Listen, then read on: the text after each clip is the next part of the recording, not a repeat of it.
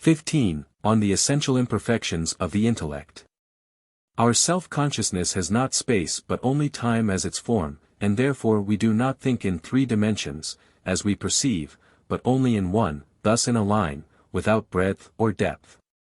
This is the source of the greatest of the essential imperfections of our intellect. We can know all things only in succession, and can become conscious of only one at a time, indeed even of this one only under the condition that for the time we forget everything else, thus are absolutely unconscious of everything else. So that for the time it ceases to exist as far as we are concerned. In respect of this quality our intellect may be compared to a telescope with a very narrow field of vision, just because our consciousness is not stationary but fleeting. The intellect apprehends only successively, and in order to grasp one thing must let another go, retaining nothing but traces of it, which are ever becoming weaker. The thought which is vividly present to me now must after a little while have escaped me altogether. And if a good night's sleep intervene, it may be that I shall never find it again, unless it is connected with my personal interests, that is, with my will, which always commands the field. Upon this imperfection of the intellect depends the disconnected and often fragmentary nature of our course of thought, which I have already touched on at the close of last chapter. And from this again arises the unavoidable distraction of our thinking. Sometimes external impressions of sense throng in upon it, disturbing and interrupting it, forcing different kinds of things upon it every moment. Sometimes one thought draws in another by the bond of association, and is now itself dislodged by it. Sometimes, lastly, the intellect itself is not capable of fixing itself very long and continuously at a time upon one thought, but as the eye when it gazes long at one object is soon unable to see it any more distinctly. Because the outlines run into each other and become confused, until finally all is obscure, so through long-continued reflection upon one subject our thinking also is gradually confused, becomes dull, and ends in complete stupor. Therefore after a certain time, which varies with the individual, we must for the present give up every meditation or deliberation which has had the fortune to remain undisturbed, but yet has not been brought to an end. Even if it concerns a matter which is most important and pertinent to us. And we must dismiss from our consciousness the subject which interests us so much, however heavily our anxiety about it may weigh upon us, in order to occupy ourselves now with insignificant and indifferent things. During this time that important subject no longer exists for us, it is like the heat in cold water, latent. If now we resume it again at another time, we approach it like a new thing, with which we become acquainted anew, although more quickly, and the agreeable or disagreeable impression of it is also produced anew upon our will. We ourselves, however, do not come back quite unchanged. For with the physical composition of the humors and tension of the nerves, which constantly changes with the hours, days, and years, our mood and point of view also changes. Moreover, the different kinds of ideas which have been there in the meantime have left an echo behind them, the tone of which influences the ideas which follow. Therefore the same thing appears to us at different times, in the morning, in the evening, at midday, or on another day, often very different, opposite views of it now press upon each other and increase our doubt. Hence we speak of sleeping upon a matter, and for important determinations we demand a long time for consideration. Now, although this quality of our intellect, as springing from its weakness, has its evident disadvantages, yet, on the other hand, it affords the advantage that after the distraction and the physical change we return to our subject as comparatively new beings, fresh and strange, and thus are able to see it repeatedly in very different lights. From all this it is plain that human consciousness and thought is in its nature necessarily fragmentary, on account of which the theoretical and practical results which are achieved by piecing together such fragments are for the most part defective. In this our thinking consciousness is like a magic lantern, in the focus of which only one picture can appear at a time, and each, even if it represents the noblest objects, must yet soon pass away in order to make room for others of a different, and even most vulgar, description. In practical matters the most important plans and resolutions are formed in general. But others are subordinated to these as means to an end, and others again are subordinated to these, and so on down to the particular case that has to be carried out in concreto. They do not, however, come to be carried out in the order of their dignity, but while we are occupied with plans which are great and general, we have to contend with the most trifling details and the cares of the moment. In this way our consciousness becomes still more desultory.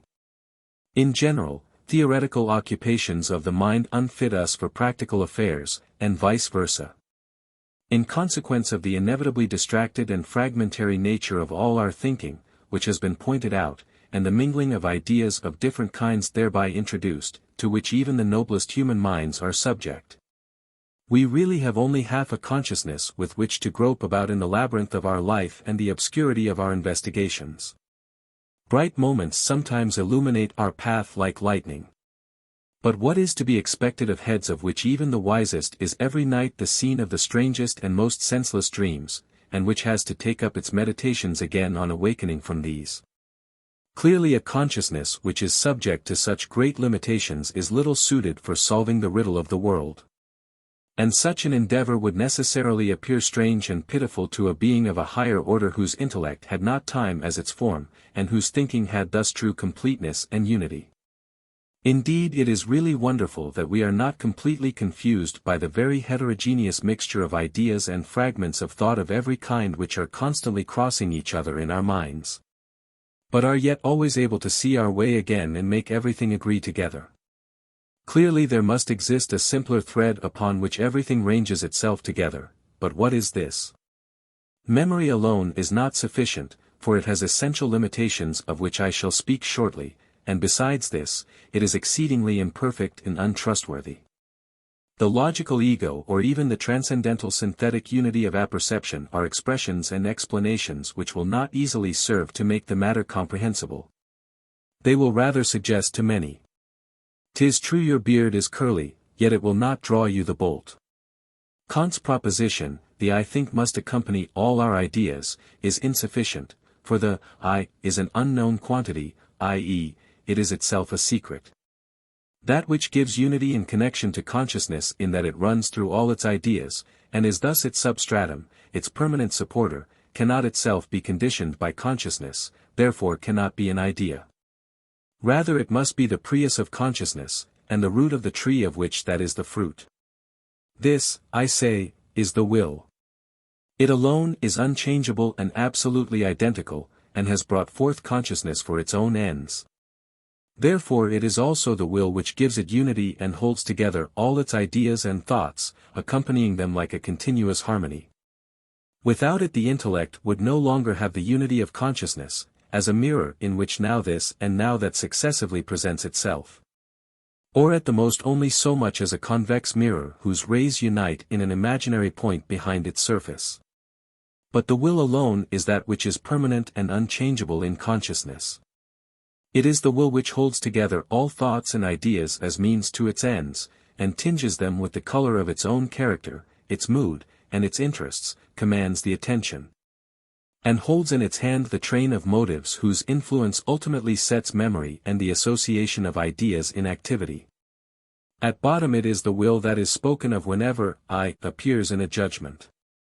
Thus it is the true and final point of unity of consciousness, and the bond of all its functions and acts. It does not itself, however, belong to the intellect, but is only its root, source, and controller. From the form of time and the single dimension of the series of ideas, on account of which, in order to take up one, the intellect must let all the others fall, there follows not only its distraction, but also its forgetfulness.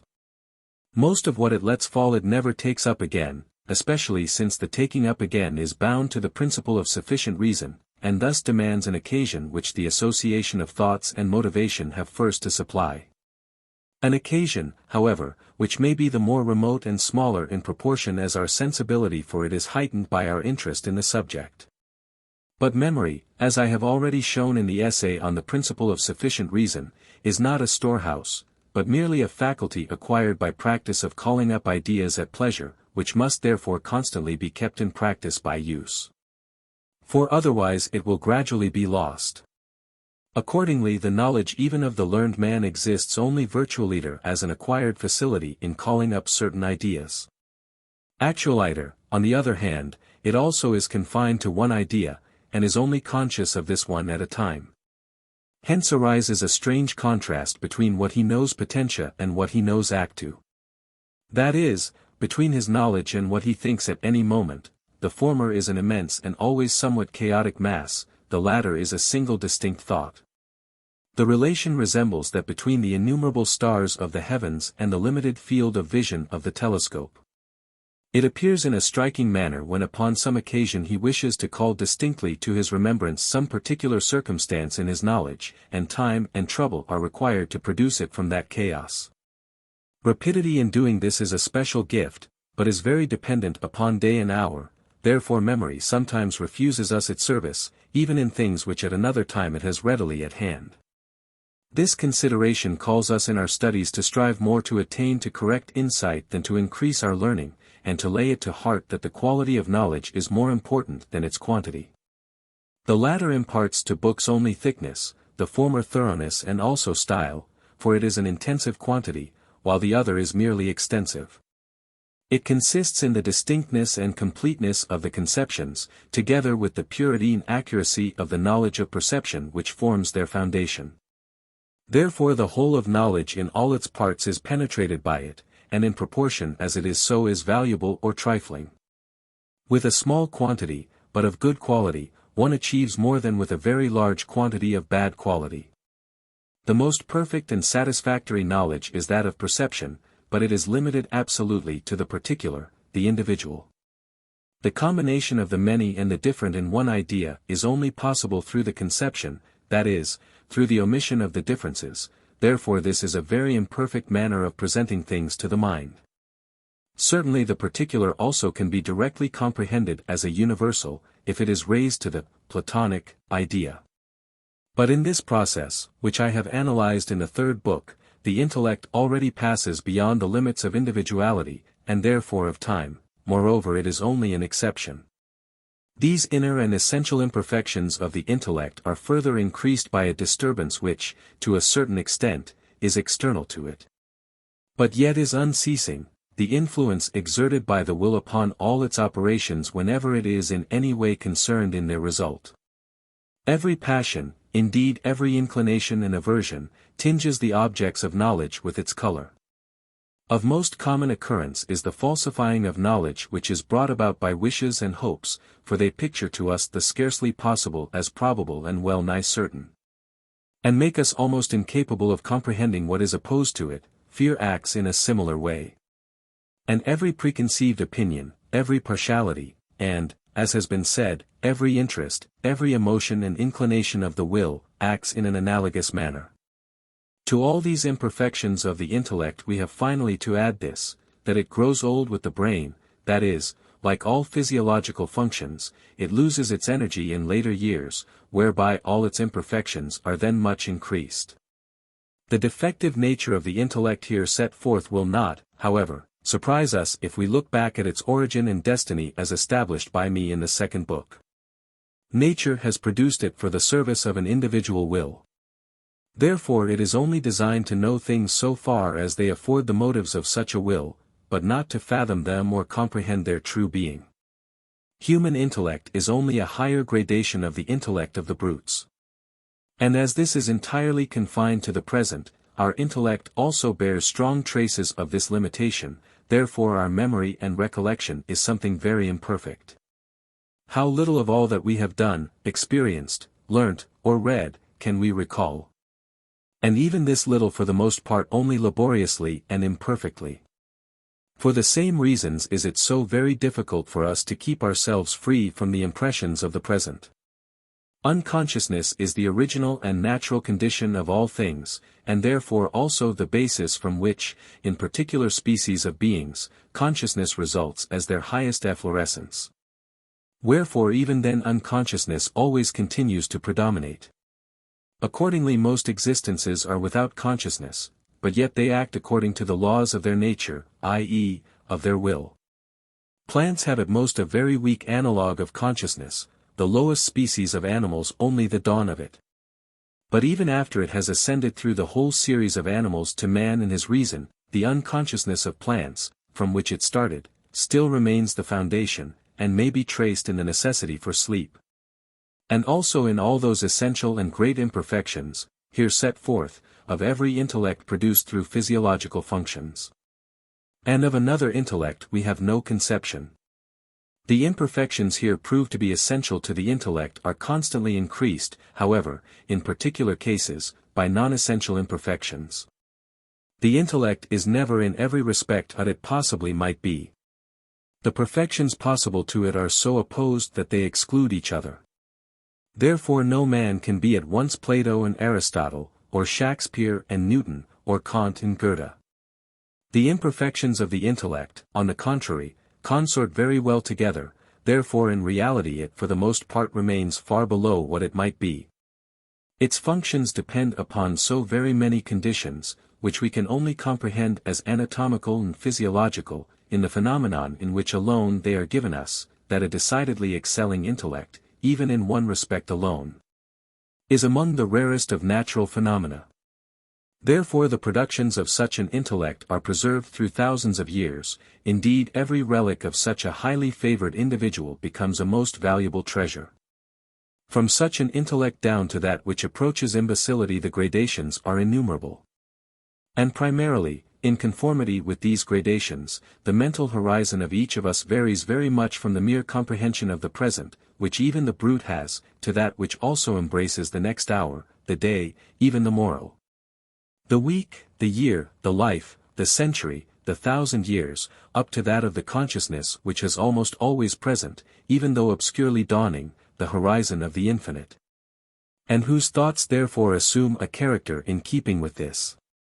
Further, that difference among intelligences shows itself in the rapidity of their thinking, which is very important, and which may be as different and as finely graduated as that of the points in the radius of a revolving disk. The remoteness of the consequence and reasons to which any one's thought can extend seems to stand in a certain relation to the rapidity of his thinking, for the greatest exertion of thought power in general can only last quite a short time. And yet only while it lasts can a thought be thought out in its complete unity. It therefore amounts to this, how far the intellect can pursue it in so short a time, thus what length of path it can travel in it. On the other hand, in the case of some, rapidity may be made up for by the greater duration of that time of perfectly concentrated thought. Probably the slow and lasting thought makes the mathematical mind, while rapidity of thought makes the genius.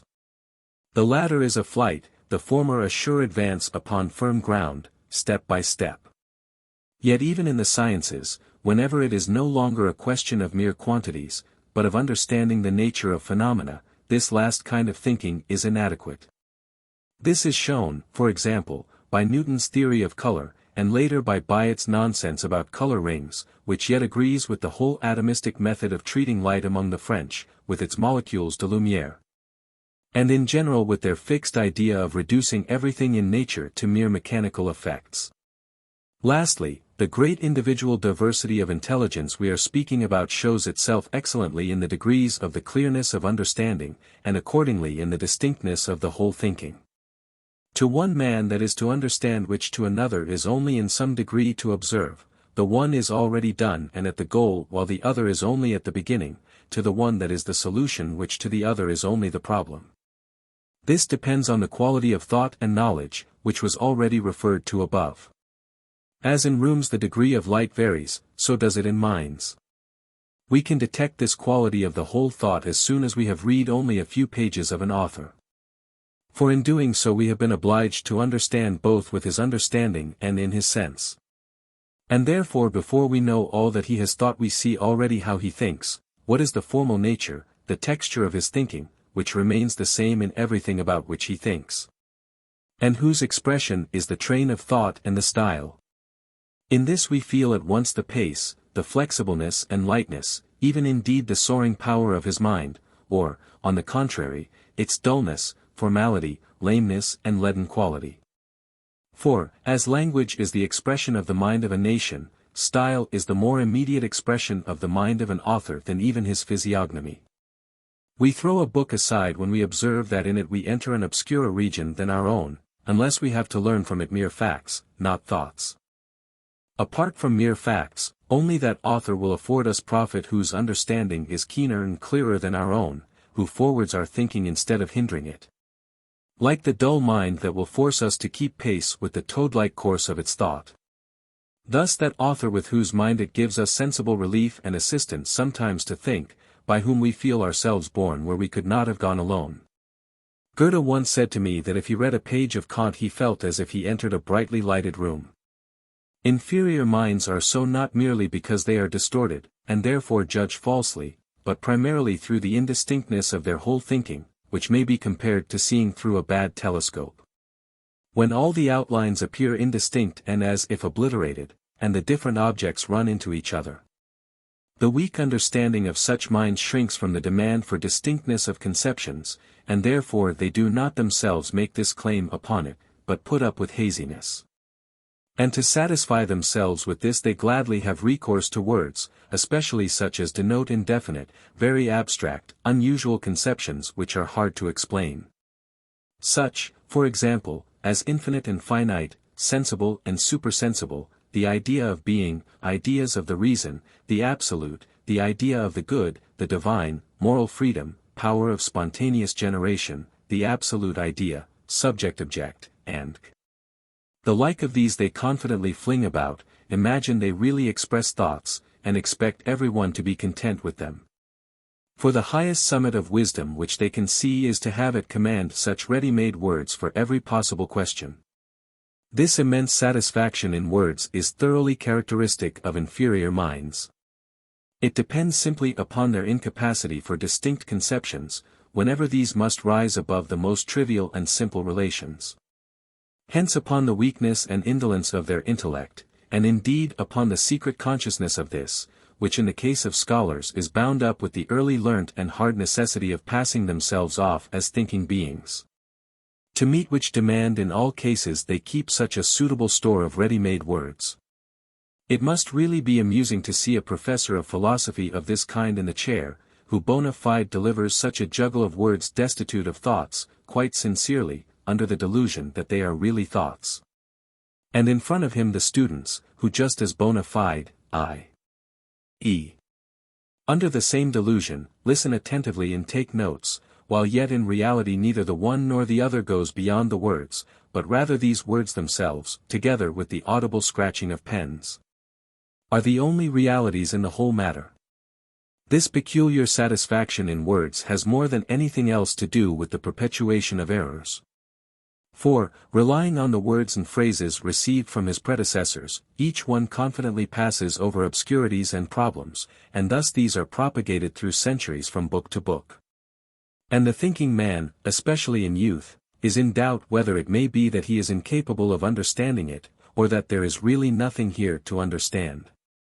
And similarly, whether for others the problem which they all slink past with such comical seriousness by the same path is no problem at all, or whether it is only that they will not see it. Many truths remain undiscovered simply on this account, that no one has the courage to look the problem in the face and grapple with it. On the contrary, the distinctness of thought and clearness of conceptions peculiar to eminent minds produces the effect that even known truths when brought forward by them gain new light, or at least a new stimulus. If we hear them or read them, it is as if we exchanged a bad telescope for a good one. Let one only read, for example, in Euler's Letters to the Princess, his exposition of the fundamental truths of mechanics and optics. Upon this rests the remark of Diderot in the Neveu de Rameau, that only the perfect masters are capable of teaching really well the elements of a science. Just because it is only they who really understand the questions, and for them words never take the place of thoughts. But we ought to know that inferior minds are the rule, good minds the exception, eminent minds very rare, and genius a portent. How otherwise could a human race consisting of about 800 million individuals have left so much after 6,000 years to discover, to invent, to think out, and to say?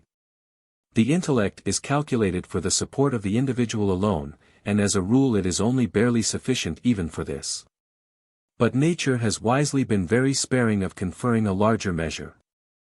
For the man of limited intelligence can survey the few and simple relations which lie within reach of his narrow sphere of action, and can control the levers of them with much greater ease than could the eminently intellectual man who commands an incomparably larger sphere and works with long levers. Thus the insect sees everything on its stem or leaf with the most minute exactness, and better than we, and yet is not aware of the man who stands within 3 steps of it.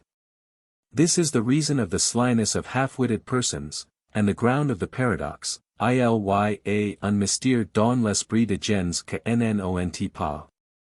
For practical life genius is about as useful as an astral telescope in a theater. Thus, with regard to the intellect, nature is highly aristocratic. The distinctions which it has established are greater than those which are made in any country by birth, rank, wealth, or caste. But in the aristocracy of intellect, as in other aristocracies, there are many thousands of plebeians for one nobleman, many millions for one prince, and the great multitude of men are mere populace, mob, rabble, la canaille. Now certainly there is a glaring contrast between the scale of rank of nature and that of convention, and their agreement is only to be hoped for in a golden age. Meanwhile those who stand very high in the one scale of rank and in the other have this in common, that for the most part they live in exalted isolation. To which Byron refers when he says, "To feel me in the solitude of kings, without the power that makes them bear a crown." Prof. Of Dante, c.I. For intellect is a differentiating, and therefore a separating principle. Its different grades, far more than those of mere culture, give to each man different conceptions, in consequence of which each man lives to a certain extent in a different world, in which he can directly meet those only who are like himself, and can only attempt to speak to the rest and make himself understood by them from a distance. Great differences in the grade and in the cultivation of the understanding fix a wide gulf between man and man, which can only be crossed by benevolence. For it is, on the contrary, the unifying principle, which identifies every one else with its own self. Yet the connection remains a moral one, it cannot become intellectual. Indeed, when the degree of culture is about the same, the conversation between a man of great intellect and an ordinary man is like the journey together of 2 men, one of whom rides on a spirited horse and the other goes on foot. It soon becomes very trying to both of them, and for any length of time impossible. For a short way the rider can indeed dismount, in order to walk with the other, though even then the impatience of his horse will give him much to do. But the public could be benefited by nothing so much as by the recognition of that intellectual aristocracy of nature. By virtue of such recognition it would comprehend that when facts are concerned, thus when the matter has to be decided from experiments, travels, codes, histories, and chronicles, the normal mind is certainly sufficient. But, on the other hand, when mere thoughts are in question, especially those thoughts the material or data of which are within reach of every one, thus when it is really only a question of thinking before others, decided reflectiveness, native eminence, which only nature bestows, and that very seldom, is inevitably demanded, and no one deserves to be heard who does not at once give proofs of this. If the public could be brought to see this for itself, it would no longer waste the time which is sparingly measured out to it for its culture on the productions of ordinary minds. Thus on the innumerable botches of poetry and philosophy which are produced every day. It would no longer seize always what is newest, in the childish delusion that books, like eggs, must be enjoyed while they are fresh, but would confine itself to the works of the few select and chosen minds of all ages and nations. Would strive to learn to know and understand them, and might thus by degrees attain to true culture. And then, also, those thousands of uncalled-for productions which, like tares, hinder the growth of the good wheat would be discontinued.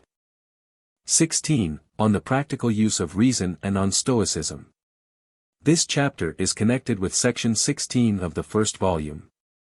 In the 7th chapter one have shown that, in the theoretical sphere, procedure based upon conception suffices for mediocre achievements only, while great achievements, on the other hand, demand that we should draw from perception itself as the primary source of all knowledge.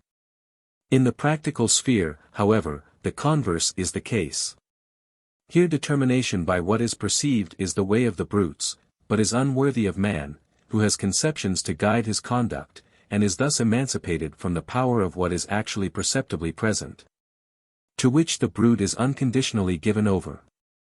In proportion as a man makes good this prerogative his conduct may be called rational, and only in this sense can we speak of practical reason, not in the Kantian sense. The inadmissibility of which I have thoroughly exposed in my prize essay on the foundation of morals. It is not easy, however, to let oneself be determined by conceptions alone, for the directly present external world, with its perceptible reality, intrudes itself forcibly even on the strongest mind.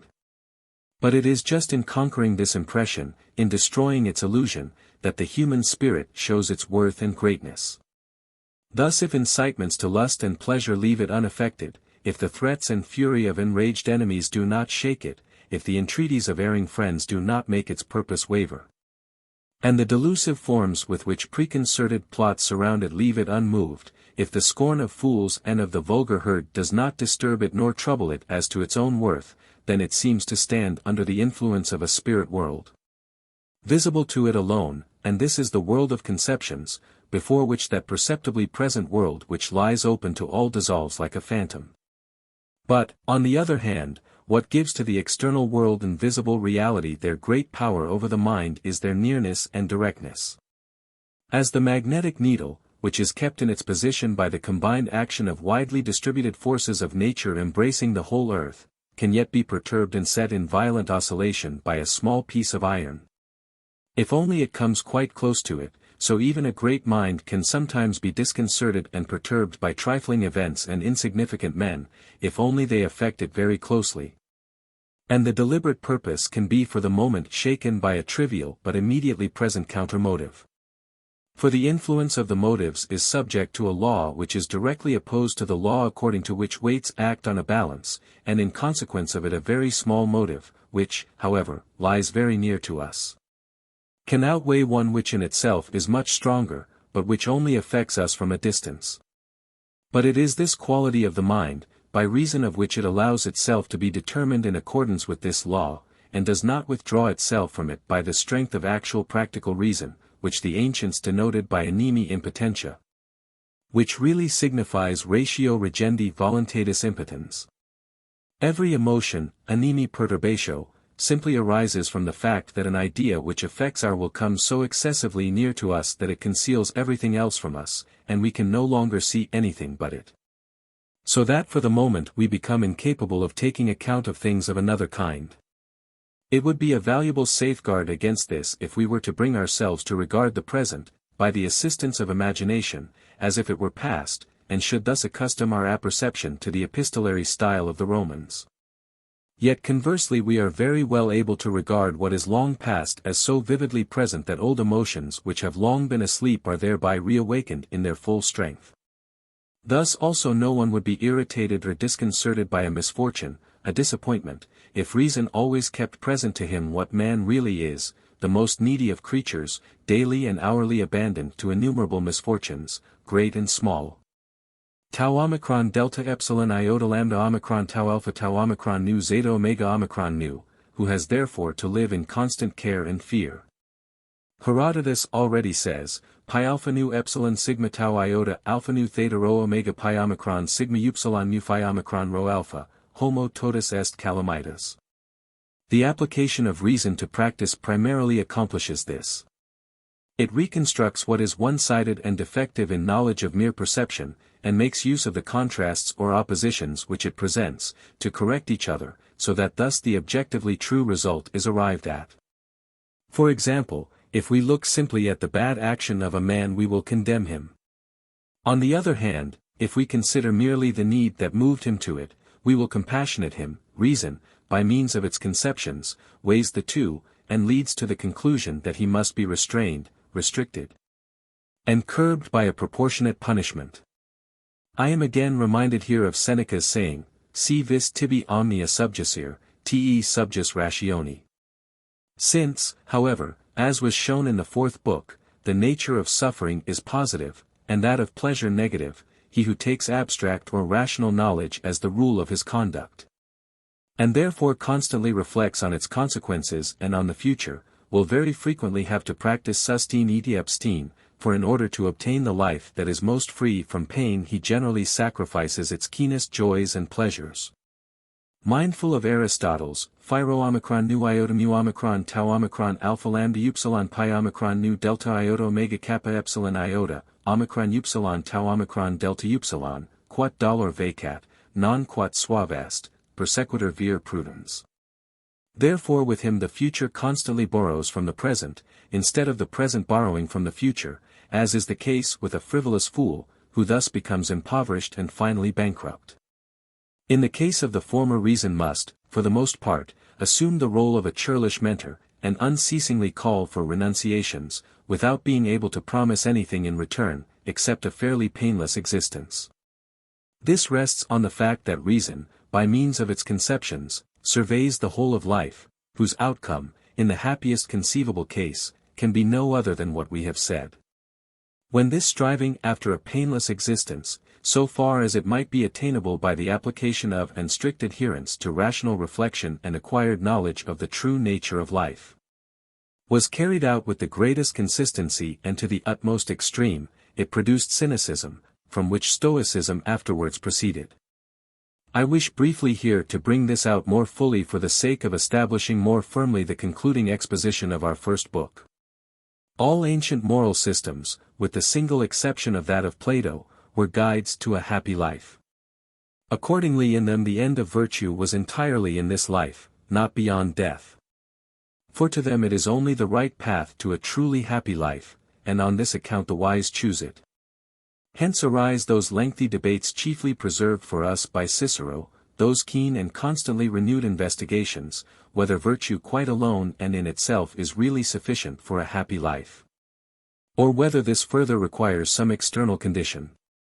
Whether the virtuous and wise may also be happy on the rack and the wheel, or in the bull of Phalaris, or whether it does not go as far as this. For certainly this would be the touchstone of an ethical system of this kind. The practice of it must give happiness directly and unconditionally. If it cannot do this it does not accomplish what it ought, and must be rejected. It is therefore with truth and in accordance with the Christian point of view that Augustine prefaces his exposition of the moral systems of the ancients, De Civ. Dei, lib 19. c. 1, with the explanation, exponenda sunt nobis argumenta mortalium, cabus sibi ipsi beatitudinem facere in hujus vitae infelicitate malatae sunt, ut ab earum rebus vanis spes nostra quid differit clarescat. De finibus bonorum et malorum multa inter se philosophi disputerant, quam questionem maxima intention versantes, invenire conati sunt, quid officiat hominem beatum, illud enim est finus bonorum. I wish to place beyond all doubt the eudaimonistic end which we have ascribed to all ancient ethics by several express statements of the ancients themselves.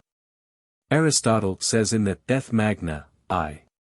4. Epsilon upsilon delta alpha iota mu omicron nu iota alpha epsilon nu tau zeta nu epsilon sigma tau iota, tau omicron delta epsilon upsilon zeta nu epsilon nu tau kappa alpha alpha rho epsilon tau alpha zeta nu. Felicitas in bene vivendo posita est, verum bene vivere est in eo positum, ut secundum virtutum vivamus, with which may be compared, ethnicum, I. 5. CIC. Tusk, v. 1, nam, quum ea causa impuleret eos, caprimi se ad philosophiae studia contolerant, ut, omnibus rebus post habitus, todos se in optimo vitae statu exquirendo colloquerent, perfecto spe beat vivendi tantam in eo studio curum operamque poserant. According to Plutarch, De Repugn. Stoic, c. 18.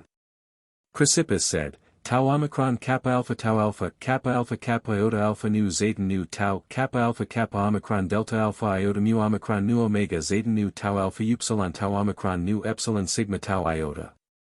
Videos vivere idem est gud vivere in feliciter. Ibid, c.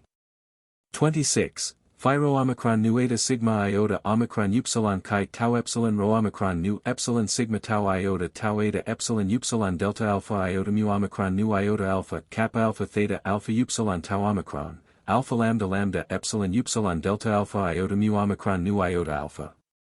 Prudentia nihil differt a felicitate, est que ipsa adeo felicitas. Staub. ECL, lib 2. C. 7. Tau epsilon lambda omicron delta epsilon phi alpha sigma iota nu epsilon alpha iota tau omicron epsilon upsilon delta alpha iota mu omicron nu epsilon iota nu upsilon nu epsilon kappa alpha pi alpha nu tau alpha pi rho alpha tau epsilon tau alpha iota. Finem esse dicunt felicitatum, cujus causa fiant omnia. Epsilon upsilon delta alpha iota mu omicron nu iota alpha nu sigma upsilon nu omega nu upsilon mu epsilon iota nu tau epsilon lambda epsilon gamma omicron upsilon sigma iota. Finem bonorum et felicitatum synonyma esse dicunt. Arian dis. Epict, I. 4. Alpha rho epsilon tau eta tau alpha upsilon tau eta nu epsilon chi epsilon iota tau eta nu epsilon pi alpha gamma epsilon lambda iota alpha nu epsilon upsilon delta alpha iota mu omicron nu iota alpha nu pi omicron iota eta sigma alpha iota. Virtus profiteter, se felicitatum prester. Senior, EP 90, ceterum, sapientia, ad beatum statum tendit, illo ducit, illo vias apparit. ID, EP 108, Illud admonio auditionum philosophorum, lectionem, ad propositum beati vitae trahendum. The ethics of the Cynics also adopted this end of the happiest life, as the Emperor Julian expressly testifies, orat. 6. Tau eta kappa upsilon nu iota kappa eta delta epsilon phi iota lambda omicron sigma omicron phi iota alpha sigma kappa omicron pi omicron mu epsilon nu epsilon sigma tau iota kappa alpha iota tau epsilon lambda omicron sigma pi epsilon rho delta eta kappa alpha iota pi alpha sigma eta phi iota lambda omicron sigma omicron phi iota alpha tau omicron epsilon upsilon delta alpha iota mu omicron nu epsilon iota nu tau omicron delta epsilon upsilon delta alpha iota mu omicron nu epsilon nu tau zeta nu kappa alpha tau alpha phi upsilon sigma iota nu alpha lambda alpha mu eta pi rho omicron tau alpha tau omega nu pi omicron lambda omega nu delta omicron xi alpha. Cynicae philosophiae ut etiam omnis philosophiae, scopus e finus est feliciter vivere, felicitas vitae autem in eo passita est, ut secundum naturam vivator, nec vero secundum opinions multitudinis.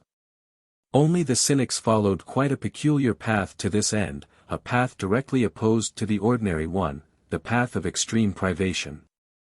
They start from the insight that the motions of the will which are brought about by the objects which attract and excite it, and the wearisome, and for the most part vain, efforts to attain these, or, if they are attained, the fear of losing them.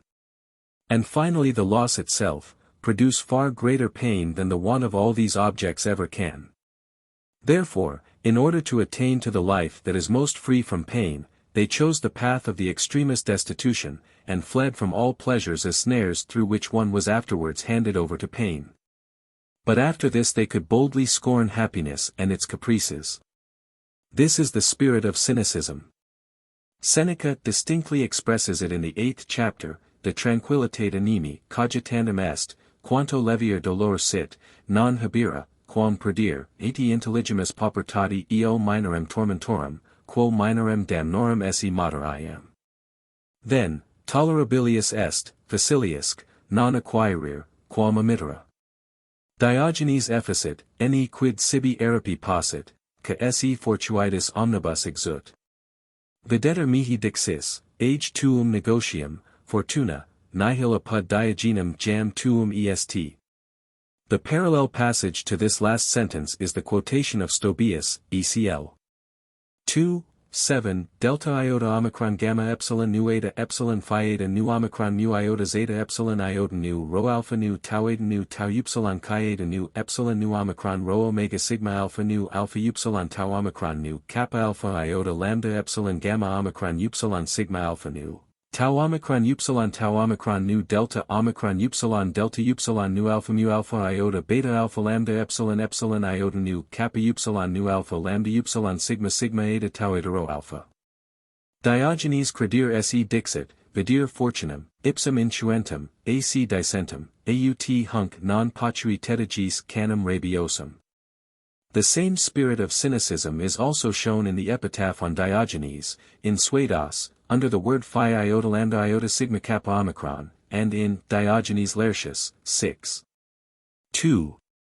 Gamma eta rho alpha sigma kappa epsilon iota mu epsilon nu chi alpha lambda kappa omicron pi omicron chi rho omicron nu omicron upsilon, alpha lambda lambda alpha sigma omicron nu omicron upsilon tau iota. Kappa upsilon delta omicron pi alpha alpha iota omega nu, delta iota omicron gamma epsilon nu eta, kappa alpha theta epsilon lambda epsilon iota. Mu omicron upsilon nu omicron epsilon pi epsilon iota beta iota omicron tau eta alpha upsilon tau alpha rho kappa epsilon alpha delta omicron xi alpha nu epsilon delta epsilon iota xi alpha.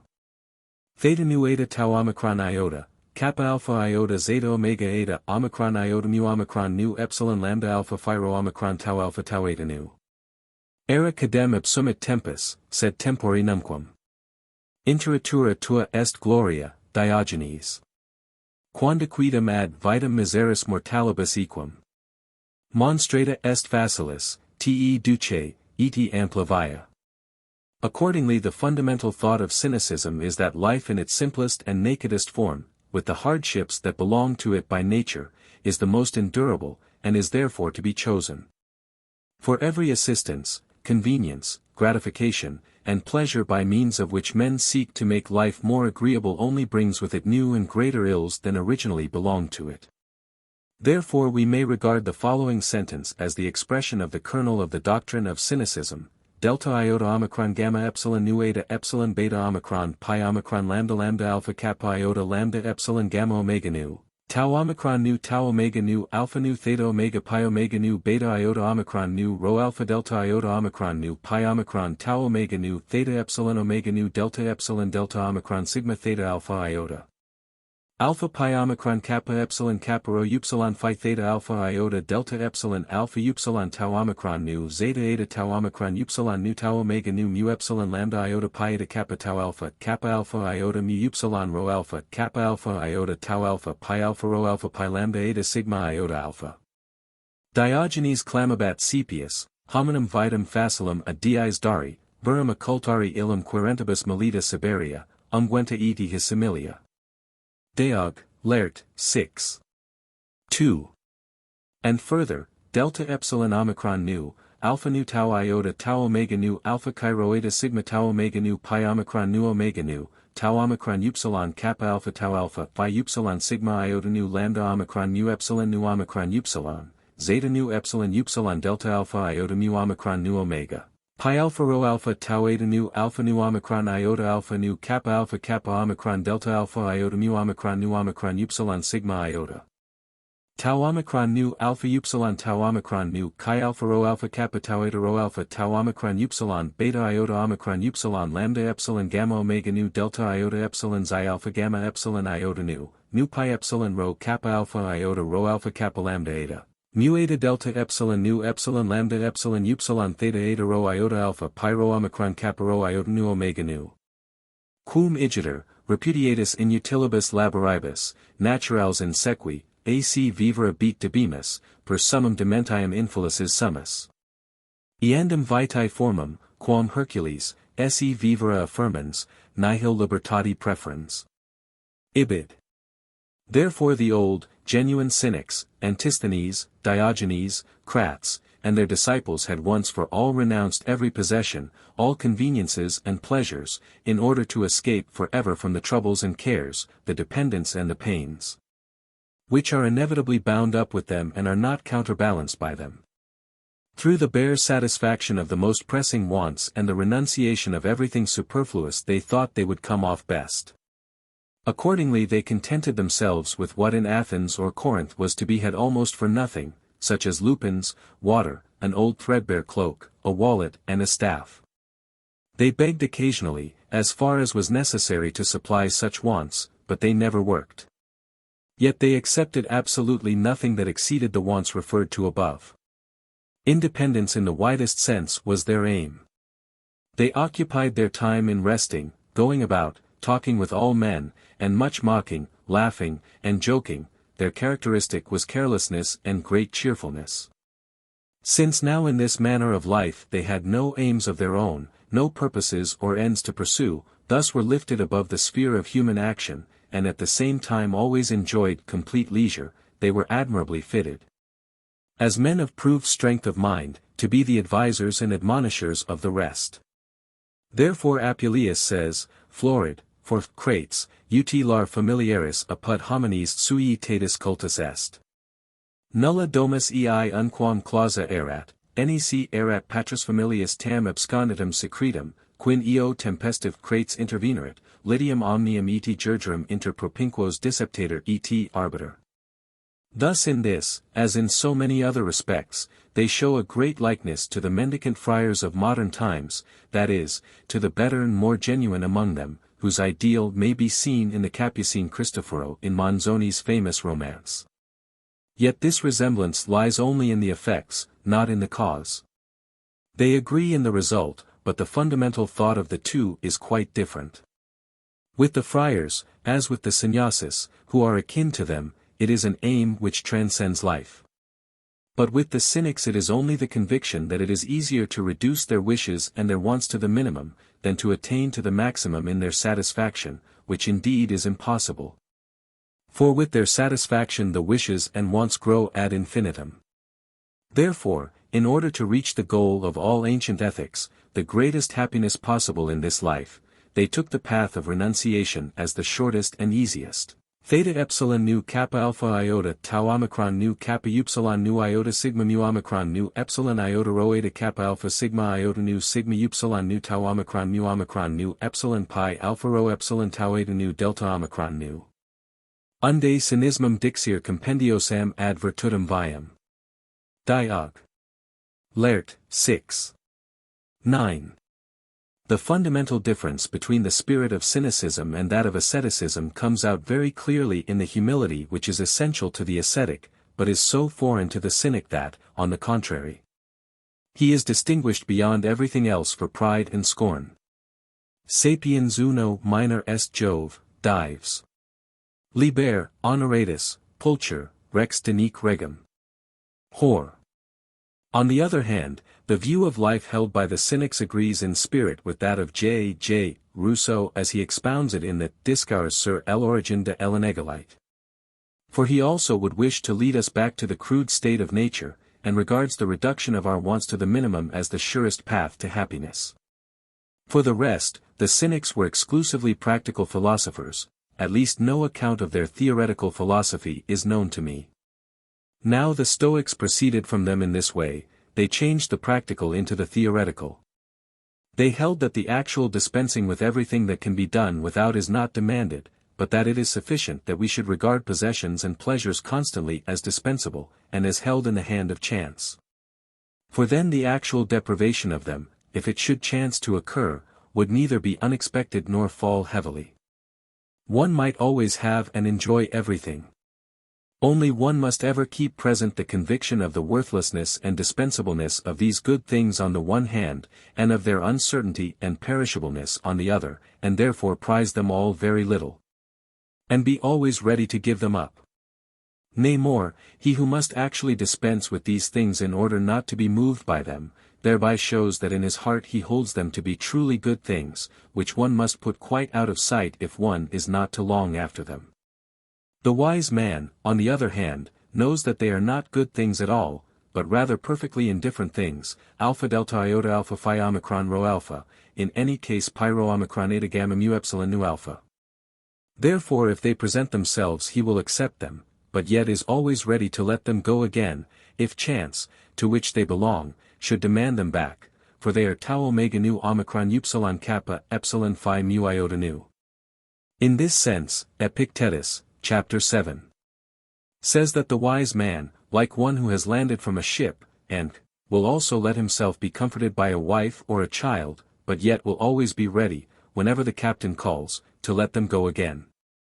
Thus the Stoics perfected the theory of equanimity and independence at the cost of the practice, for they reduced everything to a mental process, and by arguments, such as are presented in the first chapter of Epictetus, sophisticated themselves into all the amenities of life. But in doing so they left out of account that everything to which one is accustomed becomes a need, and therefore can only be given up with pain, that the will does not allow itself to be played with, cannot enjoy without loving the pleasures.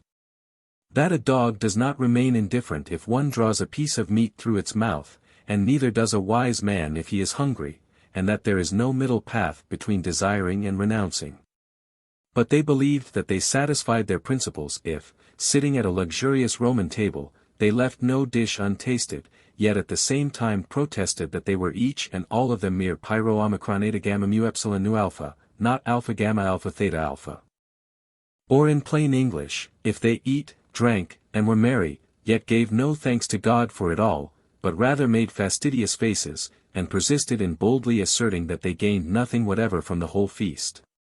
This was the expedient of the Stoics. They were therefore mere braggarts, and stand to the Cynics in much the same relation as well-fed Benedictines and Augustines stand to Franciscans and Capucines. Now the more they neglected practice, the more they refined the theory. I shall here add a few proofs and supplementary details to the exposition of it given at the close of our first book. If we search in the writings of the Stoics which remain to us, all of which are unsystematically composed, for the ultimate ground of that irrefragable equanimity which is unceasingly demanded of us, we find no other than the knowledge that the course of the world is entirely independent of our will, and consequently, that the evil which befalls us is inevitable. If we have regulated our claims by a correct insight into this, then mourning, rejoicing, fearing, and hoping are follies of which we are no longer capable.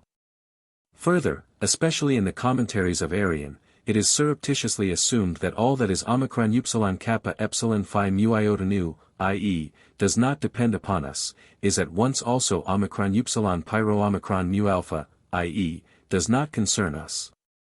Yet it remains true that all the good things of life are in the power of chance, and therefore whenever it makes use of this power to deprive us of them, we are unhappy if we have placed our happiness in them. From this unworthy fate we are, in the opinion of the Stoics, delivered by the right use of reason, by virtue of which we regard all these things, never as ours, but only as lent to us for an indefinite time, only thus can we never really lose them. Therefore Seneca says, EP 98 c, quid humanarum rerum varietas possit, cogitavit, antiquam censorit, and Diogenes Laertius, 7. 1, 87, iota sigma omicron nu delta epsilon epsilon sigma tau iota tau omicron kappa alpha rho epsilon tau eta nu zeta nu tau kappa alpha tau epsilon mu pi epsilon iota rho iota alpha nu tau omega nu phi upsilon sigma epsilon iota sigma upsilon mu beta alpha iota nu omicron nu tau omega nu zeta nu. Secundum virtutum vivere idem est, quod secundum experientium earum, quae secundum naturam accident, vivere. The passage in Arrian's Discourses of Epictetus, B. 3, c. 24, 84-89, is particularly in point here. And especially, as a proof of what I have said in this reference in section 16 of the first volume, the passage, tau omicron upsilon tau omicron gamma alpha rho epsilon sigma tau iota tau omicron alpha iota tau iota omicron nu tau omicron iota alpha nu theta rho omicron pi iota pi alpha nu tau omega nu kappa omega nu tau omicron tau alpha pi rho omicron lambda eta psi epsilon iota tau alpha kappa omicron iota nu alpha mu eta delta upsilon nu alpha sigma theta alpha iota epsilon phi alpha rho mu omicron zeta epsilon iota nu tau omicron iota epsilon pi iota mu epsilon rho omicron upsilon, ibid. 4, 1. 42, haec enim causa est hominibus omnium malorum, quod anticipations generals rebus singularibus accommodare non passant. Similarly the passage in Marcus Aurelius, 4. 29, epsilon iota xi epsilon nu omicron kappa omicron sigma mu omicron upsilon mu eta gamma nu omega rho iota zeta omega nu tau alpha epsilon nu alpha upsilon tau omicron nu tau alpha omicron upsilon chi tau tau omicron nu xi epsilon nu omicron kappa alpha iota omicron mu eta gamma nu omega rho iota zeta omega nu tau alpha gamma iota gamma nu omicron mu epsilon nu alpha, that is, if he is a stranger to the universe who does not know what is in it, no less is he a stranger who does not know how things go on in it. Also Seneca's 11th chapter, De Tranquillitate Animi, is a complete proof of this view. The opinion of the Stoics amounts on the whole to this, that if a man has watched for a while the juggling illusion of happiness and then uses his reason, he must recognize both the rapid changes of the dice and the intrinsic worthlessness of the counters, and therefore must henceforth remain unmoved. Taken generally, the Stoical point of view may be thus expressed: our suffering always arises from the want of agreement between our wishes and the course of the world. Therefore one of these two must be changed and adapted to the other. Since now the course of things is not in our power, omicron upsilon kappa epsilon phi mu iota nu, we must direct our volitions and desires according to the course of things, for the will alone is epsilon phi mu iota nu. This adaptation of volition to the course of the external world, thus to the nature of things, is very often understood under the ambiguous kappa alpha tau alpha phi upsilon sigma iota nu zeta eta nu. See the Discourses of Epictetus, 2. 17, 21, 22. Seneca also denotes this point of view, EP 119, when he says, nihil interest, utrum non desiders, and habeas. Summa re in utroque est idem, non torquebaris. Also Cicero, Tusk. 4, 26, by the words, solemn habera vel, summa dementia est. Similarly Arian, 4. 1, 175 omicron upsilon gamma alpha rho epsilon kappa pi lambda eta rho omega sigma epsilon iota tau omega nu epsilon pi iota theta upsilon mu omicron upsilon mu epsilon nu omega nu epsilon lambda epsilon upsilon theta epsilon rho iota alpha pi alpha rho alpha sigma kappa epsilon upsilon alpha zeta epsilon tau alpha iota alpha lambda alpha alpha nu alpha sigma kappa epsilon upsilon eta tau eta epsilon pi iota theta upsilon mu iota alpha. Non enim explendis desiderius libertas comparator, sed talenda cupiditate. The collected quotations in the Historia Philosophiae Greco-Romani of Ritter and Preller may be taken as proofs of what I have said, in the place referred to above, about the mu omicron lambda omicron gamma omicron upsilon mu epsilon nu omega zeta nu of the Stoics. Also the saying of Seneca, EP 31, and again EP 74, perfecta virtus est equalitas et tenor vitae per omnia consonans sibi. The following passage of Seneca's indicates the spirit of the Stoa generally, EP 92, quid est beata vita? Securitas edi perpetua tranquillitas. Hanc dabit animi magnitudo, dabit constantia bene judicati tenex. A systematical study of the Stoics will convince every one that the end of their ethics, like that of the ethics of cynicism from which they sprang, is really nothing else than a life as free as possible from pain. And therefore as happy as possible. Whence it follows that the Stoical morality is only a special form of eudaimonism. It has not, like the Indian, the Christian, and even the Platonic ethics, a metaphysical tendency, a transcendental end, but a completely immanent end, attainable in this life. The steadfast serenity, alpha tau alpha rho alpha xi iota alpha, and unclouded happiness of the wise man, whom nothing can disturb. Yet it cannot be denied that the later Stoics, especially Arian, sometimes lose sight of this end, and show a really ascetic tendency, which is to be attributed to the Christian and Oriental spirit in general which was then already spreading. If we consider closely and seriously the goal of Stoicism, that alpha tau alpha rho alpha xi iota alpha, we find in it merely a hardening and insensibility to the blow of fate which a man attains to because he keeps ever present to his mind the shortness of life, the emptiness of pleasure, the instability of happiness, and has also discerned that the difference between happiness and unhappiness is very much less than our anticipation of both is wont to represent. But this is yet no state of happiness, it is only the patient endurance of sufferings which one has foreseen as irremediable.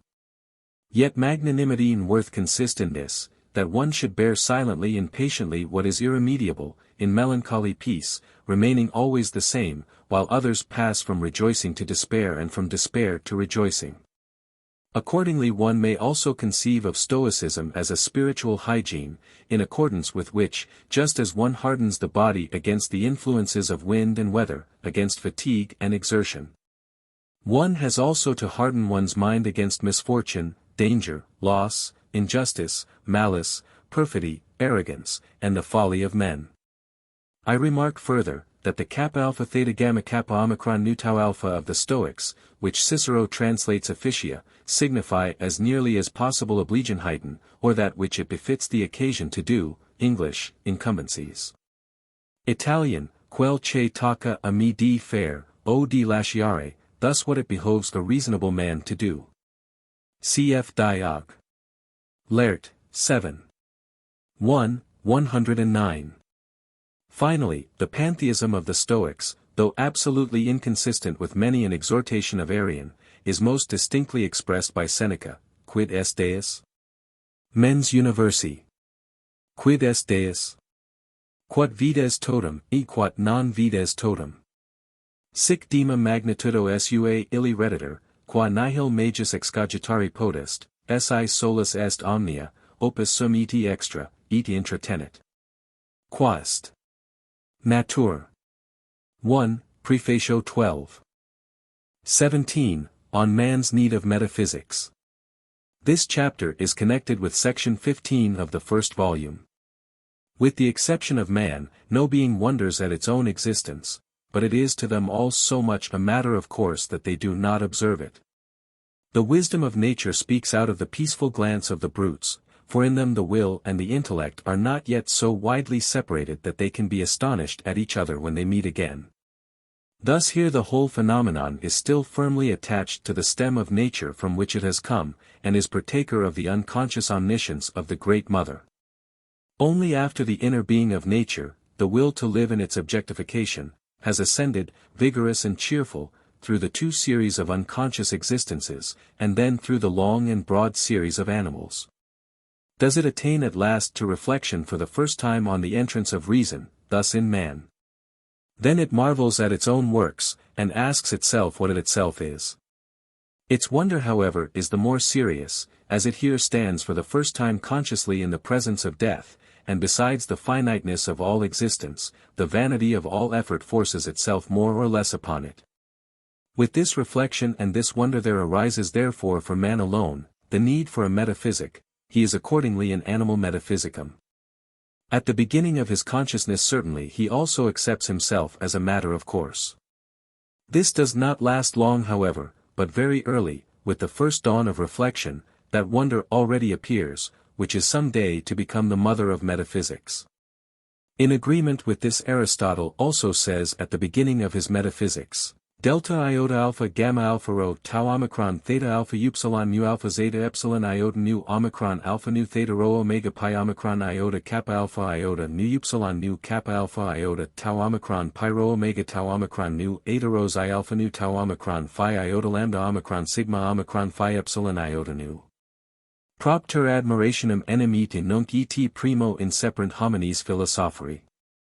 Moreover, the special philosophical disposition consists primarily in this, that a man is capable of wonder beyond the ordinary and everyday degree, and is thus induced to make the universal of the phenomenon his problem. While the investigators in the natural sciences wonder only at exquisite or rare phenomena, and their problem is merely to refer these to phenomena which are better known. The lower a man stands in an intellectual regard the less of a problem is existence itself for him, everything, how it is, and that it is, appears to him rather a matter of course.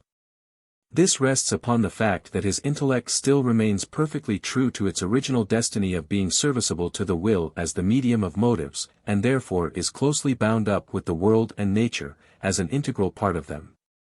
Consequently it is very far from comprehending the world in a purely objective manner, freeing itself, so to speak, from the whole of things, opposing itself to this whole, and so for a while becoming as if self-existent. On the other hand, the philosophical wonder which springs from this is conditioned in the individual by higher development of the intellect, yet in general not by this alone. But without doubt it is the knowledge of death, and along with this the consideration of the suffering and misery of life, which gives the strongest impulse to philosophical reflection and metaphysical explanation of the world. If our life were endless and painless, it would perhaps occur to no one to ask why the world exists, and is just the kind of world it is, but everything would just be taken as a matter of course. In accordance with this we find that the interest which philosophical and also religious systems inspire has always its strongest hold in the dogma of some kind of existence after death. And although the most recent systems seem to make the existence of their gods the main point, and to defend this most zealously, yet in reality this is only because they have connected their special dogma of immortality with this. And regard the one as inseparable from the other, only on this account is it of importance to them. For if one could establish their doctrine of immortality for them in some other way, their lively zeal for their gods would at once cool, and it would give place almost to complete indifference if, conversely, the absolute impossibility of immortality were proved to them. For the interest in the existence of the gods would vanish with the hope of a closer acquaintance with them, to the residuum which might connect itself with their possible influence on the events of this present life. But if one could prove that continued existence after death is incompatible with the existence of gods, because, let us say, it presupposes originality of being, they would soon sacrifice the gods to their own immortality and become zealous for atheism. The fact that the materialistic systems, properly so-called, and also absolute skepticism, have never been able to obtain a general or lasting influence, depends upon the same grounds. Temples and churches, pagodas and mosques, in all lands and in all ages, in splendor and vastness, testify to the metaphysical need of man, which, strong and ineradicable, follows close upon his physical need. Certainly whoever is satirically inclined might add that this metaphysical need is a modest fellow who is content with poor fare. It sometimes allows itself to be satisfied with clumsy fables and insipid tales. If only imprinted early enough, they are for a man adequate explanations of his existence and supports of his morality. Consider, for example, the Quran. This wretched book was sufficient to found a religion of the world, to satisfy the metaphysical need of innumerable millions of men for 1200 years, to become the foundation of their morality, and of no small contempt for death. And also to inspire them to bloody wars and most extended conquests. We find in it the saddest and the poorest form of theism. Much may be lost through the translations, but I have not been able to discover one single valuable thought in it. Such things show that metaphysical capacity does not go hand in hand with the metaphysical need. Yet it will appear that in the early ages of the present surface of the earth this was not the case, and that those who stood considerably nearer than we do to the beginning of the human race and the source of organic nature, had also both greater energy of the intuitive faculty of knowledge, and a truer disposition of mind, so that they were capable of a purer, more direct comprehension of the inner being of nature, and were thus in a position to satisfy the metaphysical need in a more worthy manner. Thus originated in the primitive ancestors of the Brahmins, the Rishis, the almost superhuman conceptions which were afterwards set down in the Upanishads of the Vedas. On the other hand, there have never been wanting persons who were interested in deriving their living from that metaphysical need, and in making the utmost they could out of it. Therefore among all nations there are monopolists and farmers general of it, the priests. Yet their trade had everywhere to be assured to them in this way, that they received the right to impart their metaphysical dogmas to men at a very early age, before the judgment has awakened from its morning slumber, thus in early childhood. For then every well-impressed dogma, however senseless it may be, remains forever. If they had to wait till the judgment is ripe, their privileges could not continue. A second, though not a numerous class of persons, who derive their support from the metaphysical need of man, is constituted by those who live by philosophy. By the Greeks they were called sophists, by the moderns they are called professors of philosophy. Aristotle, Metaph. 2, without hesitation numbers Aristippus among the sophists. In Diogenes Laertius, 2:65, we find that the reason of this is that he was the first of the Socratics who accepted payment for his philosophy, on account of which Socrates also returned him his present. Among the moderns also those who live by philosophy are not only, as a rule, and with the rarest exceptions, quite different from those who live for philosophy, but they are very often the opponents, the secret and irreconcilable enemies of the latter. For every true and important philosophical achievement will overshadow their own too much, and, moreover, cannot adapt itself to the views and limitations of their guild. Therefore it is always their endeavor to prevent such a work from making its way. And for this purpose, according to the age and circumstances in each case, the customary means are suppressing, concealing, hushing up, ignoring and keeping secret, or denying, disparaging, censuring, slandering and distorting, or, finally, denouncing and persecuting. Hence many a great man has had to drag himself wearily through life unknown, unhonored, unrewarded, till at last, after his death, the world became undeceived as to him and as to them. In the meanwhile they had attained their end, had been accepted by preventing him from being accepted, and, with wife and child, had lived by philosophy, while he lived for it.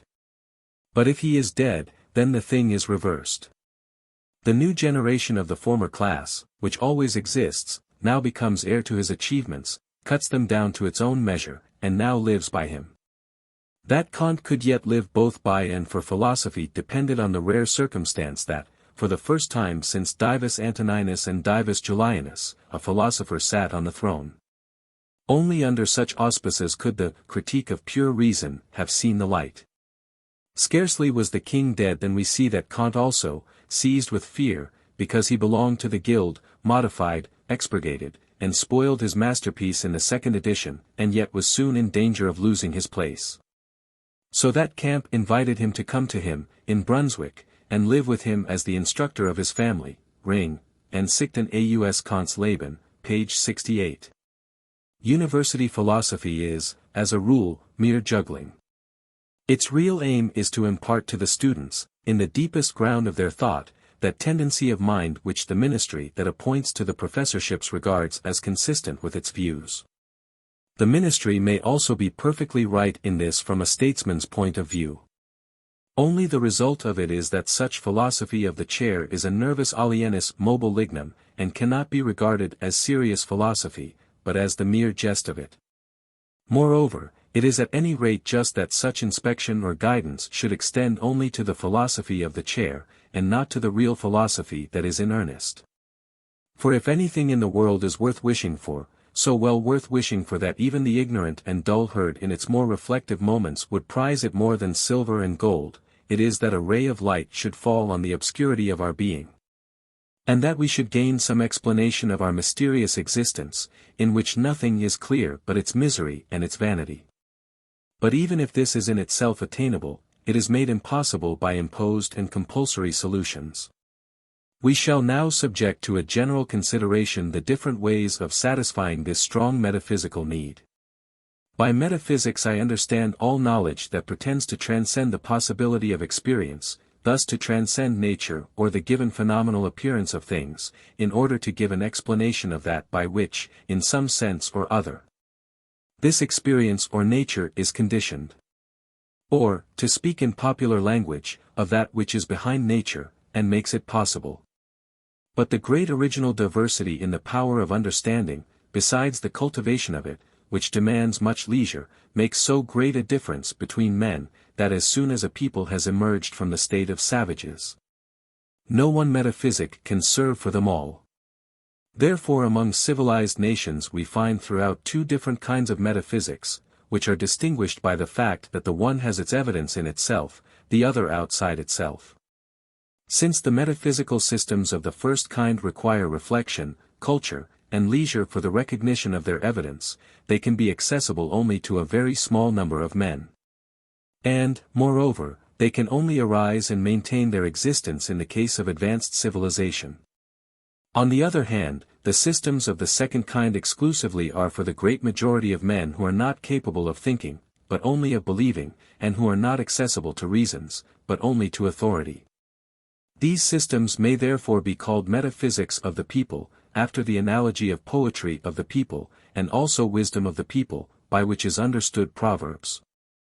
These systems, however, are known under the name of religions, and are found among all nations, not excepting even the most savage. Their evidence is, as has been said, external, and as such is called revelation, which is authenticated by signs and miracles. Their arguments are principally threats of eternal, and indeed also temporal evils, directed against unbelievers, and even against mere doubters. As ultima ratio theologorum, we find among many nations the stake or things similar to it.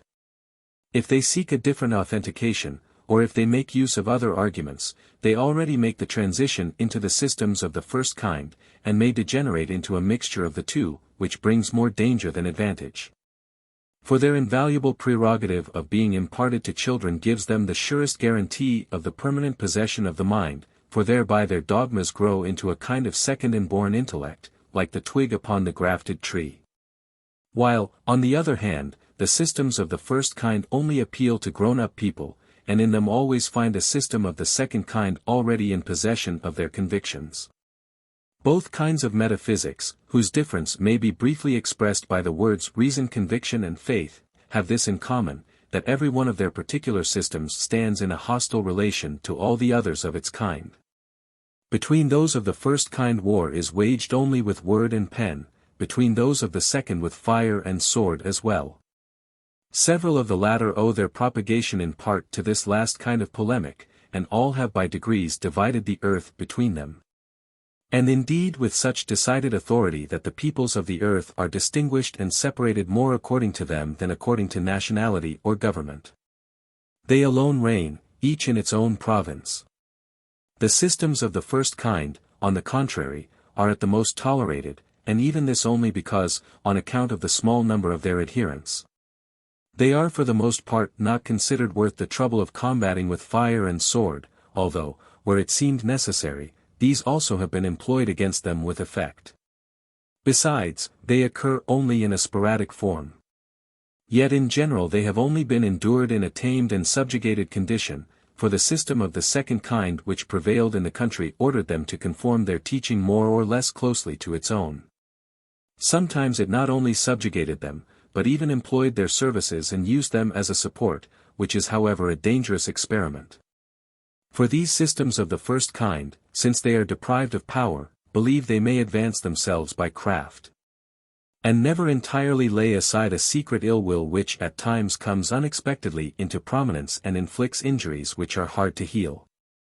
For they are further made the more dangerous by the fact that all the real sciences, not even excepting the most innocent, are their secret allies against the systems of the second kind, and without themselves being openly at war with the latter, suddenly and unexpectedly do great mischief in their province.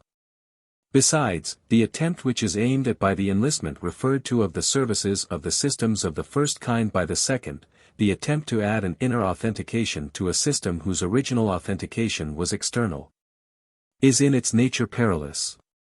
For, if it were capable of such an authentication, it would never have required an external one. And in general it is always a hazardous thing to attempt to place a new foundation under a finished structure. Moreover, how should a religion require the suffrage of a philosophy?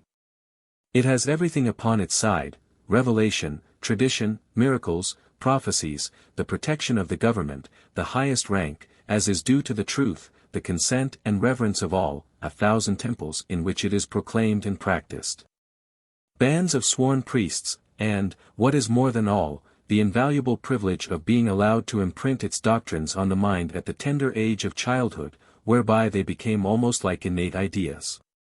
With such wealth of means at its disposal, still to desire the assent of poor philosophers it must be more covetous, or to care about their contradiction it must be more fearful, than seems to be compatible with a good conscience.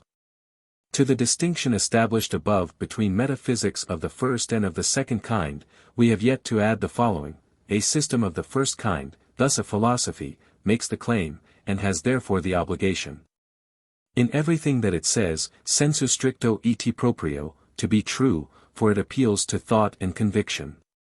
A religion, on the other hand, being intended for the innumerable multitude who, since they are incapable of examination and thought, would never comprehend the profoundest and most difficult truths sensu proprio, has only the obligation to be true sensu allegorico. Truth cannot appear naked before the people. A symptom of this allegorical nature of religions is the mysteries which are to be found perhaps in them all, certain dogmas which cannot even be distinctly thought, not to speak of being literally true. Indeed, perhaps it might be asserted that some absolute contradictions, some actual absurdities, are an essential ingredient in a complete religion, for these are just the stamp of its allegorical nature. And the only adequate means of making the ordinary mind and the uncultured understanding feel what would be incomprehensible to it, that religion has ultimately to do with quite a different order of things, with an order of things in themselves, in the presence of which the laws of this phenomenal world, in conformity with which it must speak, vanish. And that therefore not only the contradictory but also the comprehensible dogmas are really only allegories and accommodations to the human power of comprehension. It seems to me that it was in this spirit that Augustine and even Luther adhered to the mysteries of Christianity in opposition to Pelagianism, which sought to reduce everything to the dull level of comprehensibility. From this point of view it is also conceivable how Tertullian could say in all seriousness, Prorsus credible est, quia ineptum est, certum est, quia impossible, de carne Christi, c. 5. This allegorical nature of religions makes them independent of the proofs which are incumbent on philosophy, and in general withdraws them from investigation. Instead of this they require faith, that is, a voluntary admission that such is the state of the case. Since, then, faith guides action, and the allegory is always so framed that, as regards the practical, it leads precisely to that which the truth sensu proprio would also lead to. Religion is justified in promising to those who believe eternal salvation. Thus we see that in the main, and for the great majority, who cannot apply themselves to thought, religions very well supply the place of metaphysics in general, the need of which man feels to be imperative. They do this partly in a practical interest, as the guiding star of their action, the unfurled standard of integrity in virtue, as Kant admirably expresses it. Partly as the indispensable comfort in the heavy sorrows of life, in which capacity they fully supply the place of an objectively true metaphysic, because they lift man above himself and his existence in time. As well perhaps as such a metaphysic ever could. In this their great value and indeed necessity shows itself very clearly. For Plato says, and says rightly, phi iota lambda sigma omicron phi omicron nu pi lambda theta omicron delta nu alpha tau omicron nu epsilon nu alpha iota, vulgus philosophum esse impossible est de Republic, 6. Page 89, Bip. On the other hand, the only stumbling stone is this, that religions never dare to confess their allegorical nature, but have to assert that they are true sensu proprio. They thereby encroach on the province of metaphysics proper, and call forth the antagonism of the latter, which has therefore expressed itself at all times when it was not chained up. The controversy which is so perseveringly carried on in our own day between supernaturalists and rationalists also rests on the failure to recognize the allegorical nature of all religion. Both wish to have Christianity true sensu proprio. In this sense the former wish to maintain it without deduction, as it were with skin and hair, and thus they have a hard stand to make against the knowledge and general culture of the age. The latter wish to explain away all that is properly Christian. Whereupon they retain something which is neither sensu proprio nor sensu allegorico true, but rather a mere platitude, little better than Judaism, or at the most a shallow Pelagianism, and, what is worst, an abject optimism. Absolutely foreign to Christianity proper. Moreover, the attempt to found a religion upon reason removes it into the other class of metaphysics, that which has its authentication in itself, thus to the foreign ground of the philosophical systems. And into the conflict which these wage against each other in their own arena, and consequently exposes it to the light fire of skepticism and the heavy artillery of the critique of pure reason. But for it to venture there would be clear presumption. It would be most beneficial to both kinds of metaphysics that each of them should remain clearly separated from the other and confine itself to its own province, that it may there be able to develop its nature fully. Instead of which, through the whole Christian era, the endeavor has been to bring about a fusion of the two, for the dogmas and conceptions of the one have been carried over into the other, whereby both are spoiled. This has taken place in the most open manner in our own day in that strange hermaphrodite or centaur, the so-called philosophy of religion, which, as a kind of gnosis, endeavors to interpret the given religion. And to explain what is true sensu allegorico through something which is true sensu proprio. But for this we would have to know and possess the truth sensu proprio already, and in that case such an interpretation would be superfluous. For to seek first to find metaphysics, i.e. the truth sensu proprio, merely out of religion by explanation and interpretation would be a doubtful and dangerous undertaking, to which one would only make up one's mind if it were proved that truth, like iron and other base metals, could only be found in a mixed, not in a pure form, and therefore one could only obtain it by reduction from the mixed ore. Religions are necessary for the people, and an inestimable benefit to them. But if they oppose themselves to the progress of mankind in the knowledge of the truth, they must with the utmost possible forbearance be set aside. And to require that a great mind, a Shakespeare, a Goethe, should make the dogmas of any religion implicitly, bona fide sensu proprio, his conviction is to require that a giant should put on the shoe of a dwarf. Religions, being calculated with reference to the power of comprehension of the great mass of men, can only have indirect, not immediate truth. To require of them the latter is as if one wished to read the letters set up in the form chase, instead of their impression. The value of a religion will accordingly depend upon the greater or less content of truth which it contains under the veil of allegory, and then upon the greater or less distinctness with which it becomes visible through this veil. Thus upon the transparency of the latter. It almost seems that, as the oldest languages are the most perfect, so also are the oldest religions. If I were to take the results of my philosophy as the standard of truth, I would be obliged to concede to Buddhism the preeminence over the rest. In any case it must be a satisfaction to me to see my teaching in such close agreement with a religion which the majority of men upon the earth hold as their own, for it numbers far more adherents than any other. This agreement, however, must be the more satisfactory to me because in my philosophizing I have certainly not been under its influence. For up till 1818, when my work appeared, there were very few, exceedingly incomplete and scanty, accounts of Buddhism to be found in Europe, which were almost entirely limited to a few essays in the earlier volumes of Asiatic researches, and were principally concerned with the Buddhism of the Burmese. Only since then has fuller information about this religion gradually reached us, chiefly through the profound and instructive essays of the meritorious member of the St. Petersburg Academy, J. Schmidt, in the proceedings of his academy, and then little by little through several English and French scholars, so that I was able to give a fairly numerous list of the best works on this religion in my work, Über den Willen in der Natur, under the heading Sinology.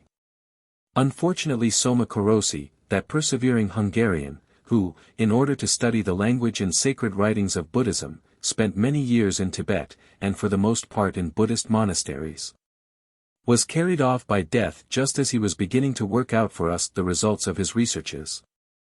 I cannot, however, deny the pleasure with which I read, in his provisional accounts, several passages cited directly from the Kagyu itself.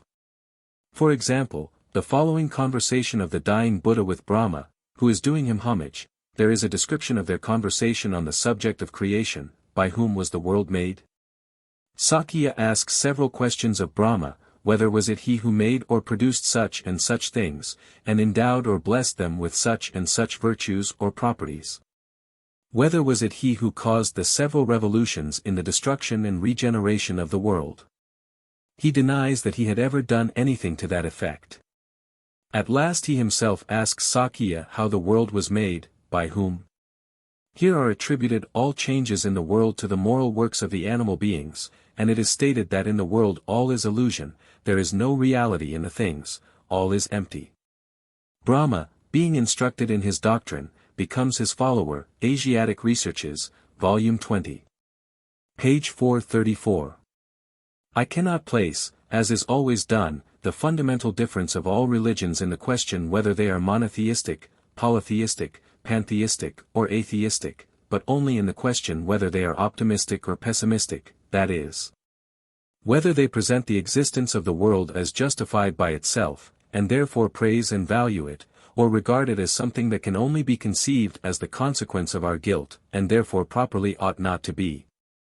Because they recognize that pain and death cannot lie in the eternal, original, and immutable order of things, in that which in every respect ought to be. The power by virtue of which Christianity was able to overcome first Judaism, and then the heathenism of Greece and Rome, lies solely in its pessimism, in the confession that our state is both exceedingly wretched and sinful, while Judaism and heathenism were optimistic. That truth, profoundly and painfully felt by all, penetrated, and bore in its train the need of redemption. I turn to a general consideration of the other kind of metaphysics, that which has its authentication in itself, and is called philosophy. I remind the reader of its origin, mentioned above, in a wonder concerning the world and our own existence, inasmuch as these press upon the intellect as a riddle, the solution of which therefore occupies mankind without intermission.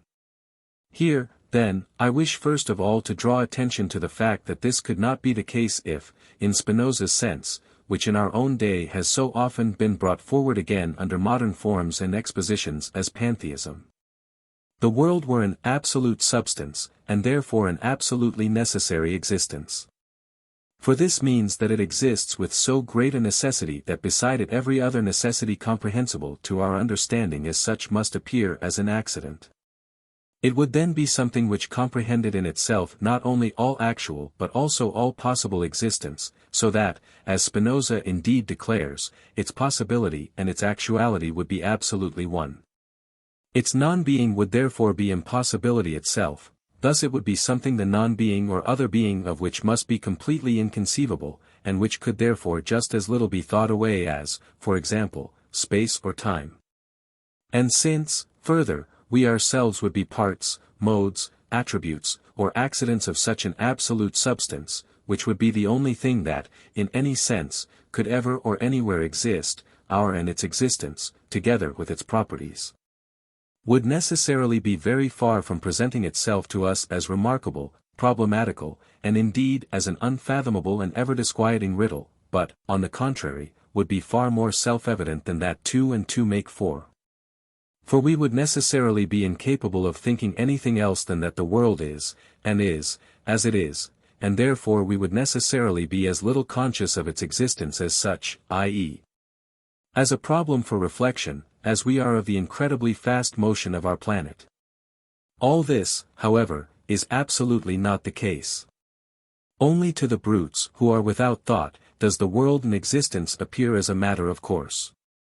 To man, on the contrary, it is a problem, of which even the most uneducated and narrow-minded becomes vividly conscious in certain brighter moments, but which enters more distinctly and more permanently into the consciousness of each one of us the clearer and more enlightened that consciousness is, and the more material for thought it has acquired through culture, which all ultimately rises.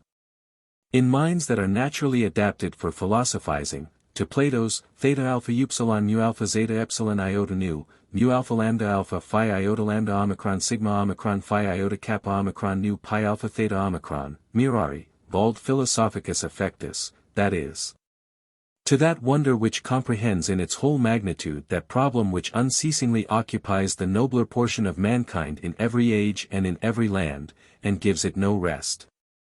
In fact, the pendulum which keeps in motion the clock of metaphysics, that never runs down, is the consciousness that the non-existence of this world is just as possible as its existence. Thus, then, the Spinozistic view of it as an absolutely necessary existence, that is, as something that absolutely and in every sense ought to and must be, is a false one. Even simple theism, since in its cosmological proof it tacitly starts by inferring the previous non-existence of the world from its existence, thereby assumes beforehand that the world is something contingent. Nay, what is more, we very soon apprehend the world as something the non-existence of which is not only conceivable, but indeed preferable to its existence. Therefore our wonder at it easily passes into a brooding over the fatality which could yet call forth its existence, and by virtue of which such stupendous power as is demanded for the production and maintenance of such a world could be directed so much against its own interest. The philosophical astonishment is therefore at bottom perplexed and melancholy. Philosophy, like the overture to Don Juan, commences with a minor chord. It follows from this that it can neither be Spinozism nor optimism. The more special nature, which has just been indicated, of the astonishment which leads us to philosophize clearly springs from the sight of the suffering and the wickedness in the world, which, even if they were in the most just proportion to each other, and also were far outweighed by good, are yet something which absolutely and in general ought not to be. But since now nothing can come out of nothing, these also must have their germ in the origin or in the kernel of the world itself. It is hard for us to assume this if we look at the magnitude, the order and completeness, of the physical world, for it seems to us that what had the power to produce such a world must have been able to avoid the suffering and the wickedness. That assumption, the truest expression of which is Ormuzd and Aramenes, it is easy to conceive, is hardest of all for theism. Therefore the freedom of the will was primarily invented to account for wickedness. But this is only a concealed way of making something out of nothing, for it assumes an operari that proceeded from no esse. See Die beiden Grundproblem der Ethik, page 58, XXIX, second edition, page 57 XXIX. Then it was sought to get rid of evil by attributing it to matter, or to unavoidable necessity, whereby the devil, who is really the right expediens ad hoc, was unwillingly set aside. To evil also belongs death. But wickedness is only the throwing of the existing evil from oneself on to another.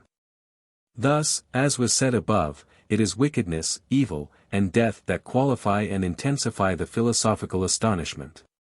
Not merely that the world exists, but still more that it is such a wretched world, is the punctum pruriens of metaphysics, the problem which awakens in mankind an unrest that cannot be quieted by skepticism nor yet by criticism. We find physics also, in the widest sense of the word, occupied with the explanation of the phenomena in the world. But it lies in the very nature of its explanations themselves that they cannot be sufficient. Physics cannot stand on its own feet, but requires a metaphysic to lean upon, whatever airs it may give itself towards the latter. For it explains the phenomena by something still more unknown than they are themselves. By laws of nature, resting upon forces of nature, to which the power of life also belongs. Certainly the whole present condition of all things in the world, or in nature, must necessarily be explicable from purely physical causes. But such an explanation, supposing one actually succeeded so far as to be able to give it, must always just as necessarily be tainted with two imperfections, as it were with two sores, or like Achilles with the vulnerable heel. Or the devil with the horse's hoof, on account of which everything so explained really remains still unexplained. First with this imperfection, that the beginning of every explanatory chain of causes and effects, i.e. of connected changes, can absolutely never be reached, but, just like the limits of the world in space and time, unceasingly recedes in infinito.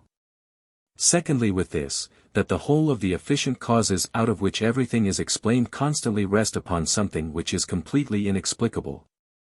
The original qualities of things and the natural forces which play a prominent part among them, by virtue of which they produce a specific kind of effect, e.g., weight, hardness, impulsive force, elasticity, warmth, electricity, chemical forces, and which now remain in every explanation which is given, like an unknown quantity, which absolutely cannot be eliminated, in an otherwise perfectly solved algebraical equation.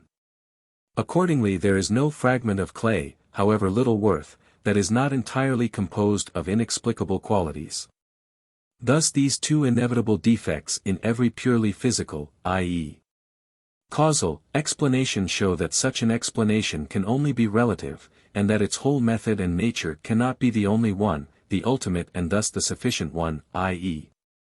cannot be the method of explanation that can ever lead to the satisfactory solution of the difficult riddle of things, and to the true understanding of the world and existence. But that the physical explanation in general and as such requires further a metaphysical explanation, which affords us the key to all its assumptions, but just on this account must necessarily follow quite a different path. The first step to this is that one should bring to distinct consciousness and firmly retain the difference of the two, hence the difference between physics and metaphysics. It rests in general on the Kantian distinction between phenomenon and thing in itself. Just because Kant held the latter to be absolutely unknowable, there was, according to him, no metaphysics, but merely immanent knowledge, i.e.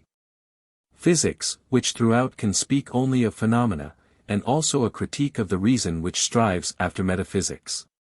Here, however, in order to show the true point of connection between my philosophy and that of Kant, I shall anticipate the second book, and give prominence to the fact that Kant, in his beautiful exposition of the compatibility of freedom and necessity, Critique of Pure Reason, first edition, p. 532-554, and Critique of Practical Reason, p. 224-231 of Rosenkranz's edition, shows how one and the same action may in one aspect be perfectly explicable as necessarily arising from the character of the man, the influence to which he has been subject in the course of his life, and the motives which are now present to him, but yet in another aspect must be regarded as the work of his free will. And in the same sense he says, section 53 of the Prolegomena, certainly natural necessity will belong to every connection of cause and effect in the world of sense. Yet, on the other hand, freedom will be conceded to that cause which is not itself a phenomenon, though indeed it is the ground of phenomena, thus nature and freedom may without contradiction be attributed to the same thing, but in a different reference, in the one case as a phenomenon, in the other case as a thing in itself. What, then, Kant teaches of the phenomenon of man and his action, my teaching extends to all phenomena in nature, in that it makes the will as a thing in itself their foundation. This proceeding is justified first of all by the fact that it must not be assumed that man is specifically toto genere radically different from the other beings and things in nature, but rather that he is different only in degree. I turn back from this premature digression to our consideration of the inadequacy of physics to afford us the ultimate explanation of things. I say, then, everything certainly is physical, but yet nothing is explicable physically. As for the motion of the projected bullet, so also for the thinking of the brain, a physical explanation must ultimately be in itself possible, which would make the latter just as comprehensible as is the former. But even the former, which we imagine we understand so perfectly, is at bottom as obscure to us as the latter. For what the inner nature of expansion in space may be, of impenetrability, mobility, hardness, elasticity, and gravity remains, after all physical explanations, a mystery, just as much as thought. But because in the case of thought the inexplicable appears most immediately, a spring was at once made here from physics to metaphysics. And a substance of quite a different kind from all corporeal substances was hypostatized, a soul was set up in the brain. But if one had not been so dull as only to be capable of being struck by the most remarkable of phenomena, one would have had to explain digestion by a soul in the stomach, vegetation by a soul in the plant, affinity by a soul in the reagents, nay, the falling of a stone by a soul in the stone. For the quality of every unorganized body is just as mysterious as the life in the living body. In the same way, therefore, the physical explanation strikes everywhere upon what is metaphysical, by which it is annihilated, i.e., it ceases to be explanation. Strictly speaking, it may be asserted that no natural science really achieves anything more than what is also achieved by botany, the bringing together of similars, classification. A physical system which asserted that its explanations of things, in the particular from causes, and in general from forces, were really sufficient, and thus exhausted the nature of the world, would be the true naturalism.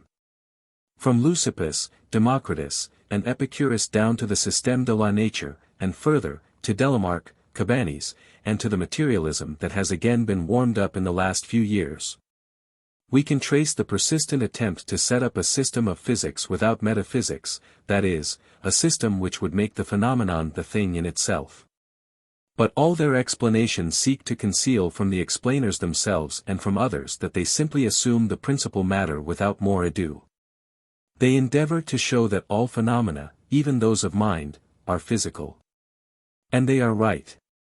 Only they do not see that all that is physical is in another aspect also metaphysical. But, without Kant, this is indeed difficult to see, for it presupposes the distinction of the phenomenon from the thing in itself. Yet without this Aristotle, much as he was inclined to empiricism, and far as he was removed from the Platonic hyperphysics, kept himself free from this limited point of view. He says, epsilon iota mu epsilon nu omicron upsilon nu mu eta epsilon sigma tau iota tau epsilon rho alpha omicron upsilon sigma iota alpha pi alpha rho alpha tau alpha phi upsilon sigma epsilon iota sigma upsilon nu epsilon sigma tau eta kappa upsilon iota alpha phi upsilon sigma iota kappa eta alpha nu epsilon iota eta pi rho omega tau eta epsilon pi eta sigma tau eta mu eta epsilon iota delta epsilon sigma tau iota omicron upsilon sigma iota alpha kappa iota nu eta tau omicron alpha tau eta pi rho omicron tau epsilon rho alpha kappa alpha iota phi iota lambda omicron sigma omicron phi iota alpha pi rho omega tau eta kappa alpha iota kappa alpha theta omicron lambda omicron upsilon omicron tau omega, tau iota pi rho omega tau eta. Kappa alpha iota pi epsilon rho iota tau omicron upsilon omicron nu tau omicron sigma omicron nu, tau alpha upsilon tau eta alpha nu epsilon iota eta theta epsilon omega rho eta sigma alpha iota. Si igiter non est aliqua alia substantia, proiter eas, quo natura consistent, physica perfecto prima scientia esset, quod si autem est aliqua substantia immobilis, hoc prior eti philosophia prima, eti universalis sic, quod prima. Eti de ent, prout ens est, speculari hujus est, metaph, v. 1. Such an absolute system of physics as is described above, which leaves room for no metaphysics, would make the natura naturata into the natura naturans. It would be physics established on the throne of metaphysics, yet it would comport itself in this high position almost like Holberg's theatrical would-be politician who was made burgomaster. Indeed, behind the reproach of atheism, in itself absurd, and for the most part malicious, there lies, as its inner meaning and truth, which gives it strength, the obscure conception of such an absolute system of physics without metaphysics. Certainly such a system would necessarily be destructive of ethics, and while theism has falsely been held to be inseparable from morality, this is really true only of metaphysics in general, i.e. of the knowledge that the order of nature is not the only and absolute order of things. Therefore we may set up this as the necessary credo of all just and good men: I believe in metaphysics. In this respect it is important and necessary that one should convince oneself of the untenable nature of an absolute system of physics, all the more as this, the true naturalism, is a point of view which of its own accord and ever anew presses itself upon a man, and can only be done away with through profound speculation. In this respect, however, all kinds of systems and faiths, so far and so long as they are accepted, certainly serve as a substitute for such speculation. But that a fundamentally false view presses itself upon man of its own accord, and must first be skillfully removed, is explicable from the fact that the intellect is not originally intended to instruct us concerning the nature of things, but only to show us their relations, with reference to our will. It is, as we shall find in the second book, only the medium of motives. Now, that the world schematizes itself in the intellect in a manner which exhibits quite a different order of things from the absolutely true one, because it shows us, not their kernel, but only their outer shell, happens accidentally, and cannot be used as a reproach to the intellect. All the less as it nevertheless finds in itself the means of rectifying this error, in that it arrives at the distinction between the phenomenal appearance and the inner being of things, which distinction existed in substance at all times, only for the most part was very imperfectly brought to consciousness, and therefore was inadequately expressed, indeed often appeared in strange clothing. The Christian mystics, when they call it the light of nature, declare the intellect to be inadequate to the comprehension of the true nature of things. It is, as it were, a mere surface force, like electricity, and does not penetrate to the inner being. The insufficiency of pure naturalism appears, as we have said, first of all, on the empirical path itself, through the circumstance that every physical explanation explains the particular from its cause. But the chain of these causes, as we know a priori, and therefore with perfect certainty, runs back to infinity, so that absolutely no cause could ever be the first. Then, however, the effect of every cause is referred to a law of nature, and this finally to a force of nature, which now remains as the absolutely inexplicable. But this inexplicable, to which all phenomena of this so clearly given and naturally explicable world, from the highest to the lowest, are referred, just shows that the whole nature of such explanation is only conditional, as it were only ex concessus, and by no means the true and sufficient one. Therefore I said above that physically everything and nothing is explicable. That absolutely inexplicable element which pervades all phenomena, which is most striking in the highest, e.g. in generation, but yet is just as truly present in the lowest, e.g.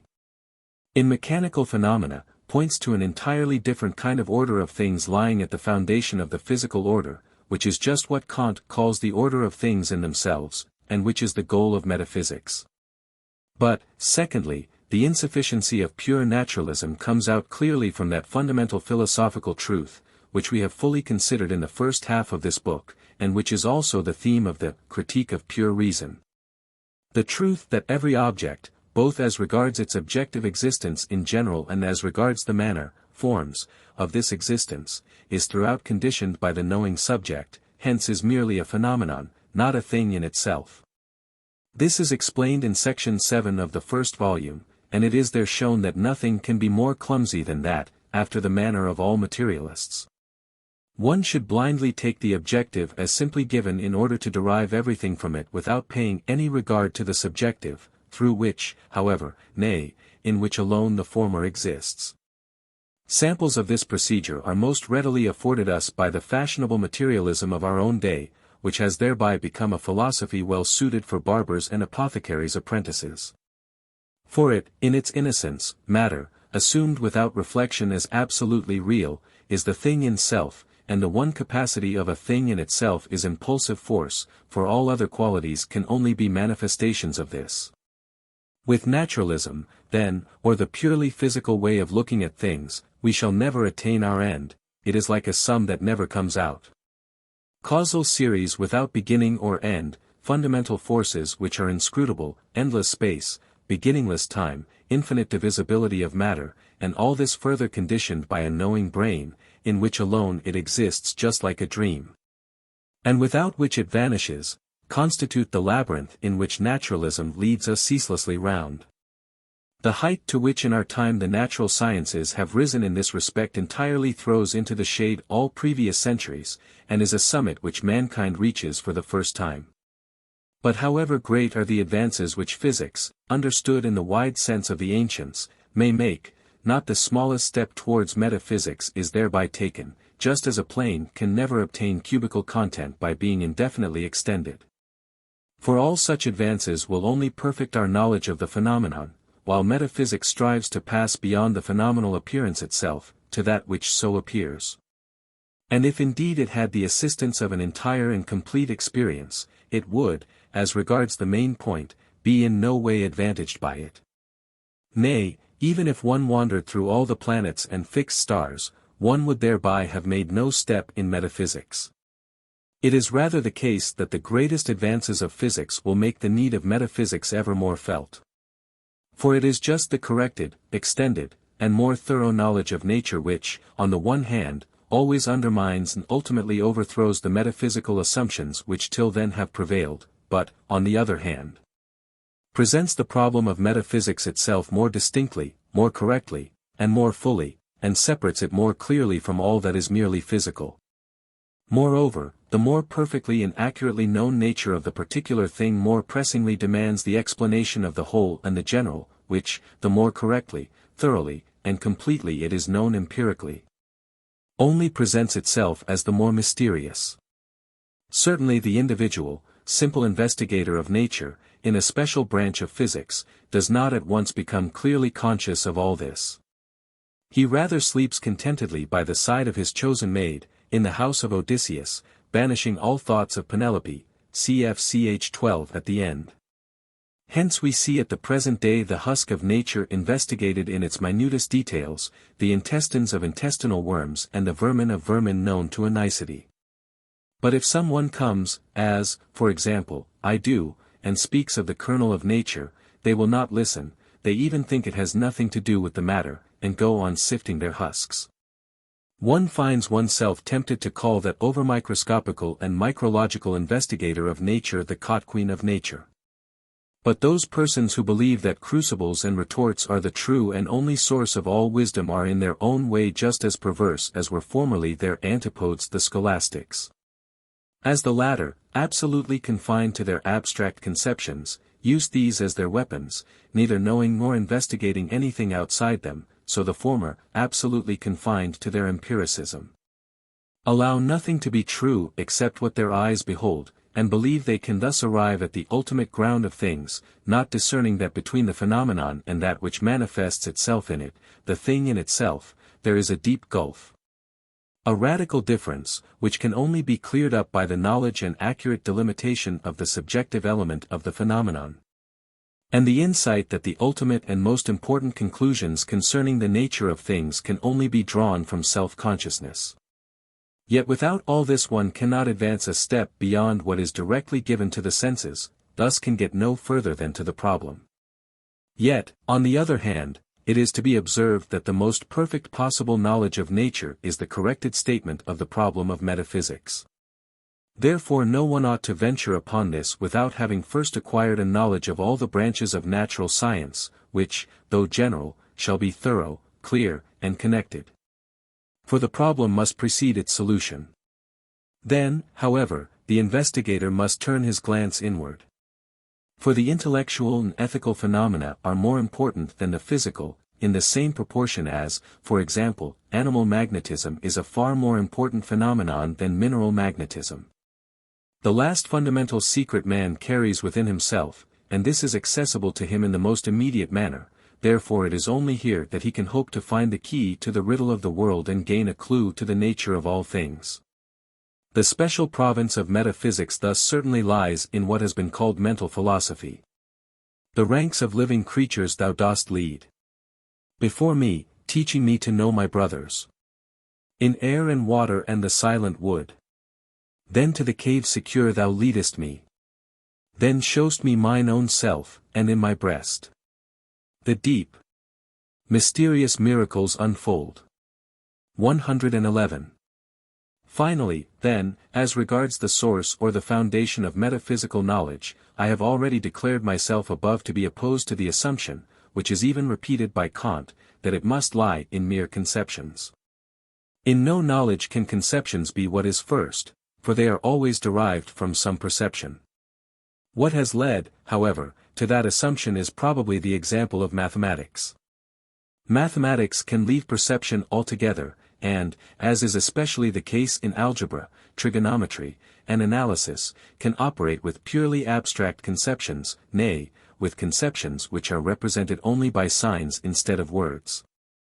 And can yet arrive at a perfectly certain result, which is still so remote that anyone who adhered to the firm ground of perception could not arrive at it.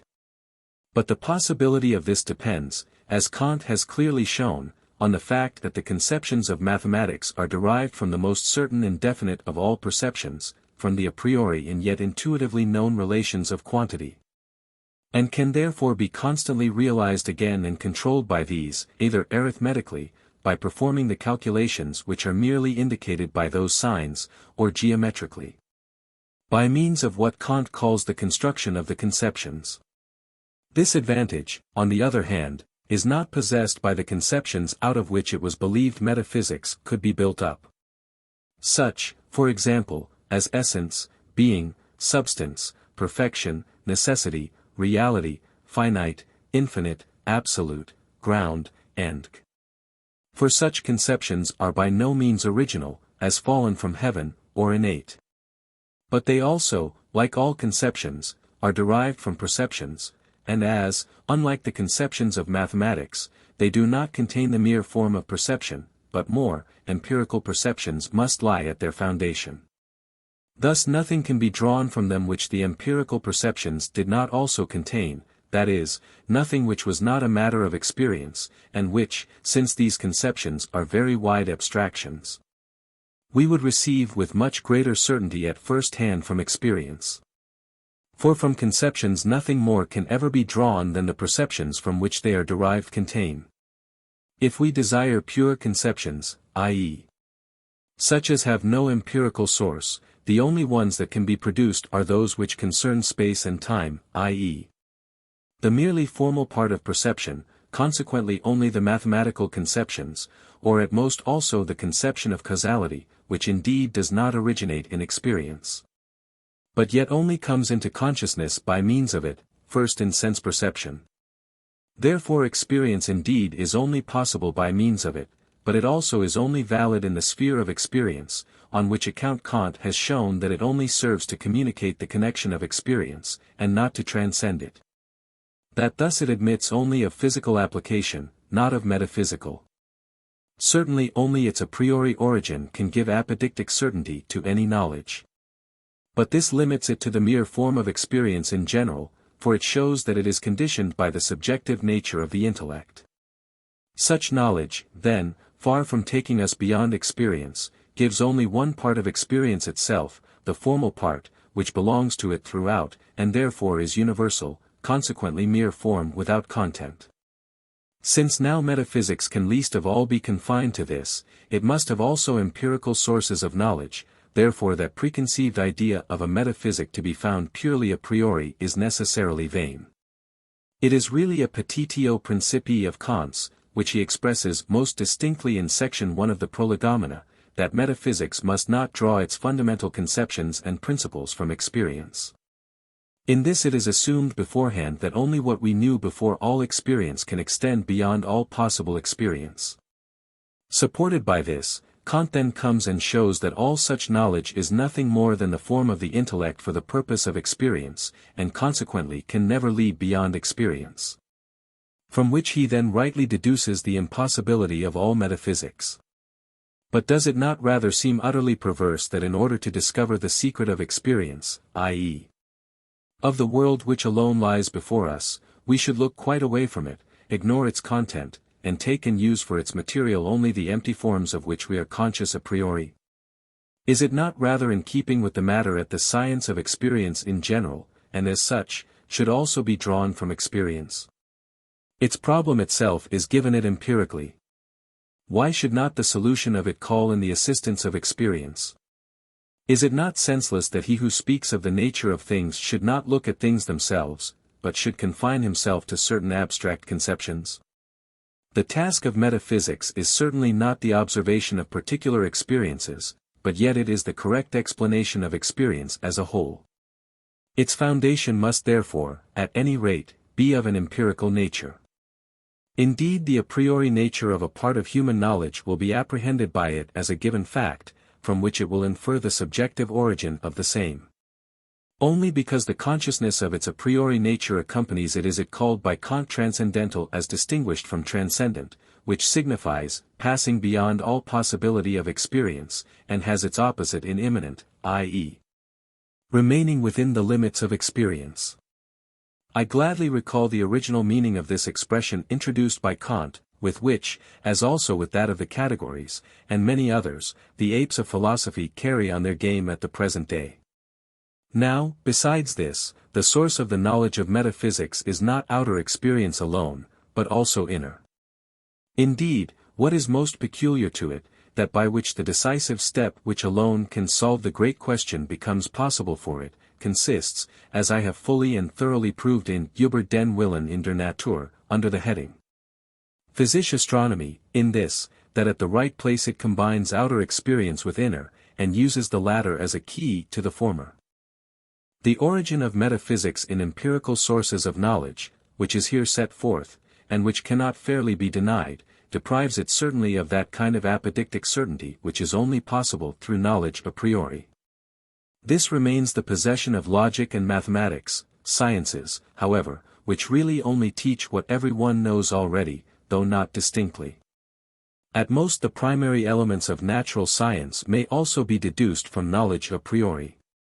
By this confession metaphysics only surrenders an ancient claim, which, according to what has been said above, rested upon misunderstanding, and against which the great diversity and changeableness of metaphysical systems, and also the constantly accompanying skepticism, in every age has testified.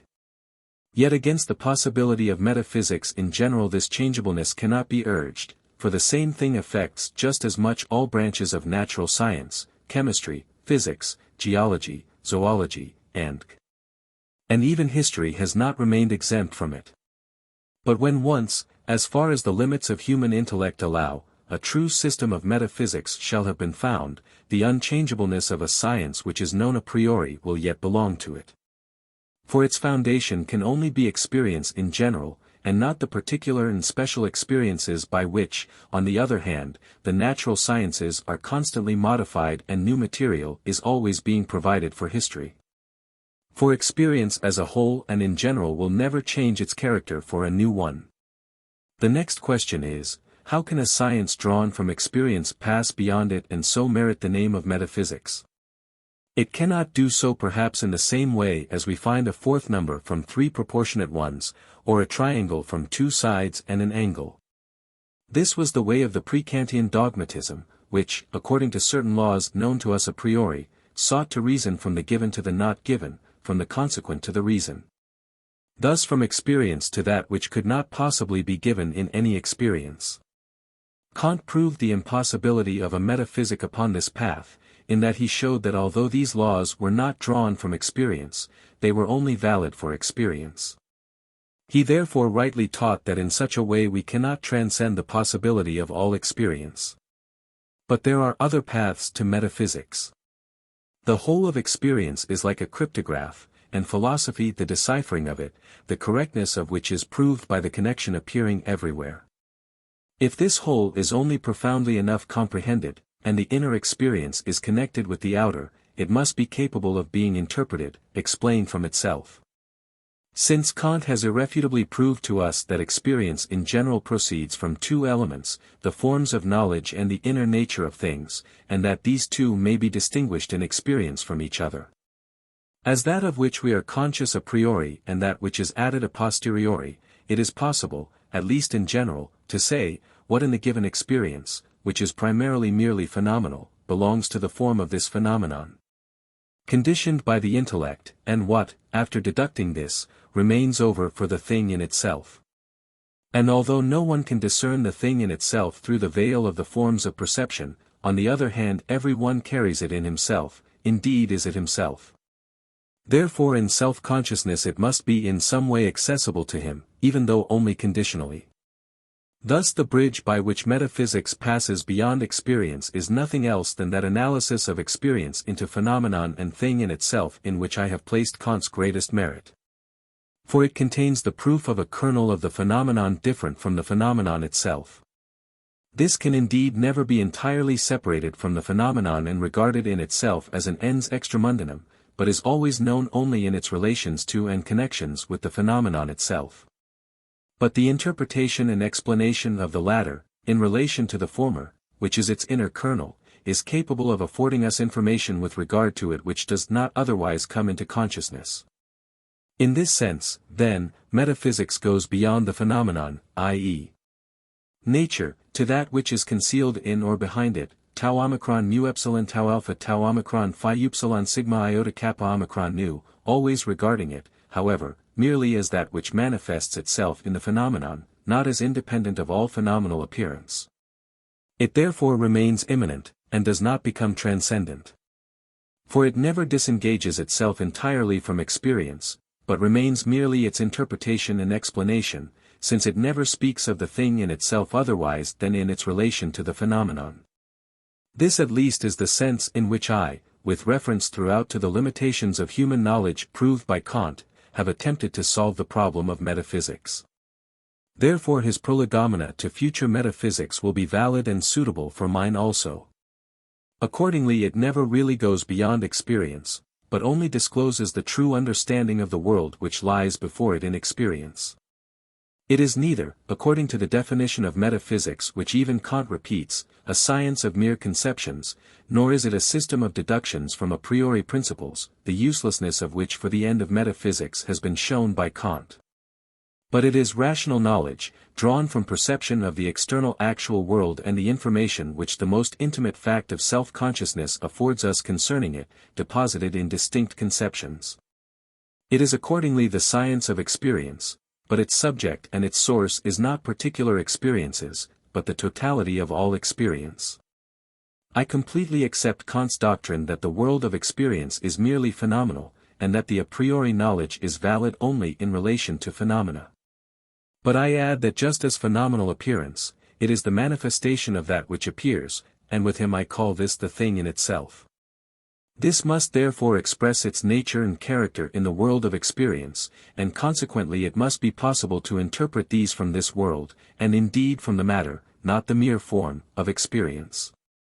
Accordingly philosophy is nothing but the correct and universal understanding of experience itself, the true exposition of its meaning and content. To this the metaphysical, i.e. that which is merely clothed in the phenomenon and veiled in its forms, is that which is related to it as thought to words. Such a deciphering of the world with reference to that which manifests itself in it must receive its confirmation from itself, through the agreement with each other in which it places the very diverse phenomena of the world, and which without it we do not perceive. If we find a document the alphabet of which is unknown, we endeavor to make it out until we hit upon an hypothesis as to the significance of the letters in accordance with which they make up comprehensible words and connected sentences. Then, however, there remains no doubt as to the correctness of the deciphering, because it is not possible that the agreement and connection in which all the letters of that writing are placed by this explanation is merely accidental, and that by attributing quite a different value to the letters we could also recognize words and sentences in this arrangement of them. In the same way the deciphering of the world must completely prove itself from itself. It must throw equal light upon all the phenomena of the world, and also bring the most heterogeneous into agreement, so that the contradiction between those which are most in contrast may be abolished. This proof from itself is the mark of genuineness. For every false deciphering, even if it is suitable for some phenomena, will conflict all the more glaringly with the rest. So, for example, the optimism of Leibniz conflicts with the palpable misery of existence, the doctrine of Spinoza, that the world is the only possible and absolutely necessary substance, is incompatible with our wonder at its existence and nature. The Wolffian doctrine, that man obtains his existentia and essentia from a will foreign to himself, is contradicted by our moral responsibility for the actions which proceed with strict necessity from these, in conflict with the motives. The oft-repeated doctrine of the progressive development of man to an ever higher perfection, or in general of any kind of becoming by means of the process of the world, is opposed to the a priori knowledge that at any point of time an infinite time has already run its course, and consequently all that is supposed to come with time would necessarily have already existed. And in this way an interminable list might be given of the contradictions of dogmatic assumptions with the given reality of things. On the other hand, I must deny that any doctrine of my philosophy could fairly be added to such a list, because each of them has been thought out in the presence of the perceived reality, and none of them has its root in abstract conceptions alone. There is yet in it a fundamental thought which is applied to all the phenomena of the world as their key, but it proves itself to be the right alphabet at the application of which all words and sentences have sense and significance. The discovered answer to a riddle shows itself to be the right one by the fact that all that is said in the riddle is suitable to it. In the same way my doctrine introduces agreement and connection into the confusion of the contrasting phenomena of this world, and solves the innumerable contradictions which, when regarded from any other point of view, it presents. Therefore, so far, it is like a sum that comes out right, yet by no means in the sense that it leaves no problem over to solve, no possible question unanswered. To assert anything of that sort would be a presumptuous denial of the limits of human knowledge in general. Whatever torch we may kindle, and whatever space it may light, our horizon will always remain bounded by profound night. For the ultimate solution of the riddle of the world must necessarily be concerned with the things in themselves, no longer with the phenomena. But all our forms of knowledge are adapted to the phenomena alone. Therefore we must comprehend everything through coexistence, succession, and causal relations. These forms, however, have meaning and significance only with reference to the phenomenon. The things in themselves and their possible relations cannot be apprehended by means of those forms. Therefore the actual, positive solution of the riddle of the world must be something that human intellect is absolutely incapable of grasping and thinking. So that if a being of a higher kind were to come and take all pains to impart it to us, we would be absolutely incapable of understanding anything of his expositions. Those, therefore, who profess to know the ultimate, i.e., the first ground of things, thus a primordial being, an absolute, or whatever else they choose to call it, together with the process, the reasons, motives, or whatever it may be, in consequence of which the world arises from it, or springs, or falls, or is produced, set in existence, discharged, and ushered forth, are playing tricks, are vain boasters, when indeed they are not charlatans. I regard it as a great excellence of my philosophy that all its truths have been found independently of each other, by contemplation of the real world. But their unity and agreement, about which I had been unconcerned, has always afterwards appeared of itself. Hence also it is rich, and has wide-spreading roots in the ground of perceptible reality, from which all nourishment of abstract truth springs. And hence, again, it is not wearisome, a quality which, to judge from the philosophical writings of the last 50 years, one might regard as essential to philosophy. If, on the other hand, all the doctrines of a philosophy are merely deduced the one out of the other, and ultimately indeed all out of one first principle, it must be poor and meagre, and consequently wearisome. For nothing can follow from a proposition except what it really already says itself.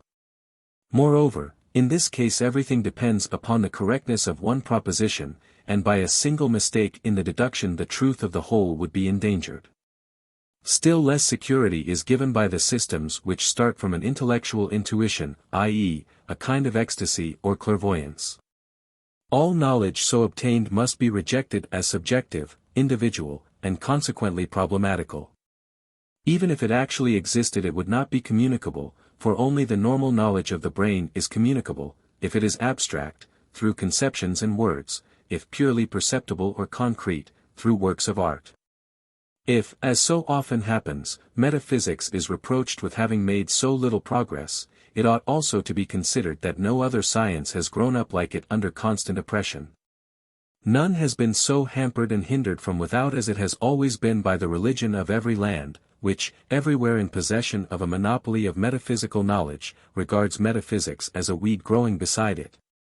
As an unlicensed worker, as a horde of gypsies, and as a rule tolerates it only under the condition that it accommodates itself to serve and follow it. For where has there ever been true freedom of thought?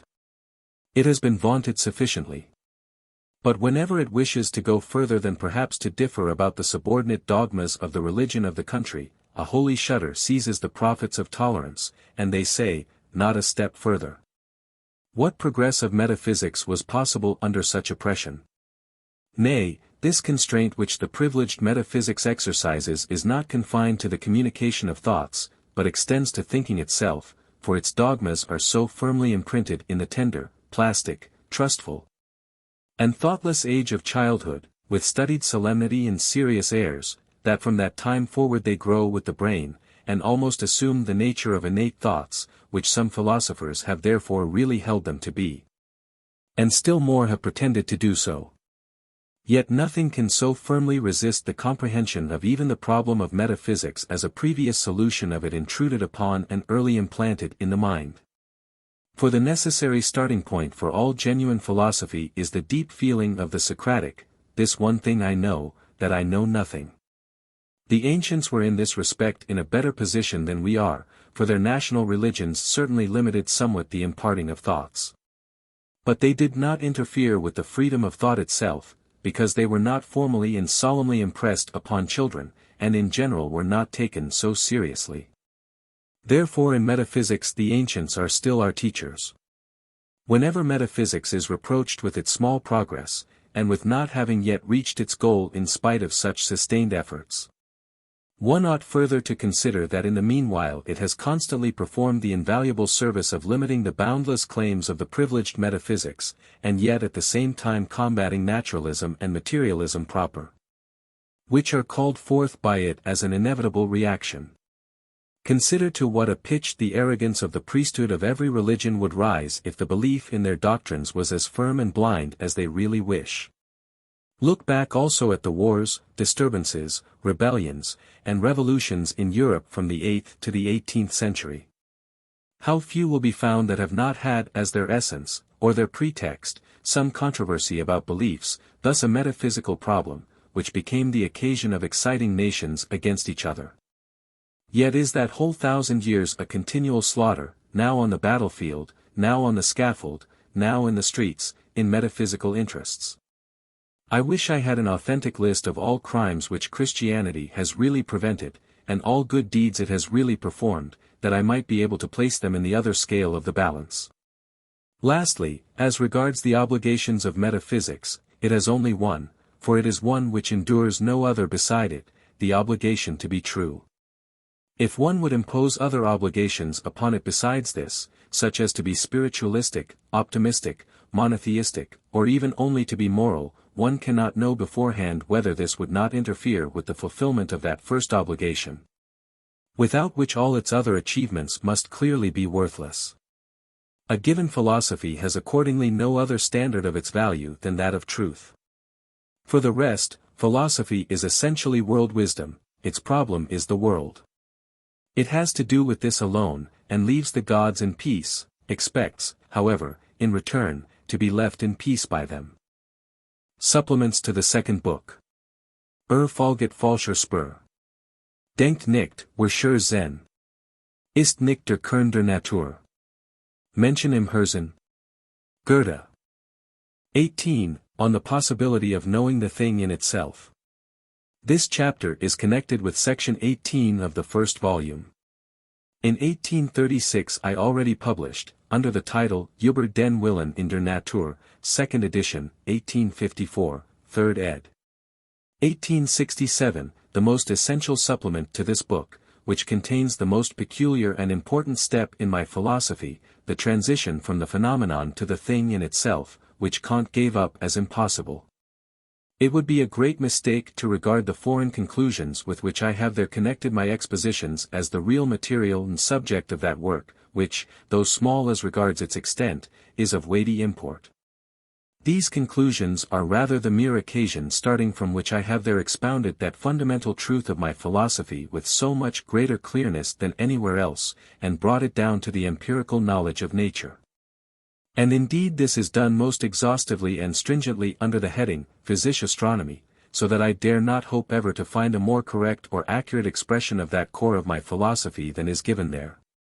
Whoever desires to know my philosophy thoroughly and to test it seriously must therefore give attention before everything to that section. Thus, in general, all that is said in that little work would form the chief content of these supplements, if it had not to be excluded on account of having preceded them. But, on the other hand, I here take for granted that it is known, for otherwise the very best would be wanting. I wish now first of all to make a few preliminary observations from a general point of view as to the sense in which we can speak of a knowledge of the thing in itself and of its necessary limitation. What is knowledge? It is primarily and essentially idea. What is idea? A very complicated physiological process in the brain of an animal, the result of which is the consciousness of a picture there. Clearly the relation between such a picture and something entirely different from the animal in whose brain it exists can only be a very indirect one. This is perhaps the simplest and most comprehensible way of disclosing the deep gulf between the ideal and the real. This belongs to the things of which, like the motion of the earth, we are not directly conscious. Therefore the ancients did not observe it, just as they did not observe the motion of the earth. Once pointed out, on the other hand, first by Descartes, it has ever since given philosophers no rest. But after Kant had at last proved in the most thorough manner the complete diversity of the ideal and the real, it was an attempt, as bold as it was absurd, yet perfectly correctly calculated with reference to the philosophical public in Germany, and consequently crowned with brilliant results, to try to assert the absolute identity of the two by dogmatic utterances, on the strength of a pretended intellectual intuition.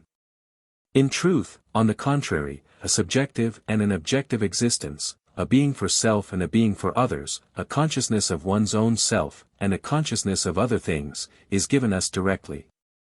And the two are given in such a fundamentally different manner that no other difference can compare with this. About himself every one knows directly, about all others only very indirectly. This is the fact and the problem.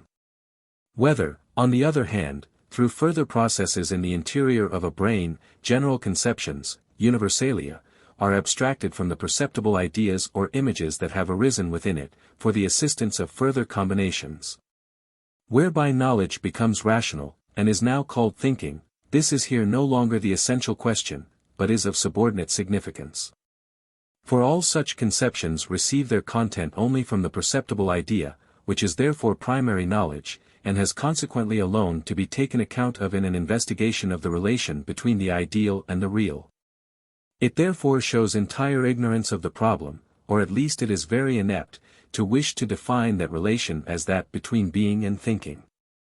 Thinking has primarily only a relation to perceiving, but perception has a relation to the real being of what is perceived, and this last is the great problem with which we are here concerned.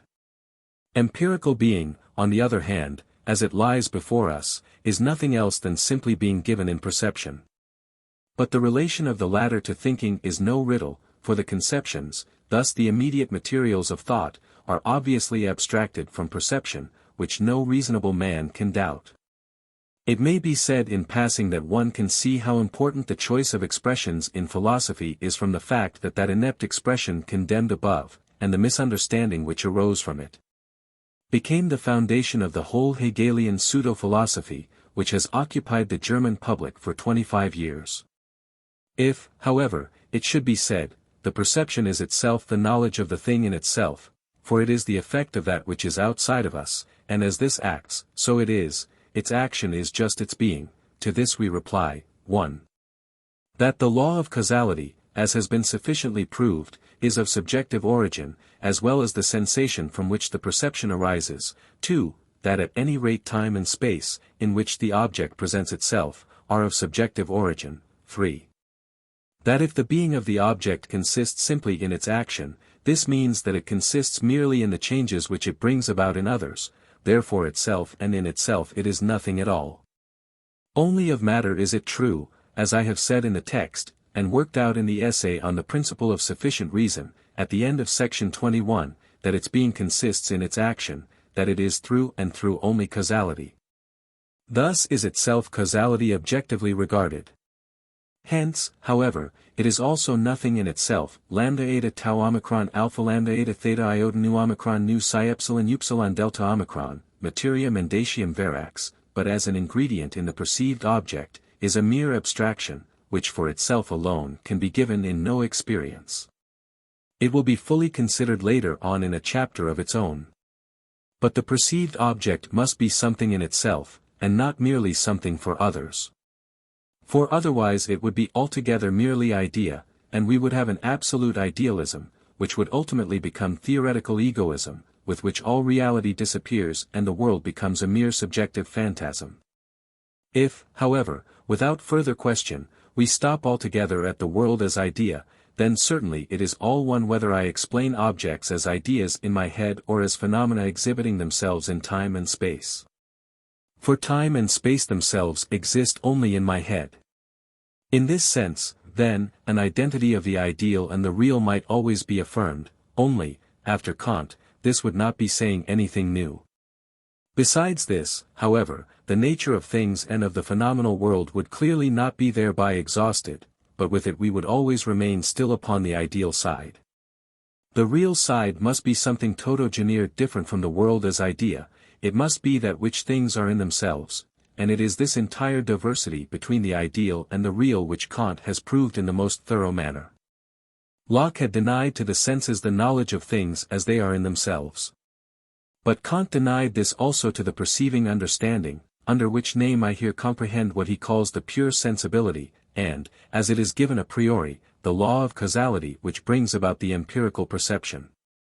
Not only are both right, but we can also see quite directly that a contradiction lies in the assertion that a thing is known as it is in and for itself, i.e., outside of knowledge. For all knowing is, as we have said, essentially a perceiving of ideas, but my perception of ideas, just because it is mine, can never be identical with the inner nature of the thing outside of me. The being in and for itself, of everything, must necessarily be subjective. In the idea of another, however, it exists just as necessarily as objective, a difference which can never be fully reconciled. For by it the whole nature of its existence is fundamentally changed. As objective it presupposes a foreign subject, as whose idea it exists, and, moreover, as Kant has shown, has entered forms which are foreign to its own nature, just because they belong to that foreign subject, whose knowledge is only possible by means of them.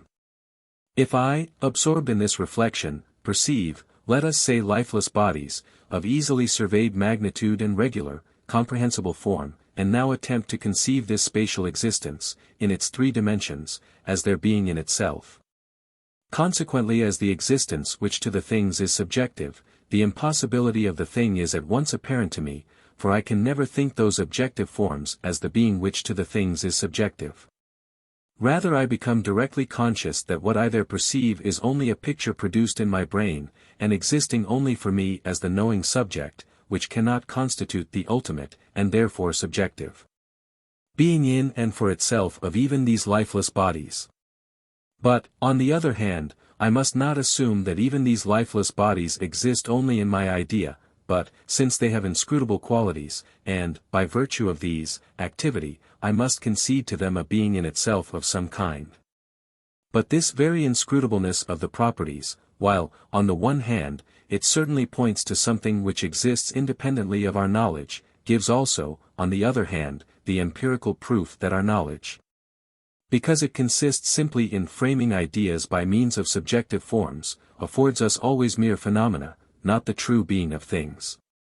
This is the explanation of the fact that in all that we know there remains hidden from us a certain something, as quite inscrutable, and we are obliged to confess that we cannot thoroughly understand even the commonest and simplest phenomena.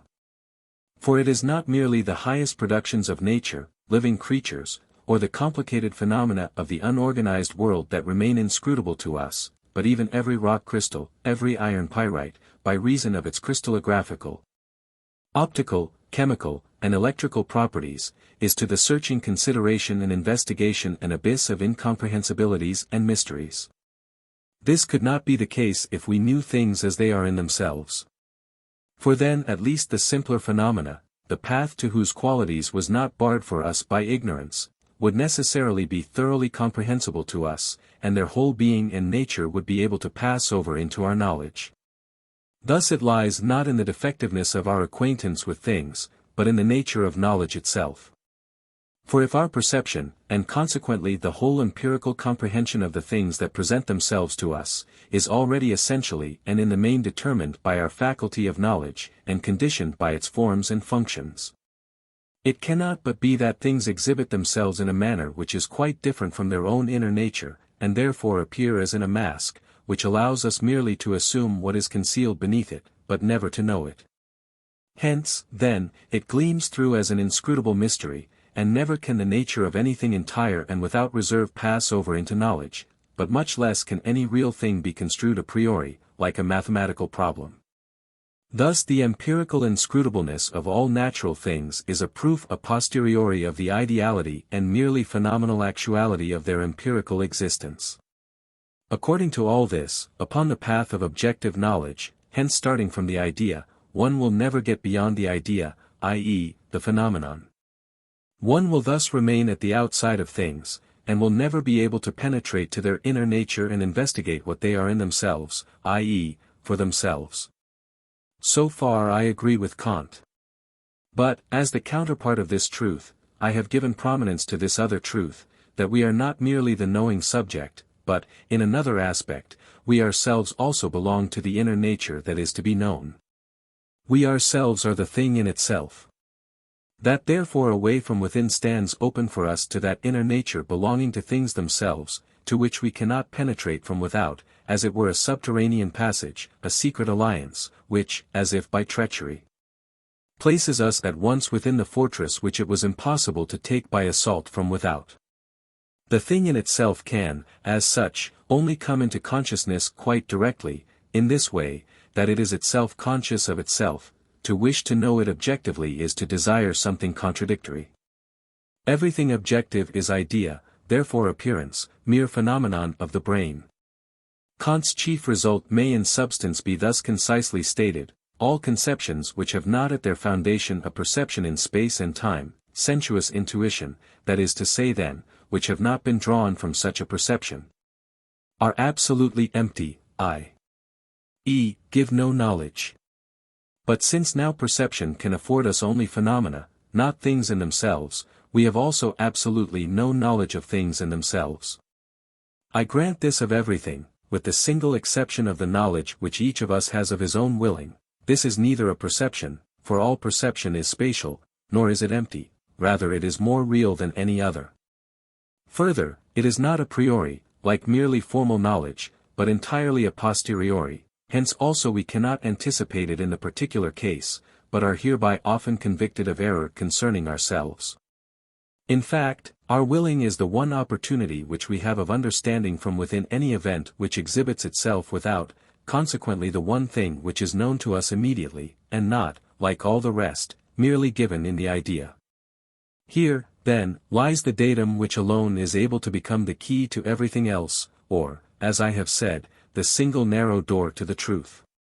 Accordingly we must learn to understand nature from ourselves, not conversely ourselves from nature. What is known to us immediately must give us the explanation of what we only know indirectly, not conversely. Do we perhaps understand the rolling of a ball when it has received an impulse more thoroughly than our movement when we feel a motive? Many may imagine so, but I say it is the reverse. Yet we shall attain to the knowledge that what is essential in both the occurrences just mentioned is identical.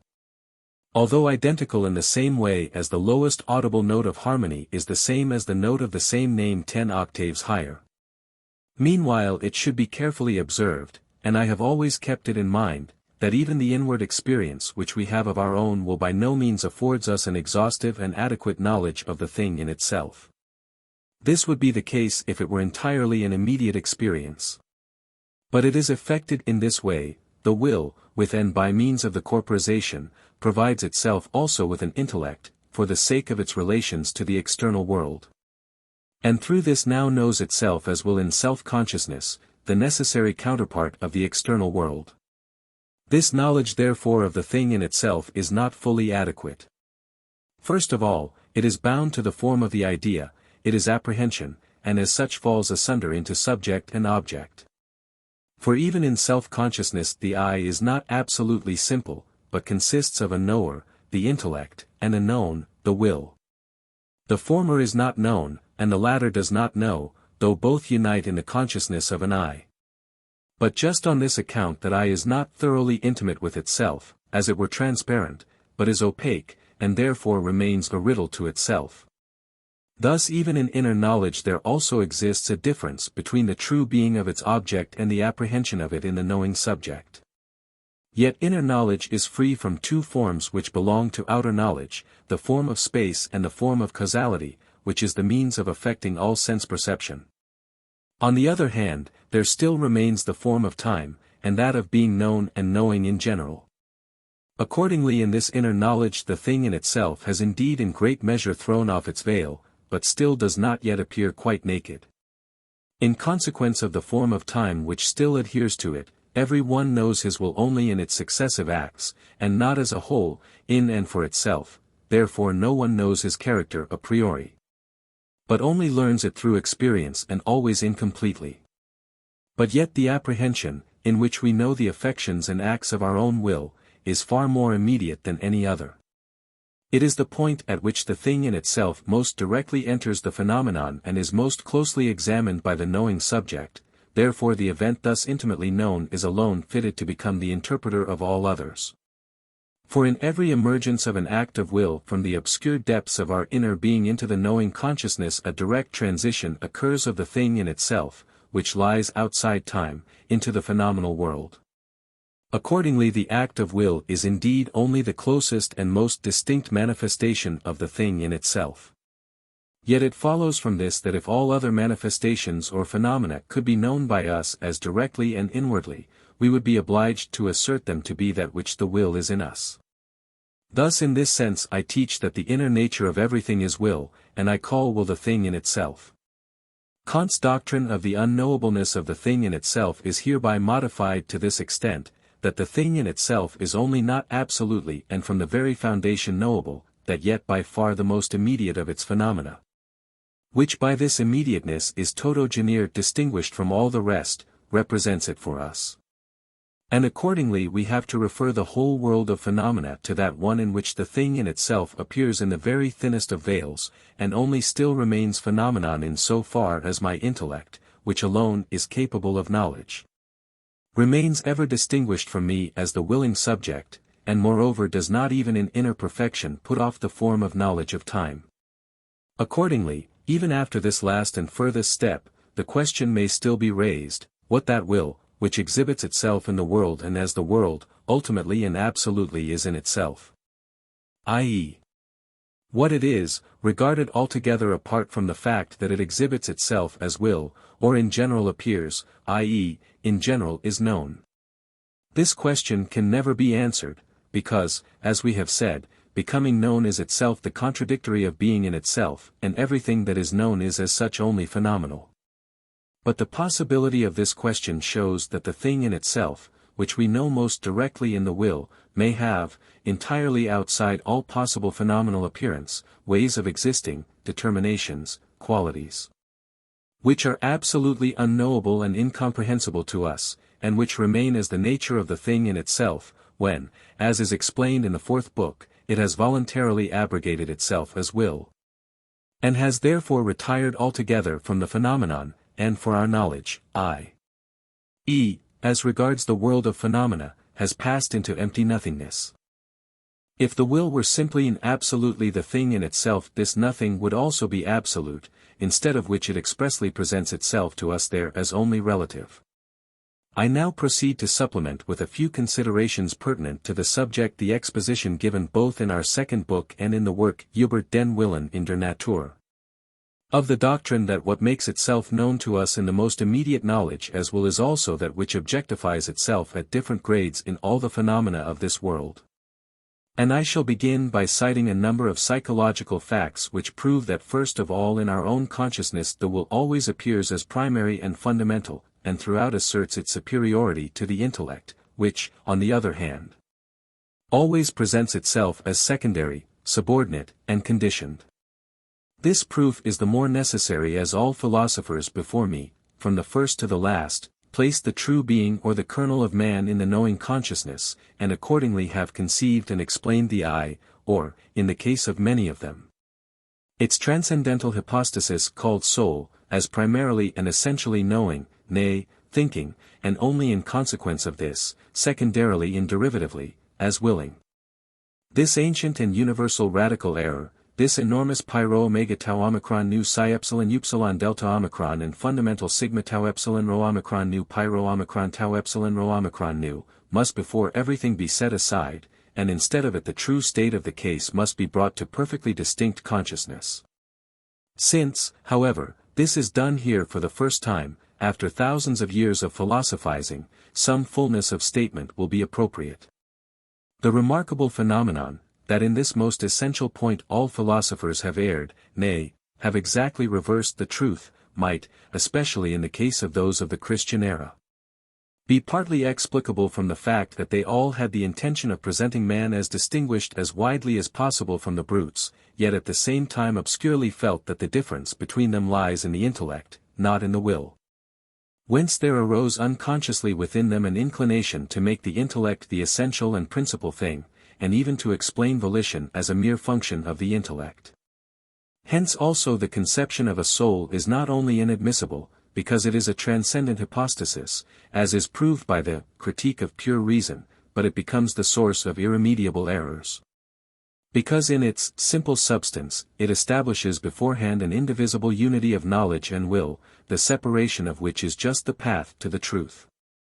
That conception must therefore appear no more in philosophy, but may be left to German doctors and physiologists, who, after they have laid aside scalpel and spattle, amuse themselves by philosophizing with the conceptions they received when they were confirmed. They might certainly try their luck in England. The French physiologists and zootomists have, till lately, kept themselves free from that reproach. The first consequence of their common fundamental error, which is very inconvenient to all these philosophers, is this: since in death the knowing consciousness obviously perishes, they must either allow death to be the annihilation of the man, to which our inner being is opposed, or they must have recourse to the assumption of a continued existence of the knowing consciousness, which requires a strong faith. For his own experience has sufficiently proved to every one the thorough and complete dependence of the knowing consciousness upon the brain. And one can just as easily believe in digestion without a stomach as in a knowing consciousness without a brain. My philosophy alone leads out of this dilemma, for it for the first time places the true being of man not in the consciousness but in the will, which is not essentially bound up with consciousness, but is related to consciousness, i.e., to knowledge, as substance to accident, as something illuminated to the light, as the string to the resounding board, and which enters consciousness from within as the corporeal world does from without. Now we can comprehend the indestructibleness of this our real kernel and true being, in spite of the evident ceasing of consciousness in death, and the corresponding non-existence of it before birth. For the intellect is as perishable as the brain, whose product or rather whose action it is. But the brain, like the whole organism, is the product or phenomenon, in short, the subordinate of the will, which alone is imperishable. 19. On the primacy of the will in self-consciousness. This chapter is connected with section 19 of the first volume. The will, as the thing in itself, constitutes the inner, true, and indestructible nature of man. In itself, however, it is unconscious. For consciousness is conditioned by the intellect, and the intellect is a mere accident of our being. For it is a function of the brain, which, together with the nerves and spinal cord connected with it, is a mere fruit, a product, nay, so far, a parasite of the rest of the organism. For it does not directly enter into its inner constitution, but merely serves the end of self-preservation by regulating the relations of the organism to the external world. The organism itself, on the other hand, is the visibility, the objectivity, of the individual will. The image of it as it presents itself in that very brain, which in the first book we learned to recognize as the condition of the objective world in general, therefore also brought about by its forms of knowledge, space, time, and causality. And consequently presenting itself as extended, successively acting, and material, i.e., as something operative or efficient. The members are both directly felt and also perceived by means of the senses only in the brain. According to this one may say, the intellect is the secondary phenomenon. The organism the primary phenomenon, that is, the immediate manifestation of the will is metaphysical, the intellect physical, the intellect, like its objects, is merely phenomenal appearance, the will alone is the thing in itself. Then, in a more and more figurative sense, thus by way of simile, the will is the substance of man, the intellect the accident, the will is the matter, the intellect is the form, the will is warmth, the intellect is light. We shall now first of all verify and also elucidate this thesis by the following facts connected with the inner life of man. And on this opportunity perhaps more will be done for the knowledge of the inner man than is to be found in many systematic psychologies. 1. Not only the consciousness of other things, i.e., the apprehension of the external world, but also self-consciousness, contains, as was mentioned already above, a knower and a known, otherwise it would not be consciousness. For consciousness consists in knowing. But knowing requires a knower and a known, therefore there could be no self-consciousness if there were not in it also a known opposed to the knower and different from it. As there can be no object without a subject, so also there can be no subject without an object, i.e., no knower without something different from it which is known. Therefore a consciousness which is through and through pure intelligence is impossible. The intelligence is like the sun, which does not illuminate space if there is no object from which its rays are reflected. The knower himself, as such, cannot be known, otherwise he would be the known of another knower. But now, as the known in self-consciousness we find exclusively the will. For not merely willing and purposing in the narrowest sense, but also all striving, wishing, shunning, hoping, fearing, loving, hating, in short, all that directly constitutes our own weal and woe, desire and aversion, is clearly only affection of the will, is a moving, a modification of willing and not willing, is just that which, if it takes outward effect, exhibits itself as an act of will proper. 112 In all knowledge, however, the known is first and essential, not the knower, for the former is the pyro omega tau omicron tau upsilon pi omicron, the latter the epsilon kappa tau upsilon pi omicron. Therefore in self-consciousness also the known, thus the will, must be what is first and original. The knower, on the other hand, only what is secondary, that which has been added, the mirror. They are related very much as the luminous to the reflecting body. Or, again, as the vibrating strings to the resounding board, in which case the note produced would be consciousness. We may also regard the plant as a like symbol of consciousness. It has, we know, two poles, the root and the corona, the former struggling into darkness, moisture, and cold, the latter into light, dryness, and warmth. Then, as the point of indifference of the two poles, where they part asunder, close to the ground, the column, rhizoma, call it. The root is what is essential, original, perennial, the death of which involves that of the corona, is thus the primary.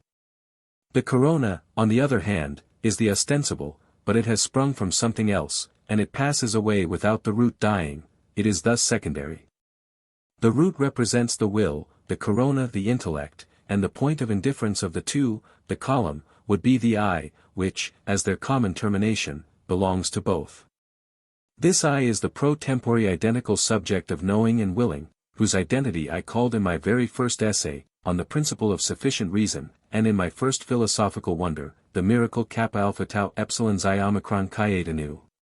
It is the temporal starting point and connecting link of the whole phenomenon, i.e., of the objectification of the will. It conditions indeed the phenomenon, but is also conditioned by it.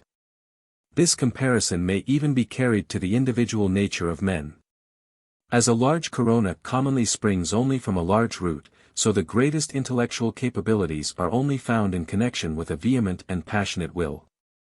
A genius of a phlegmatic character and weak passions would resemble those succulent plants that, with a considerable corona consisting of thick leaves, have very small roots, will not, however, be found. That vehemence of will and passionateness of character are conditions of heightened intelligence exhibits itself physiologically through the fact that the activity of the brain is conditioned by the movement which the great arteries running towards the basis cerebri impart to it with each pulsation. Therefore an energetic pulse, and even, according to Bichat, a short neck, is a requisite of great activity of the brain.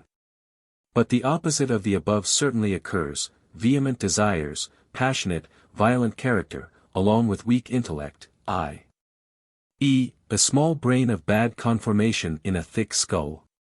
This is a phenomenon as common as it is repulsive, we might perhaps compare it to beetroot. 2. But in order not merely to describe consciousness figuratively, but to know it thoroughly, we have first of all to find out what appears in the same way in every consciousness, and therefore, as the common and constant element, will also be the essential. Then we shall consider what distinguishes one consciousness from another, which accordingly will be the adventitious and secondary element. Consciousness is positively only known to us as a property of animal nature. Therefore we must not, and indeed cannot, think of it otherwise than as animal consciousness, so that this expression is tautological. Now, that which in every animal consciousness, even the most imperfect and the weakest, is always present, nay, lies at its foundation, is an immediate sense of longing, and of the alternate satisfaction and non-satisfaction of it, in very different degrees. This we know to a certain extent a priori. For marvelously different as the innumerable species of animals are, and strange as some new form, never seen before, appears to us, we yet assume beforehand its inmost nature, with perfect certainty, as well known, and indeed fully confided to us. We know that the animal wills, indeed also what it wills, existence, well-being, life, and propagation. And since in this we presuppose with perfect certainty identity with us, we do not hesitate to attribute to it unchanged all the affections of will which we know in ourselves, and speak at once of its desire, aversion, fear, anger, hatred, love, joy, sorrow, longing, and. On the other hand, whenever phenomena of mere knowledge come to be spoken of we fall at once into uncertainty. We do not venture to say that the animal conceives, thinks, judges, knows, we only attribute to it with certainty ideas in general. Because without them its will could not have those emotions referred to above. But with regard to the definite manner of knowing of the brutes and the precise limits of it in a given species, we have only indefinite conceptions, and make conjectures. Hence our understanding with them is also often difficult, and is only brought about by skill, in consequence of experience and practice. Here then lie distinctions of consciousness. On the other hand, a longing, desiring, wishing, or a detesting, shunning, and not wishing, is proper to every consciousness. Man has it in common with the polyp. This is accordingly the essential element in and the basis of every consciousness. The difference of the manifestations of this in the different species of animal beings depends upon the various extension of their sphere of knowledge, in which the motives of those manifestations lie. We understand directly from our own nature all actions and behavior of the brutes which express movements of the will, therefore, so far, we sympathize with them in various ways. On the other hand, the gulf between us and them results simply and solely from the difference of intellect. The gulf which lies between a very sagacious brute and a man of very limited capacity is perhaps not much greater than that which exists between a blockhead and a man of genius. Therefore here also the resemblance between them in another aspect, which springs from the likeness of their inclinations and emotions, and assimilates them again to each other, sometimes appears with surprising prominence, and excites astonishment. This consideration makes it clear that in all animal natures the will is what is primary and substantial, the intellect again is secondary, adventitious, indeed a mere tool for the service of the former, and is more or less complete and complicated, according to the demands of this service. As a species of animals is furnished with hoofs, claws, hands, wings, horns, or teeth according to the aims of its will, so also is it furnished with a more or less developed brain, whose function is the intelligence necessary for its endurance. The more complicated the organization becomes, in the ascending series of animals, the more numerous also are its wants, and the more varied and specially determined the objects which are capable of satisfying them. Hence the more complicated and distant the paths by which these are to be obtained, which must now be all known and found, therefore in the same proportion the ideas of the animal must be more versatile, accurate, definite, and connected. And also its attention must be more highly strung, more sustained, and more easily roused, consequently its intellect must be more developed and perfect. Accordingly we see the organ of intelligence, the cerebral system, together with all the organs of sense, keep pace with the increasing wants and the complication of the organism. And the increase of the part of consciousness that has to do with ideas, as opposed to the willing part, exhibits itself in a bodily form in the ever-increasing proportion of the brain in general to the rest of the nervous system, and of the cerebrum to the cerebellum. For, according to Flowerens, the former is the workshop of ideas, while the latter is the disposer and orderer of movements. The last step which nature has taken in this respect is, however, disproportionately great. For in man not only does the faculty of ideas of perception, which alone existed hitherto, reach the highest degree of perfection, but the abstract idea, thought, i.e., reason, and with it reflection, is added. Through this important advance of the intellect, thus of the secondary part of consciousness, it now gains a preponderance over the primary part, in so far as it becomes henceforward the predominantly active part. While in the brute the immediate sense of its satisfied or unsatisfied desire constitutes by far the most important part of its consciousness, and the more so indeed the lower the grade of the animal. So that the lowest animals are only distinguished from plants by the addition of a dull idea, in man the opposite is the case. Vehement as are his desires, even more vehement than those of any brute, rising to the level of passions, yet his consciousness remains continuously and predominantly occupied and filled with ideas and thoughts. Without doubt this has been the principal occasion of that fundamental error of all philosophers on account of which they make thought that which is essential and primary in the so-called soul, i.e., in the inner or spiritual life of man, always placing it first, but will, as a mere product of thought, they regard as only a subordinate addition in consequence of it. But if willing merely proceeded from knowing, how could the brutes, even the lower grades of them, with so very little knowledge, often show such an unconquerable and vehement will? Accordingly, since that fundamental error of the philosophers makes, as it were, the accident the substance, it leads them into mistaken paths, which there is afterwards no way of getting out of. Now this relative predominance of the knowing consciousness over the desiring, consequently of the secondary part over the primary, which appears in man, may, in particular exceptionally favored individuals, go so far that at the moments of its highest ascendancy, the secondary or knowing part of consciousness detaches itself altogether from the willing part, and passes into free activity for itself, i.e., untouched by the will, and consequently no longer serving it. Thus it becomes purely objective, and the clear mirror of the world, and from it the conceptions of genius then arise, which are the subject of our third book. 3. If we run through the series of grades of animals downwards, we see the intellect always becoming weaker and less perfect, but we by no means observe a corresponding degradation of the will. Rather it retains everywhere its identical nature and shows itself in the form of great attachment to life, care for the individual and the species, egoism and regardlessness of all others, together with the emotions that spring from these.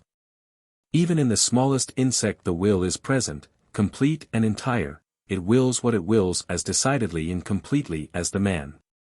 The difference lies merely in what it wills, i.e., in the motives, which, however, are the affair of the intellect. It indeed, as the secondary part of consciousness, and bound to the bodily organism, has innumerable degrees of completeness, and is in general essentially limited and imperfect. The will, on the contrary, as original and the thing in itself, can never be imperfect, but every act of will is all that it can be. On account of the simplicity which belongs to the will as the thing in itself, the metaphysical in the phenomenon, its nature admits of no degrees, but is always completely itself. Only its excitement has degrees, from the weakest inclination to the passion, and also its susceptibility to excitement, thus its vehemence from the phlegmatic to the choleric temperament.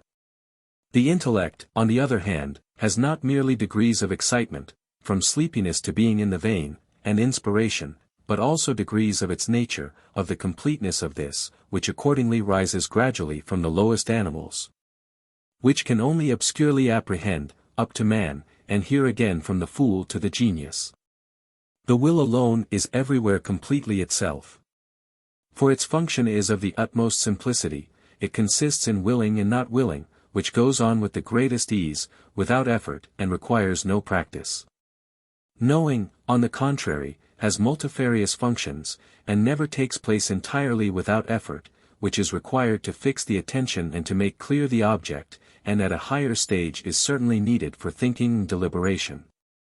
Therefore it is also capable of great improvement through exercise and education. If the intellect presents a simple, perceptible object to the will, the latter expresses at once its approval or disapproval of it, and this even if the intellect has laboriously inquired and pondered, in order from numerous data, by means of difficult combinations, ultimately to arrive at the conclusion as to which of the two seems to be most in conformity with the interests of the will. The latter has meanwhile been idly resting, and when the conclusion is arrived at it enters, as the Sultan enters the divan, merely to express again its monotonous approval or disapproval, which certainly may vary in degree, but in its nature remains always the same. This fundamentally different nature of the will and the intellect, the essential simplicity and originality of the former, in contrast to the complicated and secondary character of the latter, becomes still more clear to us if we observe their remarkable interaction within us, and now consider in the particular case, how the images and thoughts which arise in the intellect move the will, and how entirely separated and different are the parts which the two play. We can indeed perceive this even in actual events which excite the will in a lively manner, while primarily and in themselves they are merely objects of the intellect. But, on the one hand, it is here not so evident that this reality primarily existed only in the intellect. And, on the other hand, the change does not generally take place so rapidly as is necessary if the thing is to be easily surveyed, and thereby become thoroughly comprehensible. Both of these conditions, however, are fulfilled if it is merely thoughts and fantasies which we allow to act on the will. If, for example, alone with ourselves, we think over our personal circumstances, and now perhaps vividly present to ourselves the menace of an actually present danger and the possibility of an unfortunate issue, anxiety at once compresses the heart, and the blood ceases to circulate in the veins.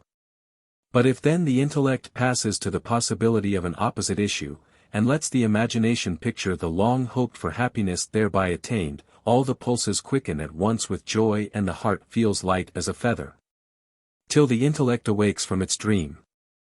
Thereupon, suppose that an occasion should lead the memory to an insult or injury once suffered long ago, at once anger and bitterness pour into the breast that was but now at peace.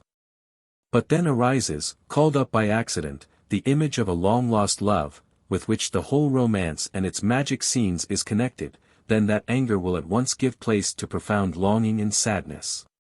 Finally, if there occurs to us some former humiliating incident, we shrink together, would like to sink out of sight, blush with shame, and often try forcibly to distract and divert our thoughts by some loud exclamation, as if to scare some evil spirit. One sees, the intellect plays, and the will must dance to it. Indeed, the intellect makes the will play the part of a child which is alternately thrown at pleasure into joyful or sad moods by the chatter and tales of its nurse. This depends upon the fact that the will is itself without knowledge, and the understanding which is given to it is without will. Therefore the former is like a body which is moved, the latter like the causes which set it in motion, for it is the medium of motives. Yet in all this the primacy of the will becomes clear again, if this will, which, as we have shown, becomes the sport of the intellect as soon as it allows the latter to control it, once makes its supremacy in the last instance felt by prohibiting the intellect from entertaining certain ideas, absolutely preventing certain trains of thought from arising, because it knows, i.e., learns from that very intellect, that they would awaken in it some one of the emotions set forth above. It now bridles the intellect, and compels it to turn to other things. Hard as this often may be, it must yet be accomplished as soon as the will is in earnest about it, for the resistance in this case does not proceed from the intellect, which always remains indifferent, but from the will itself, which in one respect has an inclination towards an idea that in another respect it abhors. It is in itself interesting to the will simply because it excites it. But at the same time abstract knowledge tells it that this idea will aimlessly cause it a shock of painful or unworthy emotion. It now decides in conformity with this abstract knowledge, and compels the obedience of the intellect. This is called, being master of oneself. Clearly the master here is the will, the servant the intellect, for in the last instance the will always keeps the upper hand, and therefore constitutes the true core, the inner being of man. In this respect the title eta gamma epsilon mu omicron nu iota kappa omicron nu would belong to the will, yet it seems, on the other hand, to apply to the intellect, because it is the leader and guide, like the valet de place who conducts a stranger.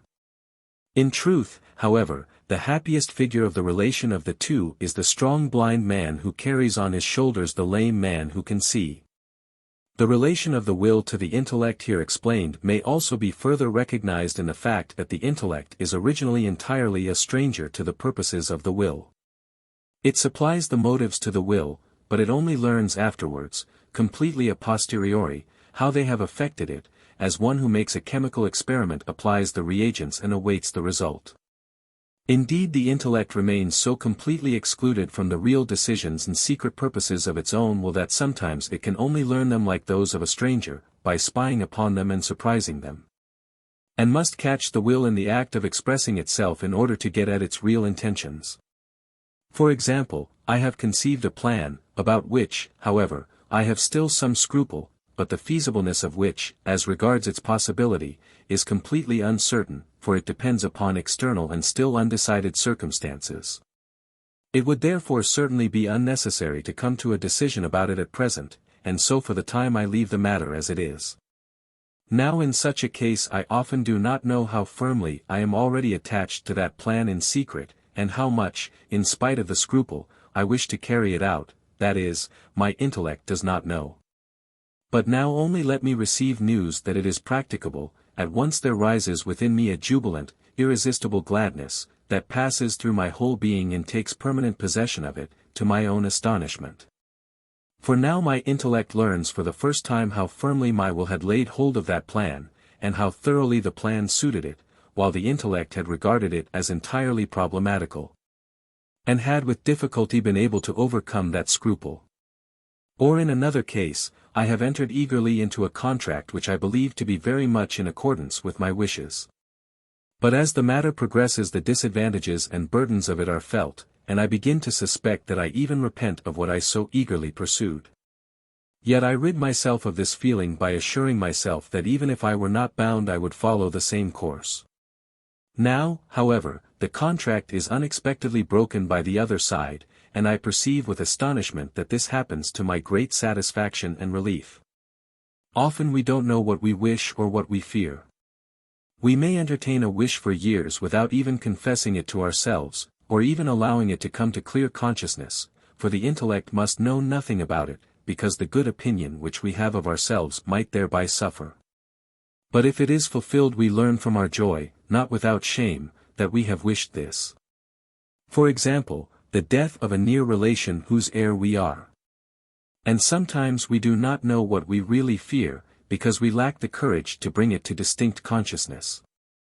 Indeed, we are often in error as to the real motive from which we have done something or left it undone, till at last perhaps an accident discovers to us the secret, and we know that what we have held to be the motive was not the true one, but another which we had not wished to confess to ourselves, because it by no means accorded with the good opinion we entertained of ourselves.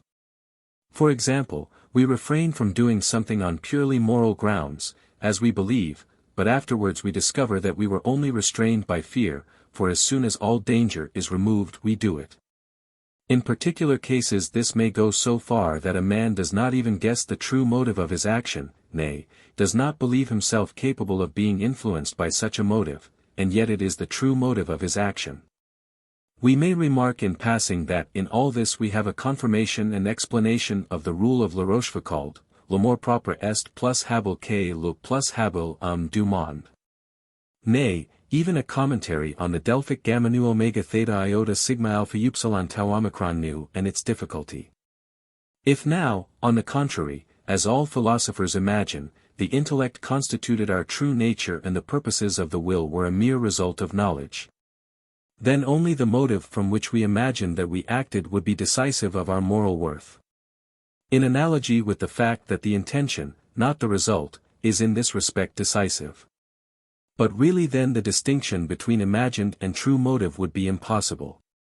Thus all cases here set forth, to which every one who pays attention may observe analogous cases in himself, show us how the intellect is so strange to the will that it is sometimes even mystified by it, for it indeed supplies it with motives, but does not penetrate into the secret workshop of its purposes. It is indeed a confidant of the will, but a confidant that is not told everything. This is also further confirmed by the fact, which almost every one will sometime have the opportunity of observing in himself, that sometimes the intellect does not thoroughly trust the will. If we have formed some great and bold purpose, which as such is yet really only a promise made by the will to the intellect, there often remains within us a slight unconfessed doubt whether we are quite in earnest about it. Whether in carrying it out we will not waver or draw back, but will have sufficient firmness and persistency to fulfill it. It therefore requires the deed to convince us ourselves of the sincerity of the purpose. All these facts prove the absolute difference of the will and the intellect, the primacy of the former and the subordinate position of the latter. 4. The intellect becomes tired, the will is never tired. After sustained work with the head we feel the tiredness of the brain, just like that of the arm after sustained bodily work. All knowing is accompanied with effort. Willing, on the contrary, is our very nature, whose manifestations take place without any weariness and entirely of their own accord. Therefore, if our will is strongly excited, as in all emotions, thus in anger, fear, desire, grief, and we are now called upon to know, perhaps with the view of correcting the motives of that emotion. The violence which we must do ourselves for this purpose is evidence of the transition from the original natural activity proper to ourselves to the derived, indirect, and forced activity. For the will alone is alpha upsilon tau omicron mu alpha tau omicron, and therefore alpha kappa alpha mu alpha tau omicron kappa alpha iota alpha gamma eta rho alpha tau omicron eta mu alpha tau alpha pi alpha nu tau alpha, lassitudinis e senii expers in sempiternum. It alone is active without being called upon, and therefore often too early and too much, and it knows no weariness. Infants who scarcely show the first weak trace of intelligence are already full of self-will. Through unlimited, aimless roaring and shrieking they show the pressure of will with which they swell, while their willing has yet no object, i.e., they will without knowing what they will. What Cabanis has observed is also in point here, tout ces passions, que se succèdent d'une manière si rapide, et se penant avec tant de naïveté, sur le visage mobile d'enfant. Tandis que les faibles muscles de leurs bras et de leurs jambes savent encore à peine former quelques mouvements indices. Les muscles de la face expérimentent déjà par de mouvements distincts presque toute la suite de affections générales propres à la nature humaine, et l'observateur attentif reconnaît facilement dans ce tableau les traits caractéristiques de l'homme futur, Reports du physique et moral. Volume I, page 123. The intellect, on the contrary, develops slowly, following the completion of the brain and the maturity of the whole organism, which are its conditions, just because it is merely a somatic function. It is because the brain attains its full size in the 7th year that from that time forward children become so remarkably intelligent, inquisitive, and reasonable. But then comes puberty. To a certain extent it affords a support to the brain, or a resounding board, and raises the intellect at once by a large step, as it were by an octave, corresponding to the lowering of the voice by that amount. But at once the animal desires and passions that now appear resist the reasonableness that has hitherto prevailed and to which they have been added. Further evidence is given of the indefatigable nature of the will by the fault which is, more or less, peculiar to all men by nature, and is only overcome by education, precipitation. It consists in this, that the will hurries to its work before the time. This work is the purely active and executive part, which ought only to begin when the explorative and deliberative part, thus the work of knowing, has been completely and thoroughly carried out. But this time is seldom waited for. Scarcely are a few data concerning the circumstances before us, or the event that has occurred, or the opinion of others conveyed to us, superficially comprehended and hastily gathered together by knowledge. Then from the depths of our being the will, always ready and never weary, comes forth unasked, and shows itself as terror, fear, hope, joy, desire, envy, grief, zeal, anger, or courage, and leads to rash words and deeds, which are generally followed by repentance when time has taught us that the hegemonicon, the intellect, has not been able to finish half its work of comprehending the circumstances, reflecting on their connection, and deciding what is prudent. Because the will did not wait for it, but sprang forward long before its time with, "Now it is my turn," and at once began the active work, without the intellect being able to resist, as it is a mere slave and bondman of the will, and not, like it, alpha upsilon tau omicron mu alpha tau omicron, nor active from its own power and its own impulse. Therefore it is easily pushed aside and silenced by a nod of the will, while on its part it is scarcely able, with the greatest efforts, to bring the will even to a brief pause, in order to speak. This is why the people are so rare, and are found almost only among Spaniards, Turks, and perhaps Englishmen, who even under circumstances of provocation keep the head uppermost. Imperturbably proceed to comprehend and investigate the state of affairs, and when others would already be beside themselves, con mucho sosiego, still ask further questions. Which is something quite different from the indifference founded upon apathy and stupidity of many Germans and Dutchmen.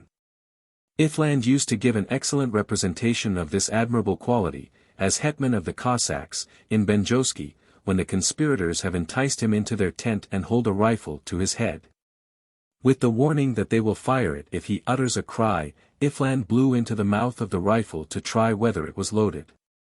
Of 10 things that annoy us, 9 would not be able to do so if we understood them thoroughly in their causes, and therefore knew their necessity and true nature. But we would do this much oftener if we made them the object of reflection before making them the object of wrath and indignation.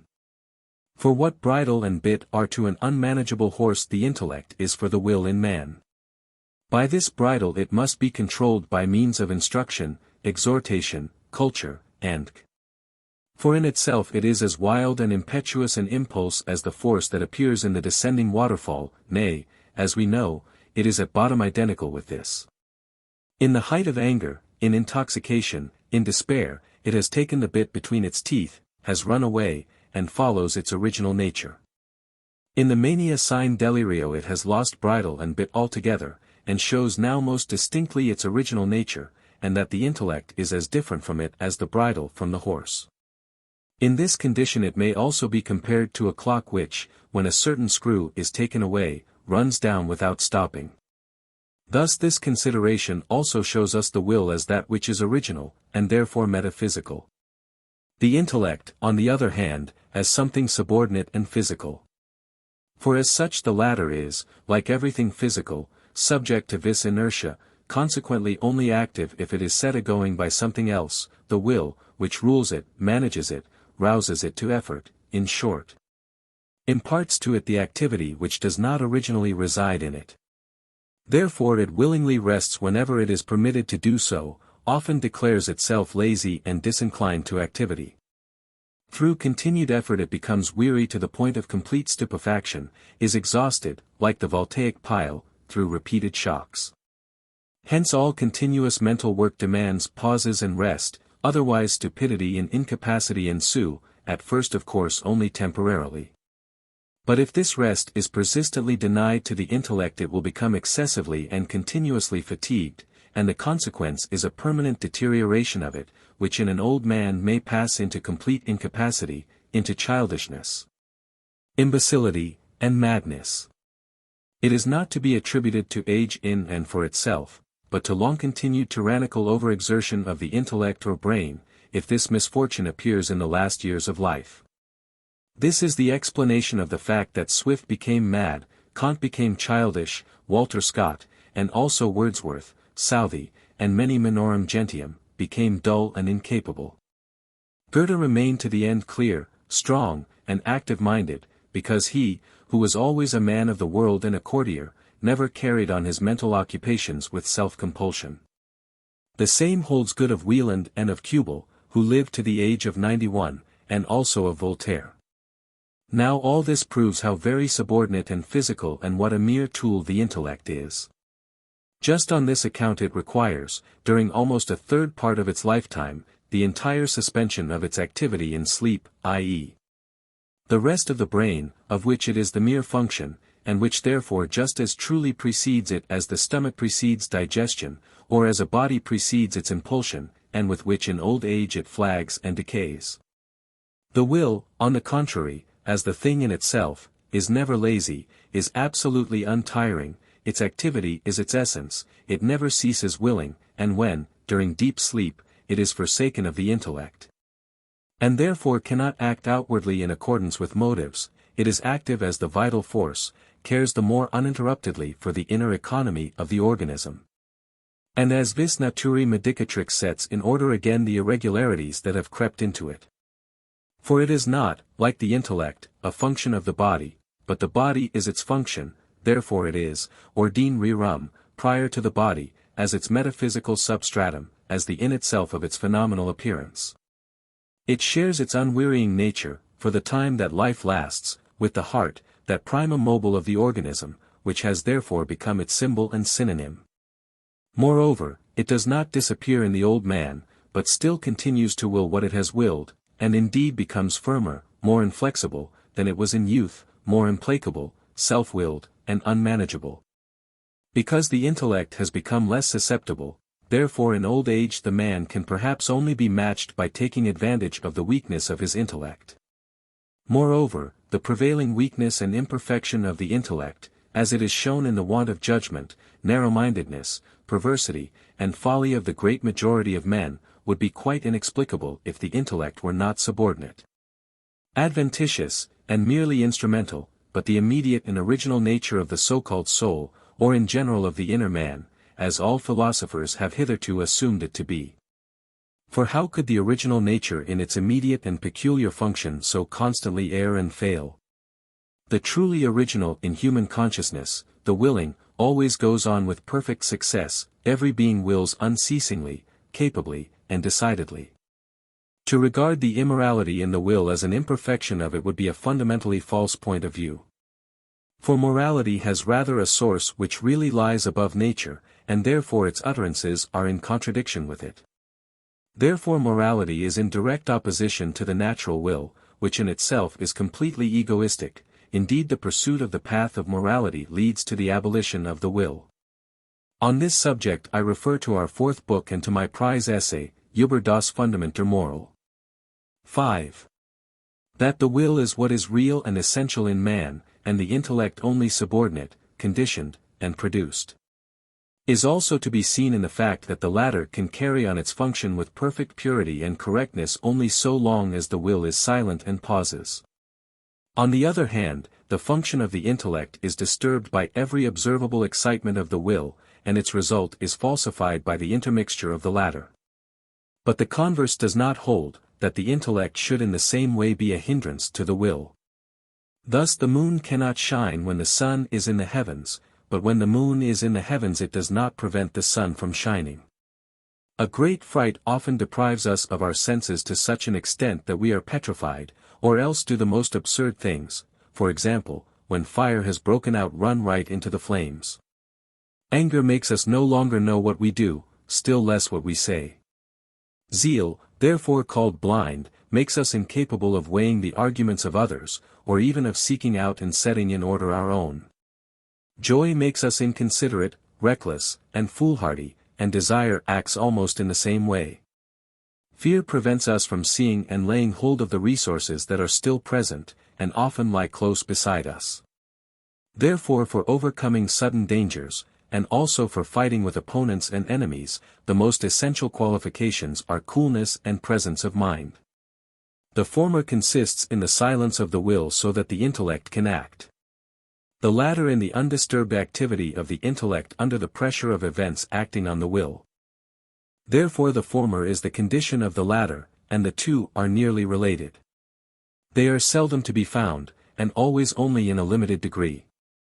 But they are of inestimable advantage, because they permit the use of the intellect just at those times when we stand most in need of it, and therefore confer decided superiority. He who is without them only knows what he should have done or said when the opportunity has passed. It is very appropriately said of him who is violently moved, i.e., whose will is so strongly excited that it destroys the purity of the function of the intellect, he is disarmed, for the correct knowledge of the circumstances and relations is our defense and weapon in the conflict with things and with men. In this sense Balthazar Gracian says, "Es la passion enemiga declarada de la cordura," passion is the declared enemy of prudence. If now the intellect were not something completely different from the will, but, as has been hitherto supposed, knowing and willing had the same root, and were equally original functions of an absolutely simple nature. Then with the rousing and heightening of the will, in which the emotion consists, the intellect would necessarily also be heightened. But, as we have seen, it is rather hindered and depressed by this, whence the ancients called emotion animi perturbatio. The intellect is really like the reflecting surface of water, but the water itself is like the will, whose disturbance therefore at once destroys the clearness of that mirror and the distinctness of its images. The organism is the will itself, is embodied will, i.e., will objectively perceived in the brain. Therefore many of its functions, such as respiration, circulation, secretion of bile, and muscular power, are heightened and accelerated by the pleasurable, and in general the healthy, emotions. The intellect, on the other hand, is the mere function of the brain, which is only nourished and supported by the organism as a parasite. Therefore every perturbation of the will, and with it of the organism, must disturb and paralyze the function of the brain, which exists for itself and for no other wants than its own, which are simply rest and nourishment. But this disturbing influence of the activity of the will upon the intellect can be shown, not only in the perturbations brought about by emotions, but also in many other, more gradual, and therefore more lasting falsifications of thought by our inclinations. Hope makes us regard what we wish, and fear what we are apprehensive of, as probable and near, and both exaggerate their object. Plato, according to Aelian, vh. 13:28, very beautifully called hope the dream of the waking. Its nature lies in this, that the will, when its servant the intellect is not able to produce what it wishes, obliges it at least to picture it before it, in general to undertake the role of comforter, to appease its lord with fables, as a nurse a child, and so to dress these out that they gain an appearance of likelihood. Now in this the intellect must do violence to its own nature, which aims at the truth, for it compels it, contrary to its own laws, to regard as true things which are neither true nor probable, and often scarcely possible, only in order to appease, quiet, and send to sleep for a while the restless and unmanageable will.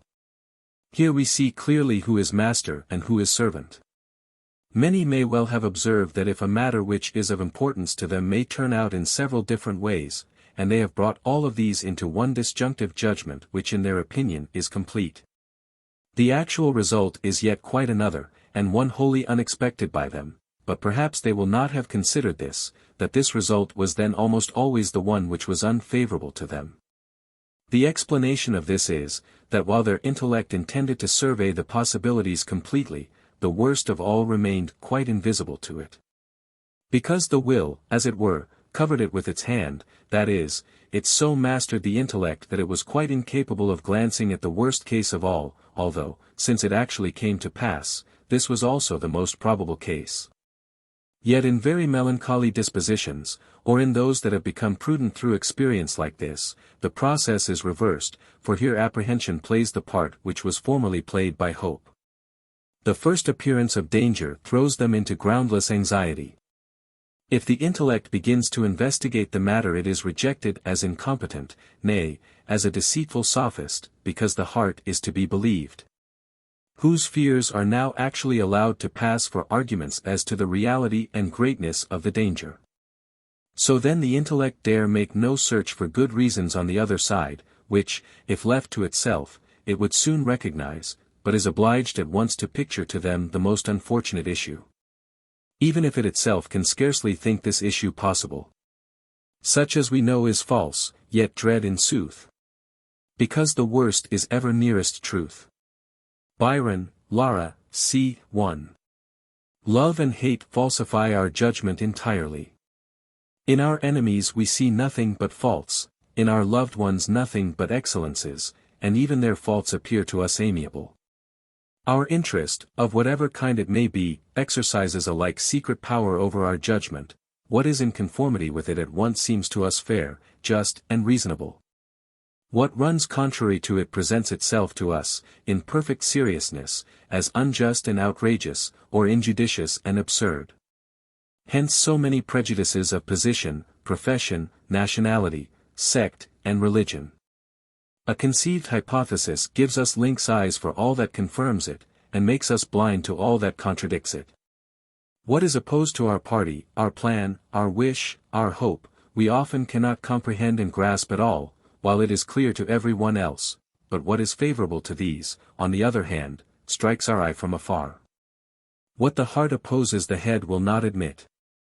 We firmly retain many errors all through life, and take care never to examine their ground, merely from a fear, of which we ourselves are conscious, that we might make the discovery that we had so long believed and so often asserted what is false. Thus then is the intellect daily befooled and corrupted by the impositions of inclination. This has been very beautifully expressed by Bacon of Verulam in the words, Intellectus luminus sici non est. Sed recipit infusionum a voluntate eti effectibus, id quod generat ad quod vult scientias, quod enim vult homo, id podius credit. Innumerus modis, aisc interdum imperceptibilibus, affectus intellectum imbuit et inficit, org November, I. 14. Clearly it is also this that opposes all new fundamental opinions in the sciences and all refutations of sanctioned errors, for one will not easily see the truth of that which convicts one of incredible want of thought. It is explicable, on this ground alone, that the truths of Goethe's doctrine of colors, which are so clear and simple, are still denied by the physicists. And thus Goethe himself has had to learn what a much harder position one has if one promises men instruction than if one promises them amusement. Hence it is much more fortunate to be born a poet than a philosopher. But the more obstinately an error was held by the other side, the more shameful does the conviction afterwards become. In the case of an overthrown system, as in the case of a conquered army, the most prudent is he who first runs away from it. A trifling and absurd, but striking example of that mysterious and immediate power which the will exercises over the intellect, is the fact that in doing accounts we make mistakes much oftener in our own favor than to our disadvantage. And this without the slightest dishonest intention, merely from the unconscious tendency to diminish our debit and increase our credit. Lastly, the fact is also in point here, that when advice is given the slightest aim or purpose of the adviser generally outweighs his insight, however great it may be. Therefore we dare not assume that he speaks from the latter when we suspect the existence of the former.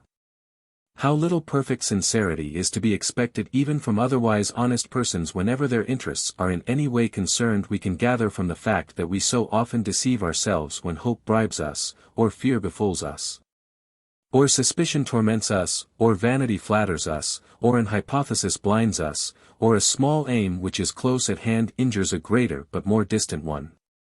For in this we see the direct and unconscious disadvantageous influence of the will upon knowledge. Accordingly it ought not to surprise us if in asking advice the will of the person asked directly dictates the answer even before the question could penetrate to the forum of his judgment. I wish in a single word to point out here what will be fully explained in the following book, that the most perfect knowledge, thus the purely objective comprehension of the world, i.e., the comprehension of genius, is conditioned by a silence of the will so profound that while it lasts even the individuality vanishes from consciousness and the man remains as the pure subject of knowing, which is the correlative of the idea. The disturbing influence of the will upon the intellect, which is proved by all these phenomena, and, on the other hand, the weakness and frailty of the latter, on account of which it is incapable of working rightly whenever the will is in any way moved, gives us then another proof that the will is the radical part of our nature, and acts with original power, while the intellect, as adventitious and in many ways conditioned, can only act in a subordinate and conditional manner. There is no direct disturbance of the will by the intellect corresponding to the disturbance and clouding of knowledge by the will that has been shown.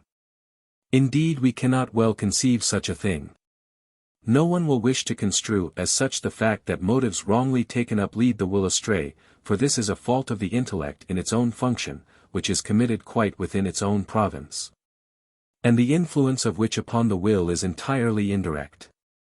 It would be plausible to attribute irresolution to this, for in its case, through the conflict of the motives which the intellect presents to the will, the latter is brought to a standstill, thus is hindered. But when we consider it more closely, it becomes very clear that the cause of this hindrance does not lie in the activity of the intellect as such, but entirely in external objects which are brought about by it. For in this case they stand in precisely such a relation to the will, which is here interested, that they draw it with nearly equal strength in different directions. This real cause merely acts through the intellect as the medium of motives, though certainly under the assumption that it is keen enough to comprehend the objects in their manifold relations. Irresolution, as a trait of character, is just as much conditioned by qualities of the will as of the intellect. It is certainly not peculiar to exceedingly limited minds, for their weak understanding does not allow them to discover such manifold qualities and relations in things, and moreover is so little fitted for the exertion of reflection and pondering these, and then the probable consequences of each step, that they rather decide at once according to the first impression, or according to some simple rule of conduct. The converse of this occurs in the case of persons of considerable understanding. Therefore, whenever such persons also possess a tender care for their own well-being, i.e., a very sensitive egoism, which constantly desires to come off well and always to be safe, this introduces a certain anxiety at every step, and thereby irresolution. This quality therefore indicates throughout not a want of understanding but a want of courage.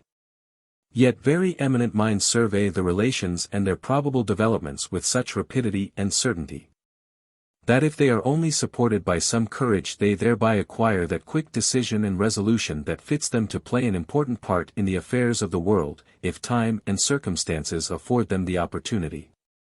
The only decided, direct restriction and disturbance which the will can suffer from the intellect as such may indeed be the quite exceptional one, which is the consequence of an abnormally preponderating development of the intellect.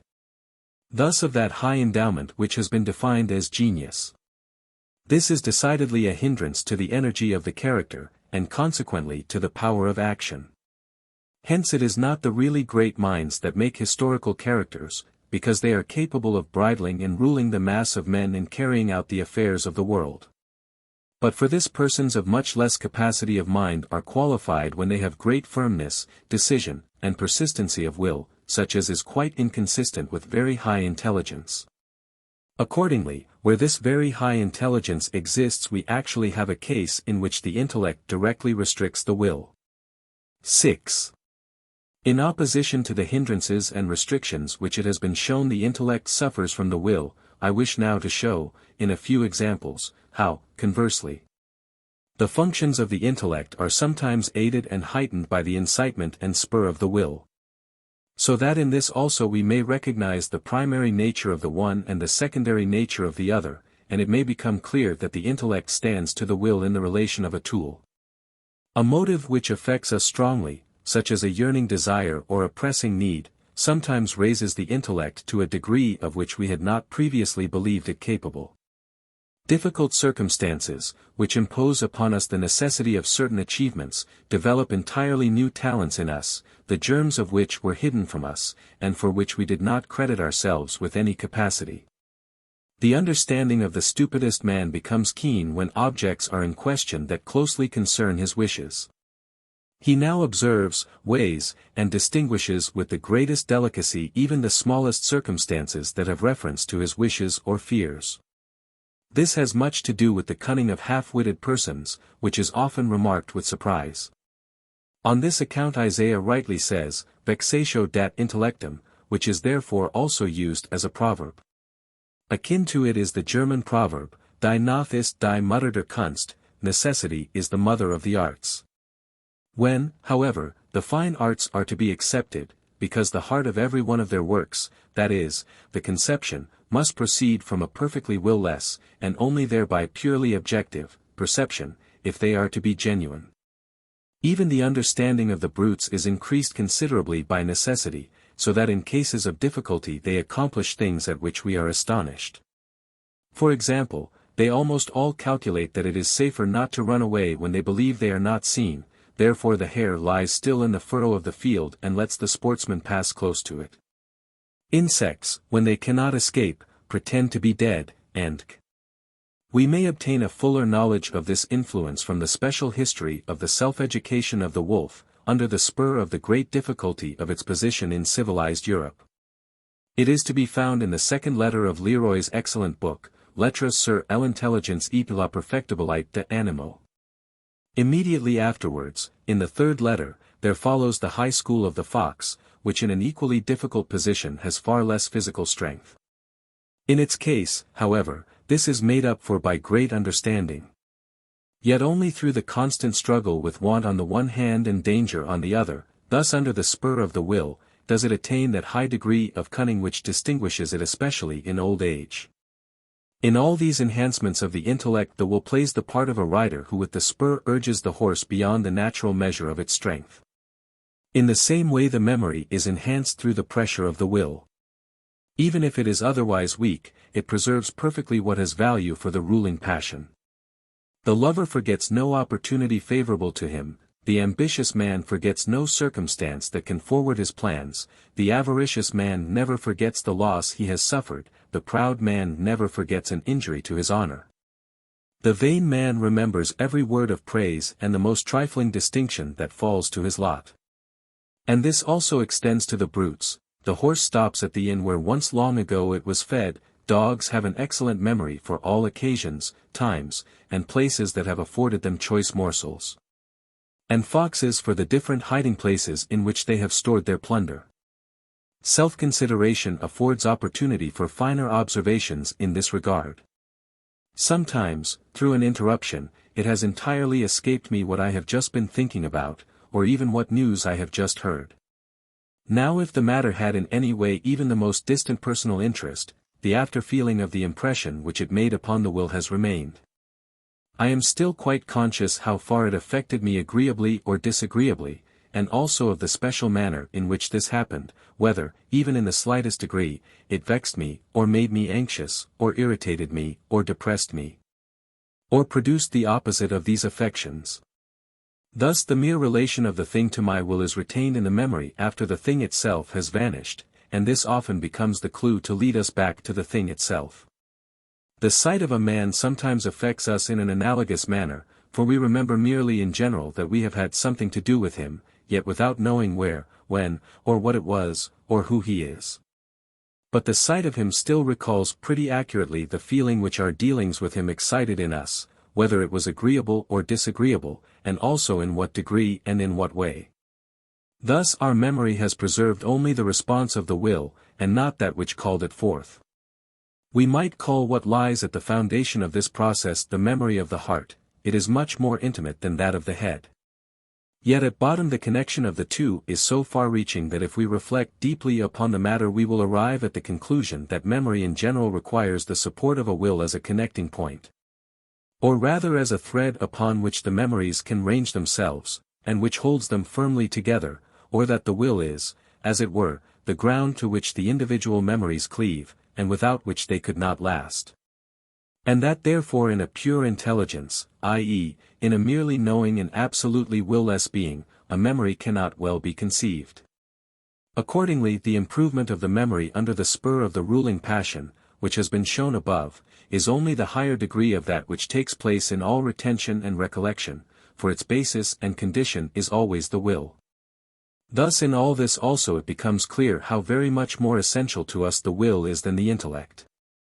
The following facts may also serve to confirm this. The intellect often obeys the will.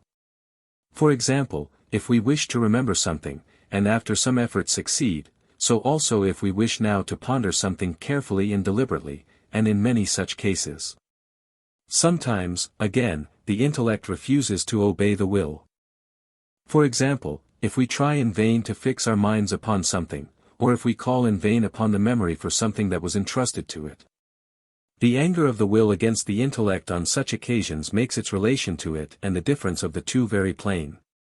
Indeed the intellect, vexed by this anger, sometimes officiously brings what was asked of it hours afterwards, or even the following morning, quite unexpectedly and unseasonably. On the other hand, the will never really obeys the intellect. But the latter is only the ministerial counsel of that sovereign. It presents all kinds of things to the will, which then selects what is in conformity with its nature, though in doing so it determines itself with necessity, because this nature is unchangeable and the motives now lie before it. Hence no system of ethics is possible which molds and improves the will itself. For all teaching only affects knowledge, and knowledge never determines the will itself, i.e., the fundamental character of willing, but only its application to the circumstances present. Rectified knowledge can only modify conduct so far as it proves more exactly and judges more correctly what objects of the will's choice are within its reach. So that the will now measures its relation to things more correctly, sees more clearly what it desires, and consequently is less subject to error in its choice. But over the will itself, over the main tendency or fundamental maxim of it, the intellect has no power. To believe that knowledge really and fundamentally determines the will is like believing that the lantern which a man carries by night is the primum mobile of his steps. Whoever, taught by experience or the admonitions of others, knows and laments a fundamental fault of his character, firmly and honestly forms the intention to reform and give it up. But in spite of this, on the first opportunity, the fault receives free course. New repentance, new intentions, new transgressions. When this has been gone through several times he becomes conscious that he cannot improve himself, that the fault lies in his nature and personality, indeed is one with this. Now he will blame and curse his nature and personality, will have a painful feeling, which may rise to anguish of consciousness, but to change these he is not able.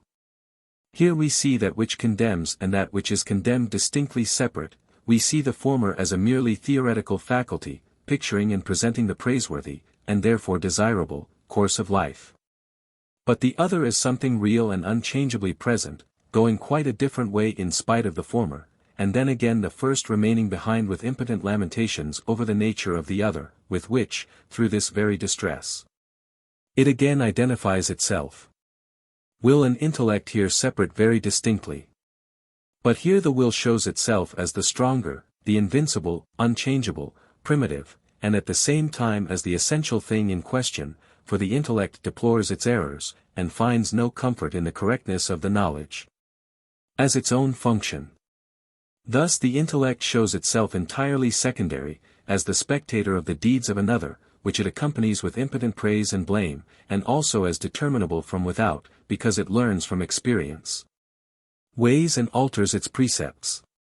Special illustrations of this subject will be found in the Perurga, Volume 2.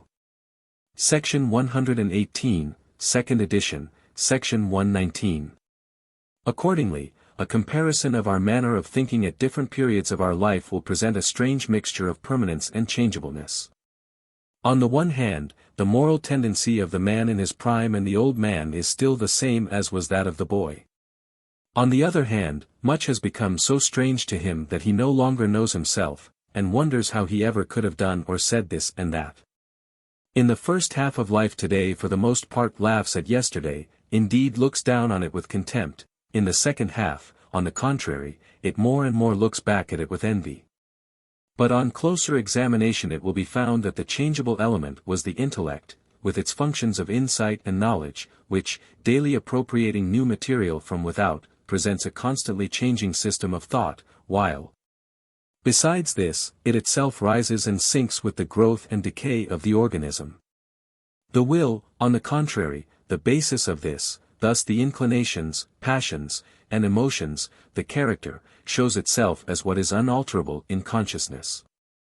Yet we have to take account of the modifications that depend upon physical capacities for enjoyment, and hence upon age.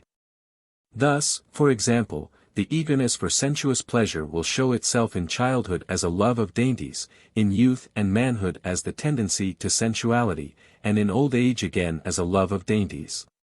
7. If, as is generally assumed, the will proceeded from knowledge, as its result or product, then where there is much will there would necessarily also be much knowledge, insight, and understanding. This, however, is absolutely not the case. Rather, we find in many men a strong, i.e., decided, resolute, persistent, unbending, wayward, and vehement will, combined with a very weak and incapable understanding, so that every one who has to do with them is thrown into despair. For their will remains inaccessible to all reasons and ideas, and is not to be got at, so that it is hidden, as it were, in a sack, out of which it wills blindly. Brutes have often violent, often stubborn wills, but yet very little understanding. Finally, plants only will without any knowledge at all. If willing sprang merely from knowledge, our anger would necessarily be in every case exactly proportionate to the occasion, or at least to our relation to it, for it would be nothing more than the result of the present knowledge. This, however, is rarely the case, rather, anger generally goes far beyond the occasion. Our fury and rage, the furor brevis, often upon small occasions, and without error regarding them, is like the raging of an evil spirit which, having been shut up, only waits its opportunity to dare to break loose. And now rejoices that it has found it. This could not be the case if the foundation of our nature were a knower, and willing were merely a result of knowledge, for how came there into the result what did not lie in the elements? The conclusion cannot contain more than the premises. Thus here also the will shows itself as of a nature quite different from knowledge, which only serves it for communication with the external world. But then the will follows the laws of its own nature without taking from the intellect anything but the occasion. The intellect, as the mere tool of the will, is as different from it as the hammer from the smith. So long as in a conversation the intellect alone is active it remains cold. It is almost as if the man himself were not present. Moreover, he cannot then, properly speaking, compromise himself, but at the most can make himself ridiculous. Only when the will comes into play is the man really present. Now he becomes warm, nay, it often happens, hot. It is always the will to which we ascribe the warmth of life. On the other hand, we say the cold understanding, or to investigate a thing coolly, i.e., to think without being influenced by the will. If we attempt to reverse the relation, and to regard the will as the tool of the intellect, it is as if we made the smith the tool of the hammer. Nothing is more provoking, when we are arguing against a man with reasons and explanations, and taking all pains to convince him, under the impression that we have only to do with his understanding. Then to discover at last that he will not understand. That thus we had to do with his will, which shuts itself up against the truth and brings into the field willful misunderstandings, chicaneries, and sophisms in order to entrench itself behind its understanding and its pretended want of insight. Then he is certainly not to be got at, for reasons and proofs applied against the will are like the blows of a phantom produced by mirrors against a solid body. Hence the saying so often repeated, stat pro ration voluntas. Sufficient evidence of what has been said is afforded by ordinary life. But unfortunately proofs of it are also to be found on the path of the sciences. The recognition of the most important truths, of the rarest achievements, will be looked for in vain from those who have an interest in preventing them from being accepted. An interest which either springs from the fact that such truths contradict what they themselves daily teach, or else from this, that they dare not make use of them and teach them. Or if all this be not the case, they will not accept them, because the watchword of mediocrity will always be, si quelqu'un excel parmi nous, tu il excellers. As Helvetius has admirably rendered the saying of the Ephesian in the 5th book of Cicero's Tusculani, c. 36, or as a saying of the Abyssinian Fiterari puts it, among quartz's adamant is outlawed. Thus whoever expects from this always numerous band a just estimation of what he has done will find himself very much deceived, and perhaps for a while he will not be able to understand their behavior. Till at last he finds out that while he applied himself to knowledge he had to do with the will, thus is precisely in the position described above, nay, is really like a man who brings his case before a court the judges of which have all been bribed. Yet in particular cases he will receive the fullest proof that their will and not their insight opposed him, when one or other of them makes up his mind to plagiarism. Then he will see with astonishment what good judges they are, what correct perception of the merit of others they have, and how well they know how to find out the best, like the sparrows, who never miss the ripest cherries. The counterpart of the victorious resistance of the will to knowledge here set forth appears if in expounding our reasons and proofs we have the will of those addressed with us. Then all are at once convinced, all arguments are telling, and the matter is at once clear as the day. This is well known to popular speakers. In the one case, as in the other, the will shows itself as that which has original power, against which the intellect can do nothing. 8. But now we shall take into consideration the individual qualities, thus excellences and faults of the will and character on the one hand, and of the intellect on the other, in order to make clear, in their relation to each other, and their relative worth, the complete difference of the two fundamental faculties. History and experience teach that the two appear quite independently of each other. That the greatest excellence of mind will not easily be found combined with equal excellence of character is sufficiently explained by the extraordinary rarity of both, while their opposites are everywhere the order of the day. Hence we also daily find the latter in union. However, we never infer a good will from a superior mind, nor the latter from the former, nor the opposite from the opposite, but every unprejudiced person accepts them as perfectly distinct qualities, the presence of which each for itself has to be learned from experience. Great narrowness of mind may coexist with great goodness of heart, and I do not believe Balthazar Gratian was right in saying, Discreto, p. 406, no I simple, que no si malicioso, there is no simpleton who would not be malicious, though he has the Spanish proverb in his favor, nunca la necedad anduvo sin malicia, stupidity is never without malice. Yet it may be that many stupid persons become malicious for the same reason as many hunchbacks, from bitterness on account of the neglect they have suffered from nature. And because they think they can occasionally make up for what they lack in understanding through malicious cunning, seeking in this a brief triumph. From this, by the way, it is also comprehensible why almost every one easily becomes malicious in the presence of a very superior mind. On the other hand, again, stupid people have very often the reputation of special good-heartedness, which yet so seldom proves to be the case that I could not help wondering how they had gained it. Till I was able to flatter myself that I had found the key to it in what follows.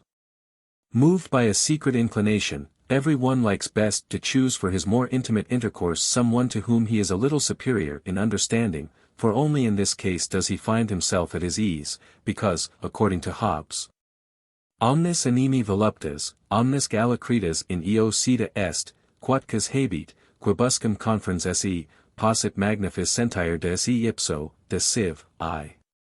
5. For the same reason every one avoids him who is superior to himself, wherefore Lichtenberg quite rightly observes, to certain men a man of mind is a more odious production than the most pronounced rogue. And similarly Helvetius says, les gens mediocres ont un instinct sur et prompt, pour connaître et fuir les gens d'esprit. Ndr. Johnson assures us that, there is nothing by which a man exasperates most people more than by displaying a superior ability of brilliancy in conversation. They seem pleased at the time, but their envy makes them curse him in their hearts. Boswell. A.E.T. Anno 74. In order to bring this truth, so universal and so carefully concealed, more relentlessly to light, I add the expression of it by Merck, the celebrated friend of Goethe's youth.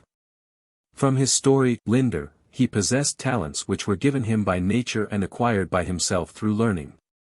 And thus it happened that in most society he left the worthy members of it far behind. If, in the moment of delight at the sight of an extraordinary man, the public swallows these superiorities also, without actually at once putting a bad construction upon them, yet a certain impression of this phenomenon remains behind, which, if it is often repeated, may on serious occasions have disagreeable future consequences for him who is guilty of it. Without anyone consciously noting that on this occasion he was insulted, no one is sorry to place himself tacitly in the way of the advancement of this man. Thus on this account great mental superiority isolates more than anything else, and makes one, at least silently, hated. Now it is the opposite of this that makes stupid people so generally liked. Especially since many can only find in them what, according to the law of their nature referred to above, they must seek. Yet this the true reason of such an inclination no one will confess to himself, still less to others.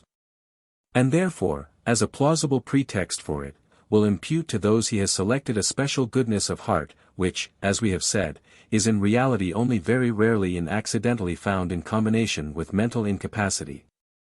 Want of understanding is accordingly by no means favorable or akin to goodness of character. But, on the other hand, it cannot be asserted that great understanding is so, nay, rather, no scoundrel has in general been without it. Indeed even the highest intellectual eminence can coexist with the worst moral depravity. An example of this is afforded by Bacon of Verulam. Ungrateful, filled with the lust of power, wicked and base, he at last went so far that, as Lord Chancellor and the highest judge of the realm, he frequently allowed himself to be bribed in civil actions. Impeached before his peers, he confessed himself guilty, was expelled by them from the House of Lords, and condemned to a fine of £40,000 and imprisonment in the Tower. See the review of the latest edition of Bacon's works in the Edinburgh Review, August 1837. Hence also Pope called him, the wisest, brightest, meanest of mankind, Essay on Man, 4. 282. A similar example is afforded by the historian Guicciardini, of whom Rossini says in the Notizie Storiche, drawn from good contemporary sources, which is given in his historical romance, Luisa Strozzi, de Coloro.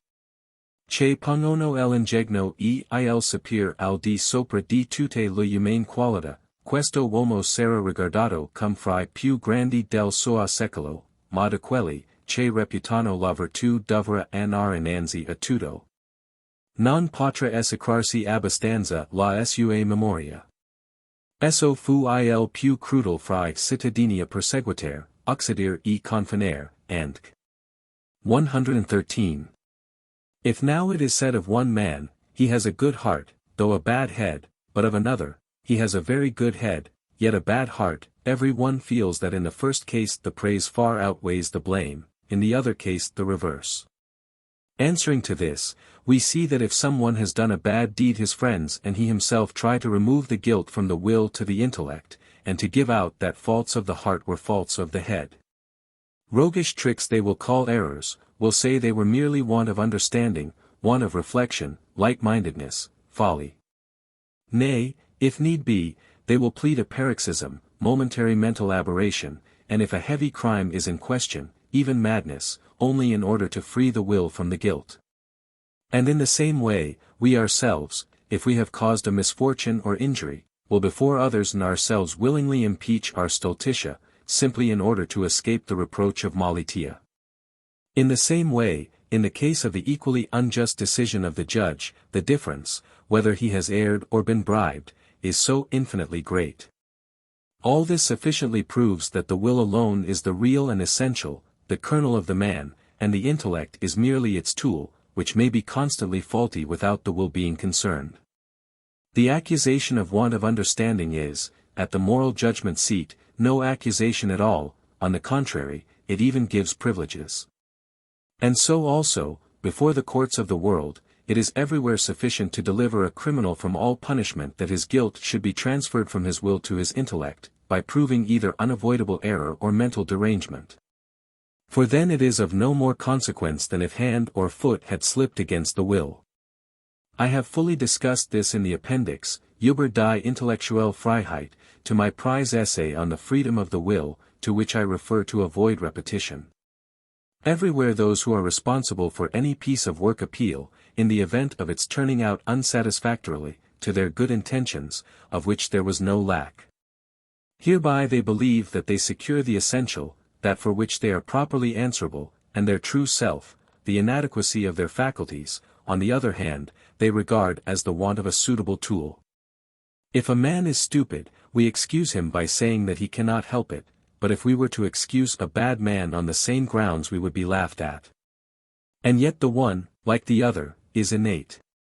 This proves that the will is the man proper, the intellect merely its tool.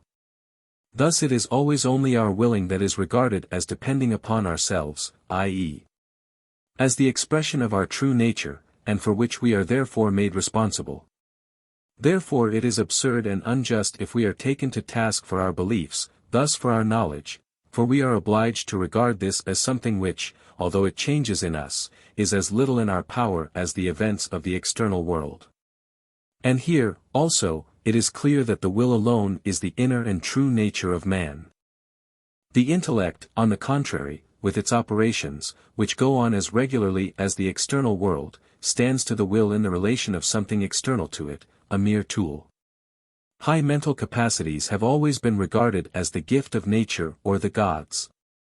And on that account they have been called Gaben, Begabung, Ingenii dotes, gifts, a man highly gifted, regarding them as something different from the man himself, something that has fallen to his lot through favor. No one, on the contrary, has ever taken this view of moral excellences, although they also are innate, they have rather always been regarded as something proceeding from the man himself, essentially belonging to him, nay, constituting his very self. But it follows now from this that the will is the true nature of man, the intellect, on the other hand, is secondary, a tool, a gift. Answering to this, all religions promise a reward beyond life, in eternity, for excellences of the will or heart, but none for excellences of the head or understanding. Virtue expects its reward in that world, prudence hopes for it in this. Genius, again, neither in this world nor in that, it is its own reward. Accordingly the will is the eternal part, the intellect the temporal. Connection, communion, intercourse among men is based, as a rule, upon relations which concern the will, not upon such as concern the intellect. The first kind of communion may be called the material, the other the formal. Of the former kind are the bonds of family and relationship, and further, all connections that rest upon any common aim or interest, such as that of trade or profession, of the corporation, the party, the faction, and in these it merely amounts to a question of views, of aims, along with which there may be the greatest diversity of intellectual capacity and culture. Therefore not only can any one live in peace and unity with any one else, but can act with him and be allied to him for the common good of both. Marriage also is a bond of the heart, not of the head. It is different, however, with merely formal communion, which aims only at an exchange of thought. This demands a certain equality of intellectual capacity and culture. Great differences in this respect place between man and man an impassable gulf, such lies, for example, between a man of great mind and a fool, between a scholar and a peasant, between a courtier and a sailor. Natures as heterogeneous as this have therefore trouble in making themselves intelligible so long as it is a question of exchanging thoughts, ideas, and views. Nevertheless close material friendship may exist between them, and they may be faithful allies, conspirators, or men under mutual pledges. For in all that concerns the will alone, which includes friendship, enmity, honesty, fidelity, falseness, and treachery, they are perfectly homogeneous, formed of the same clay, and neither mind or culture make any difference here. Indeed, here the ignorant man often shames the scholar, the sailor the courtier. For at the different grades of culture there are the same virtues and vices, emotions and passions. And although somewhat modified in their expression, they very soon mutually recognize each other even in the most heterogeneous individuals, upon which the similarly disposed agree and the opposed are at enmity. Brilliant qualities of mind win admiration, but never affection. This is reserved for the moral, the qualities of the character. Every one will choose as his friend the honest, the good-natured, and even the agreeable, complaisant man, who easily concurs, rather than the merely able man. Indeed, many will be preferred to the latter, on account of insignificant, accidental, outward qualities which just suit the inclination of another. Only the man who has much mind himself will wish able men for his society. His friendship, on the other hand, he will bestow with reference to moral qualities, for upon this depends his really high appreciation of a man in whom a single good trait of character conceals and expiates great want of understanding. The known goodness of a character makes us patient and yielding towards weaknesses of understanding, as also towards the dullness and childishness of age. A distinctly noble character along with the entire absence of intellectual excellence and culture presents itself as lacking nothing. While, on the contrary, even the greatest mind, if affected with important moral faults, will always appear blamable.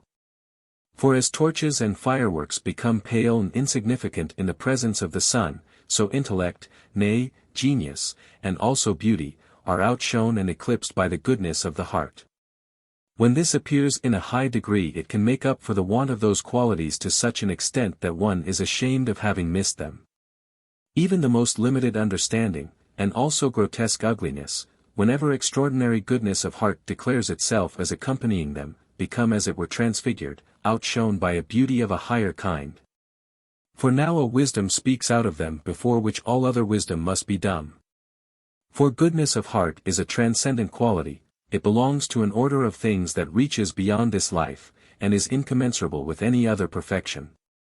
When it is present in a high degree, it makes the heart so large that it embraces the world, so that now everything lies within it, no longer without, for it identifies all natures with its own. It then extends to others also that boundless indulgence which otherwise each one only bestows on himself. Such a man is incapable of becoming angry. Even if the malicious mockery and sneers of others have drawn attention to his own intellectual or physical faults, he only reproaches himself in his heart for having been the occasion of such expressions, and therefore, without doing violence to his own feelings, proceeds to treat those persons in the kindest manner, confidently hoping that they will turn from their error with regard to him, and recognize themselves in him also. What is wit and genius against this? What is Bacon of Verlam? Our estimation of our own selves leads to the same result as we have here obtained by considering our estimation of others.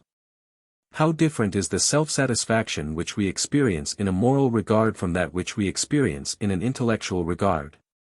The former arises when, looking back on our conduct, we see that with great sacrifices we have practiced fidelity and honesty, that we have helped many, forgiven many, have behaved better to others than they have behaved to us. So that we can say with King Lear, I am a man more sinned against than sinning, and to its fullest extent if perhaps some noble deed shines in our memory. A deep seriousness will accompany the still peace which such a review affords us. And if we see that others are inferior to us here, this will not cause us any joy, but we will rather deplore it, and sincerely wish that they were as we are. How entirely differently does the knowledge of our intellectual superiority affect us. Its ground base is really the saying of Hobbes quoted above, omnis animi voluptas, omnis galacritas in eo cita est, quod cas habet, quibuscum confrens possit magnifice sentire desi ipso. Arrogant, triumphant vanity, proud, contemptuous looking down on others, inordinate delight in the consciousness of decided and considerable superiority, akin to pride of physical advantages, that is the result here. This opposition between the two kinds of self-satisfaction shows that the one concerns our true inner and eternal nature, the other a more external, merely temporal, and indeed scarcely more than a mere physical excellence. The intellect is in fact simply the function of the brain. The will, on the contrary, is that whose function is the whole man, according to his being in nature. If, looking without us, we reflect that beta iota omicron beta rho alpha chi upsilon, delta epsilon tau epsilon chi nu eta mu alpha kappa rho alpha, vita brevis, ars longa, and consider how the greatest and most beautiful minds, often when they have scarcely reached the summit of their power, and the greatest scholars, when they have only just attained to a thorough knowledge of their science, are snatched away by death, we are confirmed in this, that the meaning and end of life is not intellectual but moral. The complete difference between the mental and moral qualities displays itself lastly in the fact that the intellect suffers very important changes through time, while the will and character remain untouched by it. The newborn child has as yet no use of its understanding, but obtains it within the first 2 months to the extent of perception and apprehension of the things in the external world, a process which I have described more fully in my essay. Über das Sen und die Farben, p. 10 of the second and third edition. The growth of reason to the point of speech, and thereby of thought, follows this first and most important step much more slowly, generally only in the 3rd year. Yet the early childhood remains hopelessly abandoned to silliness and folly, primarily because the brain still lacks physical completeness, which, both as regards its size and texture, it only attains in the 7th year. But then for its energetic activity there is still wanting the antagonism of the genital system, it therefore only begins with puberty. Through this, however, the intellect has only attained to the capacity for its psychical improvement. This itself can only be won by practice, experience, and instruction. Thus as soon as the mind has escaped from the folly of childhood it falls into the snares of innumerable errors, prejudices, and chimeras, sometimes of the absurdest and crudest kind, which it obstinately sticks to, till experience gradually removes them, and many of them also are insensibly lost. All this takes many years to happen, so that one grants it majority indeed soon after the 20th year, yet has placed full maturity, years of discretion, not before the 40th year. But while this psychical education, resting upon help from without, is still in process of growth, the inner physical energy of the brain already begins to sink again. This has reached its real culminating point about the 30th year, on account of its dependence upon the pressure of blood and the effect of the pulsation upon the brain. And through this again upon the predominance of the arterial over the venous system, and the fresh tenderness of the brain fiber, and also on account of the energy of the genital system. After the 35th year a slight diminution of the physical energy of the brain becomes noticeable, which, through the gradually approaching predominance of the venous over the arterial system, and also through the increasing firmer and drier consistency of the brain fiber, more and more takes place, and would be much more observable if it were not that, on the other hand, the psychical perfecting, through exercise, experience, increase of knowledge, and acquired skill in the use of it, counteracts it, an antagonism which fortunately lasts to an advanced age, for the brain becomes more and more like a worn-out instrument. But yet the diminution of the original energy of the intellect, resting entirely upon organic conditions, continues, slowly indeed, but unceasingly, the faculty of original conception, the imagination, the plastic power, the memory, become noticeably weaker. And so it goes on step by step downwards into old age, garrulous, without memory, half unconscious, and ultimately quite childish. The will, on the contrary, is not affected by all this becoming, this change and vicissitude, but is from beginning to end unalterably the same. Willing does not require to be learned like knowing, but succeeds perfectly at once. The newborn child makes violent movements, rages, and cries, it wills in the most vehement manner, though it does not yet know what it wills. For the medium of motives, the intellect, is not yet fully developed. The will is in darkness concerning the external world, in which its objects lie, and now rages like a prisoner against the walls and bars of his dungeon. But little by little it becomes light, at once the fundamental traits of universal human willing, and, at the same time, the individual modification of it here present, announce themselves. The already appearing character shows itself indeed at first in weak and uncertain outline, on account of the defective service of the intellect, which has to present it with motives. But to the attentive observer it soon declares its complete presence, and in a short time it becomes unmistakable. The characteristics appear which last through the whole of life. The principal tendencies of the will, the easily excited emotions, the ruling passion, declare themselves. Therefore the events at school stand to those of the future life for the most part as the dumb show in Hamlet, that precedes the play to be given at the court, and foretells its content in the form of pantomime, stands to the play itself. But it is by no means possible to prognosticate in the same way the future intellectual capacities of the man from those shown in the boy, rather as a rule the ingenia precocia, prodigies, turn out blockheads. Genius, on the contrary, is often in childhood of slow conception, and comprehends with difficulty, just because it comprehends deeply. This is how it is that every one relates laughing and without reserve the follies and stupidities of his childhood. For example, Goethe, how he threw all the kitchen crockery out of the window, Dichtung und Wahrheit, Volume 1, page 7. For we know that all this only concerns what changes. On the other hand, a prudent man will not favor us with the bad features, the malicious or deceitful actions, of his youth, for he feels that they also bear witness to his present character. I have been told that when Gall, the phrenologist and investigator of man, had to put himself into connection with a man as yet unknown to him, he used to get him to speak about his youthful years and actions, in order, if possible, to gather from these the distinctive traits of his character. Because this must still be the same now. This is the reason why we are indifferent to the follies and want of understanding of our youthful years, and even look back on them with smiling satisfaction, while the bad features of character even of that time, the ill-natured actions and the misdeeds then committed exist even in old age as inextinguishable reproaches, and trouble our consciences. Now, just as the character appears complete, so it remains unaltered to old age. The advance of age, which gradually consumes the intellectual powers, leaves the moral qualities untouched. The goodness of the heart still makes the old man honored and loved when his head already shows the weaknesses which are the commencement of second childhood. Gentleness, patience, honesty, veracity, disinterestedness, philanthropy, and remain through the whole life, and are not lost through the weaknesses of old age. In every clear moment of the worn-out old man they come forth undiminished, like the sun from the winter clouds. And, on the other hand, malice, spite, avarice, hard-heartedness, infidelity, egoism, and baseness of every kind also remain undiminished to our latest years. We would not believe but would laugh at anyone who said to us, "In former years I was a malicious rogue, but now I am an honest and noble-minded man."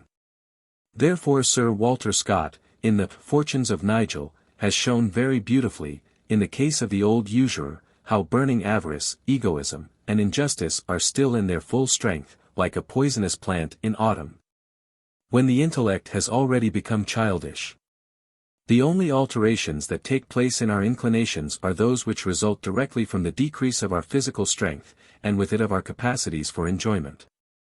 Thus voluptuousness will make way for intemperance, the love of splendor for avarice, and vanity for ambition, just like the man who before he has a beard will wear a false one, and later, when his own beard has become gray, will dye it brown.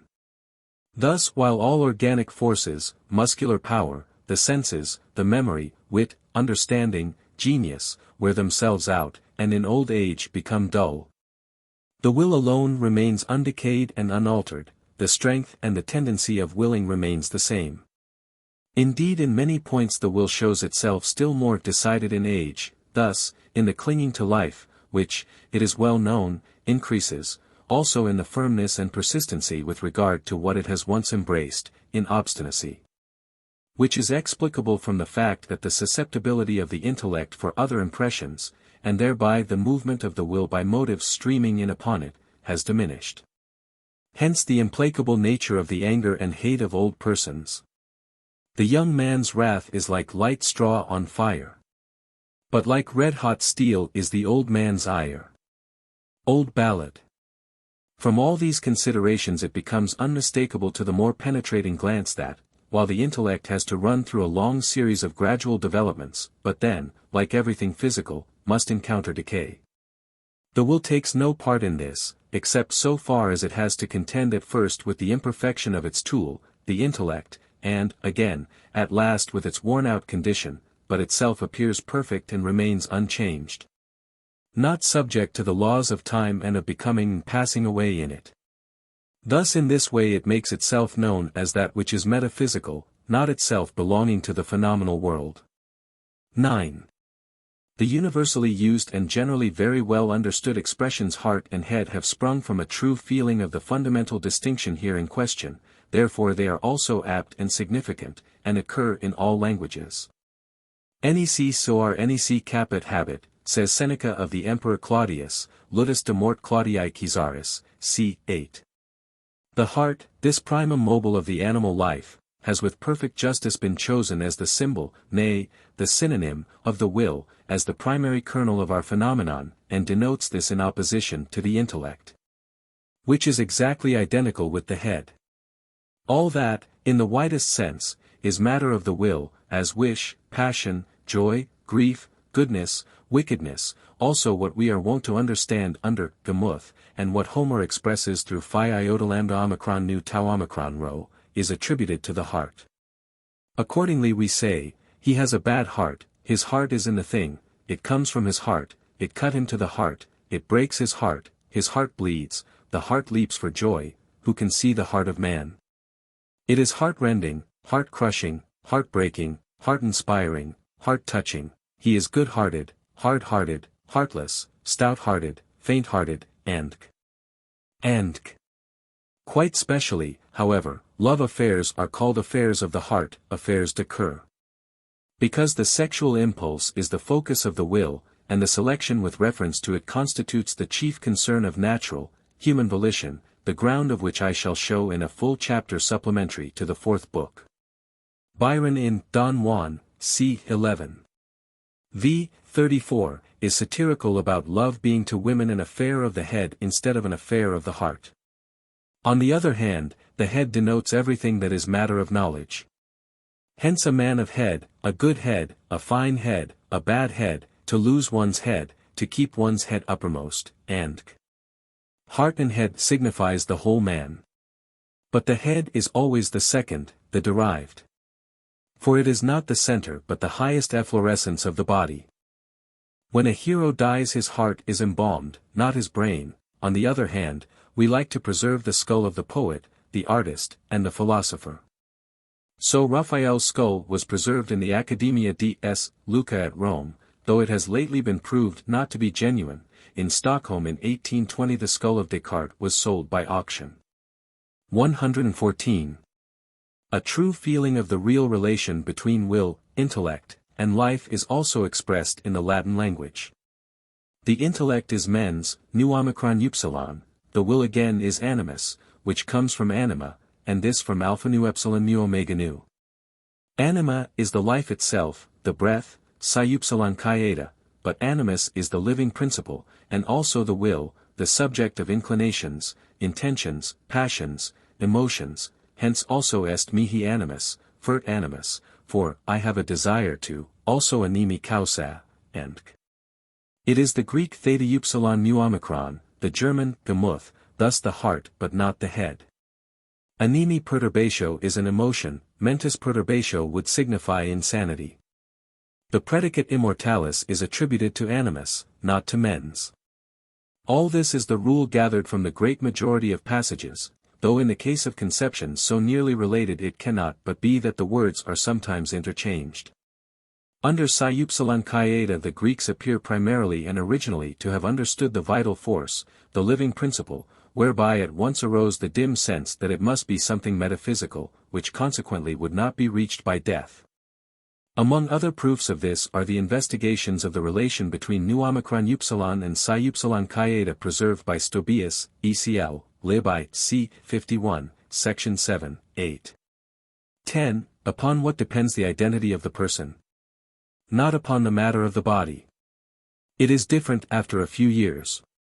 Not upon its form, which changes as a whole and in all its parts, all but the expression of the glance, by which, therefore, we still know a man even after many years.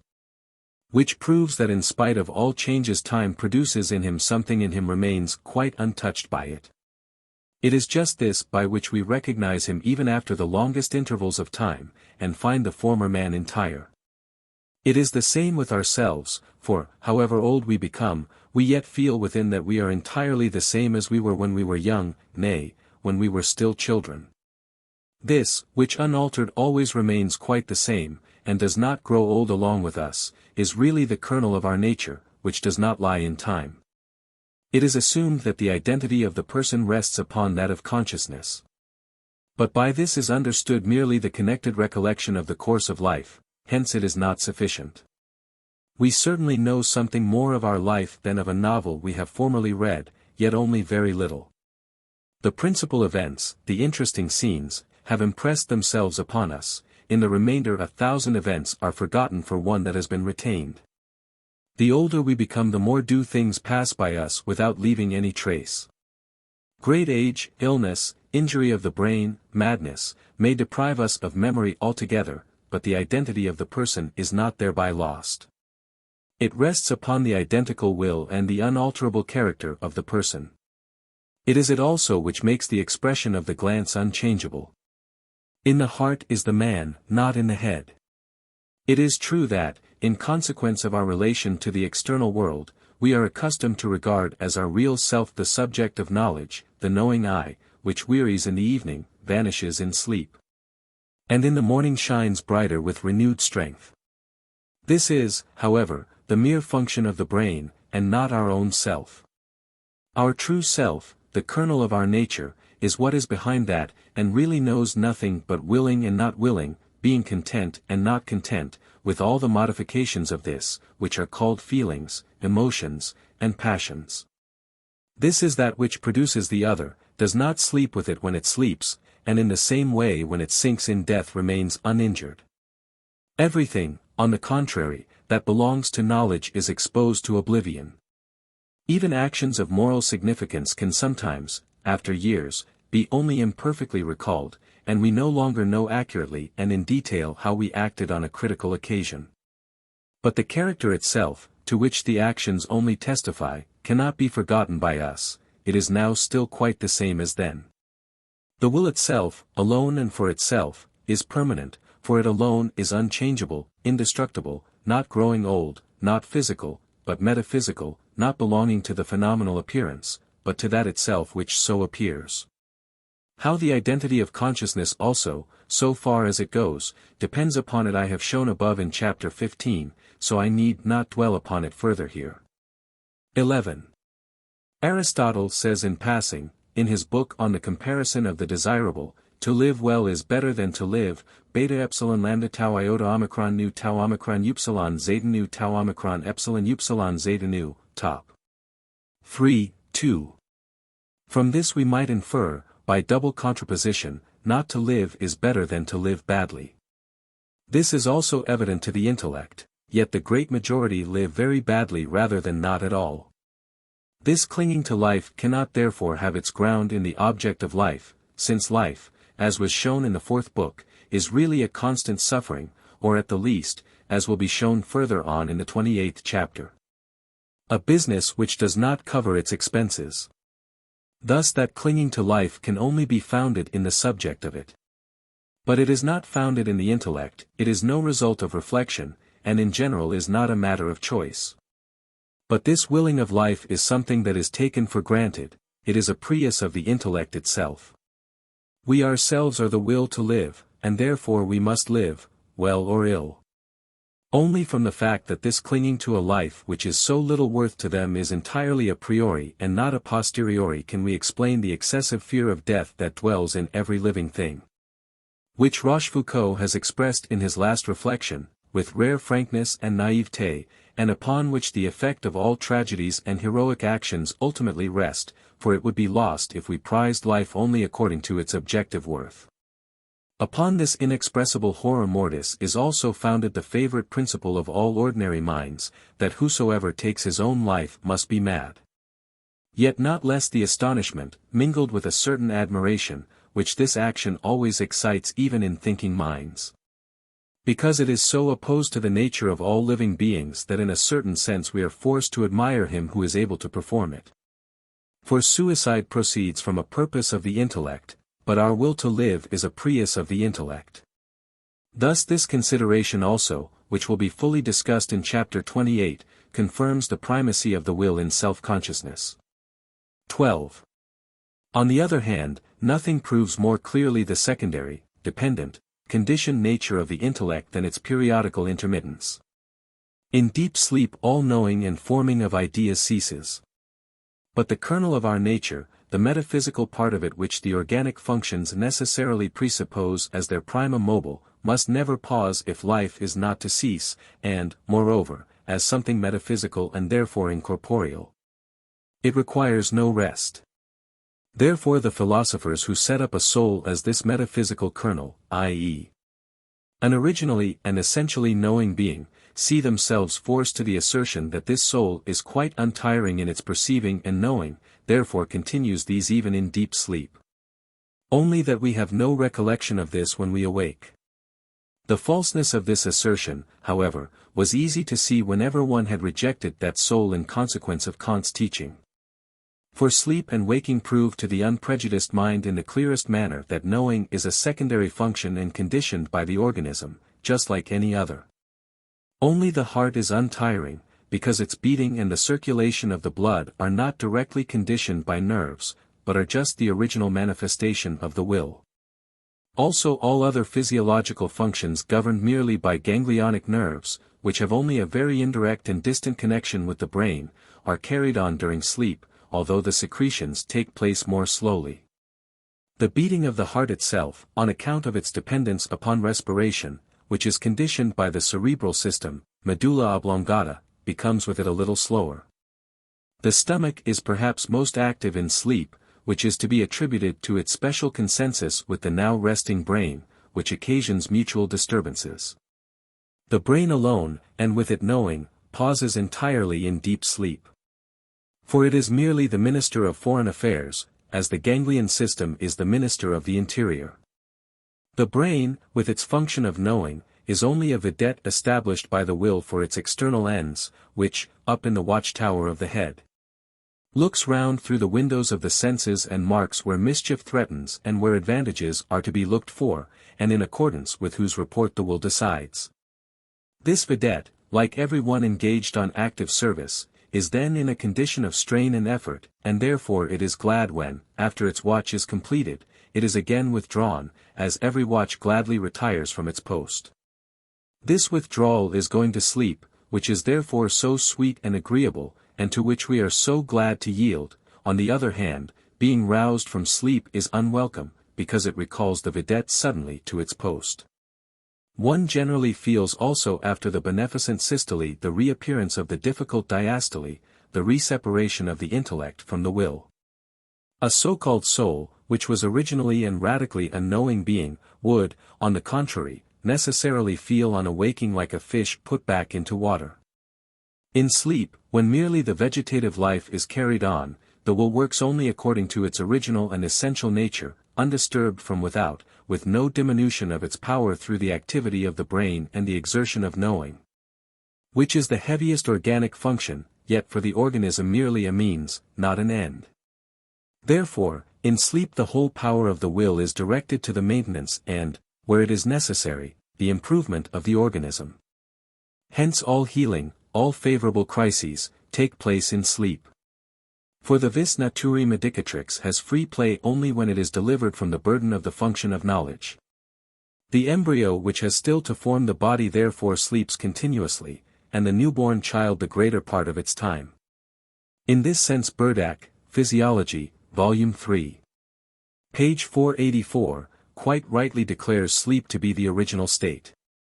With reference to the brain itself, I account to myself for the necessity of sleep more fully through an hypothesis which appears to have been first set up in Newman's book, Von den Krankheiten der Menschen, 1834, Volume 4, Section 216. It is this, that the nutrition of the brain, thus the renewal of its substance from the blood, cannot go on while we are awake. Because the very eminent organic function of knowing and thinking would be disturbed or put an end to by the low and material function of nutrition. This explains the fact that sleep is not a purely negative condition, a mere pausing of the activity of the brain, but also shows a positive character. This makes itself known through the circumstance that between sleep and waking there is no mere difference of degree, but a fixed boundary, which, as soon as sleep intervenes, declares itself in dreams which are completely different from our immediately preceding thoughts. A further proof of this is that when we have dreams which frighten us we try in vain to cry out, or to ward off attacks, or to shake off sleep. So that it is as if the connecting link between the brain and the motor nerves, or between the cerebrum and the cerebellum, as the regulator of movements, were abolished. For the brain remains in its isolation and sleep holds us fast as with brazen claws. Finally, the positive character of sleep can be seen in the fact that a certain degree of strength is required for sleeping. Therefore too great fatigue or natural weakness prevent us from seizing it, capra somnum. This may be explained from the fact that the process of nutrition must be introduced if sleep is to ensue, the brain must, as it were, begin to feed. Moreover, the increased flow of blood into the brain during sleep is explicable from the nutritive process. And also the position of the arms laid together above the head, which is instinctively assumed because it furthers this process, also why children, so long as their brain is still growing, require a great deal of sleep, while in old age. On the other hand, when a certain atrophy of the brain, as of all the parts, takes place, sleep is short. And finally why excessive sleep produces a certain dullness of consciousness, the consequence of a certain hypertrophy of the brain, which in the case of habitual excess of sleep may become permanent and produce imbecility. Alpha nu iota eta kappa alpha iota pi omicron lambda upsilon pi nu omicron, noxi est etiam multis somnis, od. 15, 394. The need of sleep is therefore directly proportionate to the intensity of the brain life, thus to the clearness of the consciousness. Those animals whose brain life is weak and dull sleep little and lightly. For example, reptiles and fishes, and here I must remind the reader that the winter sleep is sleep almost only in name, for it is not an inaction of the brain alone, but of the whole organism, thus a kind of apparent death. Animals of considerable intelligence sleep deeply and long. Men also require more sleep the more developed, both as regards quantity and quality, and the more active their brain is. Montaigne relates of himself that he had always been a long sleeper, that he had passed a large part of his life in sleeping, and at an advanced age still slept from 8 to 9 hours at a time. Live. 3, Chapter 13. Descartes also is reported to have slept a great deal. Bichat, Vie de Descartes, 1693, page 288.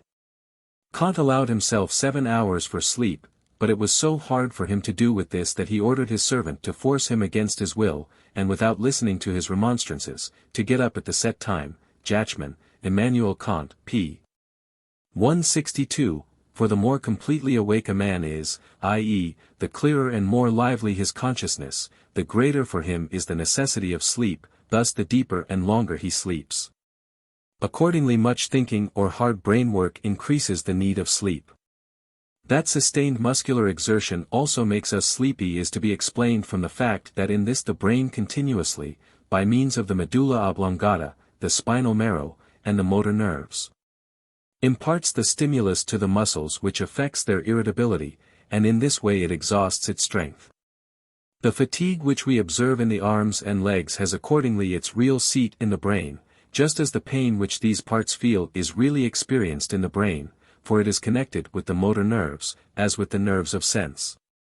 The muscles which are not actuated from the brain, for example, those of the heart, accordingly never tire. The same grounds explain the fact that both during and after great muscular exertion we cannot think acutely. That one has far less energy of mind in summer than in winter is partly explicable from the fact that in summer one sleeps less, for the deeper one has slept, the more completely awake, the more lively, is one afterwards. This, however, must not mislead us into extending sleep unduly, for then it loses in intention, i.e., in deepness and soundness, what it gains in extension, whereby it becomes mere loss of time. This is what Goethe means when he says, in the second part of Faust, of morning slumber, sleep is husk, throw it off. Thus in general the phenomenon of sleep most specially confirms the assertion that consciousness, apprehension, knowing, thinking, is nothing original in us, but a conditioned and secondary state. It is a luxury of nature, and indeed its highest, which it can therefore the less afford to pursue without interruption the higher the pitch to which it has been brought. It is the product, the efflorescence of the cerebral nerve system, which is itself nourished like a parasite by the rest of the organism. This also agrees with what is shown in our third book, that knowing is so much the purer and more perfect the more it has freed and severed itself from the will, whereby the purely objective, the aesthetic comprehension appears. Just as an extract is so much the purer the more it has been separated from that out of which it is extracted and been cleared of all sediment. The opposite is shown by the will, whose most immediate manifestation is the whole organic life, and primarily the untiring heart. This last consideration is related to the theme of the following chapter, to which it therefore makes the transition, yet the following observation belongs to it. In magnetic somnambulism the consciousness is doubled, two trains of knowledge, each connected in itself, but quite different from each other, arise. The waking consciousness knows nothing of the somnambulant. But the will retains in both the same character, and remains throughout identical, it expresses in both the same inclinations and aversions. For the function may be doubled, but not the true nature. XX, Objectification of the Will in the Animal Organism. This chapter is connected with section 20 of the first volume. By objectification I understand the self-exhibition in the real corporeal world. However, this world itself, as was fully shown in the first book and its supplements, is throughout conditioned by the knowing subject, thus by the intellect, and therefore as such is absolutely inconceivable outside the knowledge of this subject. For it primarily consists simply of ideas of perception, and as such is a phenomenon of the brain. After its removal the thing in itself would remain. That this is the will is the theme of the second book, and is there proved first of all in the human organism and in that of the brutes. The knowledge of the external world may also be defined as the consciousness of other things, in opposition to self-consciousness. Since we have found in the latter that its true object or material is the will, we shall now, with the same intention, take into consideration the consciousness of other things, thus objective knowledge. Now here my thesis is this, that which in self-consciousness, thus subjectively is the intellect, presents itself in the consciousness of other things, thus objectively, as the brain. And that which in self-consciousness, thus subjectively, is the will, presents itself in the consciousness of other things, thus objectively, as the whole organism. To the evidence which is given in support of this proposition, both in our second book and in the first two chapters of the treatise Über den Willen in der Natur, I add the following supplementary remarks and illustrations. Nearly all that is necessary to establish the first part of this thesis has already been brought forward in the preceding chapter, for in the necessity of sleep, in the alterations that arise from age, and in the differences of the anatomical conformation, it was proved that the intellect is of a secondary nature, and depends absolutely upon a single organ, the brain, whose function it is, just as grasping is the function of the hand. That it is therefore physical, like digestion, not metaphysical, like the will. As good digestion requires a healthy, strong stomach, as athletic power requires muscular sinewy arms, so extraordinary intelligence requires an unusually developed, beautifully formed brain of exquisitely fine texture and animated by a vigorous pulse.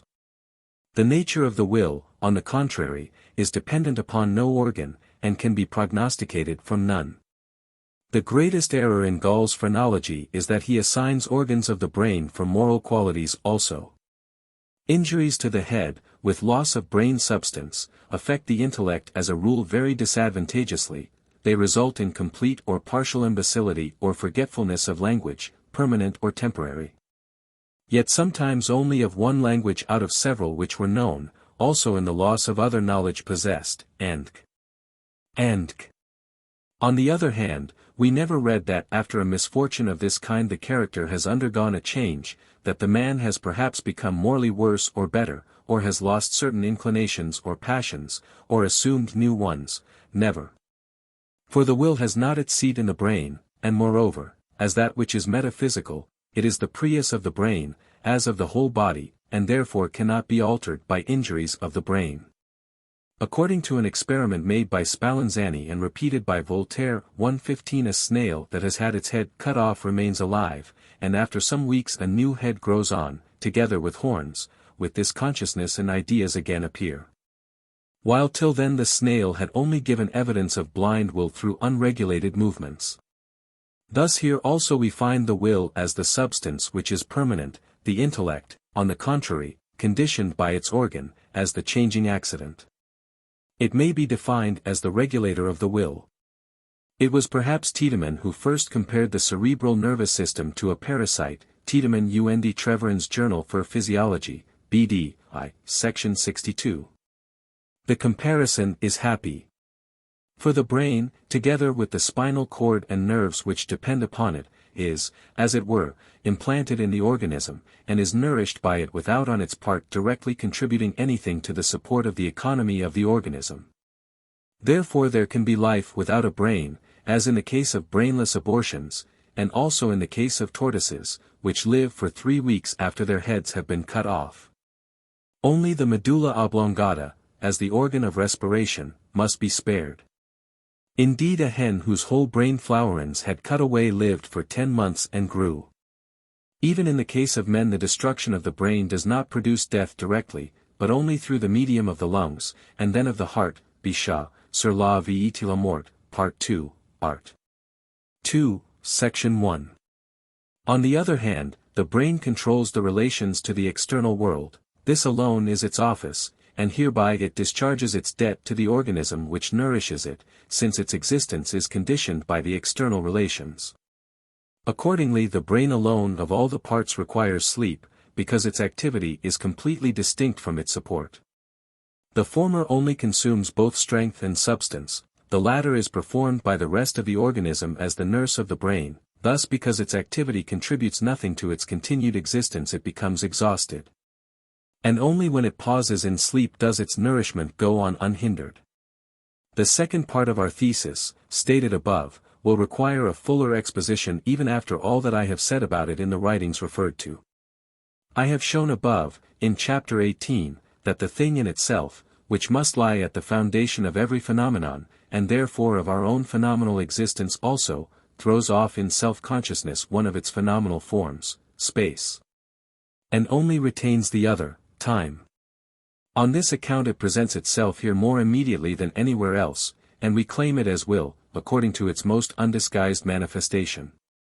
But no permanent substance, such as matter is, can present itself in time alone, because, as section 4 of the first volume showed, such a substance is only possible through the intimate union of space and time. Therefore, in self-consciousness the will is not apprehended as the enduring substratum of its impulses, therefore is not perceived as a permanent substance.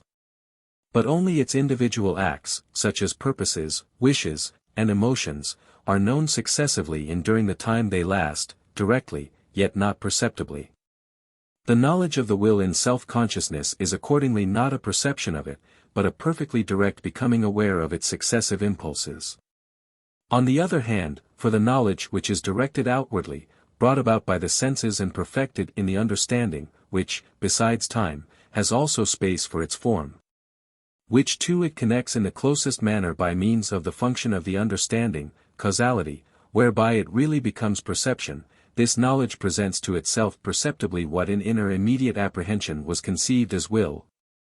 As organic body, whose particular movements visibly present to us the acts, and whose parts and forms visibly present to us the sustained efforts, the fundamental character, of the individually given will, nay, whose pain and comfort are perfectly immediate affections of this will itself. We first become aware of this identity of the body with the will in the individual actions of the two, for in these what is known in self-consciousness as an immediate, real act of will, at the same time and unseparated, exhibits itself outwardly as movement of the body.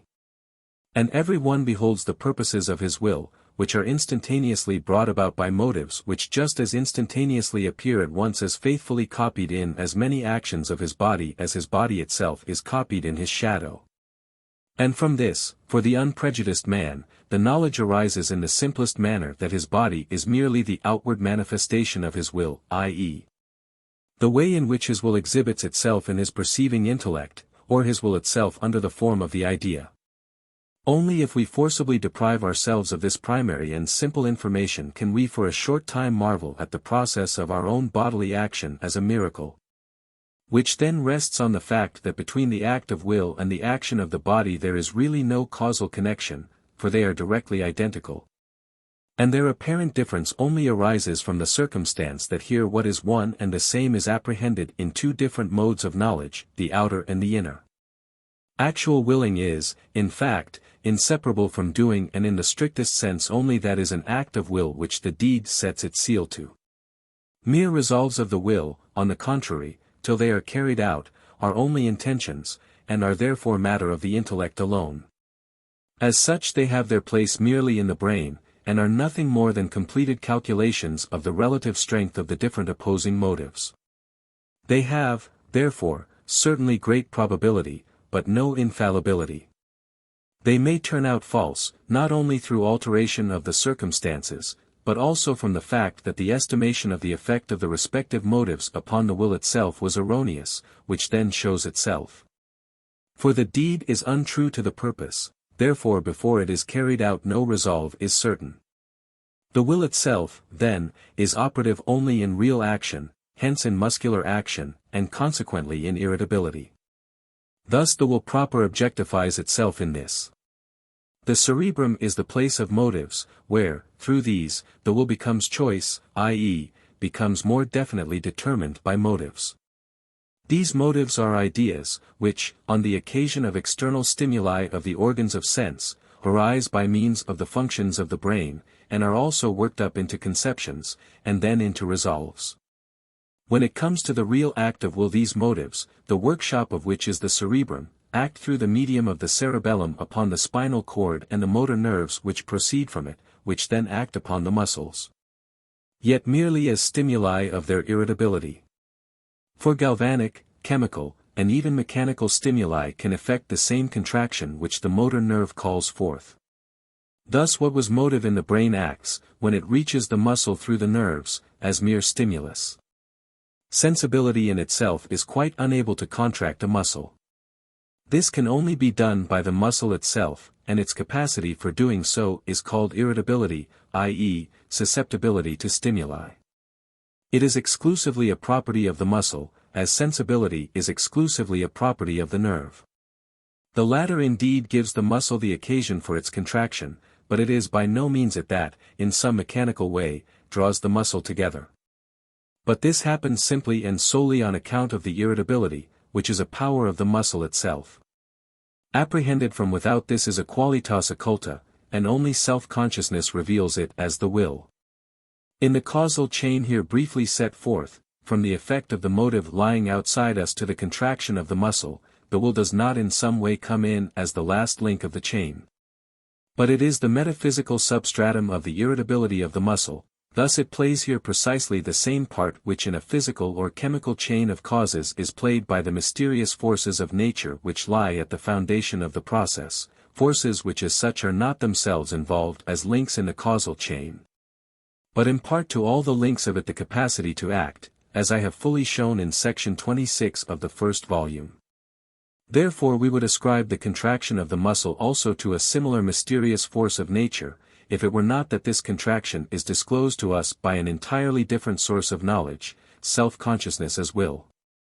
Hence, as was said above, if we start from the will, our own muscular movement appears to us a miracle, for indeed there is a strict causal chain from the external motive to the muscular action.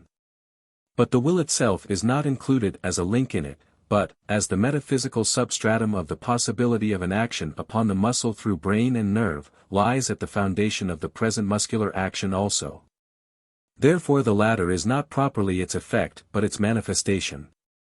As such it enters the world of idea, the form of which is the law of causality, a world which is entirely different from the will in itself, and thus, if we start from the will, this manifestation has, for attentive reflection, the appearance of a miracle, but for deeper investigation it affords the most direct authentication of the great truth that what appears in the phenomenon as body and its action is in itself will. If now perhaps the motor nerve that leads to my hand is severed, the will can no longer move it.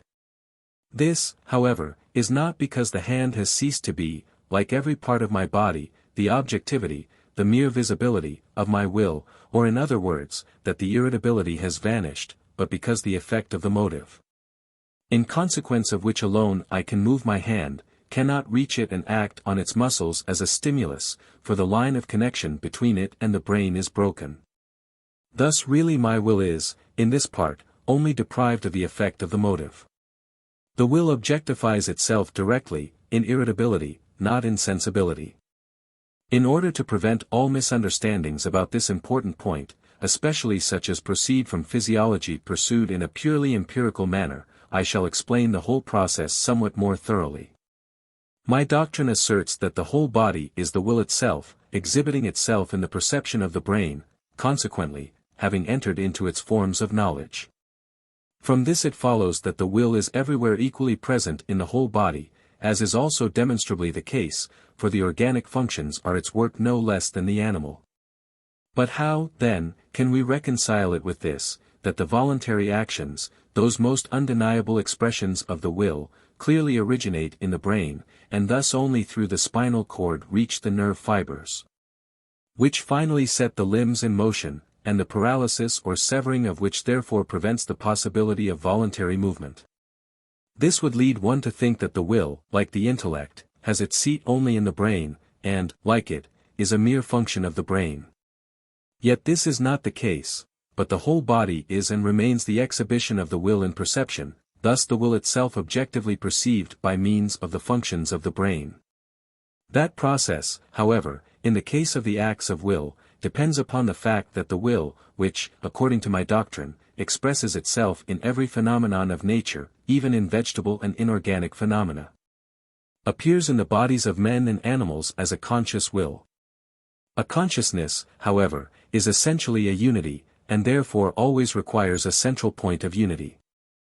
The necessity of consciousness is, as I have often explained, occasioned by the fact that in consequence of the increased complication, and thereby more multifarious wants, of an organism, the acts of its will must be guided by motives, no longer, as in the lower grades, by mere stimuli. For this purpose it had at this stage to appear provided with a knowing consciousness, thus with an intellect, as the medium and place of the motives. This intellect, if itself objectively perceived, exhibits itself as the brain, together with its appendages, spinal cord, and nerves. It is the brain now in which, on the occasion of external impressions, the ideas arise which become motives for the will. But in the rational intellect they undergo besides this a still further working up, through reflection and deliberation. Thus such an intellect must first of all unite in one point all impressions, together with the working up of them by its functions, whether to mere perception or to conceptions, a point which will be, as it were, the focus of all its rays. In order that that unity of consciousness may arise which is the theoretical ego, the supporter of the whole consciousness, in which it presents itself as identical with the willing ego, whose mere function of knowledge it is. That point of unity of consciousness, or the theoretical ego, is just Kant's synthetic unity of apperception, upon which all ideas string themselves as on a string of pearls, and on account of which the I think, as the thread of the string of pearls, must be capable of accompanying all our ideas. 116 This assembling place of the motives, then, where their entrance into the single focus of consciousness takes place, is the brain. Here, in the non-rational consciousness, they are merely perceived. In the rational consciousness they are elucidated by conceptions, thus are first thought in the abstract and compared.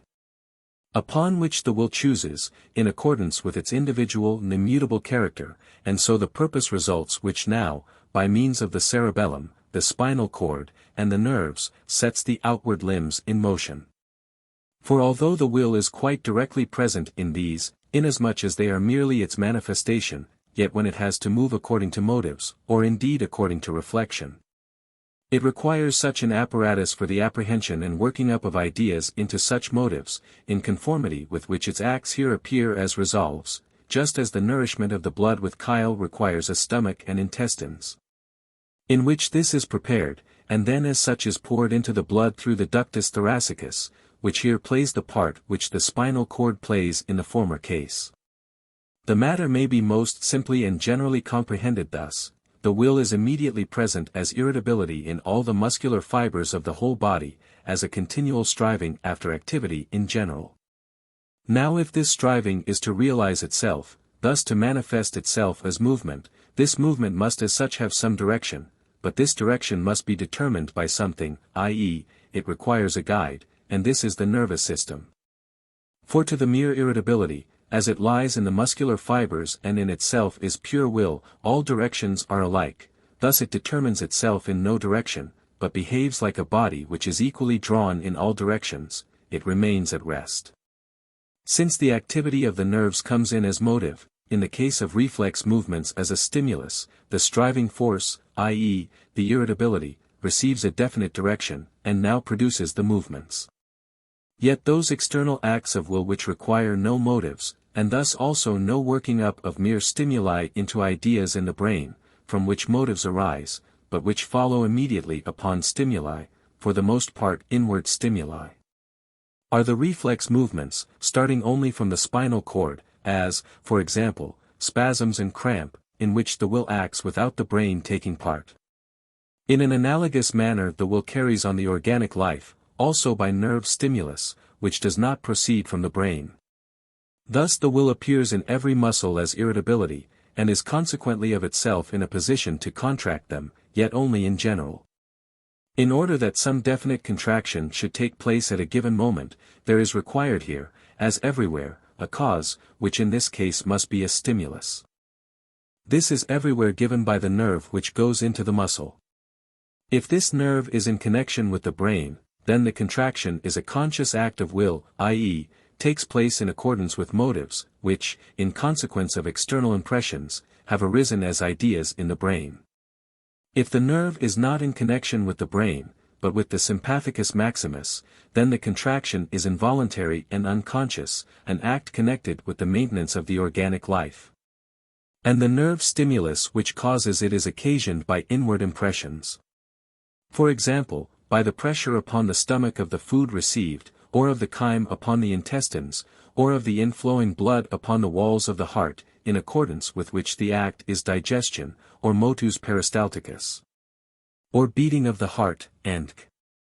But if now, in this process, we go one step further, we find that the muscles are the product of the blood, the result of its work of condensation, nay, to a certain extent they are merely solidified, or, as it were, clotted or crystallized blood.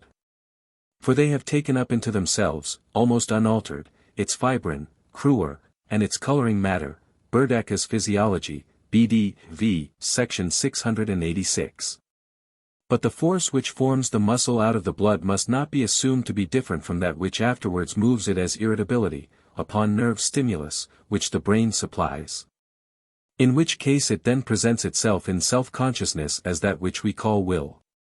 The close connection between the blood and irritability is also shown by this, that where, on account of imperfection of the lesser circulation, part of the blood returns to the heart unoxidized, the irritability is also uncommonly weak. As in the batrachia. Moreover, the movement of the blood, like that of the muscle, is independent and original. It does not, like irritation, require the influence of the nerve, and is even independent of the heart, as is shown most clearly by the return of the blood through the veins to the heart. For here it is not propelled by a vis a tergo, as in the case of the arterial circulation, and all other mechanical explanations, such as a power of suction of the right ventricle of the heart, are quite inadequate. See Berdacke's Physiology, B.D. 4, section 763, and Roche, Über die Bedeutung des Bluts, section 2, Seek. It is remarkable to see how the French, who recognize nothing but mechanical forces, controvert each other with insufficient grounds upon both sides. And Bichat ascribes the flowing back of the blood through the veins to the pressure of the walls of the capillary tubes, and Magendie, on the other hand, to the continue action of the impulse of the heart, Précis de Physiologie par Magendie, Vol. 2, page 389. That the movement of the blood is also independent of the nervous system, at least of the cerebral nervous system, is shown by the fetus, which, according to Muller's physiology, without brain and spinal cord, has yet circulation of the blood. And Flourens also says, le mouvement du cœur, pri en soi, et abstraction fait de tout ce que n'est pas essentiellement lui, comme essaie de ri, son énergie, any depend ni immediatement, ni co-instantanément, du système nerveux central. Et consequemment c'est dans tout autre point de ce système que dans les centres nerveux mêmes, il faut chercher le principe primitif et immédiat de ce mouvement, Annals de Sciences Naturelles p. Audouin et Bruniard, 1828, Volume 13. Cuvier also says, la circulation servait à la destruction de toute l'encéphalie et de toute la moelle épinière, M.E.M. De l'Académique. D. S.C., 1823, Volume 6, History de l'Académique. P. Cuvier, P. XXX. Cor primum vivens et ultima moriens, says Haller. The beating of the heart ceases at last in death. The blood has made the vessels themselves, for it appears in the ovum earlier than they do. They are only its path, voluntarily taken, then beaten smooth, and finally gradually condensed and closed up, as Caspar Wolff has already taught, Theorie der Generation, section 30-35. The motion of the heart also, which is inseparable from that of the blood, although occasioned by the necessity of sending blood into the lungs, is yet an original motion, for it is independent of the nervous system and of sensibility. As Burdach fully shows. In the heart, he says, appears, with the maximum of irritability, a minimum of sensibility, Locke Cit, section 769. The heart belongs to the muscular system as well as to the blood or vascular system. From which, however, it is clear that the two are closely related, indeed constitute one whole. Since now the metaphysical substratum of the force which moves the muscle, thus of irritability, is the will. The will must also be the metaphysical substratum of the force which lies at the foundation of the movement and the formations of the blood, as that by which the muscles are produced. The course of the arteries also determines the form and size of all the limbs, consequently the whole form of the body is determined by the course of the blood. Thus in general the blood, as it nourishes all the parts of the body, has also, as the primary fluidity of the organism, produced and framed them out of itself. And the nourishment which confessedly constitutes the principal function of the blood is only the continuance of that original production of them. This truth will be found thoroughly and excellently explained in the work of Roche referred to above, Über die Bedeutung des Bluts, 1839. He shows that the blood is that which first has life and is the source both of the existence and of the maintenance of all the parts. That all the organs have sprung from it through secretion, and together with them, for the management of their functions, the nervous system, which appears now as plastic, ordering and arranging the life of the particular parts within. Now as cerebral, controlling the relation to the external world. The blood, he says, page 25, was flesh and nerve at once, and at the same moment at which the muscle freed itself from it the nerve, severed in like manner, remained opposed to the flesh.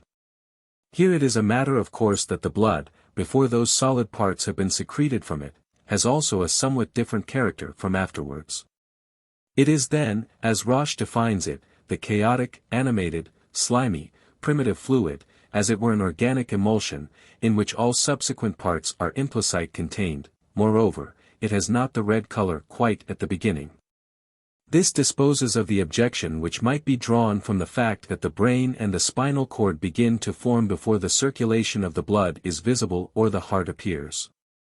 In this reference also Schultz says, System der Circulation, section 297, we do not believe that the view of Baumgarten, according to which the nervous system is formed earlier than the blood, can consistently be carried out.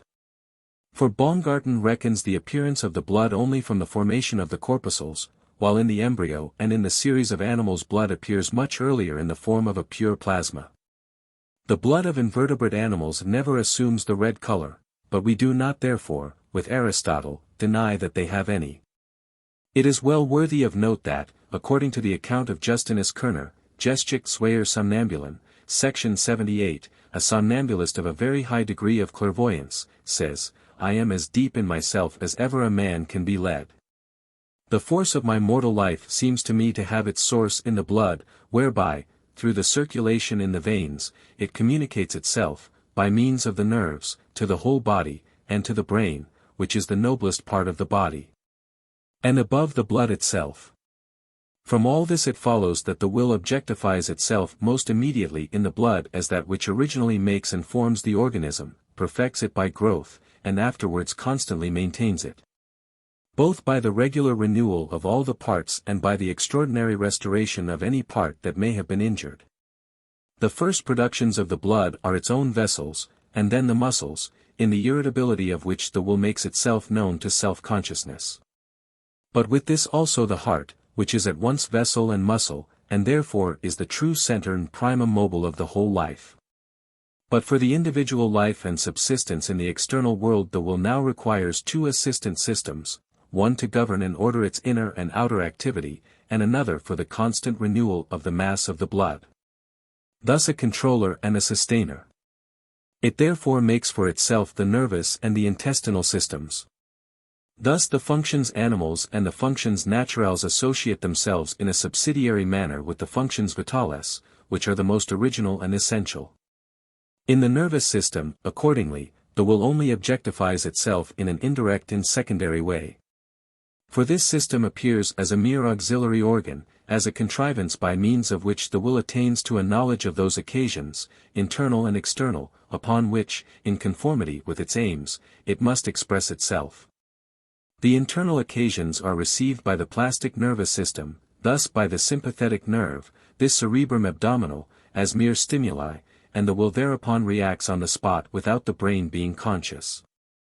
The outward occasions are received by the brain, as motives, and the will reacts through conscious actions directed outwardly.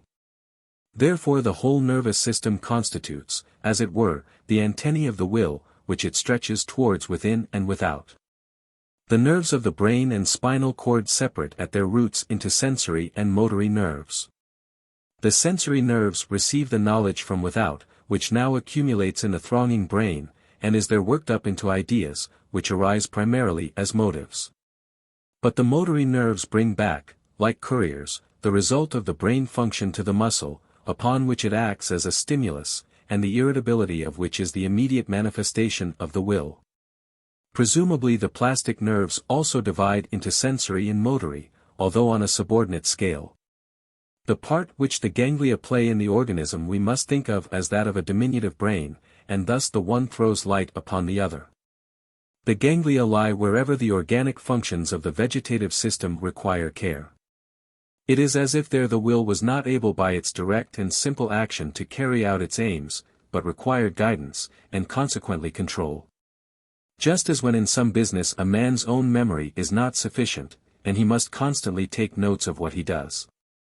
For this end mere knots of nerves are sufficient for the interior of the organism, because everything goes on within its own compass. For the exterior, on the other hand, a very complicated contrivance of the same kind is required. This is the brain with its feelers, which it stretches into the outer world, the nerves of sense. But even in the organs which are in communication with this great nerve center, in very simple cases the matter does not need to be brought before the highest authority, but a subordinate one is sufficient to determine what is needed. Such is the spinal cord, in the reflex actions discovered by Marshall Hall, such as sneezing, yawning, vomiting, the second half of swallowing, and the will itself is present in the whole organism, since this is merely its visible form. The nervous system exists everywhere merely for the purpose of making the direction of an action possible by a control of it, as it were to serve the will as a mirror, so that it may see what it does, just as we use a mirror to shave by.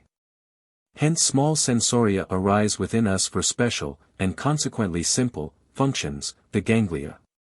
But the chief sensorium, the brain, is the great and skillfully contrived apparatus for the complicated and multifarious functions which have to do with the ceaselessly and irregularly changing external world.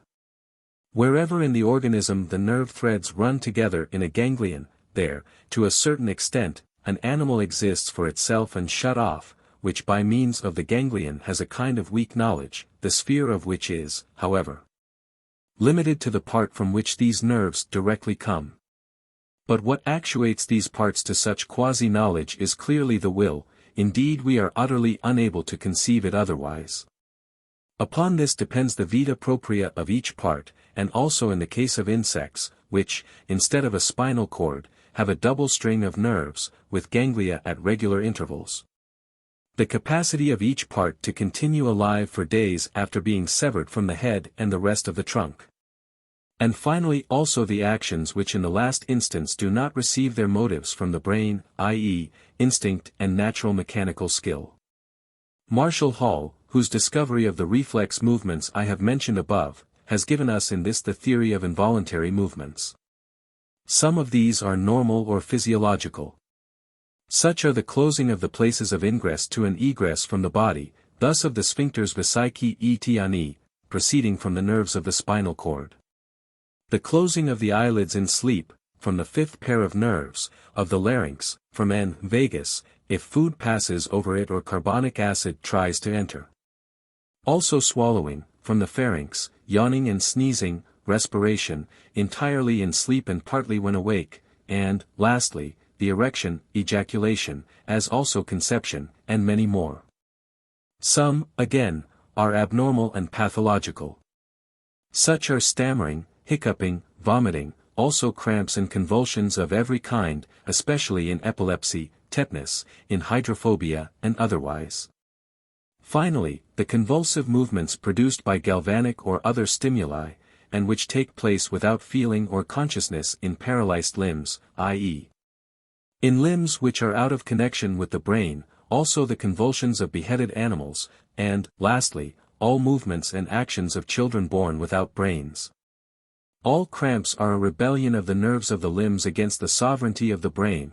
The normal reflex movements, on the other hand, are the legitimate autocracy of the subordinate officials. These movements are thus all involuntary, because they do not proceed from the brain, and therefore do not take place in accordance with motives, but follow upon mere stimuli.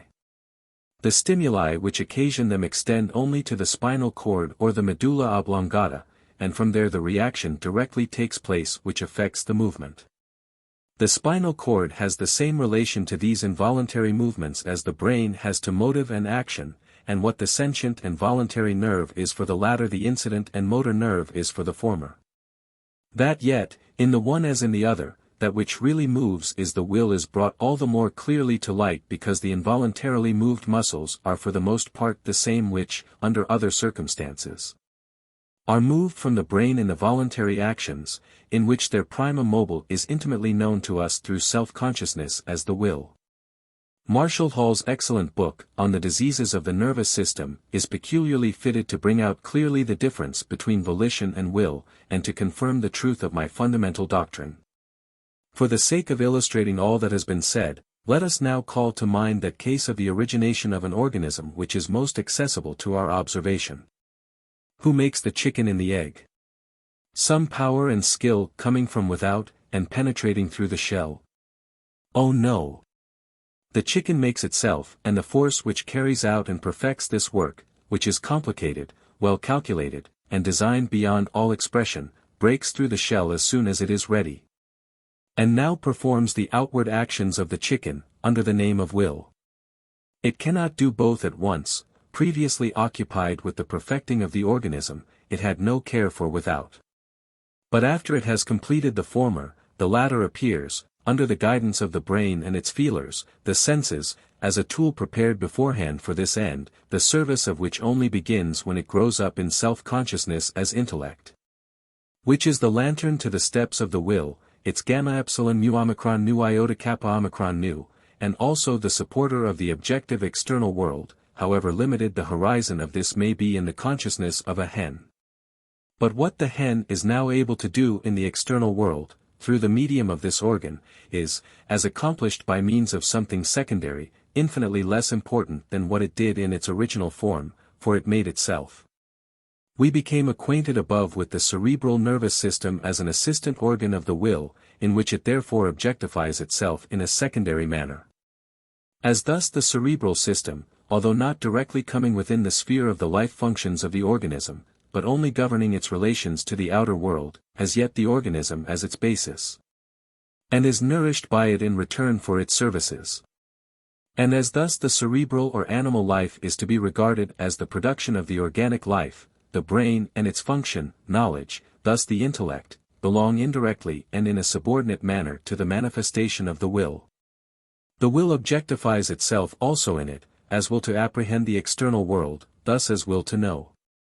Therefore great and fundamental as is the difference in us between willing and knowing, the ultimate substratum of both is yet the same, the will, as the real inner nature of the whole phenomenon. But knowing, the intellect, which presents itself in self-consciousness entirely as secondary, is to be regarded not only as the accident of the will, but also as its work, and thus, although in a circuitous manner, is yet to be referred to it.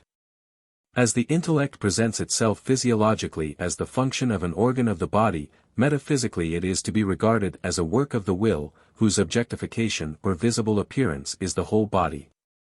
Thus the will to know, objectively perceived, is the brain, as the will to go, objectively perceived, is the foot, the will to grasp, the hand, the will to digest, the stomach, the will to beget, the genitals, and this whole objectification certainly ultimately exists only for the brain, as its perception, in this the will exhibits itself as organized body.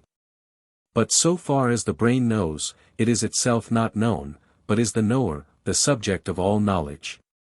So far, however, as in objective perception, i.e., in the consciousness of other things, thus secondarily, it is known, it belongs, as an organ of the body, to the objectification of the will. For the whole process is the self-knowledge of the will. It starts from this and returns to it, and constitutes what Kant has called the phenomenon in opposition to the thing in itself. Therefore that which is known, that which is idea, is the will. And this idea is what we call body, which, as extended in space and moving in time, exists only by means of the functions of the brain, thus only in it. That, on the other hand, which knows, which has that idea, is the brain, which yet does not know itself, but only becomes conscious of itself subjectively as intellect, i.e., as the knower. That which when regarded from within is the faculty of knowledge is when regarded from without the brain. This brain is a part of that body, just because it itself belongs to the objectification of the will's will to know is objectified in it, its tendency towards the external world. Accordingly the brain, and therefore the intellect, is certainly conditioned immediately by the body, and this again by the brain, yet only indirectly, as spatial and corporeal, in the world of perception, not in itself, i.e., as will. Thus the whole is ultimately the will, which itself becomes idea, and is that unity which we express by I. The brain itself, so far as it is perceived, thus in the consciousness of other things, and hence secondarily, is only idea. But in itself, and so far as it perceives, it is the will, because this is the real substratum of the whole phenomenon, its will to know objectifies itself as brain and its functions.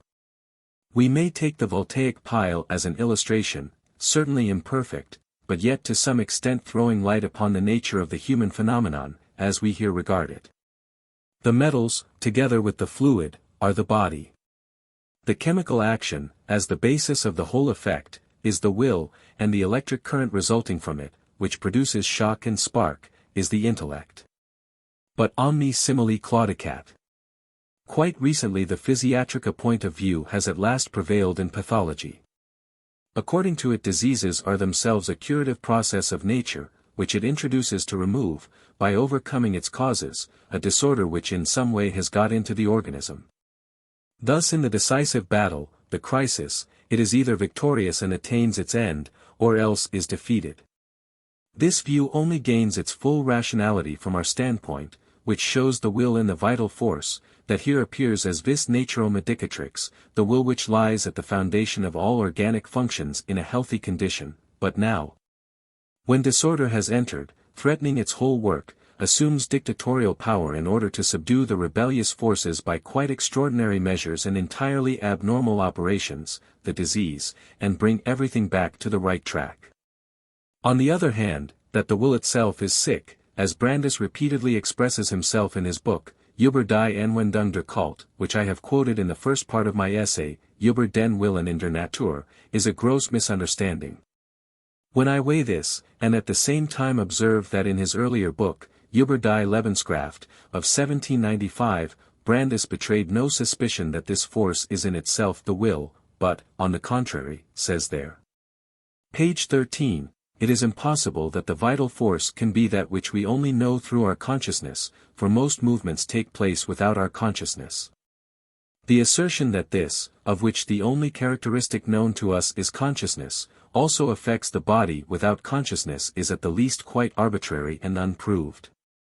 And page 14, Haller's objections to the opinion that all living movements are the effect of the soul are, as I believe, quite unanswerable. When I further reflect that he wrote his book, Über die Anwendung der Kult, in which all at once the will appears so decidedly as the vital force, in his 70th year. An age at which no one as yet has conceived for the first time original fundamental thoughts. When, lastly, I bear in mind that he makes use of my exact expressions, will and idea, and not of those which are far more commonly used by others, the faculties of desire and of knowledge, I am now convinced, contrary to my earlier supposition, that he borrowed his fundamental thought from me, and with the usual honesty which prevails at the present day in the learned world, said nothing about it. The particulars about this will be found in the second, and third, edition of my work, Über den Willen in der Natur, page 14. Nothing is more fitted to confirm and illustrate the thesis with which we are occupied in this chapter than Bichat's justly celebrated book, Sur la vie et la mort. His reflections and mine reciprocally support each other, for his are the physiological commentary on mine, and mine are the philosophical commentary on his, and one will best understand us both by reading us together. This refers specially to the first half of his work, entitled Recherches physiologiques sur la vie. He makes the foundation of his expositions the opposition of the organic to the animal life, which corresponds to mine of the will to the intellect. Whoever looks at the sense, not at the words, will not allow himself to be led astray by the fact that he ascribes the will to the animal life. For by will, as is usual, he only understands conscious volition, which certainly proceeds from the brain, where, however, as was shown above, it is not yet actual willing, but only deliberation upon and estimation of the motives. The conclusion or product of which at last appears as the act of will. All that I ascribe to the will proper he ascribes to the organic life, and all that I conceive as intellect is with him the animal life. The latter has with him its seat in the brain alone, together with its appendages, the former, again, in the whole of the remainder of the organism. The complete opposition in which he shows that the two stand to each other corresponds to that which with me exists between the will and the intellect. As anatomist and physiologist he starts from the objective, that is, from the consciousness of other things. I, as a philosopher, start from the subjective, self-consciousness. And it is a pleasure to see how, like the two voices in a duet, we advance in harmony with each other, although each expresses something different. Therefore, let everyone who wishes to understand me read him. And let everyone who wishes to understand him, better than he understood himself, read me. Bichat shows us, in Article 4, that the organic life begins earlier and ends later than the animal life. Consequently, since the latter also rests in sleep, has nearly twice as long a duration, then, in Articles 8 and 9, that the organic life performs everything perfectly, at once, and of its own accord. The animal life, on the other hand, requires long practice and education. But he is most interesting in the 6th article, where he shows that the animal life is completely limited to the intellectual operations, therefore goes on coldly and indifferently. While the emotions and passions have their seat in the organic life, although the occasions of them lie in the animal, i.e., the cerebral, life. Here he has 10 valuable pages which I wish I could quote entire. On page 50 he says, Il est sans doute étonnant, que les passions n'ayant jamais leur terme ni leur origine dans les divers organes de la vie animale. Au contraire les parties servant aux fonctions internes, soyant constamment affectées par elles, et même les déterminants suivant l'état où elles s'y trouvent. Tel est cependant ce que la stricte observation nous prouve. J'ai dis d'abord que l'effet de toute espèce de passion, constamment étranger à la vie animale, est de faire naître un changement, une alteration quelconque dans la vie organique. Then he shows in detail how anger acts on the circulation of the blood and the beating of the heart, then how joy acts, and lastly how fear. Next, how the lungs, the stomach, the intestines, the liver, glands, and pancreas are affected by these and kindred emotions, and how grief diminishes the nutrition. And then how the animal, that is, the brain life, is untouched by all this, and quietly goes on its way. He refers to the fact that to signify intellectual operations we put the hand to the head, but, on the contrary, we lay it on the heart, the stomach, the bowels, if we wish to express our love, joy, sorrow, or hatred. And he remarks that he must be a bad actor who when he spoke of his grief would touch his head, and when he spoke of his mental effort would touch his heart. And also that while the learned make the so-called soul reside in the head, the common people always indicate the well-felt difference between the affections of the intellect and the will by the right expression, and speak, for example, of a capable, clever, fine head. But, on the other hand, say a good heart, a feeling heart, and also, anger boils in my veins, stirs my gall, my bowels leap with joy, jealousy poisons my blood, and les chants sont le langage de passions, de la vie organique, comme la parole ordinaire est celle de l'entendement, de la vie animale, la déclamation, tient le milieu. Elle anime la langue froide du cerveau par la langue expressive de organes intérieurs, du cœur, du foie, de l'estomac, and his conclusion is, la vie organique est le terme au aboutissant, et le centre d'où partent les passions. Nothing is better fitted than this excellent and thorough book to confirm and bring out clearly that the body is only the embodied, i.e., perceived by means of the brain functions, time, space, and causality, will itself, from which it follows that the will is the primary and original, the intellect, as mere brain function, the subordinate and derived. But that which is most worthy of admiration, and to me most pleasing, in Bichat's thought is, that this great anatomist, on the path of his purely physiological investigations, actually got so far as to explain the unalterable nature of the moral character from the fact that only the animal life, thus the functions of the brain, are subject to the influence of education, practice, culture, and habit. But the moral character belongs to the organic life, i.e., to all the other parts, which cannot be modified from without. I cannot refrain from giving the passage. It occurs in Article 9, Section 2, Tel est donc la grande différence de deux vies de l'animal, cerebral or animal and organic life, par rapport à l'inégalité de perfection de divers systèmes de fonctions, dont chacun résulte.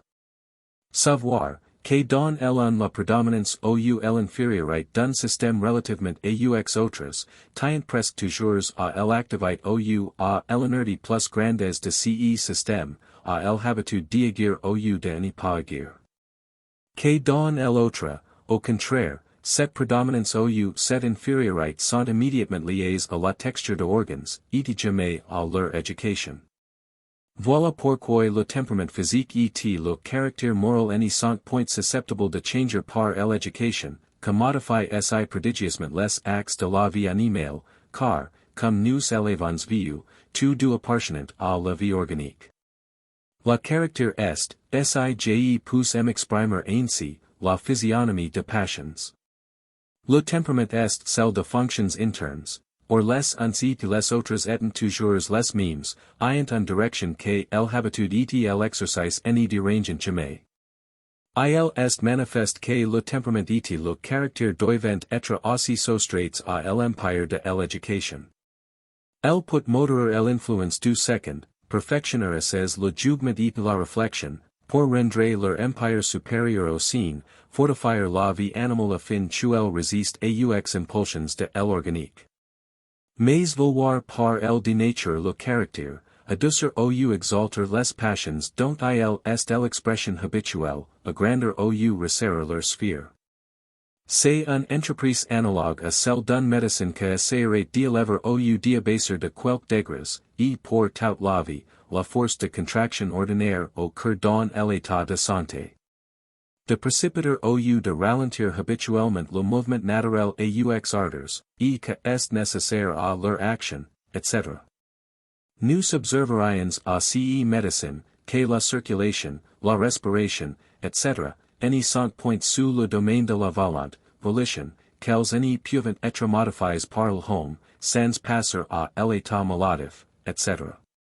Faisons la même observation à ce que croyant qu'on change le caractère, et par là, même les passions, puisque celles-ci sont un produit de l'action de tous les organes internes, ou qu'elles y ont au moins spécialement leur siège.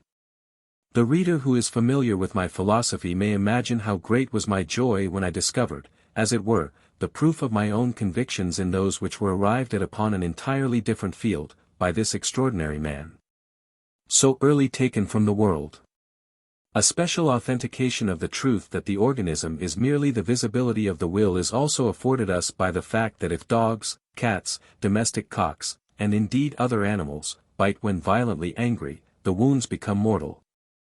Nay, if they come from a dog, may cause hydrophobia in the man who is bitten, without the dog being mad or afterwards becoming so. For the extremest anger is only the most decided and vehement will to annihilate its object. This now appears in the assumption by the saliva of an injurious, and to a certain extent magically acting, power, and springs from the fact that the will and the organism are in truth one. This also appears from the fact that intense vexation may rapidly impart to the mother's milk such a pernicious quality that the sucking child dies forthwith in convulsions, most, Übersympathetische Mittel, page 16. Note on what has been said about Bichat. Bichat has, as we have shown above, cast a deep glance into human nature, and in consequence has given an exceedingly admirable exposition, which is one of the most profound works in the whole of French literature. Now, 60 years later, M. Flaurens suddenly appears with a polemic against it in his work, De la Vérité de l'intelligence, and makes so bold as to declare without ceremony that all that Bichat has brought to light on this important subject, which was quite his own, is false. And what does he oppose to him in the field? Counter-reasons? No, counter-assertions 117 and authorities, indeed, which are as inadmissible as they are remarkable, Descartes and Gall. M. Flaurens is by conviction a Cartesian, and to him Descartes, in the year 1858, is still, le philosophe par excellence. Now Descartes was certainly a great man, yet only as a forerunner. In the whole of his dogmas, on the other hand, there is not a word of truth, and to appeal to these as authorities at this time of day is simply absurd. For in the 19th century a Cartesian in philosophy is just what a follower of Ptolemy would be in astronomy, or a follower of Stahl in chemistry. But for M. Flaurens the dogmas of Descartes are articles of faith. Descartes has taught, les volants sont de pensées, therefore this is the case, although every one feels within himself that willing and thinking are as different as white and black. Hence I have been able above, in chapter 19, to prove and explain this fully and thoroughly, and always under the guidance of experience. But above all, according to Descartes, the oracle of M. Flaurens, there are two fundamentally different substances, body and soul. Consequently M. Flaurens, as an orthodox Cartesian, says, le premier point est de séparer, même par les mots, ce que est du corps de ce que est de l'âme, I. 72. He informs us further that this aim reside uniquement et exclusivement dans le cerveau, 2. 137. From whence, according to a passage of Descartes, it sends the spiritus animals as couriers to the muscles, yet can only itself be affected by the brain. Therefore the passions have their seat, siege, in the heart, which is altered by them, yet their place, in the brain. Thus, really thus, speaks the oracle of M. Flaurens, who is so much edified by it, that he even utters it twice after him, I. 33 and 2. 135, for the unfailing conquest of the ignorant Bichat, who knows neither soul nor body, but merely an animal and an organic life. And whom he then here condescendingly informs that we must thoroughly distinguish the parts where the passions have their seat, seigent, from those which they affect. According to this, then, the passions act in one place while they are in another.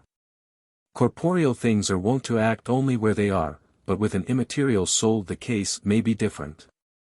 But what in general may he and his oracle really have thought in this distinction of place and siege, of seeger and effector? The fundamental error of M. Flourens and Descartes springs really from the fact that they confound the motives or occasions of the passions, which, as ideas, certainly lie in the intellect, i.e. in the brain, with the passions themselves, which, as movements of the will, lie in the whole body, which, as we know, is the perceived will itself. M. Flourens' second authority is, as we have said, Gall. I certainly have said, at the beginning of this 20th chapter, and already in the earlier edition, the greatest error in Gall's phrenology is, that he makes the brain the organ of moral qualities also.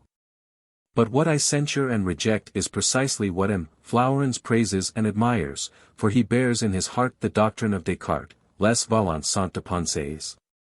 Accordingly he says, p. 144, le premier service que Gall a rendu à la physiologie. A it de ramener le moral à l'intellectuel, et de faire voir que les facultés morales et les facultés intellectuelles sont du même ordre, et de les placer tous, autant les uns que les autres, uniquement et exclusivement dans le cerveau. To a certain extent my whole philosophy, but especially the 19th chapter of this volume, consists of the refutation of this fundamental error. M. Flourens, on the contrary, is never tired of extolling this as a great truth and Gall as its discoverer, for example, p. 147, CJN étais à classer les services que nous a rendu Gall, je dirais que le premier a été de ramener les qualités morales au cerveau, p. 153, le cerveau seul est l'organe de l'âme, et de l'âme dans toute la plénitude de ses fonctions. We see the simple soul of Descartes still always lurks in the background, as the kernel of the matter. Il est le siege de toutes les facultés intellectuelles. Gall a ramène le moral à l'intellectuel, il a ramène les qualités morales au même siege, au même organe, que les facultés intellectuelles. Oh, how must Bichat and I be ashamed of ourselves in the presence of such wisdom. But, to speak seriously, what can be more disheartening, or rather more shocking, than to see the true and profound rejected and the false and perverse extolled? To live to find that important truths, deeply hidden, and extracted late and with difficulty, are to be torn down, and the old, stale, and late conquered errors set up in their place. Nay, to be compelled to fear that through such procedure the advances of human knowledge, so hardly achieved, will be broken off. But let us quiet our fears, for magma est vis veritatis et prevalebit. M. Flourens is unquestionably a man of much merit, but he has chiefly acquired it upon the experimental path. Just those truths, however, which are of the greatest importance cannot be brought out by experiments, but only by reflection and penetration. Now Bichat by his reflection and penetration has here brought a truth to light which is of the number of those which are unattainable by the experimental efforts of M. Flourens, even if, as a true and consistent Cartesian, he tortures 100 more animals to death. But he ought betimes to have observed and thought something of this. Take care, friend, for it burns. The presumption and self-sufficiency, however, such as is only imparted by superficiality combined with a false obscurity, with which M. Flourens undertakes to refute a thinker like Bichat by counter-assertions, old wives' beliefs, and feudal authorities, indeed to reprove and instruct him, and even almost to mock at him, has its origin in the nature of the Academy and its fauteuils. Throned upon these, and saluting each other mutually as illustre confrère, gentlemen cannot avoid making themselves equal with the best who have ever lived, regarding themselves as oracles. And therefore fit to decree what shall be false and what true. This impels and entitles me to say out plainly for once, that the really superior and privileged minds, who now and then are born for the enlightenment of the rest, and to whom certainly Bichat belongs, are so, by the grace of God. And accordingly stand to the Academy, in which they have generally occupied only the 41st fauteuil, and to its illustrious confrères, as born princes to the numerous representatives of the people, chosen from the crowd. Therefore a secret awe should warn these gentlemen of the Academy, who always exist by the score, before they attack such a man, unless they have most cogent reasons to present, and not mere contradictions and appeals to Placida of Descartes. Which at the present day is quite absurd. Supplements to the second book. XXI, Retrospect and more general view. If the intellect were not of a subordinate nature, as the two preceding chapters show, then everything which takes place without it, i.e., without intervention of the idea, such as reproduction, the development and maintenance of the organism, the healing of wounds, the restoration or vicarious supplementing of mutilated parts, the salutary crisis in diseases. The works of the mechanical skill of animals, and the performances of instinct would not be done so infinitely better and more perfectly than what takes place with the assistance of intellect, all conscious and intentional achievements of men, which compared with the former are mere bungling. In general, nature signifies that which operates, acts, performs without the assistance of the intellect. Now, that this is really identical with what we find in ourselves as will is the general theme of this second book, and also of the essay, Über den Willen in der Natur. The possibility of this fundamental knowledge depends upon the fact that in us the will is directly lighted by the intellect, which here appears as self-consciousness. Otherwise we could just as little arrive at a fuller knowledge of it within us as without us, and must forever stop at inscrutable forces of nature. We have to abstract from the assistance of the intellect if we wish to comprehend the nature of the will in itself, and thereby, as far as is possible, penetrate to the inner being of nature. On this account, it may be remarked in passing, my direct antipode among philosophers is Anaxagoras. For he assumed arbitrarily as that which is first and original, from which everything proceeds, a nu omicron upsilon, an intelligence, a subject of ideas, and he is regarded as the first who promulgated such a view. According to him the world existed earlier in the mere idea than in itself. While according to me it is the unconscious will which constitutes the reality of things, and its development must have advanced very far before it finally attains, in the animal consciousness, to the idea and intelligence. So that, according to me, thought appears as the very last. However, according to the testimony of Aristotle, Metaphysics. For Anaxagoras himself did not know how to begin much with his nu omicron upsilon, but merely set it up, and then left it standing like a painted saint at the entrance, without making use of it in his development of nature, except in cases of need, when he did not know how else to help himself. All physico-theology is a carrying out of the error opposed to the truth expressed at the beginning of this chapter, the error that the most perfect form of the origin of things is that which is brought about by means of an intellect. Therefore it draws a bolt against all deep exploration of nature. From the time of Socrates down to our own time, we find that the chief subject of the ceaseless disputations of the philosophers has been that ens rationis, called soul. We see the most of them assert its immortality, that is to say, its metaphysical nature, yet others, supported by facts which incontrovertibly prove the entire dependence of the intellect upon the bodily organism, unweariedly maintain the contrary.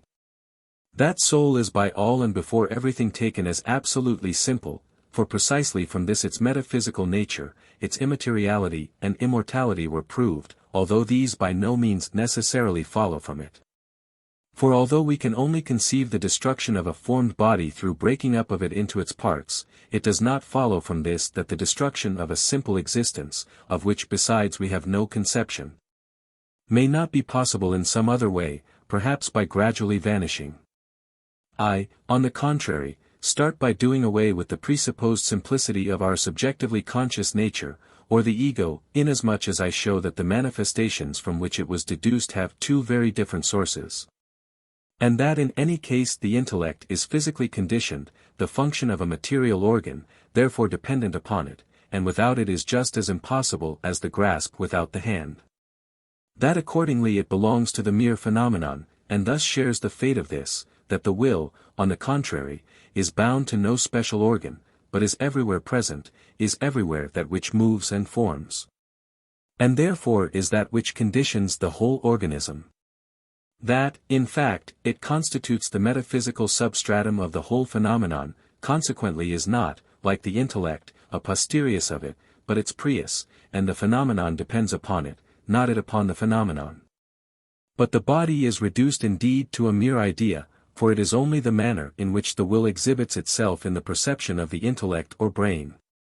The will, again, which in all other systems, different as they are in other respects, appears as one of the last results, is with me the very first. The intellect, as mere function of the brain, is involved in the destruction of the body, but the will is by no means so. From this heterogeneity of the two, together with the subordinate nature of the intellect, it becomes conceivable that man, in the depths of his self-consciousness, feels himself to be eternal and indestructible, but yet can have no memory. Either a part ante or a part post, beyond the duration of his life. I do not wish to anticipate here the exposition of the true indestructibility of our nature, which has its place in the fourth book, but have only sought to indicate the place where it links itself on. But now that, in an expression which is certainly one-sided, yet from our standpoint true, the body is called a mere idea depends upon the fact that an existence in space, as something extended, and in time, as something that changes, and more closely determined in both through the causal nexus, is only possible in the idea, for all those determinations rest upon its forms, thus in a brain, in which accordingly such an existence appears as something objective, i.e., foreign, therefore even our own body can have this kind of existence only in a brain. For the knowledge which I have of my body as extended, space-occupying, and movable, is only indirect, it is a picture in my brain which is brought about by means of the senses and understanding. The body is given to me directly only in muscular action and in pain and pleasure, both of which primarily and directly belong to the will. But the combination of these two different kinds of knowledge of my own body afterwards affords the further insight that all other things which also have the objective existence described, which is primarily only in my brain, are not therefore entirely non-existent apart from it, but must also ultimately in themselves be that which makes itself known in self-consciousness as will. XXII, Objective View of the Intellect. This chapter is connected with the last half of section 27 of the first volume. There are two fundamentally different ways of regarding the intellect, which depend upon the difference of the point of view, and, much as they are opposed to each other in consequence of this, must yet be brought into agreement. One is the subjective, which, starting from within and taking the consciousness as the given, shows us by what mechanism the world exhibits itself in it, and how, out of the materials which the senses and the understanding provide, it constructs itself in it. We must look upon Locke as the originator of this method of consideration. Kant brought it to incomparably higher perfection, and our first book also, together with its supplements, are devoted to it. The method of considering the intellect which is opposed to this is the objective, which starts from without, takes as its object not our own consciousness, but the beings given in outward experience, conscious of themselves and of the world. And now investigates the relation of their intellect to their other qualities, how it has become possible, how it has become necessary, and what it accomplishes for them. The standpoint of this method of consideration is the empirical. It takes the world and the animal existences present in it as absolutely given, in that it starts from them. It is accordingly primarily zoological, anatomical, physiological, and only becomes philosophical by connection with that first method of consideration, and from the higher point of view thereby attained. The only foundations of this which as yet have been given we owe to zootomists and physiologists, for the most part French. Here Cabanis is specially to be named, whose excellent work, Des Rapports du physico-moral, is initiatory of this method of consideration on the path of physiology. The famous Bichat was his contemporary, but his theme was a much more comprehensive one. Even Gall may be named here, although his chief aim was missed. Ignorance and prejudice have raised against this method of consideration the accusation of materialism, because, adhering simply to experience, it does not know the immaterial substance, soul. The most recent advances in the physiology of the nervous system, through Sir Charles Bell, Magendie, Marshall Hall, and others, have also enriched and corrected the material of this method of consideration. A philosophy which, like the Kantian, entirely ignores this point of view for the intellect is one-sided, and consequently inadequate. It leaves an impassable gulf between our philosophical and our physiological knowledge, with which we can never find satisfaction. Although what I have said in the 2 preceding chapters concerning the life and the activity of the brain belongs to this method of consideration, and in the same way all the discussions to be found under the heading, Flans and Physiology. In the essay, Über den Willen in der Natur, and also a portion of those under the heading, Vergleichende Anatomy, are devoted to it, the following exposition of its results in general will be by no means superfluous. We become most vividly conscious of the glaring contrast between the 2 methods of considering the intellect opposed to each other above if we carry the matter to the extreme and realize that what the one, as reflective thought and vivid perception, directly assumes and makes its material is for the other nothing more than the physiological function of an internal organ, the brain. Nay, that we are justified in asserting that the whole objective world, so boundless in space, so infinite in time, so unsearchable in its perfection, is really only a certain movement or affection of the pulpy matter in the skull. We then ask in astonishment, what is this brain whose function produces such a phenomenon of all phenomena? What is the matter which can be refined and potentiated to such a pulp that the stimulation of a few of its particles becomes the conditional supporter of the existence of an objective world? The fear of such questions led to the hypothesis of the simple substance of an immaterial soul, which merely dwelt in the brain. We say boldly, this pulp also, like every vegetable or animal part, is an organic structure, like all its poorer relations in the inferior accommodation of the heads of our irrational brethren, down to the lowest, which scarcely apprehends at all. Yet that organic pulp is the last product of nature, which presupposes all the rest. But in itself and outside the idea, the brain also, like everything else, is will. For existing for another is being perceived. Being in itself is willing, upon this it depends that on the purely objective path we never attain to the inner nature of things. But if we attempt to find their inner nature from without and empirically, this inner always becomes an outer again in our hands, the pith of the tree, as well as its bark, the heart of the animal, as well as its hide. The white and the yolk of an egg, as well as its shell. On the other hand, upon the subjective path the inner is accessible to us at every moment.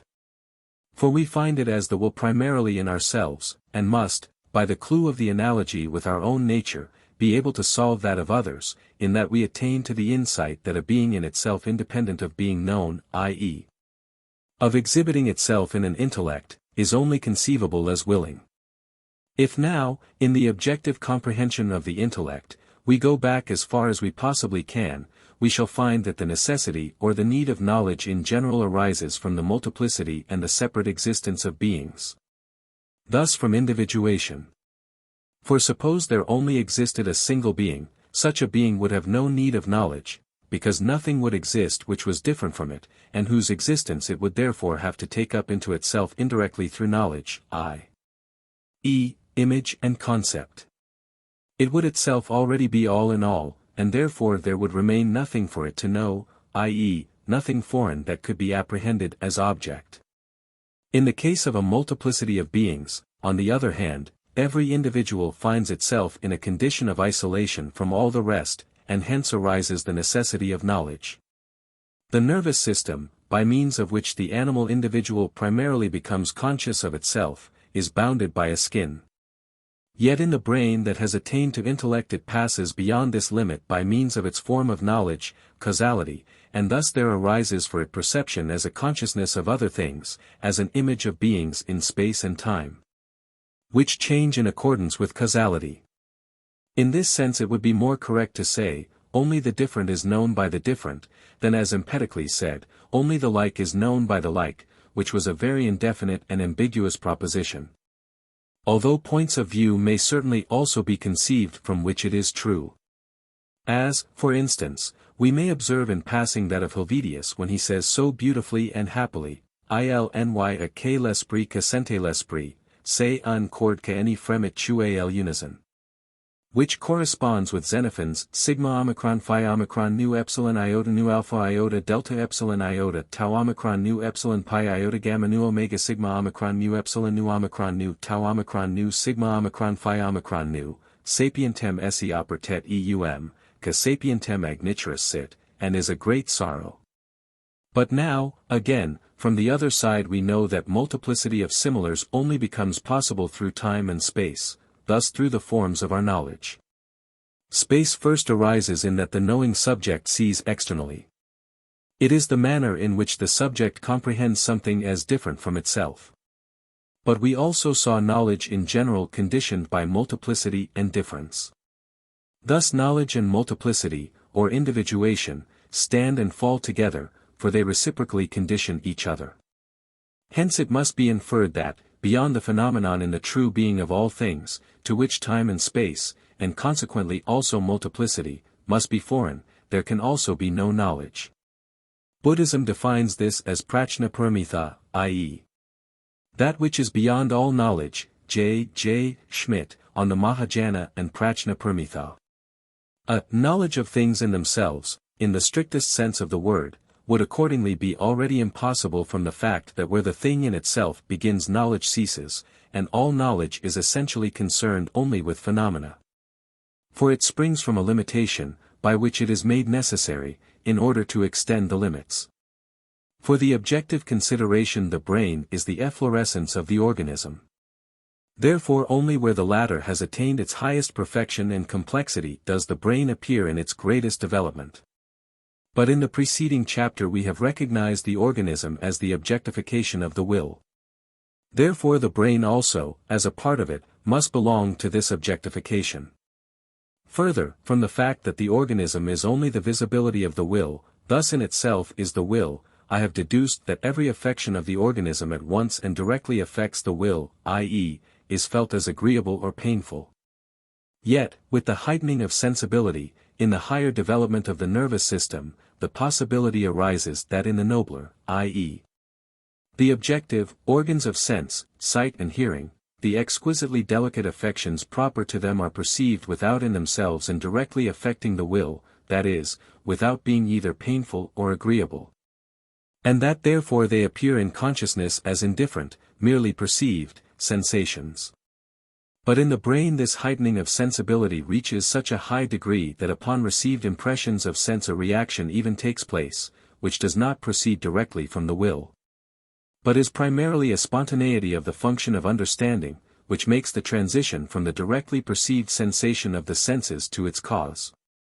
And since the brain then at once produces the form of space, there thus arises the perception of an external object. We may therefore regard the point at which the understanding makes the transition from the mere sensation upon the retina, which is still a mere affection of the body and therefore of the will, to the cause of that sensation, which it projects by means of its form of space, as something external and different from its own body, as the boundary between the world as will and the world as idea, or as the birthplace of the latter. In man, however, the spontaneity of the activity of the brain, which in the last instance is certainly conferred by the will, goes further than mere perception and immediate comprehension of causal relations. It extends to the construction of abstract conceptions out of these perceptions, and to operating with these conceptions, i.e., to thinking, as that in which his reason consists. Thoughts are therefore furthest removed from the affections of the body, which, since the body is the objectification of the will, may, through increased intensity, pass at once into pain, even in the organs of sense. Accordingly idea and thought may also be regarded as the efflorescence of the will, because they spring from the highest perfection and development of the organism, but the organism, in itself and apart from the idea, is the will. Of course, in my explanation, the existence of the body presupposes the world of idea, inasmuch as it also, as body or real object, is only in this world. And, on the other hand, the idea itself just as much presupposes the body, for it arises only through the function of an organ of the body. That which lies at the foundation of the whole phenomenon, that in it which alone has being in itself and is original, is exclusively the will, for it is the will which through this very process assumes the form of the idea, i.e. enters the secondary existence of an objective world, or the sphere of the knowable. Philosophers before Kant, with few exceptions, approached the explanation of the origin of our knowledge from the wrong side. They set out from a so-called soul, an existence whose inner nature and peculiar function consisted in thinking, and indeed quite specially in abstract thinking, with mere conceptions, which belonged to it the more completely the further they lay from all perception. I beg to refer here to the note at the end of section 6 of my prize essay on the foundation of morals. This soul has in some inconceivable manner entered the body, and there it is only disturbed in its pure thinking, first by impressions of the senses and perceptions, still more by the desires which these excite, and finally by the emotions, nay, passions, to which these desires develop. While the characteristic and original element of this soul is mere abstract thinking, and given up to this it has only universals, inborn conceptions, and eterni veritates for its objects, and leaves everything perceptible lying far below it. Hence, also, arises the contempt with which even now, sensibility, and the sensuous, are referred to by professors of philosophy, nay, are even made the chief source of immorality. While it is just the senses which are the genuine and innocent source of all our knowledge, from which all thinking must first borrow its material, for in combination with the a priori functions of the intellect they produce the perception. One might really suppose that in speaking of sensibility these gentlemen always think only of the pretended sixth sense of the French. Thus, as we have said, in the process of knowledge, its ultimate product was made that which is first and original in it, and accordingly the matter was taken hold of by the wrong end. According to my exposition, the intellect springs from the organism, and thereby from the will, and hence could not be without the latter. Thus, without the will it would also find no material to occupy it. For everything that is knowable is just the objectification of the will. But not only the perception of the external world, or the consciousness of other things, is conditioned by the brain and its functions, but also self-consciousness. The will in itself is without consciousness, and remains so in the greater part of its phenomena. The secondary world of idea must be added, in order that it may become conscious of itself, just as light only becomes visible through the bodies which reflect it, and without them loses itself in darkness without producing any effect. Because the will, with the aim of comprehending its relations to the external world, produces a brain in the animal individual, the consciousness of its own self arises in it, by means of the subject of knowledge, which comprehends things as existing and the ego as willing. The sensibility, which reaches its highest degree in the brain, but is yet dispersed through its different parts, must first of all collect all the rays of its activity, concentrate them, as it were, in a focus, which, however, does not lie without, as in the case of the concave mirror, but within, as in the convex mirror. With this point now it first describes the line of time, upon which, therefore, all that it presents to itself as idea must exhibit itself, and which is the first and most essential form of all knowledge, or the form of inner sense. This focus of the whole activity of the brain is what Kant called the synthetic unity of apperception, cf. Volume 2. Page 475. Only by means of this does the will become conscious of itself, because this focus of the activity of the brain, or that which knows, apprehends itself as identical with its own basis, from which it springs, that which wills. And thus the ego arises. Yet this focus of the brain activity remains primarily a mere subject of knowledge, and as such capable of being the cold and impartial spectator, the mere guide and counselor of the will, and also of comprehending the external world in a purely objective manner, without reference to the will and its weal or woe. But whenever it turns within, it recognizes the will as the basis of its own phenomenon, and therefore combines with it in the consciousness of an ego. That focus of the activity of the brain, or the subject of knowledge, is indeed, as an indivisible point, simple, but yet is not on this account a substance, soul, but a mere condition or state. That of which it is itself a condition or state can only be known by it indirectly, as it were through reflection. But the ceasing of this state must not be regarded as the annihilation of that of which it is a state. This knowing and conscious ego is related to the will, which is the basis of its phenomenal appearance, as the picture in the focus of a concave mirror is related to the mirror itself and has, like that picture, only a conditioned, nay, really a merely apparent, reality. Far from being the absolutely first, as, for example, Fichte teaches, it is at bottom tertiary, for it presupposes the organism, and the organism presupposes the will. I admit that all that is said here is really only an image and a figure, and in part also hypothetical, but we stand at a point to which thought can scarcely reach, not to speak of proof. I therefore request the reader to compare with this what I have adduced at length on this subject in chapter 20. Now, although the true being of everything that exists consists in its will, and knowledge together with consciousness are only added at the higher grades of the phenomenon as something secondary, yet we find that the difference which the presence and the different degree of consciousness places between one being and another is exceedingly great and of important results. The subjective existence of the plant we must think of as a weak analogue, a mere shadow of comfort and discomfort, and even in this exceedingly weak degree the plant knows only of itself, not of anything outside of it. On the other hand, even the lowest animal standing next to it is forced by increased and more definitely specified wants to extend the sphere of its existence beyond the limits of its own body. This takes place through knowledge. It has a dim apprehension of its immediate surroundings, out of which the motives for its action with a view to its own maintenance arise.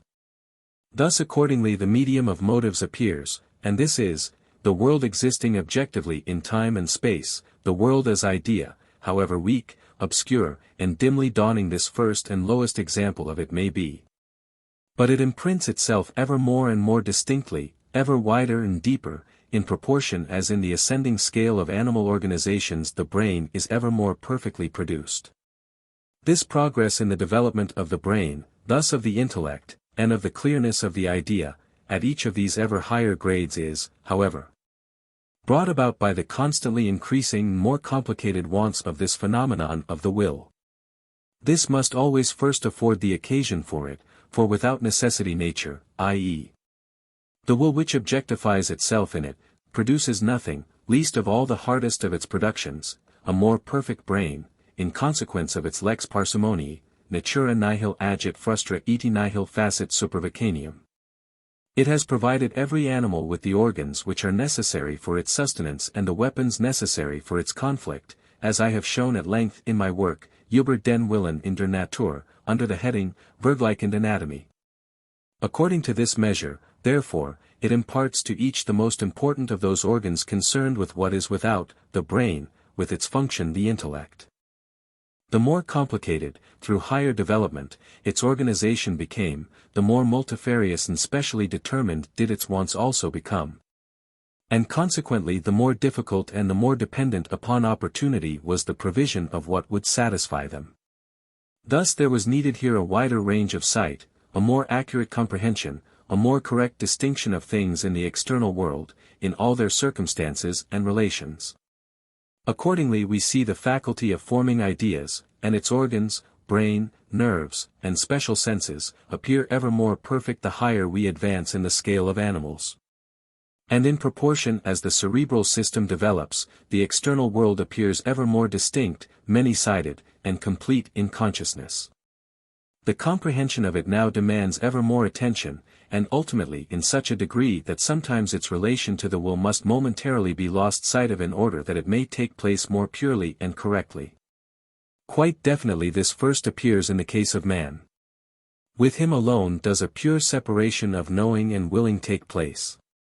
This is an important point, which I merely touch on here in order to indicate its position, and be able to take it up again later. But, like all the rest, nature takes this last step also in extending and perfecting the brain, and thereby in increasing the powers of knowledge, only in consequence of the increased needs, thus in the service of the will. What this aims at and attains in man is indeed essentially the same, and not more than what is also its goal in the brutes, nourishment and propagation. But the requisites for the attainment of this goal became so much increased in number, and of so much higher quality and greater definiteness through the organization of man, that a very much more considerable heightening of the intellect than the previous steps demanded was necessary, or at least was the easiest means of reaching the end. But since now the intellect, in accordance with its nature, is a tool of the most various utility, and is equally applicable to the most different kinds of ends, nature, true to her spirit of parsimony, could now meet through it alone all the demands of the wants which had now become so manifold. Therefore she sent forth man without clothing, without natural means of protection or weapons of attack, nay, with relatively little muscular power, combined with great frailty in little endurance of adverse influences and wants. In reliance upon that one great tool, in addition to which she had only to retain the hands from the next grade below him, the ape. But through the predominating intellect which here appears not only is the comprehension of motives, their multiplicity, and in general the horizon of the aims infinitely increased, but also the distinctness with which the will is conscious of itself is enhanced in the highest degree in consequence of the clearness of the whole consciousness which has been brought about, which is supported by the capacity for abstract knowledge, and now attains to complete reflectiveness. But thereby, and also through the vehemence of the will, which is necessarily presupposed as the supporter of such a heightened intellect, an intensifying of all the emotions appears, and indeed the possibility of the passions, which, properly speaking, are unknown to the brute. For the vehemence of the will keeps pace with the advance of intelligence, because this advance really always springs from the increased needs and pressing demands of the will. Besides this, however, the two reciprocally support each other. Thus the vehemence of the character corresponds to the greater energy of the beating of the heart and the circulation of the blood, which physically heighten the activity of the brain. On the other hand, the clearness of the intelligence intensifies the emotions, which are called forth by the outward circumstances, by means of the more vivid apprehension of the latter. Hence, for example, young calves quietly allow themselves to be packed in a cart and carried off, but young lions, if they are only separated from their mother, remain permanently restless, and roar unceasingly from morning to night. Children in such a position would cry and vex themselves almost to death. The vivaciousness and impetuosity of the ape is in exact proportion to its greatly developed intellect. It depends just on this reciprocal relationship that man is, in general, capable of far greater sorrows than the brute, but also of greater joy in satisfied and pleasing emotions. In the same way his higher intelligence makes him more sensible to ennui than the brute, but it also becomes, if he is individually very complete, an inexhaustible source of entertainment. Thus, as a whole, the manifestation of the will in man is related to that in the brute of the higher species, as a note that has been struck to its fifth pitch 2 or 3 octaves lower.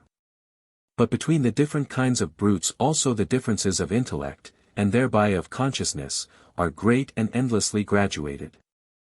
The mere analogy of consciousness which we must yet attribute to plants will be related to the still far deader subjective nature of an unorganized body, very much as the consciousness of the lowest species of animals is related to the quasi-consciousness of plants.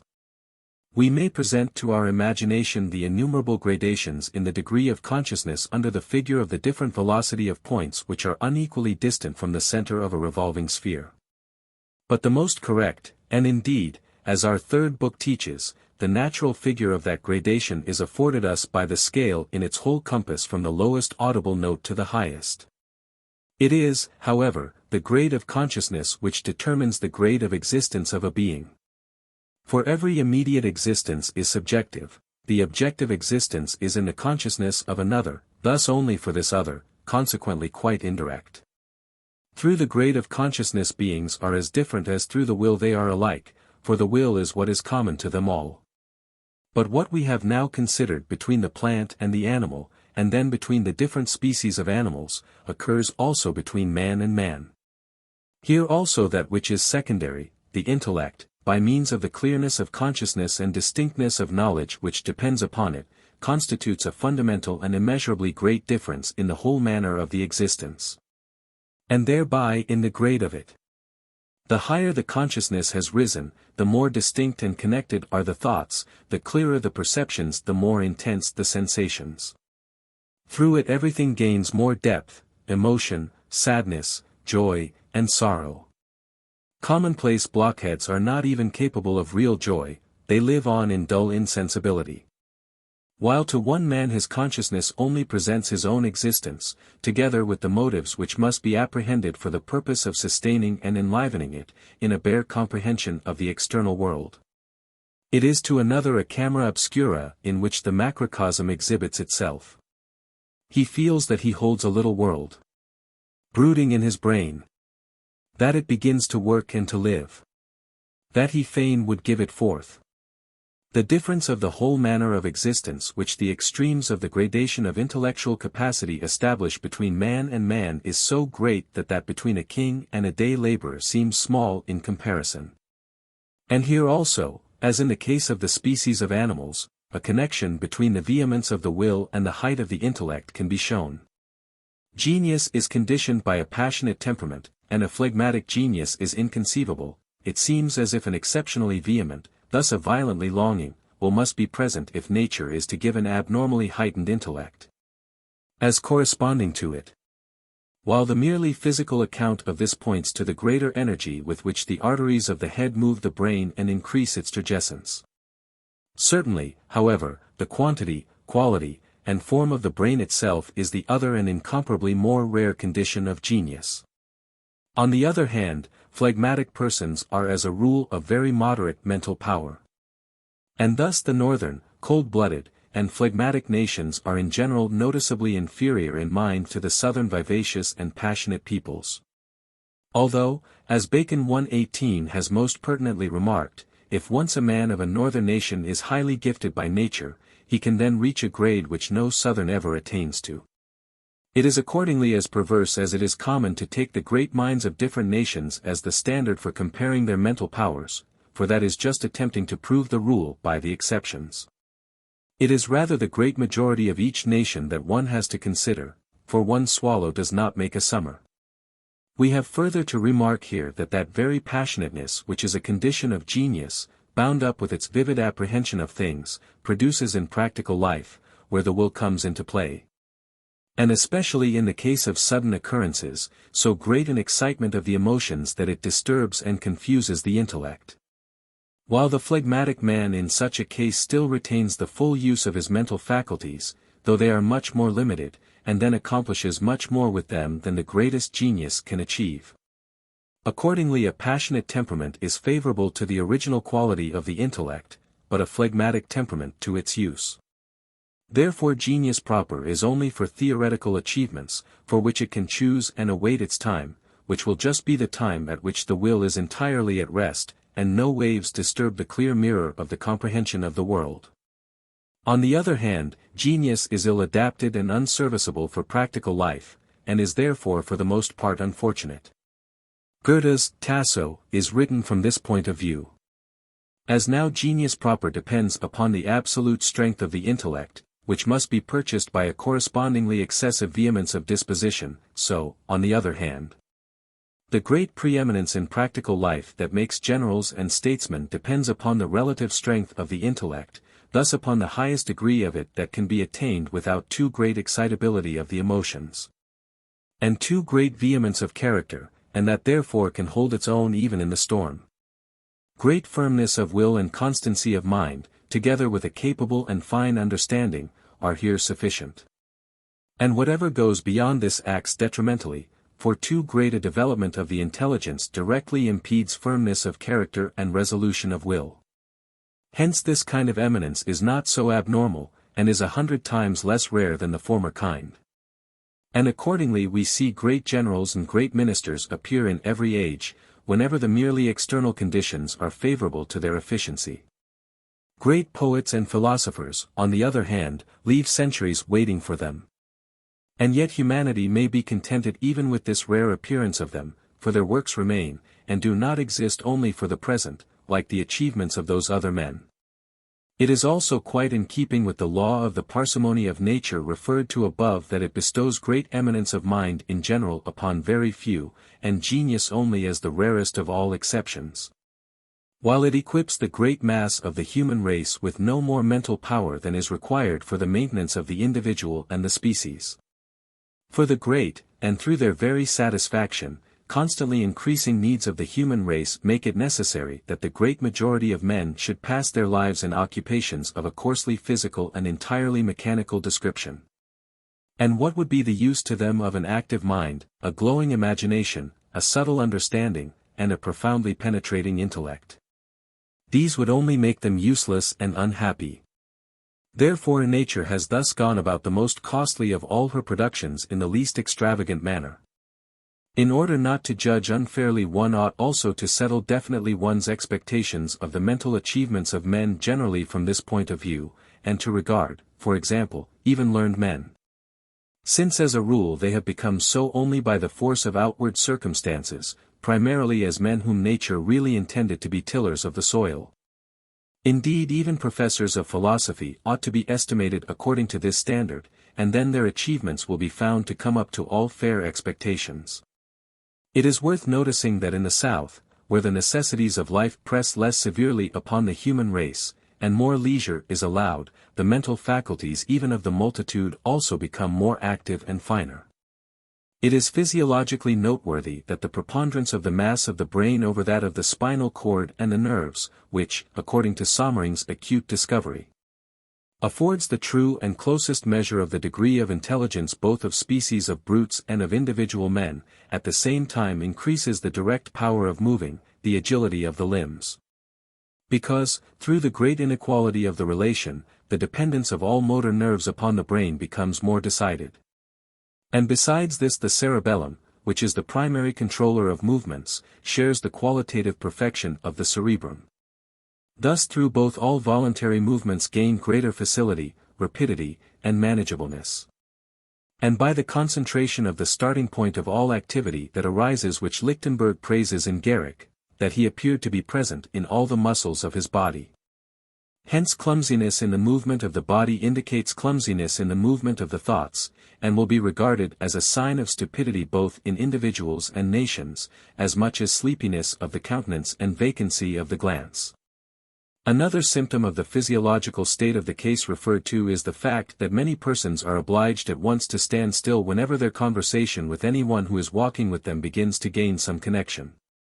Because their brain, as soon as it has to link together a few thoughts, has no longer as much power over as is required to keep the limbs in motion by means of the motory nerves, so closely is everything measured with them. It results from this whole objective consideration of the intellect and its origin, that it is designed for the comprehension of those ends upon the attainment of which depends the individual life and its propagation. But by no means for deciphering the inner nature of things and of the world, which exists independently of the knower. What to the plant is the susceptibility to light, in consequence of which it guides its growth in the direction of it, that is, in kind, the knowledge of the brute, nay, even of man. Although in degree it is increased in proportion as the needs of each of these beings demand. With them all apprehension remains a mere consciousness of their relations to other things, and is by no means intended to present again in the consciousness of the knower the peculiar, absolutely real nature of these things. Rather, as springing from the will, the intellect is also only designed for its service, thus for the apprehension of motives, it is adapted for this, and is therefore of a thoroughly practical tendency. This also holds good if we conceive the significance of life as ethical, for in this regard too we find man knowing only for the benefit of his conduct. Such a faculty of knowledge, existing exclusively for practical ends, will from its nature always comprehend only the relations of things to each other, but not the inner nature of them, as it is in itself. But to regard the complex of these relations as the absolute nature of the world as it is in itself, and the manner in which it necessarily exhibits itself in accordance with the laws predisposed in the brain as the eternal laws of the existence of all things, and then to construct ontology, cosmology, and theology in accordance with this view, this was really the old fundamental error, of which Kant's teaching has made an end. Here, then, our objective, and therefore for the most part physiological consideration of the intellect meets his transcendental consideration of it, nay, appears in a certain sense even as an a priori insight into it. For, from a point of view which we have taken up outside of it, our objective view enables us to know in its origin, and therefore as necessary, what that transcendental consideration, starting from facts of consciousness, presents only as a matter of fact. For it follows from our objective consideration of the intellect, that the world as idea, as it exists stretched out in space and time, and moves on regularly according to the strict law of causality, is primarily only a physiological phenomenon. A function of the brain, which brings it about, certainly upon the occasion of certain external stimuli, but yet in conformity with its own laws. Accordingly it is beforehand a matter of course, that what goes on in this function itself, and therefore through it and for it, must by no means be regarded as the nature of things in themselves, which exist independently of it and are entirely different from it, but primarily exhibits only the mode or manner of this function itself, which can always receive only a very subordinate modification through that which exists completely independently of it, and sets it in motion as a stimulus. As, then, Locke claimed for the organs of sense all that comes into our apprehension by means of the sensation, in order to deny that it belongs to things in themselves, so Kant, with the same intention, and pursuing the same path further, has proved all that makes perception proper possible, thus space, time, and causality, to be functions of the brain. Although he has refrained from using this physiological expression, to which, however, our present method of investigation, coming from the opposite side, the side of the real, necessarily leads us. Kant arrived upon his analytical path at the result that what we know are mere phenomena. What this mysterious expression really means becomes clear from our objective and genetic investigation of the intellect. The phenomena are the motives for the aims of individual will as they exhibit themselves in the intellect which the will has produced for this purpose, which itself appears as a phenomenon objectively, as the brain, and which, when comprehended, as far as one can follow their concatenation, afford us in their connection the world which extends itself objectively in time and space, and which I call the world as idea. Moreover, from our point of view, the objectionable element vanishes which in the Kantian doctrine arises from the fact that, because the intellect knows merely phenomena instead of things as they are in themselves, nay, in consequence of this is led astray into paralogisms and unfounded hypostases by means of sophistications, not of men but of the reason itself, from which even the wisest does not free himself, and if, perhaps indeed after much trouble, he avoids error, can yet never get quit of the illusion which unceasingly torments and mocks him. Because of all this, I say, the appearance arises that our intellect is intentionally designed to lead us into errors. For the objective view of the intellect given here, which contains a genesis of it, makes it conceivable that, being exclusively intended for practical ends, it is merely the medium of motives, and therefore fulfills its end by an accurate presentation of these, and that if we undertake to discover the nature of things in themselves, from the manifold phenomena which here exhibit themselves objectively to us, and their laws, we do this at our own peril and on our own responsibility. We have recognized that the original inner force of nature, without knowledge and working in the dark, which, if it has worked its way up to self-consciousness, reveals itself to this as will, attains to this grade only by the production of an animal brain and of knowledge, as its function, whereupon the phenomenon of the world of perception arises in this brain. But to explain this mere brain phenomenon, with the conformity to law which is invariably connected with its functions, as the objective inner nature of the world and the things in it, which is independent of the brain, existing before and after it, is clearly a spring which nothing warrants us in making. From this mundus phenomenon, however, from this perception which arises under such a variety of conditions, all our conceptions are drawn. They have all their content from it, or even only in relation to it. Therefore, as Kant says, they are only for immanent, not for transcendental, use. That is to say, these conceptions of ours, this first material of thought, and consequently still more the judgments which result from their combination, are unfitted for the task of thinking the nature of things in themselves, and the true connection of the world and existence. Indeed, to undertake this is analogous to expressing the stereometrical content of a body in square inches. For our intellect, originally only intended to present to an individual its paltry aims, comprehends accordingly mere relations of things, and does not penetrate to their inner being, to their real nature. It is therefore a merely superficial force, clings to the surface of things, and apprehends mere species transitivas, not the true being of things. From this it arises that we cannot understand and comprehend any single thing, even the simplest and smallest, through and through, but something remains entirely inexplicable to us in each of them. Just because the intellect is a product of nature, and is therefore only intended for its ends, the Christian mystics have very aptly called it the light of nature, and driven it back within its limits. For nature is the object to which alone it is the subject.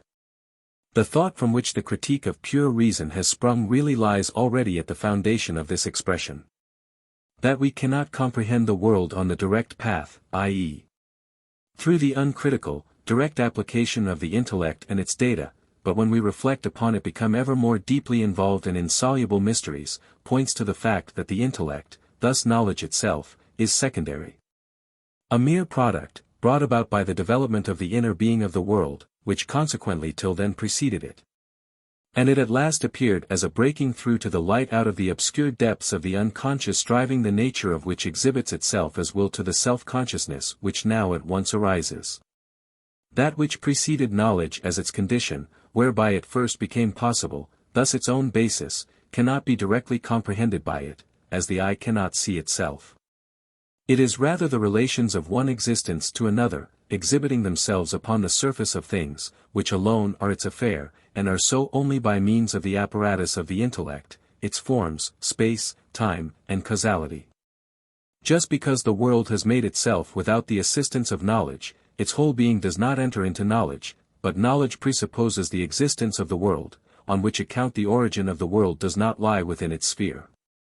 It is accordingly limited to the relations between the things which lie before it, and is thus sufficient for the individual will, for the service of which alone it appeared. For the intellect is, as has been shown, conditioned by nature, lies in it, belongs to it, and cannot therefore place itself over against it as something quite foreign to it, in order thus to take up into itself its whole nature, absolutely, objectively, and thoroughly. It can, if fortune favors it, understand all that is in nature, but not nature itself, at least not directly. However discouraging to metaphysics this essential limitation of the intellect may be, which arises from its nature and origin, it has yet another side which is very consoling. It deprives the direct utterances of nature of their unconditional validity, in the assertion of which naturalism proper consists. If, therefore, nature presents to us every living thing as appearing out of nothing, and, after an ephemeral existence, returning again for ever to nothing, and if it seems to take pleasure in the unceasing production of new beings, in order that it may be able unceasingly to destroy, and, on the other hand, is unable to bring anything permanent to light. If accordingly we are forced to recognize matter as that which alone is permanent, which never came into being and never passes away, but brings forth all things from its womb, whence its name appears to be derived from mater rerum. And along with it, as the father of things, form, which, just as fleeting as matter is permanent, changes really every moment, and can only maintain itself so long as it clings as a parasite to matter, now to one part of it, now to another.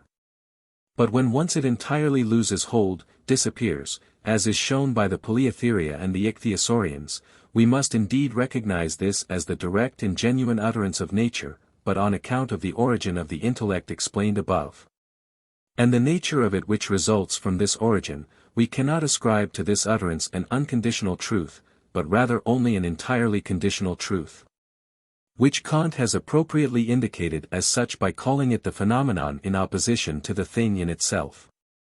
If, in spite of this essential limitation of the intellect, it is possible, by a circuitous route, to arrive at a certain understanding of the world and the nature of things, by means of reflection widely pursued, and the skillful combination of objective knowledge directed towards without, with the data of self-consciousness, this will yet be only a very limited, entirely indirect, and relative understanding. A parabolical translation into the forms of knowledge, thus a quadam prodiertinus, which must always leave many problems still unsolved. On the other hand, the fundamental error of the old dogmatism in all its forms, which was destroyed by Kant, was this, that it started absolutely from knowledge, i.e., the world as idea, in order to deduce and construct from its laws being in general, whereby it accepted that world of idea, together with its laws, as absolutely existing and absolutely real. While its whole existence is throughout relative, and a mere result or phenomenon of the true being which lies at its foundation, or, in other words, that it constructed an ontology when it had only materials for a dianoiology. Kant discovered the subjectively conditioned and therefore entirely immanent nature of knowledge, i.e., its unsuitableness for transcendental use, from the constitution of knowledge itself. And therefore he very appropriately called his doctrine the critique of reason. He accomplished this partly by showing the important and thoroughly a priori part of all knowledge, which, as throughout subjective, spoils all objectivity. And partly by professedly proving that if they were followed out to the end the principles of knowledge, taken as purely objective, led to contradictions. He had, however, hastily assumed that, apart from objective knowledge, i.e., apart from the world as idea, there is nothing given us except conscience, out of which he constructed the little that still remained of metaphysics, his moral theology, to which, however, he attributed absolutely only a practical validity, and no theoretical validity at all. He had overlooked that although certainly objective knowledge, or the world as idea, affords nothing but phenomena, together with their phenomenal connection and regressus, yet our own nature necessarily also belongs to the world of things in themselves, for it must have its root in it. But here, even if the root itself cannot be brought to light, it must be possible to gather some data for the explanation of the connection of the world of phenomena with the inner nature of things. Thus here lies the path upon which I have gone beyond Kant and the limits which he drew, yet always restricting myself to the ground of reflection, and consequently of honesty. And therefore without the vain pretension of intellectual intuition or absolute thought which characterizes the period of pseudo-philosophy between Kant and me. In his proof of the insufficiency of rational knowledge to fathom the nature of the world, Kant started from knowledge as a fact, which our consciousness affords us, thus in this sense he proceeded a posteriori. But in this chapter, and also in my work, Über den Willen in der Natur, I have sought to show what knowledge is in its nature and origin, something secondary, designed for individual ends. Whence it follows that it must be insufficient to fathom the nature of the world. Thus so far I have reached the same goal a priori. But one never knows anything wholly and completely until one has gone right round it for that purpose, and has got back to it from the opposite side from which one started. Therefore also, in the case of the important fundamental knowledge here considered, one must not merely go from the intellect to the knowledge of the world, as Kant has done, but also from the world, taken as given, to the intellect, as I have undertaken here. Then this physiological consideration, in the wider sense, becomes the supplement of that ideological, as the French say, or, more accurately, transcendental consideration. In the above, in order not to break the thread of the exposition, I have postponed the explanation of one point which I touched upon. It was this, that in proportion as, in the ascending series of animals, the intellect appears ever more developed and complete, knowledge always separates itself more distinctly from will, and thereby becomes purer. What is essential upon this point will be found in my work, Über den Willen in der Natur, under the heading, Flans and Physiology, p. 68-72 of the second, and 74-77 of the third edition, to which I refer, in order to avoid repetition, and merely add here a few remarks. Since the plant possesses neither irritability nor sensibility, but the will objectifies itself in it only as plastic or reproductive power, it has neither muscle nor nerve. In the lowest grades of the animal kingdom, in zoophytes, especially in polyps, we cannot as yet distinctly recognize the separation of these two constituent parts, but still we assume their existence, though in a state of fusion. Because we perceive movements which follow, not, as in the case of plants, upon mere stimuli, but upon motives, i.e., in consequence of a certain apprehension. Now in proportion as, in the ascending series of animals, the nervous and muscular systems separate ever more distinctly from each other, till in the vertebrate animals, and most completely in man, the former divides into an organic and a cerebral nervous system, and of these the latter again develops into the excessively complicated apparatus of the cerebrum and cerebellum, spinal marrow, cerebral and spinal nerves. sensory and motor nerve fascicles, of which only the cerebrum, together with the sensory nerves depending upon it, and the posterior spinal nerve fascicles are intended for the apprehension of the motive from the external world, while all the other parts are intended for the transmission of the motive to the muscles in which the will manifests itself directly. In the same proportion does the motive separate ever more distinctly in consciousness from the act of will which it calls forth, thus the idea from the will. And thereby the objectivity of consciousness constantly increases, for the ideas exhibit themselves ever more distinctly and purely in it. These two separations are, however, really only one and the same, which we have here considered from two sides, the objective and the subjective, or first in the consciousness of other things and then in self-consciousness. Upon the degree of this separation ultimately depends the difference and the gradation of intellectual capacity, both between different kinds of animals and between individual human beings. Thus it gives the standard for the intellectual completeness of these beings. For the clearness of the consciousness of the external world, the objectivity of the perception, depends upon it. In the passage referred to above I have shown that the brute only perceives things so far as they are motives for its will, and that even the most intelligent of the brutes scarcely overstep these limits, because their intellect is too closely joined to the will from which it has sprung. On the other hand, even the stupidest man comprehends things in some degree objectively, for he recognizes not merely what they are with reference to him, but also something of what they are with reference to themselves and to other things. Yet in the case of very few does this reach such a degree that they are in a position to examine and judge of anything purely objectively. But, that must I do, that must I say, that must I believe, is the goal to which on every occasion their thought hastens in a direct line, and at which their understanding at once finds welcome rest. For thinking is as unendurable to the weak head as the lifting of a burden to the weak arm, therefore both hasten to set it down.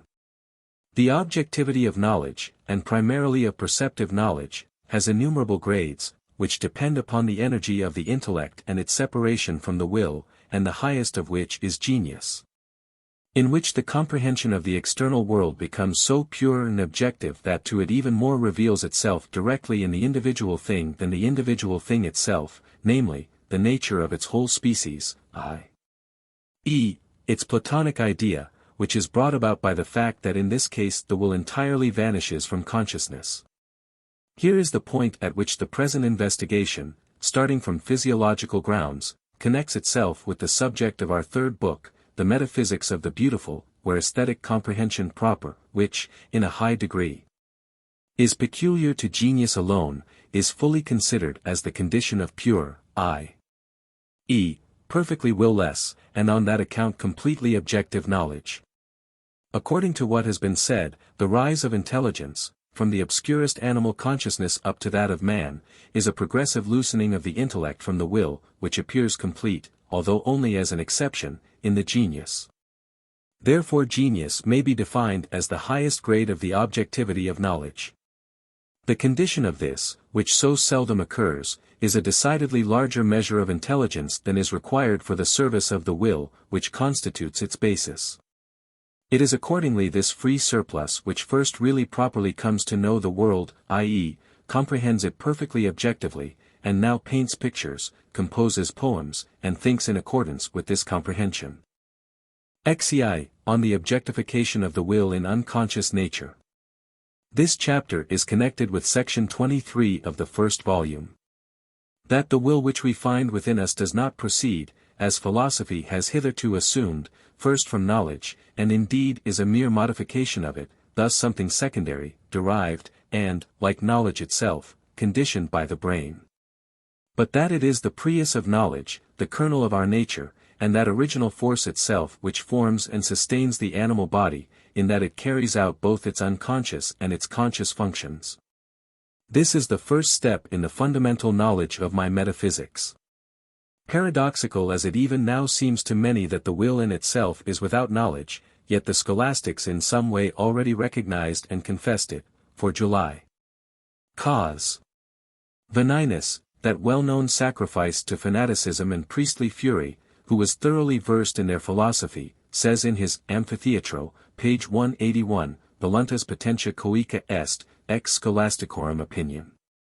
That, further, it is that same will which in the plant forms the bud in order to develop the leaf and the flower out of it. Nay, that the regular form of the crystal is only the trace which its momentary effort has left behind, and that in general, as the true and only alpha upsilon tau omicron mu alpha tau omicron nu, in the proper sense of the word. It lies at the foundation of all the forces of unorganized nature, plays, acts, in all their multifarious phenomena, imparts power to their laws, and even in the crudest mass manifests itself as gravity.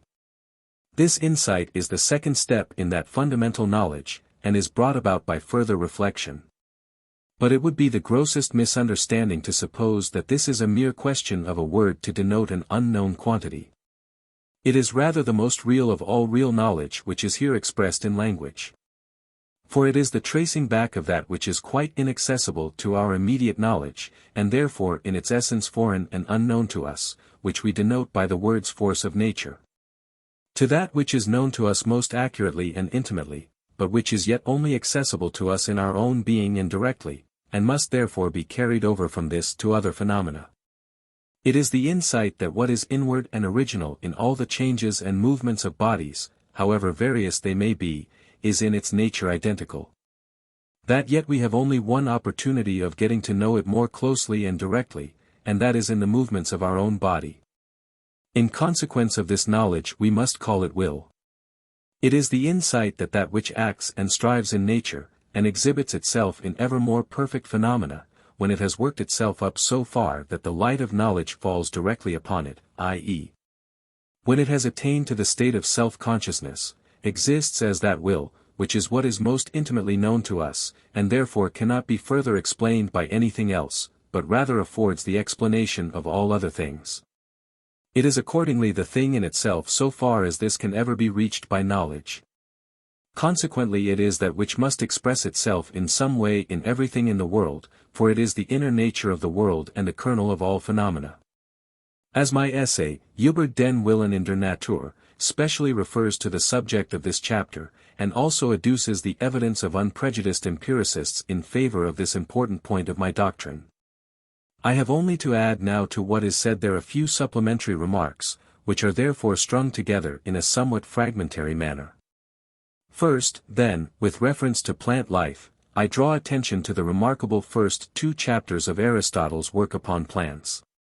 What is most interesting in them, as is so often the case with Aristotle, are the opinions of earlier profound philosophers quoted by him. We see there that Anaxagoras and Empedocles quite rightly taught that plants have the motion of their growth by virtue of their indwelling desires, epsilon pi iota theta upsilon mu iota alpha, nay, that they also attributed to them pleasure and pain, therefore sensation. But Plato only ascribed to them desires, and that on account of their strong appetite for nutrition, cf. Plato in the Timaeus, page 403, Bip. Aristotle, on the other hand, true to his customary method, glides on the surface of things, confines himself to single characteristics and conceptions fixed by current expressions, and asserts that without sensation there can be no desires. And that plants have not sensation. He is, however, in considerable embarrassment, as his confused language shows, till here also, where fails the comprehension, a word steps promptly in as deputy, namely, tau omicron theta rho epsilon pi tau iota kappa omicron nu, the faculty of nourishing. Plants have this, and thus a part of the so-called soul, according to his favorite division into anima vegetativa, sensitiva, and intellectiva. This, however, is just a scholastic quidditas, and signifies planto nutrienter quia habent facultatem nutritivam. It is therefore a bad substitute for the more profound research of his predecessors, whom he is criticizing. We also see, in the second chapter, that Empedocles even recognized the sexuality of plants. Which Aristotle then also finds fault with, and conceals his want of special knowledge behind general propositions, such as this, that plants could not have both sexes combined, for if so they would be more complete than animals. By quite an analogous procedure he displaces the correct astronomical system of the world of the Pythagoreans, and by his absurd fundamental principles, which he specially explains in the books De Scylla, introduces the system of Ptolemy. whereby mankind was again deprived of an already discovered truth of the greatest importance for almost 2,000 years. I cannot refrain from giving here the saying of an excellent biologist of our own time who fully agrees with my teaching. It is G.R. Treviranus, who, in his work, Über die Ursprünge und Gesetze des organischen Lebens, 1832, BD, 2, Aph. 1, section 49, has said what follows: a form of life is, however, conceivable in which the effect of the external upon the internal produces merely feelings of desire or dislike. Such is the life of plants. In the higher forms of animal life the external is felt as something objective. Treviranus speaks here from pure unprejudiced comprehension of nature, and is as little conscious of the metaphysical importance of his words as of the contradictio in ejecto which lies in the conception of something felt as objective. A conception which indeed he works out at great length. He does not know that all feeling is essentially subjective, and all that is objective is, on the other hand, perception, and therefore a product of the understanding. Yet this does not detract at all from the truth and importance of what he says. In fact, in the life of plants the truth that can exist without knowledge is apparent, one might say palpably recognizable. For here we see a decided effort, determined by wants, modified in various ways, and adapting itself to the difference of the circumstances, yet clearly without knowledge. And just because the plant is without knowledge it bears its organs of generation ostentatiously in view, in perfect innocence, it knows nothing about it. As soon, on the other hand, as in the series of existences knowledge appears the organs of generation are transferred to a hidden part. Man, however, with whom this is again less the case, conceals them intentionally, he is ashamed of them.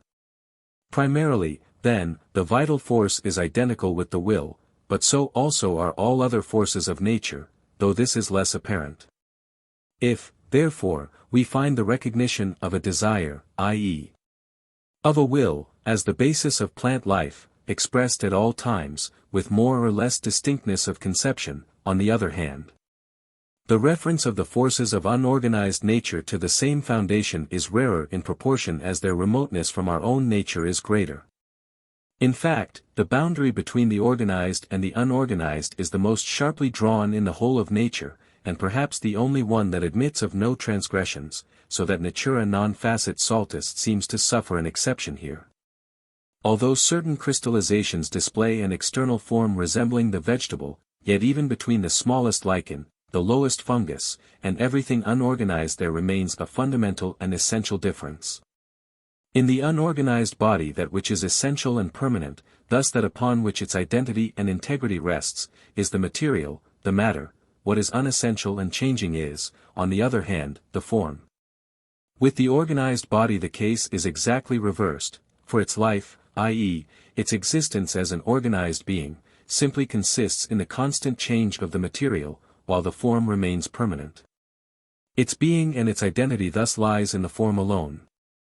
Therefore the continuance of the unorganized body depends upon repose and exclusion from external influences, thus alone does it retain its existence. And if this condition is perfect, such a body lasts forever. The continuance of the organized body, on the contrary, just depends upon continual movement and the constant reception of external influences. As soon as these are wanting and the movement in it stops it is dead, and thereby ceases to be organic, although the trace of the organism that has been still remains for a while. Therefore the talk, which is so much affected in our own day, of the life of what is unorganized, indeed of the globe itself, and that it, and also the planetary system, is an organism, is entirely inadmissible. The predicate life belongs only to what is organized. Every organism, however, is throughout organized, is so in all its parts, and nowhere are these, even in their smallest particles, composed by aggregation of what is unorganized. Thus if the earth were an organism, all mountains and rocks, and the whole interior of their mass, would necessarily be organized, and accordingly really nothing unorganized would exist, and therefore the whole conception of it would be wanting. On the other hand, that the manifestation of a will is as little bound up with life and organization as with knowledge, and that therefore the unorganized has also a will, the manifestations of which are all its fundamental qualities, which cannot be further explained. This is an essential point in my doctrine. Although the trace of such a thought is far seldomer found in writers who have preceded me than that of the will in plants, where, however, it is still unconscious. In the forming of the crystal we see, as it were, a tendency towards an attempt at life, to which, however, it does not attain, because the fluidity of which, like a living thing, it is composed at the moment of that movement is not enclosed in a skin, as is always the case with the latter, and consequently it has neither vessels in which that movement could go on, nor does anything separate it from the external world. Therefore, rigidity at once seizes that momentary movement, of which only the trace remains as the crystal. The thought that the will, which constitutes the basis of our own nature, is also the same will which shows itself even in the lowest unorganized phenomena, on account of which the conformity to law of both phenomena shows a perfect analogy, lies at the foundation of Goethe's Wohlverwandtschaften, as the title indeed indicates, although he himself was unconscious of this. Mechanics and astronomy specially show us how this will conducts itself so far as it appears at the lowest grade of its manifestation merely as gravity, rigidity, and inertia. Hydraulics shows us the same thing where rigidity is wanting and the fluid material is now unrestrainedly surrendered to its predominating passion, gravity. In this sense hydraulics may be conceived as a characteristic sketch of water, for it presents to us the manifestations of will to which water is moved by gravity. These always correspond exactly to the external influences, for in the case of all non-individual existences there is no particular character in addition to the general one. Thus they can easily be referred to fixed characteristics, which are called laws, and which are learned by experience of water. These laws accurately inform us how water will conduct itself under all different circumstances, on account of its gravity, the unconditioned mobility of its parts, and its want of elasticity. Hydrostatics teaches how it is brought to rest through gravity, hydrodynamics, how it is set in motion, and the latter has also to take account of hindrances which adhesion opposes to the will of water. The two together constitute hydraulics. In the same way chemistry teaches us how the will conducts itself when the inner qualities of materials obtain free play by being brought into a fluid state, and there appears that wonderful attraction and repulsion, separating and combining, leaving go of one to seize upon another, from which every precipitation originates, and the whole of which is denoted by elective affinity, an expression which is entirely borrowed from the conscious will. But anatomy and physiology allow us to see how the will conducts itself in order to bring about the phenomenon of life and sustain it for a while. Finally, the poet shows us how the will conducts itself under the influence of motives and reflection. He exhibits it therefore for the most part in the most perfect of its manifestations, in rational beings, whose character is individual, and whose conduct and suffering he brings before us in the drama, the epic, the romance, and the more correctly, the more strictly according to the laws of nature his characters are there presented, the greater is his fame, hence Shakespeare stands at the top. The point of view which is here taken up corresponds at bottom to the spirit in which Goethe followed and loved the natural sciences, although he was not conscious of the matter in the abstract. Nay more, this not only appears from his writings, but is also known to me from his personal utterances. If we consider the will, where no one denies it, in conscious beings, we find everywhere, as its fundamental effort, the self-preservation of every being, omnis natura vult esse conservatrix sui. But all manifestations of this fundamental effort may constantly be traced back to a seeking or pursuit and a shunning or fleeing from, according to the occasion. Now this also may be shown even at the lowest grades of nature, that is, of the objectification of the will, where the bodies still act only as bodies in general, thus are the subject matter of mechanics, and are considered only with reference to the manifestations of impenetrability, cohesion, rigidity, elasticity, and gravity. Here also the seeking shows itself as gravitation, and the shunning as the receiving of motion. And the movableness of bodies by pressure or impact, which constitutes the basis of mechanics, is at bottom a manifestation of the effort after self-preservation, which dwells in them also. For, since as bodies they are impenetrable, this is the sole means of preserving their cohesion, thus their continuance at any time. The body which is impelled or exposed to pressure would be crushed to pieces by the impelling or pressing body if it did not withdraw itself from its power by flight, in order to preserve its cohesion. And when flight is impossible for it, this actually happens. Indeed, one may regard elastic bodies as the more courageous, which seek to repel the enemy, or at least to prevent him from pursuing further. Thus in the one secret which, besides gravity, is left by mechanics otherwise so clear, in the communicability of motion, we see a manifestation of the fundamental effort of the will in all its phenomena, the effort after self-preservation, which shows itself even at the lowest grades as that which is essential. In unorganized nature the will objectifies itself primarily in the universal forces, and only by means of these in the phenomena of the particular things which are called forth by causes. In section 26 of the first volume I have fully explained the relation between cause, force of nature, and will as thing in itself. One sees from that explanation that metaphysics never interrupts the course of physics, but only takes up the thread where physics leaves it, at the original forces in which all causal explanation has its limits. Only here does the metaphysical explanation from the will as the thing in itself begin. In the case of every physical phenomenon, of every change of material things, its cause is primarily to be looked for.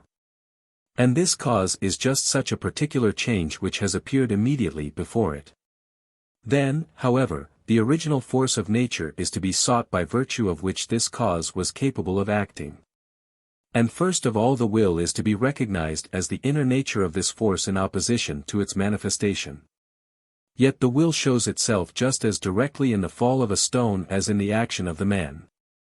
The difference is only that its particular manifestation is in the one case called forth by a motive, in the other by a mechanically acting cause, for example, the taking away of what supported the stone, yet in both cases with equal necessity. And that in the one case it depends upon an individual character, in the other upon an universal force of nature. This identity of what is fundamentally essential is even made palpable to the senses. If, for instance, we carefully observe a body which has lost its equilibrium, and on account of its special form rolls back and forward for a long time till it finds its center of gravity again, a certain appearance of life forces itself upon us.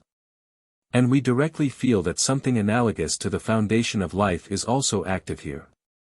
This is certainly the universal force of nature, which, however, in itself identical with the will, becomes here, as it were, the soul of a very brief quasi-life.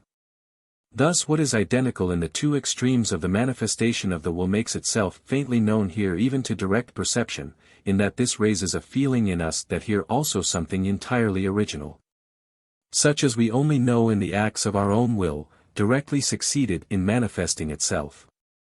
We may attain to an intuitive knowledge of the existence and activity of the will in unorganized nature in quite a different and a sublime manner if we study the problem of the three heavenly bodies, and thus learn more accurately and specially the course of the moon round the earth.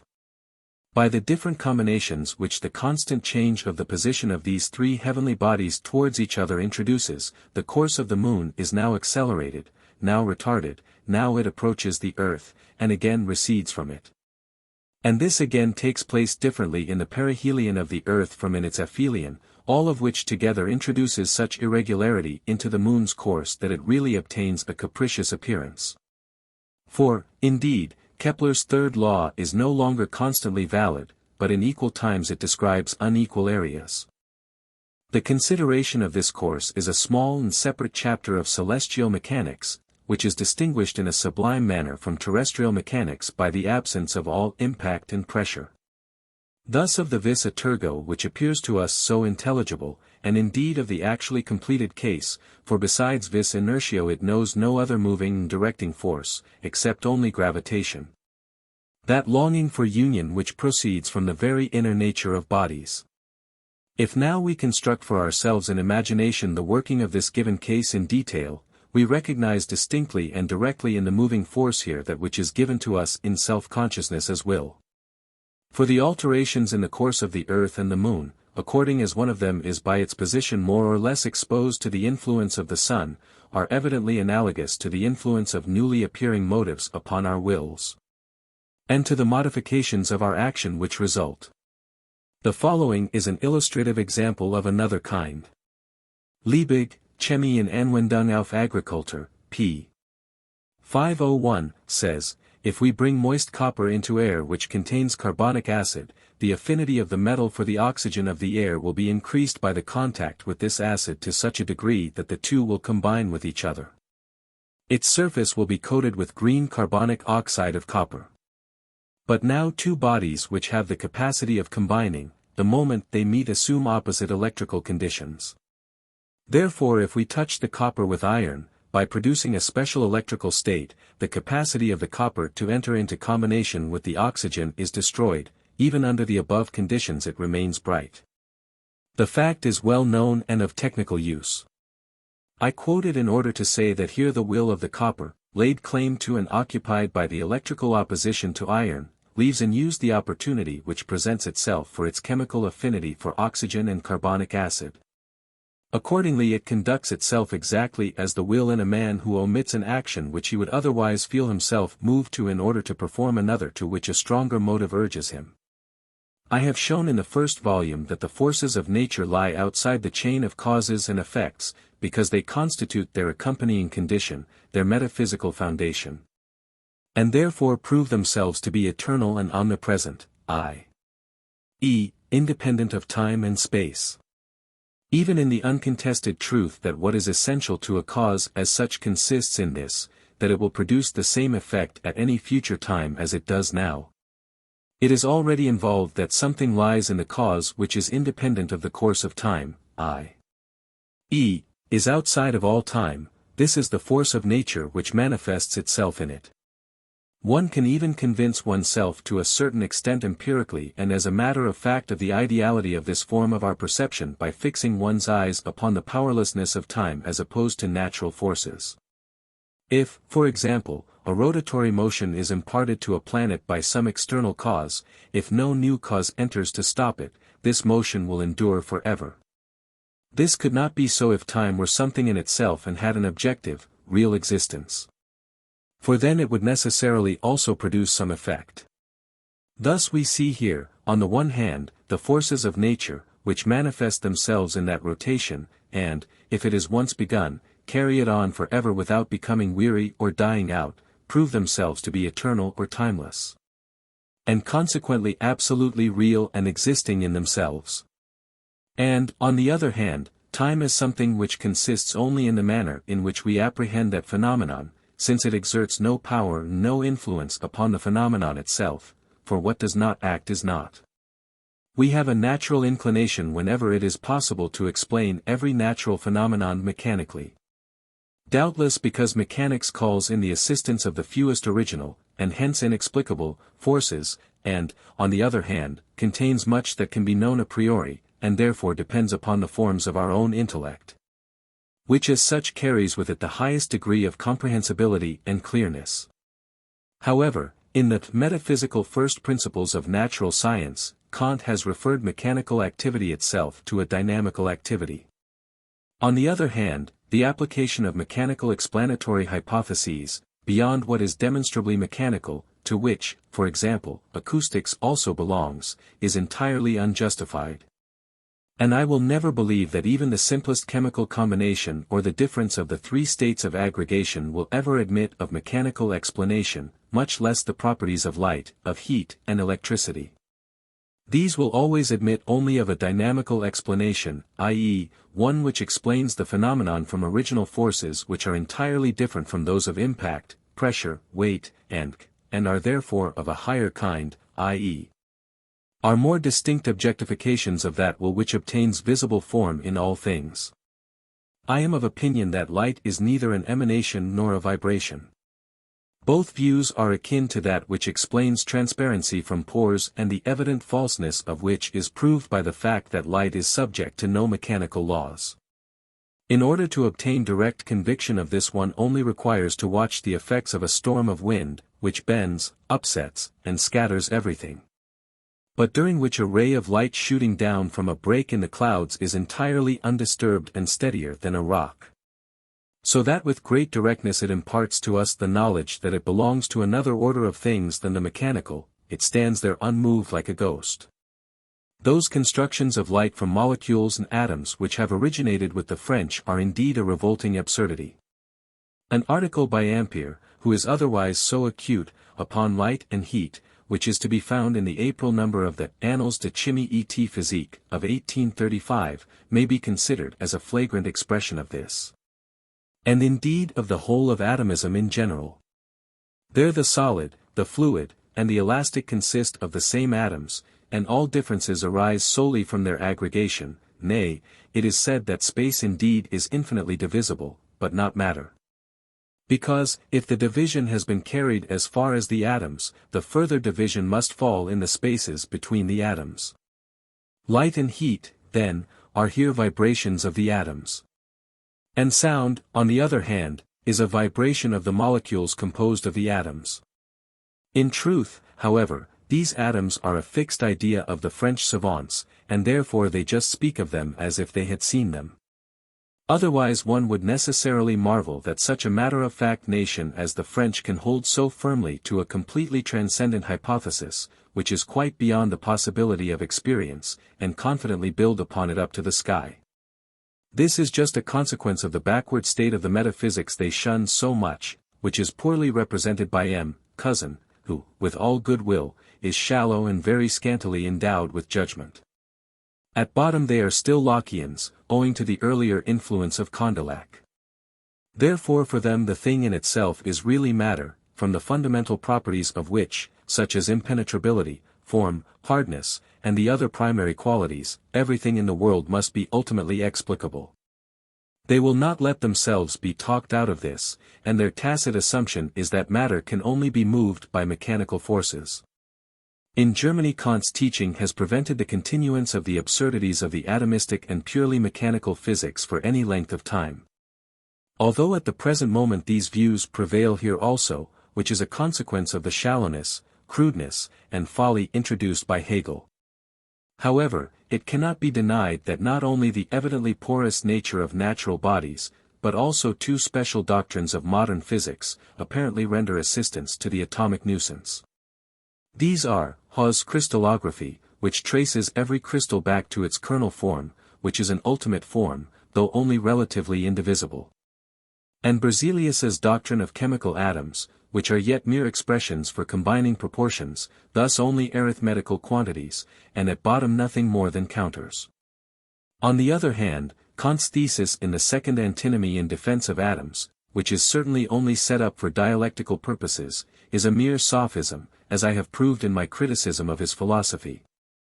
And our understanding itself by no means leads us necessarily to the assumption of atoms.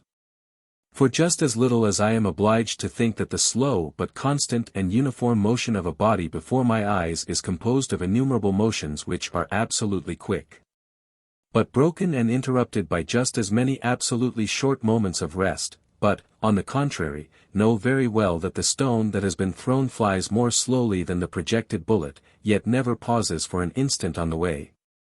So little am I obliged to think of the mass of a body as consisting of atoms and the spaces between them, i.e., of absolute density and absolute vacuity, but I comprehend those two phenomena without difficulty as constant continua, one of which uniformly fills time and the other space.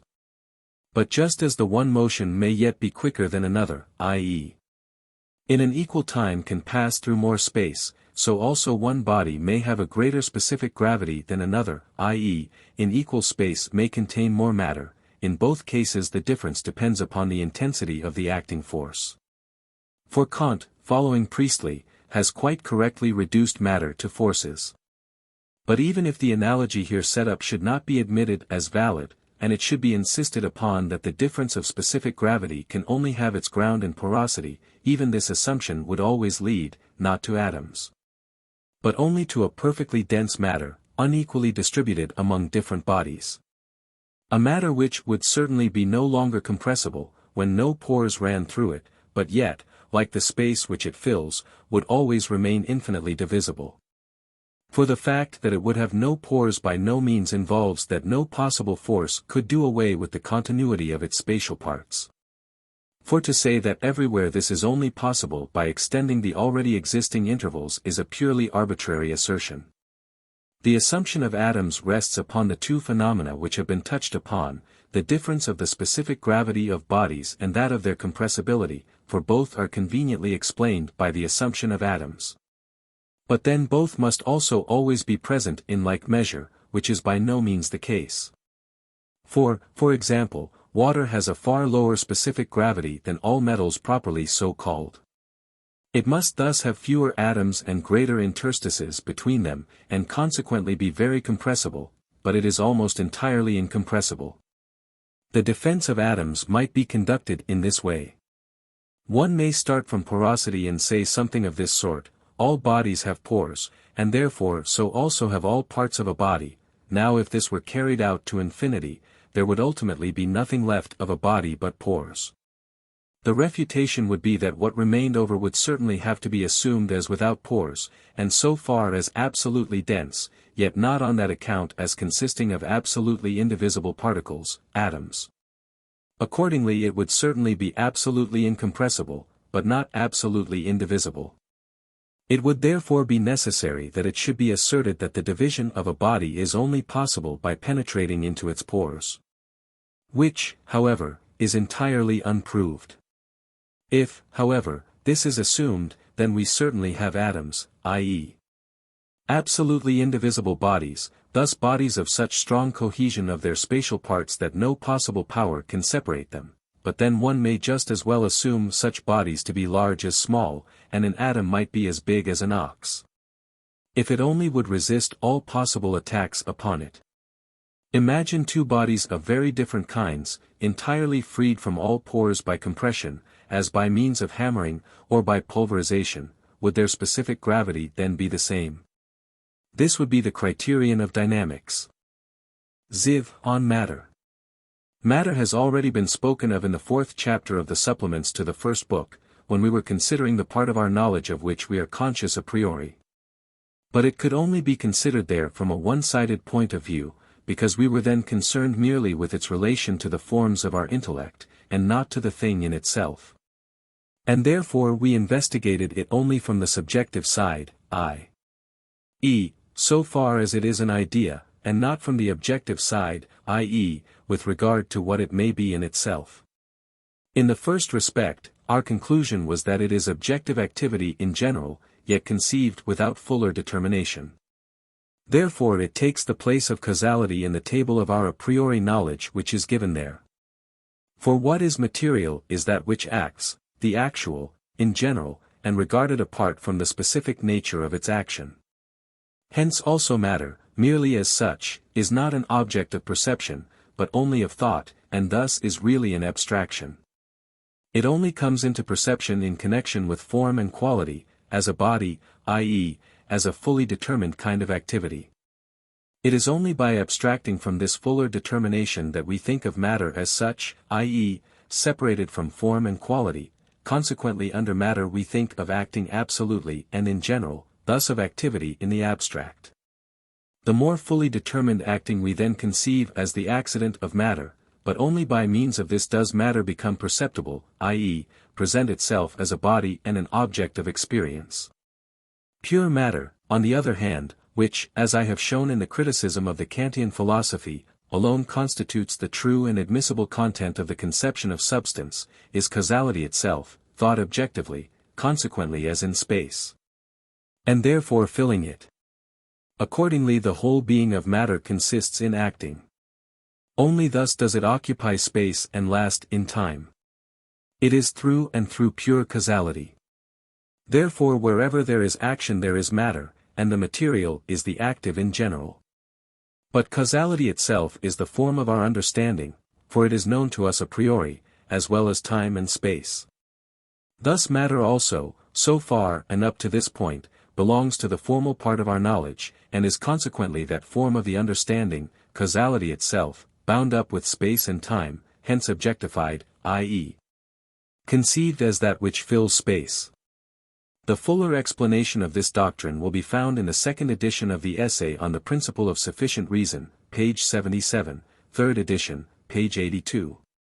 So far, however, matter is properly not the object but the condition of experience, like the pure understanding itself, whose function it so far is. Therefore of pure matter there is also only a conception, no perception. It enters into all external experience as a necessary constituent part of it.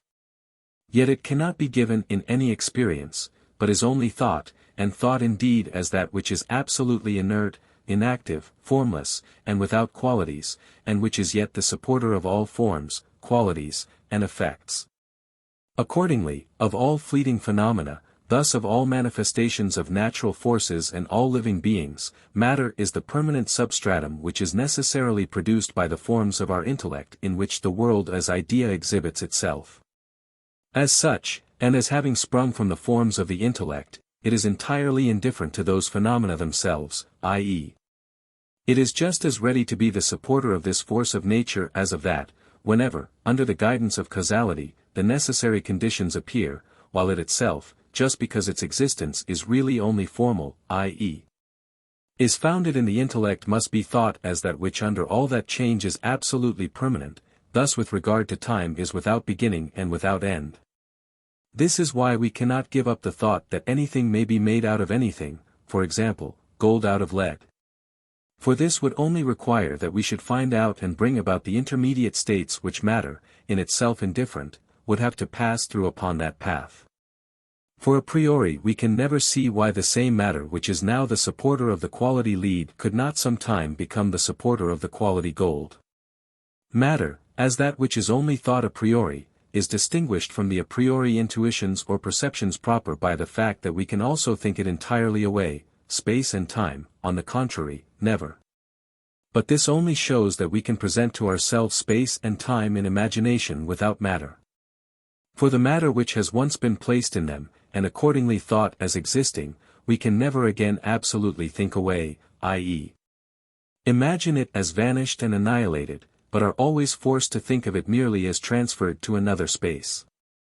So far, then, matter is as inseparably connected with our faculty of knowledge as space and time themselves. Yet even the difference that it must first be voluntarily thought as existing indicates that it does not belong so entirely and in every regard to the formal part of our knowledge as space and time, but also contains an element which is only given a posteriori. It is, in fact, the point of connection of the empirical part of our knowledge with the pure and a priori part, consequently the peculiar foundation stone of the world of experience. Only where all a priori assertions cease, therefore in the entirely empirical part of our knowledge of bodies, in their form, quality, and definite manner of acting, does that will reveal itself which we have already recognized and established as the true inner nature of things. But these forms and qualities always appear only as the properties and manifestations of that very matter the existence and nature of which depends upon the subjective forms of our intellect, i.e., they only become visible in it, and therefore by means of it. For that which always exhibits itself to us is only matter acting in some specially determined manner. Out of the inner properties of such matter, properties which cannot be further explained, proceeds every definite kind of effect of given bodies. And yet the matter itself is never perceived, but only these effects, and the definite properties which lie at their foundation, after separating which, matter, as that which then remains over, is necessarily added in thought by us. For, according to the exposition given above, it is objectified causality itself. Accordingly matter is that whereby the will, which constitutes the inner nature of things, becomes capable of being apprehended, perceptible, visible.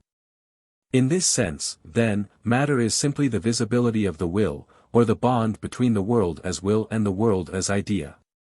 It belongs to the latter inasmuch as it is the product of the functions of the intellect, to the former inasmuch as that which manifests itself in all material existences, i.e., phenomena, is the will. Therefore every object is, as thing in itself, will, and as phenomenon, matter. If we could strip any given matter of all the properties that come to it a priori, i.e., of all the forms of our perception and apprehension, we would have left the thing in itself, that which, by means of those forms, appears as the purely empirical in matter, but which would then itself no longer appear as something extended and active. I.e., we would no longer have matter before us, but the will. This very thing in itself, or the will, in that it becomes a phenomenon, i.e., enters the forms of our intellect, appears as matter, i.e., as the invisible but necessarily assumed supporter of the properties which are only visible through it.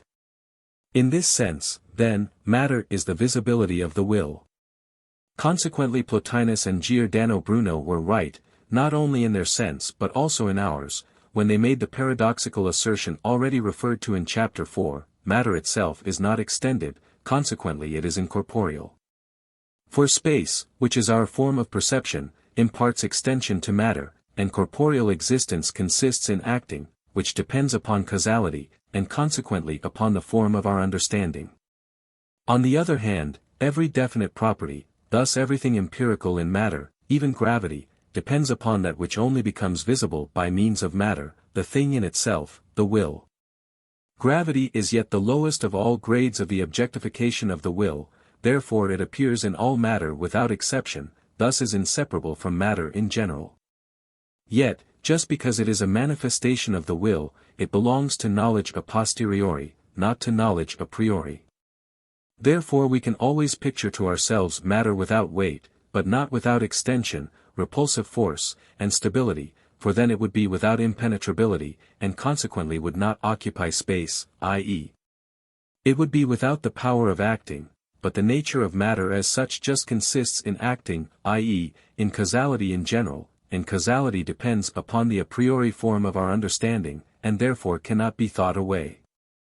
Matter is accordingly the will itself, but no longer in itself, but so far as it is perceived, i.e., assumes the form of the objective idea. Thus what objectively is matter is subjectively will. Exactly corresponding to this, as was proved above, our body is just the visibility, objectivity of our will, and so also every body is the objectivity of the will at some one of its grades. Whenever the will exhibits itself to objective knowledge it enters into the forms of perception of the intellect, time, space, and causality. But on account of this it exists at once as a material object. We can present to our minds form without matter, but not the reverse. Because matter deprived of form would be the will itself, and the will only becomes objective by entering the forms of perception of our intellect, and therefore only by means of the assumption of form. Space is the form of perception of matter because the latter is the substance, Stoff, of mere form, but matter can appear only in form. Since the will becomes objective, i.e., passes over into the idea, matter is the universal substratum of this objectification, or rather it is this objectification itself taken abstractly, i.e., regarded apart from all form. Matter is accordingly the visibility of the will in general, while the character of its definite manifestations has its expression in form and quality. Hence what in the manifestation, i.e., for the idea, is matter is in itself will. Therefore, under the conditions of experience and perception, everything holds good of it that holds good of the will in itself, and it repeats all the relations and properties of the will in temporal images. Accordingly it is the substance of the world of perception, as the will is the inner nature of all things. The forms are innumerable, the matter is one, just as the will is one in all its objectifications. As the will never objectifies itself as general, i.e., as absolute will, but always as particular, i.e., under special determinations in a given character, so matter never appears as such, but always in connection with some particular form and quality. In the manifestation or objectification of the will matter represents its totality, it itself, which in all is one, as matter is one in all bodies.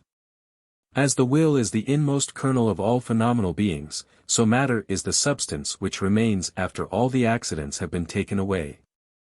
As the will is that which is absolutely indestructible in all existence, so matter is that which is imperishable in time and permanent through all changes.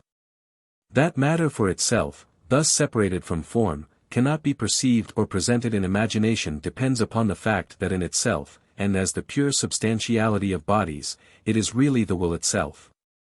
But the will cannot be apprehended objectively, or perceived in itself, but only under all the conditions of the idea, and therefore only as phenomenon. Under these conditions, however, it exhibits itself at once as body, i.e., as matter clothed in form and quality.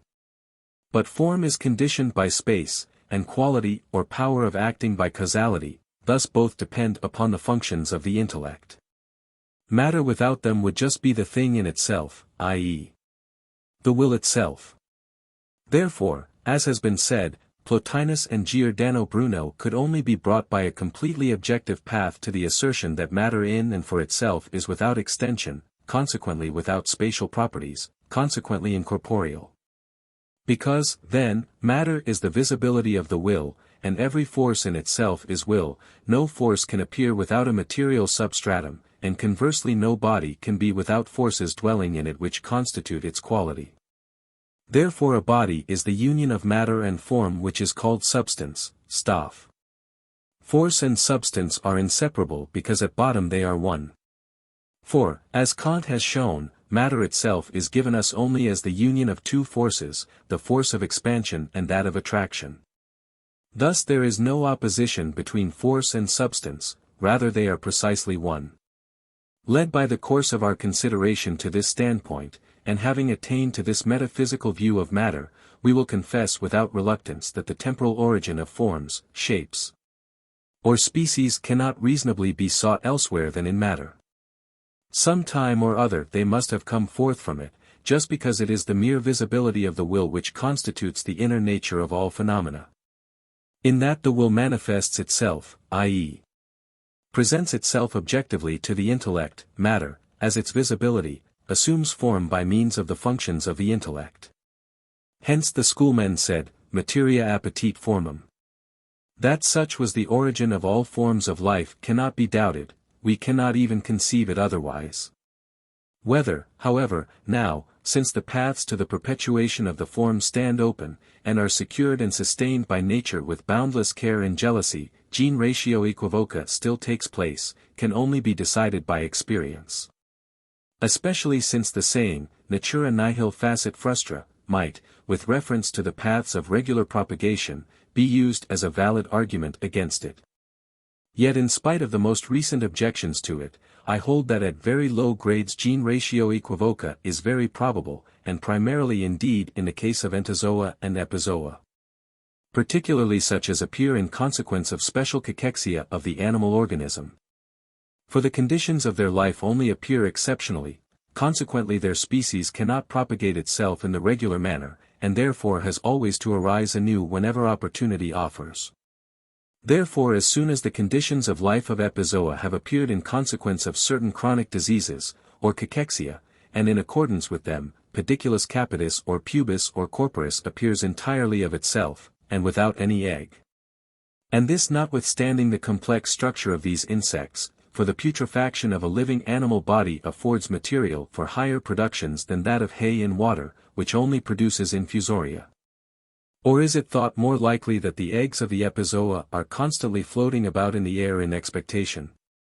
Fearful to think of. Let us rather remember the disease of thyriosis, which occurs even now. An analogous case takes place when through special circumstances the conditions of life appear of a species which up till then was foreign to that place. Thus Auguste Hilaire saw in Brazil, after the burning of a primitive forest, as soon as ever the ashes had cooled, a number of plants grow up out of them, the species of which was not to be found far and wide. And quite recently Admiral Petithours informed the Académie des Sciences that upon the growing coral islands in Polynesia a soil gradually deposits itself which is now dry, now lies in water, and which vegetation soon takes possession of. Bringing forth trees which are absolutely peculiar to these islands, Comptes Rendus, January 17. 1859, page 147. Whenever putrefaction takes place mold, fungi, and in liquids infusoria appear.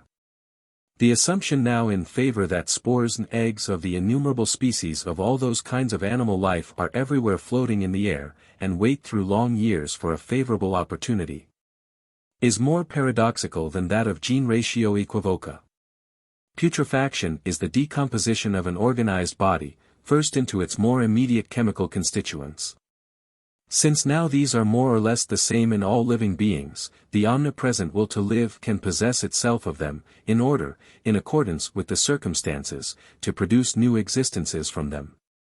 And these forming themselves according to design, i.e., objectifying the volition of the will at the time, solidify out of the chemical elements as the chicken out of the fluidity of the egg. When, however, this does not take place, the putrefying matter is resolved into its ultimate constituent parts, which are the chemical elements, and now passes over again into the great course of nature.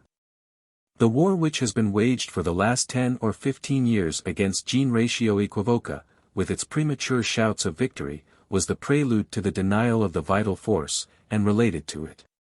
Let no one, however, be deceived by dogmatic assertions and brazen assurances that the questions are decided, settled, and generally recognized.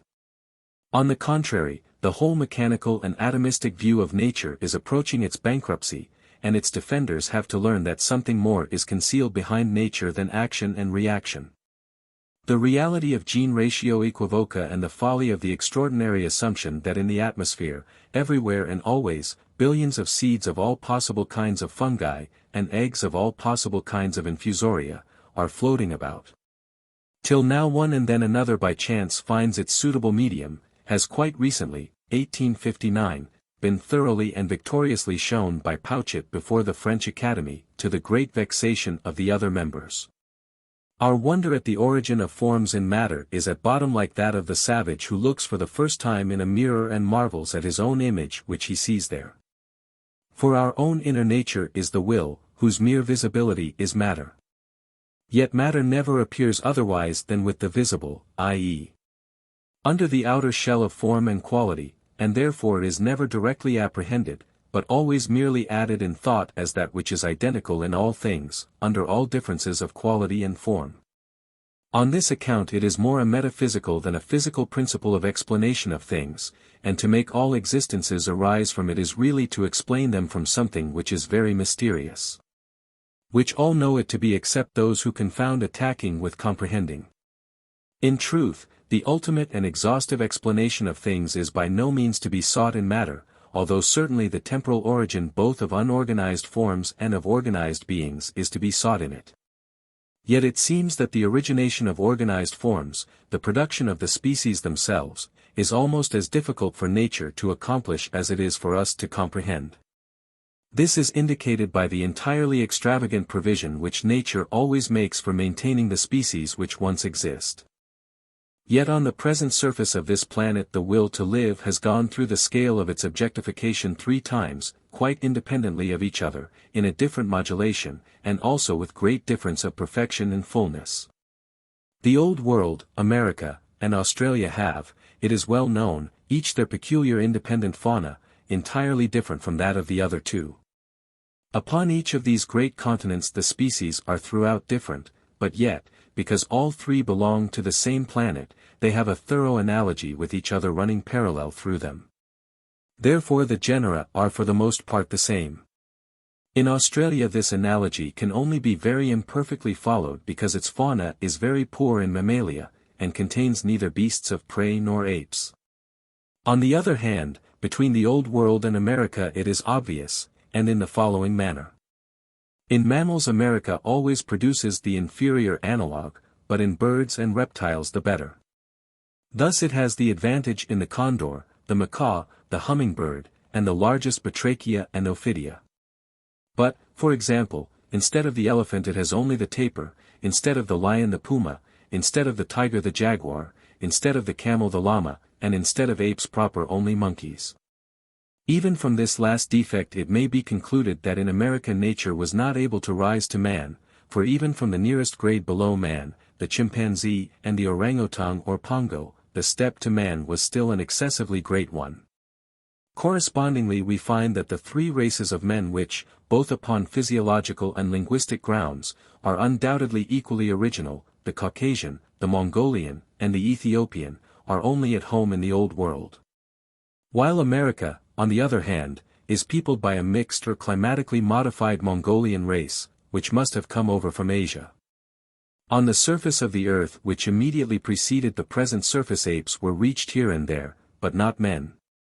From this standpoint of our consideration, which shows us matter as the direct visibility of the will which manifests itself in all things, nay, indeed, for the merely physical investigation which follows the guidance of time and causality. Lets it pass as the origin of things, we are easily led to the question whether even in philosophy we could not just as well start from the objective as from the subjective side. And accordingly set up as the fundamental truth the proposition, there is in general nothing but matter and its indwelling forces. But, with regard to these indwelling forces here so easily used, we must remember that their assumption leads every explanation back to a completely incomprehensible miracle, and then leaves it beside it, or rather leaves it to begin from it. For every definite, inexplicable force of nature which lies at the foundation of the most different kinds of effects of an unorganized body, not less than the vital force which manifests itself in every organized body, is such an incomprehensible miracle, as I have fully explained in Chap. 17, and have also shown that physics can never be set upon the throne of metaphysics, just because it leaves quite untouched the assumption referred to and also many others, whereby from the beginning it renounces all claim to give an ultimate explanation of things. I must further remind the reader here of the proof of the insufficiency of materialism, which is given towards the end of the first chapter, because, as was said there, it is the philosophy of the subject which forgets itself in its calculation. But all these truths rest upon the fact that everything objective, everything external, since it is always only something apprehended, something known, remains also always indirect and secondary. Therefore absolutely never can become the ultimate ground of explanation of things or the starting point of philosophy. Philosophy necessarily requires what is absolutely immediate for its starting point. But clearly only that which is given in self-consciousness fulfills this condition, that which is within, the subjective. And hence it is so eminent a merit of Descartes that he first made philosophy start from self-consciousness. Since then, upon this path, the genuine philosophers, especially Locke, Berkeley, and Kant, have gone even further, each in his own manner, and in consequence of their investigations I was led to recognize and make use, not of one, but of two completely different data of immediate knowledge in self-consciousness, the idea and the will, by the combined application of which one can go further in philosophy. In the same proportion as in the case of an algebraical problem one can accomplish more if two known quantities are given than if only one is given. In accordance with what has been said, the ineradicable falseness of materialism primarily consists in the fact that it starts from a petitio principii, which when more closely considered turns out indeed to be a pyro omega tau omicron nu phi epsilon upsilon delta omicron. It starts from the assumption that matter is something absolutely and unconditionally given, something existing independently of the knowledge of the subject, thus really a thing in itself. It attributes to matter, and consequently also to its presuppositions time and space, an absolute existence, i.e., an existence independent of the perceiving subject. This is its fundamental error. Then, if it will go honestly to work, it must leave the qualities inherent in the given materials, i.e., in the substances, together with the natural forces which manifest themselves in these, and finally also the vital force, unexplained, as unfathomable qualitates occulti, and start from them. As physics and physiology actually do, because they make no claim to be the ultimate explanation of things. But just to avoid this, materialism, at least as it has hitherto appeared, has not proceeded honestly. It denies all those original forces, for it pretends and seems to reduce them all, and ultimately also the vital force, to the mere mechanical activity of matter, thus to manifestations of impenetrability, form, cohesion, impulsive power, inertia, gravity, and qualities which certainly have least that is inexplicable in themselves, just because they partly depend upon what is known a priori, consequently on the forms of our own intellect, which are the principle of all comprehensibility. But the intellect as the condition of all objects, and consequently of the whole phenomenal world, is entirely ignored by materialism. Its plan is now to refer everything qualitative to something merely quantitative, for it attributes the former to mere form in opposition to matter proper. To matter it leaves, of the properly empirical qualities, only gravity, because it already appears as something quantitative, the only measure of the quantity of the matter. This path necessarily leads it to the fiction of atoms, which now become the material out of which it thinks to construct the mysterious manifestations of all original forces. But here it has really no longer to do with empirically given matter, but with a matter which is not to be found in rerum natura, but is rather a mere abstraction of that real matter.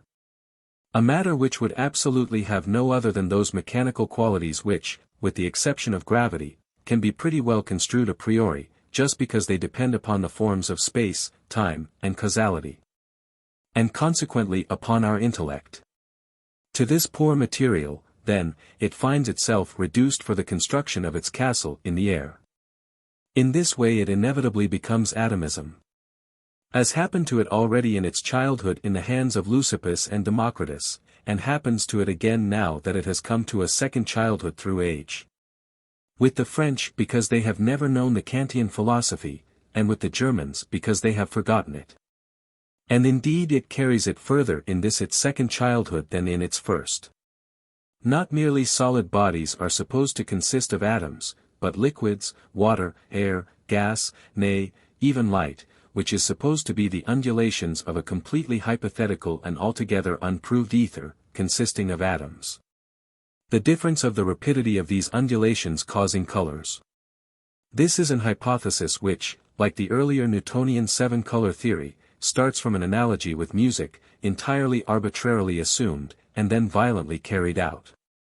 One must really be credulous to an unheard-of degree to let oneself be persuaded that the innumerable different ether vibrations proceeding from the infinite multiplicity of colored surfaces in this varied world could constantly, and each in its own time, run through and everywhere cross each other without ever disturbing each other, but should rather produce through such tumult and confusion the profoundly peaceful aspect of illumined nature and art. Credat Judaeus appella. Certainly the nature of light is to us a secret, but it is better to confess this than to bar the way of future knowledge by bad theories. That light is something quite different from a mere mechanical movement, undulation, or vibration and tremor, indeed that it is material, is shown by its chemical effects. A beautiful series of which was recently laid before the Académie des Sciences by Chevreul, who let sunlight act upon different colored materials. The most beautiful thing in these experiments is, that a white roll of paper which has been exposed to the sunlight exhibits the same effects, nay, does so even after 6 months, if during this time it has been secured in a firmly closed metal tube. Has, then, the tremulation paused for 6 months, and does it now fall into time again? Comptes Rendus of December 20, 1858. This whole hypothesis of vibrating ether atoms is not only a chimera, but equals in awkward crudeness the worst of Democritus, and yet is shameless enough, at the present day, to profess to be an established fact. And has thus brought it about that it is orthodoxly repeated by 1,000 stupid scribblers of all kinds, who are devoid of all knowledge of such things, and is believed in as a gospel. But the doctrine of atoms in general goes still further, it is soon a case of Spartam, quam nactus es, orna. Different perpetual motions are then ascribed to all the atoms, revolving, vibrating, and, according to the office of each. In the same way every atom has its atmosphere of ether, or something else, and whatever other similar fancies there may be. The fancies of Schelling's philosophy of nature and its disciples were for the most part ingenious, lofty, or at least witty. But these, on the contrary, are clumsy, insipid, paltry, and awkward, the production of minds which, in the first place, are unable to think any other reality than a fabulous, qualityless matter, which is also an absolute object, i.e., an object without a subject, and secondly can think of no other activity than motion and impact. These two alone are comprehensible to them, and that everything runs back to these is their a priori assumption, for these are their thing in itself. To attain this end the vital force is reduced to chemical forces, which are insidiously and unjustifiably called molecular forces, and all processes of unorganized nature to mechanism, i.e., to action and reaction. And thus at last the whole world and everything in it becomes merely a piece of mechanical ingenuity, like the toys worked by levers, wheels, and sand, which represent a mine or the work on a farm. The source of the evil is, that through the amount of handwork which experimenting requires the headwork of thinking has been allowed to get out of practice. the crucible and the voltaic pile are supposed to assume its functions. Hence also the profound abhorrence of all philosophy. But the matter might be put in this way. One might say that materialism, as it has hitherto appeared, has only failed because it did not adequately know the matter out of which it thought to construct the world, and therefore was dealing, not with matter itself, but with a propertyless substitute for it. If, on the contrary, instead of this, it had taken the actual and empirically given matter, i.e., material substance, or rather substances, endowed as it is with all physical, chemical, electrical properties, and also with the power of spontaneously producing life out of itself, thus the true mater rerum, from the obscurity of whose womb all phenomena and forms come forth, to fall back into it some time again. From this, i.e., from matter fully comprehended and exhaustively known, a world might have been constructed of which materialism would not need to be ashamed. Quite true, only the trick would then consist in this, that the quisita had been placed in the data, for professedly what was taken as given, and made the starting point of the deduction, was mere matter. But really it included all the mysterious forces of nature which cling to it, or more correctly, by means of it become visible to us, much the same as if under the name of the dish we understand what lies upon it. For in fact, for our knowledge, matter is really merely the vehicle of the qualities and natural forces, which appear as its accidents, and just because I have traced these back to the will I call matter the mere visibility of the will. Stripped of all these qualities, matter remains behind as that which is without qualities, the caput mortuum of nature, out of which nothing can honestly be made. If, on the contrary, in the manner referred to, one leaves it all these properties, one is guilty of a concealed petitio principii, for one has assumed the quisita beforehand as data. But what is accomplished with this will no longer be a proper materialism, but merely naturalism, i.e., an absolute system of physics, which, as was shown in Chap. 17 already referred to, can never assume and fill the place of metaphysics, just because it only begins after so many assumptions, thus never undertakes to explain things from the foundation. Mere naturalism is therefore essentially based simply upon qualitates occulti, which one can never get beyond except, as I have done, by calling in the aid of the subjective source of knowledge. Which then certainly leads to the long and toilsome roundabout path of metaphysics, for it presupposes the complete analysis of self-consciousness and of the intellect and will given in it. However, the starting from what is objective, at the foundation of which lies external perception, so distinct and comprehensible, is a path so natural and which presents itself of its own accord to man, that naturalism, and consequently, because this cannot satisfy as it is not exhaustive, materialism, are systems to which the speculative reason must necessarily have come, nay, must have come first of all. Therefore at the very beginning of the history of philosophy we meet naturalism, in the systems of the Ionic philosophers, and then materialism in the teaching of Leucippus and Democritus. And also later we see them ever appear anew from time to time. 25. Transcendent considerations concerning the will as thing in itself. Even the merely empirical consideration of nature recognizes a constant transition from the simplest and most necessary manifestation of a universal force of nature up to the life and consciousness of man himself. Through gentle gradations, and with only relative, and for the most part fluctuating, limits. Reflection, following this view, and penetrating somewhat more deeply into it, will soon be led to the conviction that in all these phenomena, the inner nature, that which manifests itself, that which appears, is one and the same. Which comes forth ever more distinctly. And accordingly that what exhibits itself in a million forms of infinite diversity, and so carries on the most varied and the strangest play without beginning or end. This is one being which is so closely disguised behind all these masks that it does not even recognize itself, and therefore often treats itself roughly. Thus the great doctrine of the new kappa alpha iota pi alpha nu early appeared both in the East and in the West, and, in spite of all contradiction, has asserted itself, or at least constantly revived. We, however, have now entered even deeper into the secret. Since by what has already been said we have been led to the insight that when in any phenomenon a knowing consciousness is added to that inner being which lies at the foundation of all phenomena, A consciousness which when directed inwardly becomes self-consciousness, then that inner being presents itself to this self-consciousness as that which is so familiar and so mysterious, and is denoted by the word will. Accordingly we have called that universal fundamental nature of all phenomena the will, after that manifestation in which it unveils itself to us most fully, and by this word nothing is further from our intention than to denote an unknown X. But, on the contrary, we denote that which at least on one side is infinitely better known and more intimate than anything else. Let us now call to mind a truth, the fullest and most thorough proof of which will be found in my prize essay on the freedom of the will, the truth that on account of the absolutely universal validity of the law of causality, the conduct or the action of all existences in this world is always strictly necessitated by the causes which in each case call it forth. And in this respect it makes no difference whether such an action has been occasioned by causes in the strictest sense of the word, or by stimuli, or finally by motives.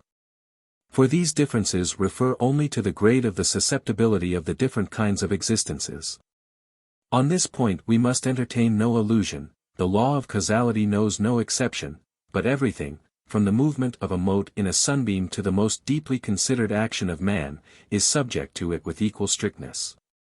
Therefore, in the whole course of the world, neither could a mote in a sunbeam describe any other line in its flight than it has described, nor a man act any other way than he has acted. And no truth is more certain than this, that all that happens, be it small or great, happens with absolute necessity. Consequently, at every given moment of time, the whole condition of all things is firmly and accurately determined by the condition which has just preceded it, and so is it with the stream of time back to infinity and on to infinity. Thus the course of the world is like that of a clock after it has been put together and wound up, thus from this incontestable point of view it is a mere machine, the aim of which we cannot see. Even if, quite without justification, nay, at bottom, in spite of all conceivability and its conformity to law, one should assume a first beginning, nothing would thereby be essentially changed.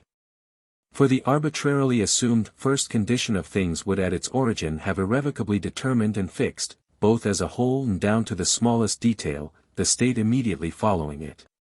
This state, again, would have determined the one succeeding it, and so on per secula seculorum, for the chain of causality, with its absolute strictness, this brazen bond of necessity and fate, introduces every phenomenon irrevocably and unalterably.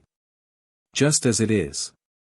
The difference merely amounts to this, that in the case of the one assumption we would have before us a piece of clockwork which had once been wound up, but in the case of the other a perpetual motion.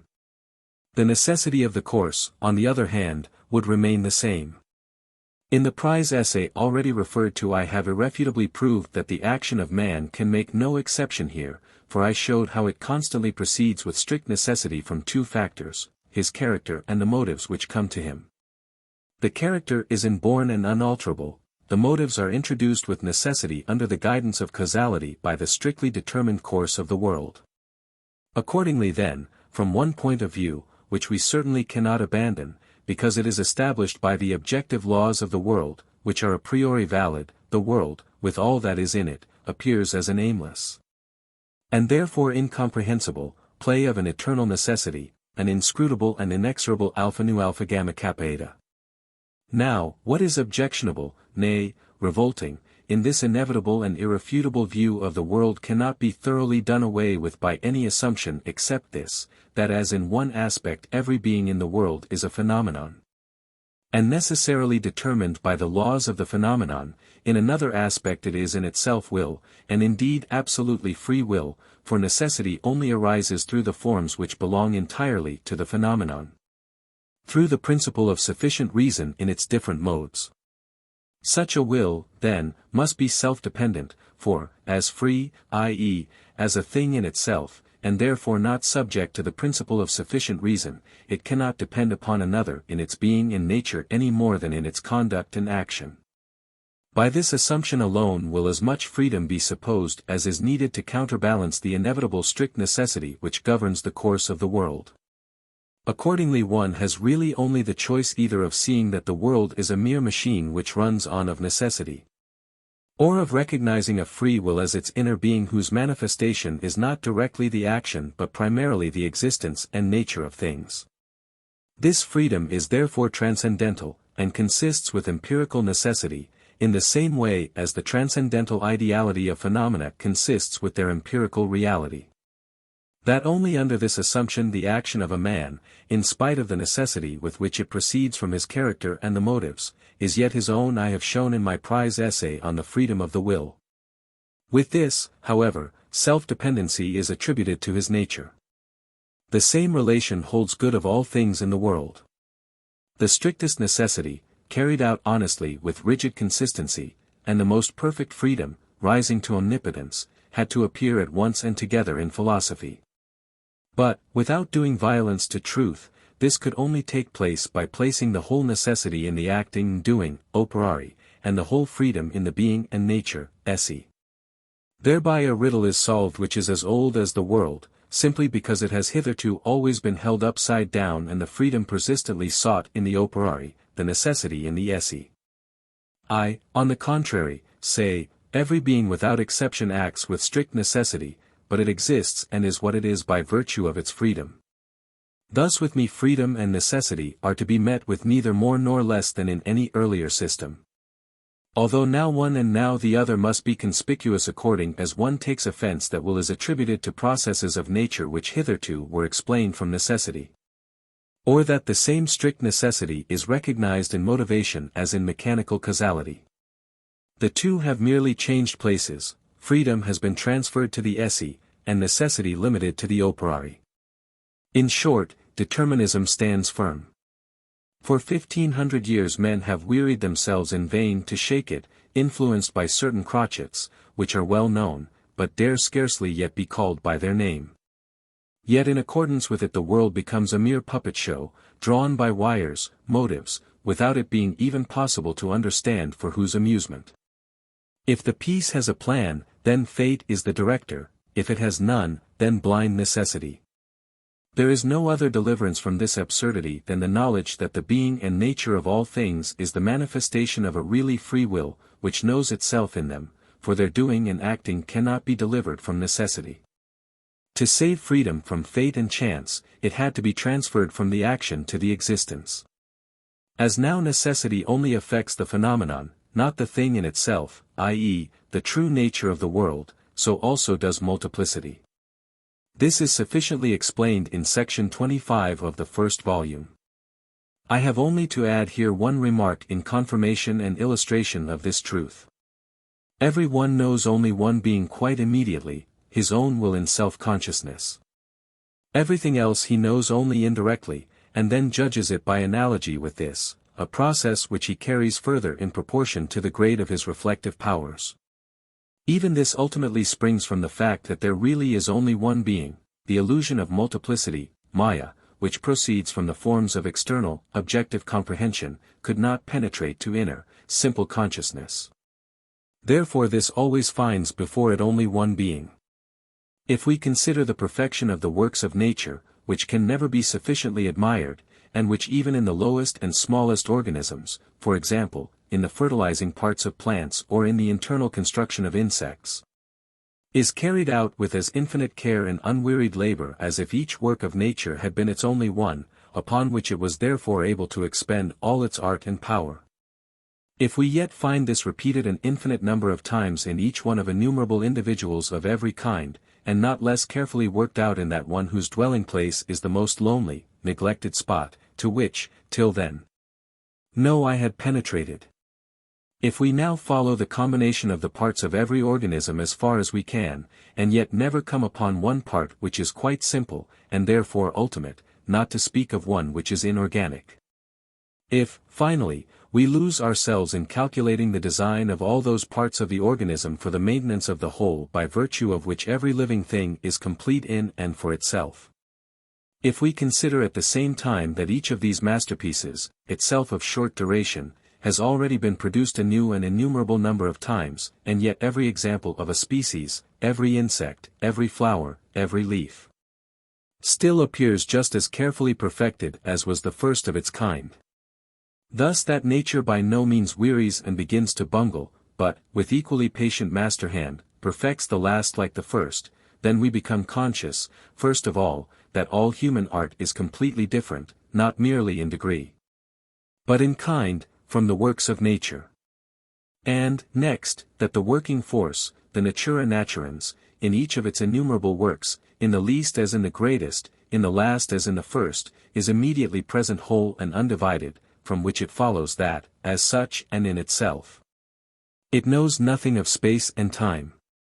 If we further reflect that the production of these hyperboles of all works of art costs nature absolutely nothing, so that, with inconceivable prodigality, she creates millions of organisms which never attain to maturity, and without sparing exposes every living thing to 1,000 accidents, yet, on the other hand, if favored by chance or directed by human purpose, readily affords millions of examples of a species of which hitherto there was only one, so that millions cost her no more than one.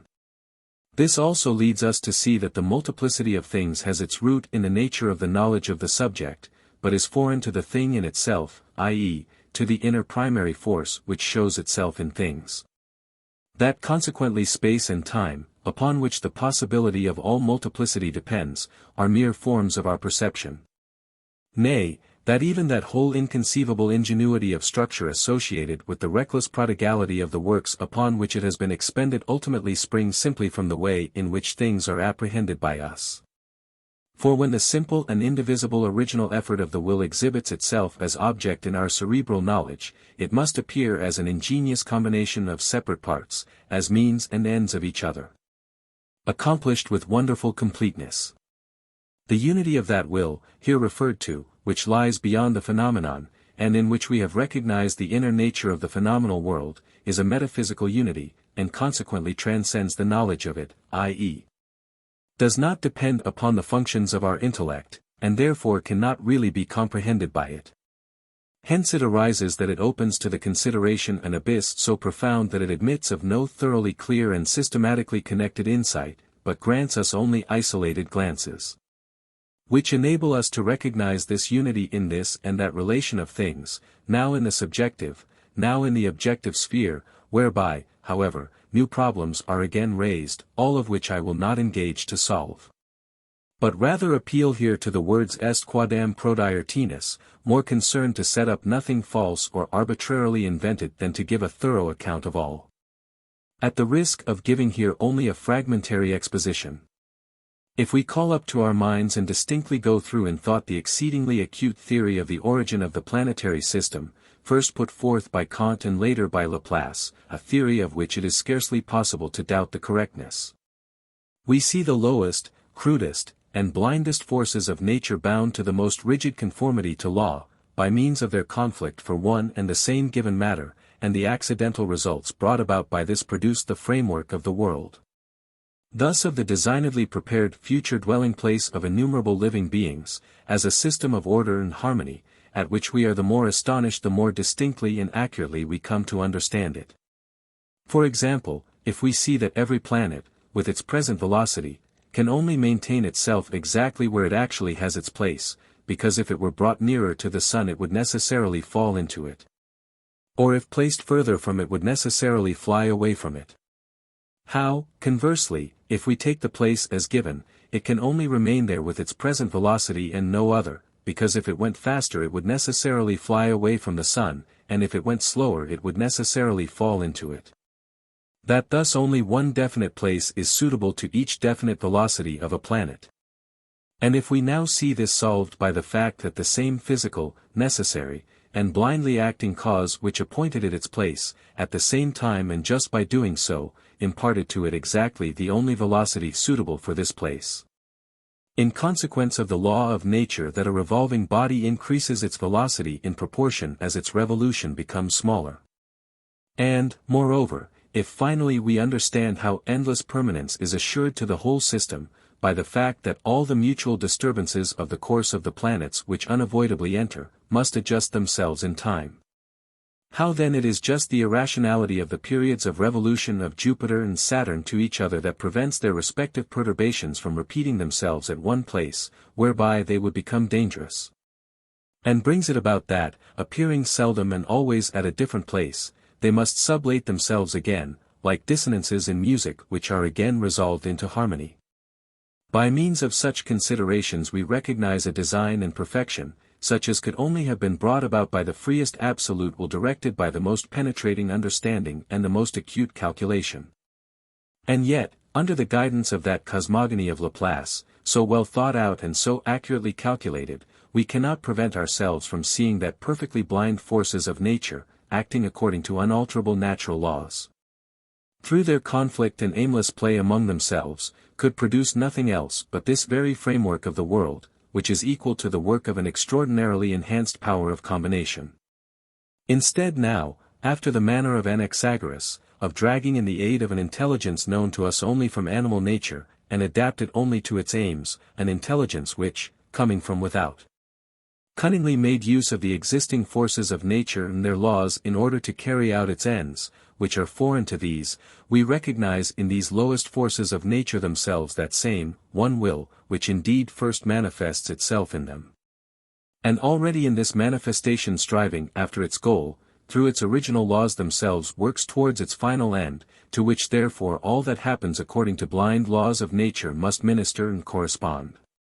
And this indeed cannot be otherwise, because everything material is nothing but just the phenomenal appearance, the visibility, the objectivity of the will to live which is one.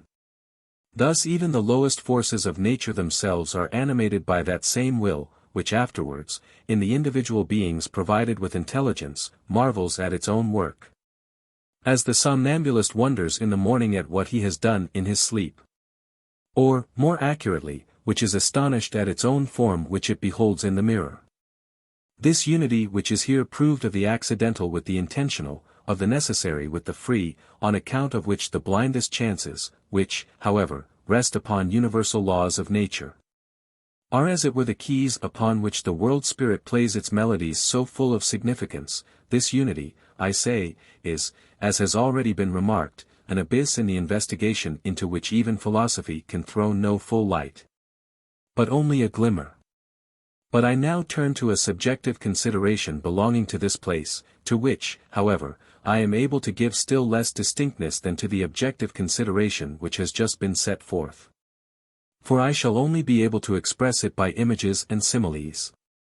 Why is our consciousness brighter and more distinct the further it extends towards without, so that its greatest clearness lies in sense perception, which already half belongs to things outside us, and, on the other hand, grows dimmer as we go in, and leads, if followed to its inmost recesses, to a darkness in which all knowledge ceases?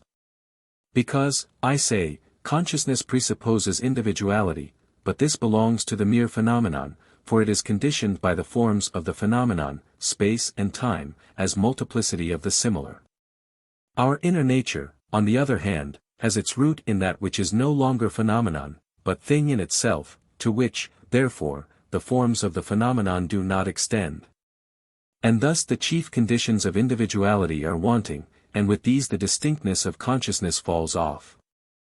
In this root of existence the difference of being ceases, like that of the radii of a sphere in the center.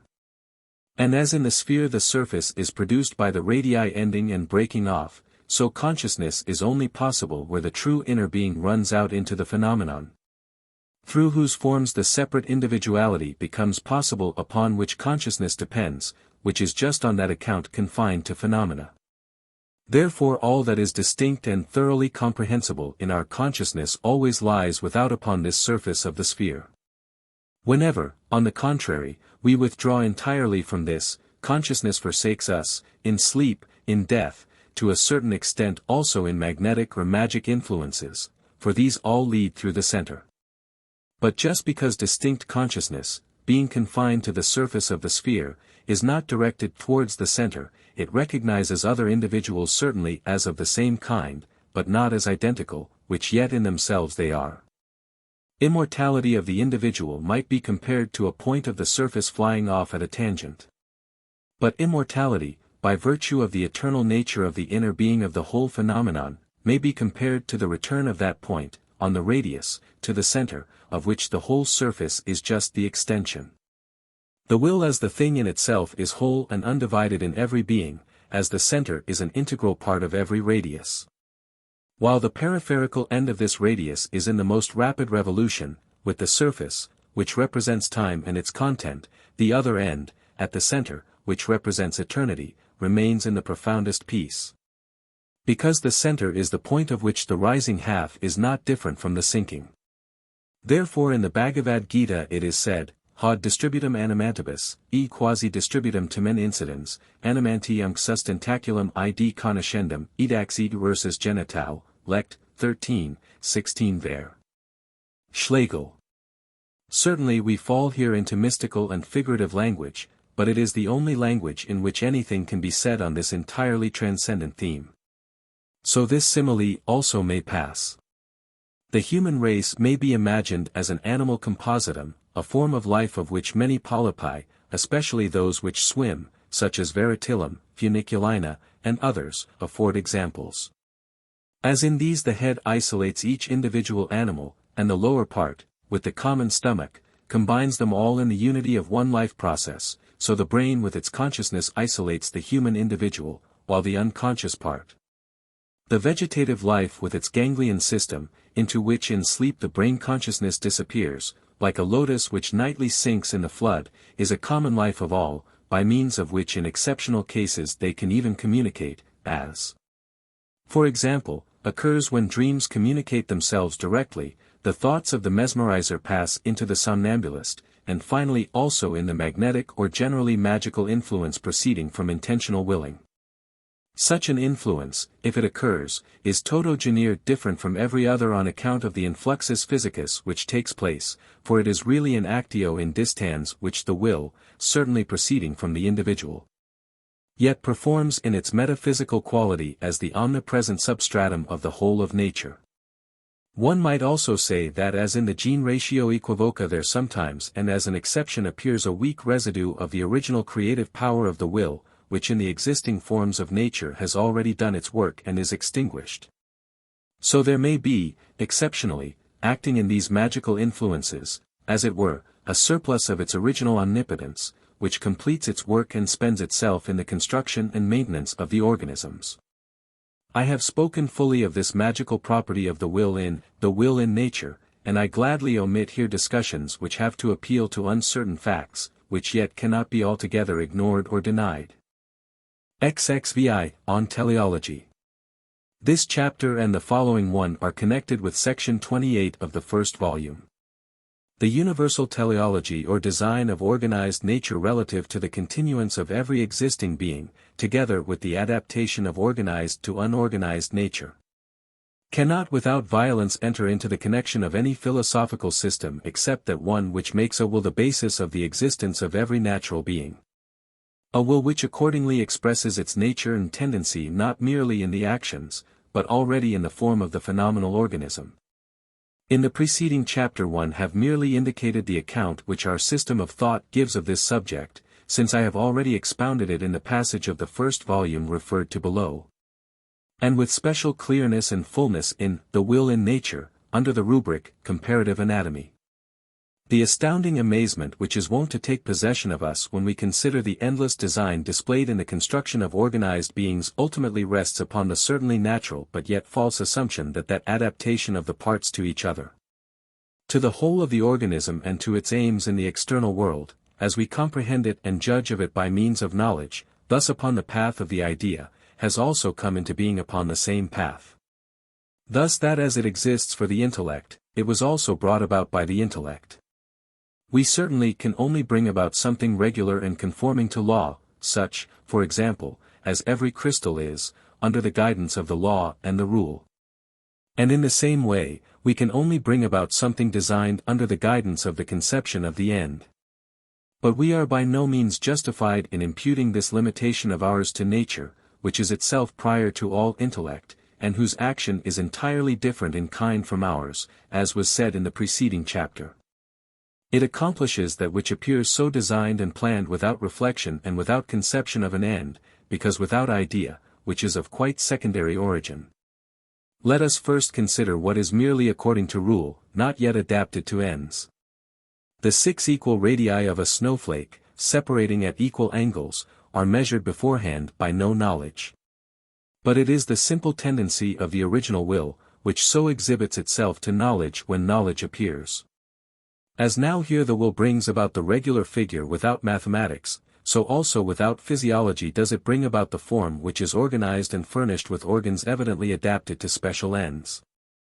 The regular form in space only exists for the perception, the perceptive form of which is space, so the design of the organism only exists for the knowing reason, the reflection of which is bound to the conceptions of end and means.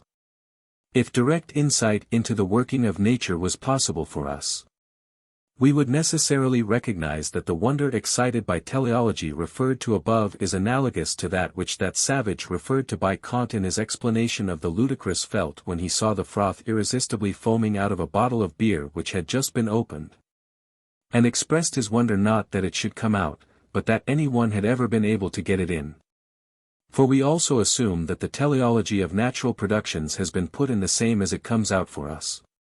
Therefore our astonishment at design may likewise be compared to that which the first productions of the art of printing excited in those who considered them under the supposition that they were works of the pen, and therefore had to resort to the assumption of the assistance of a devil in order to explain them.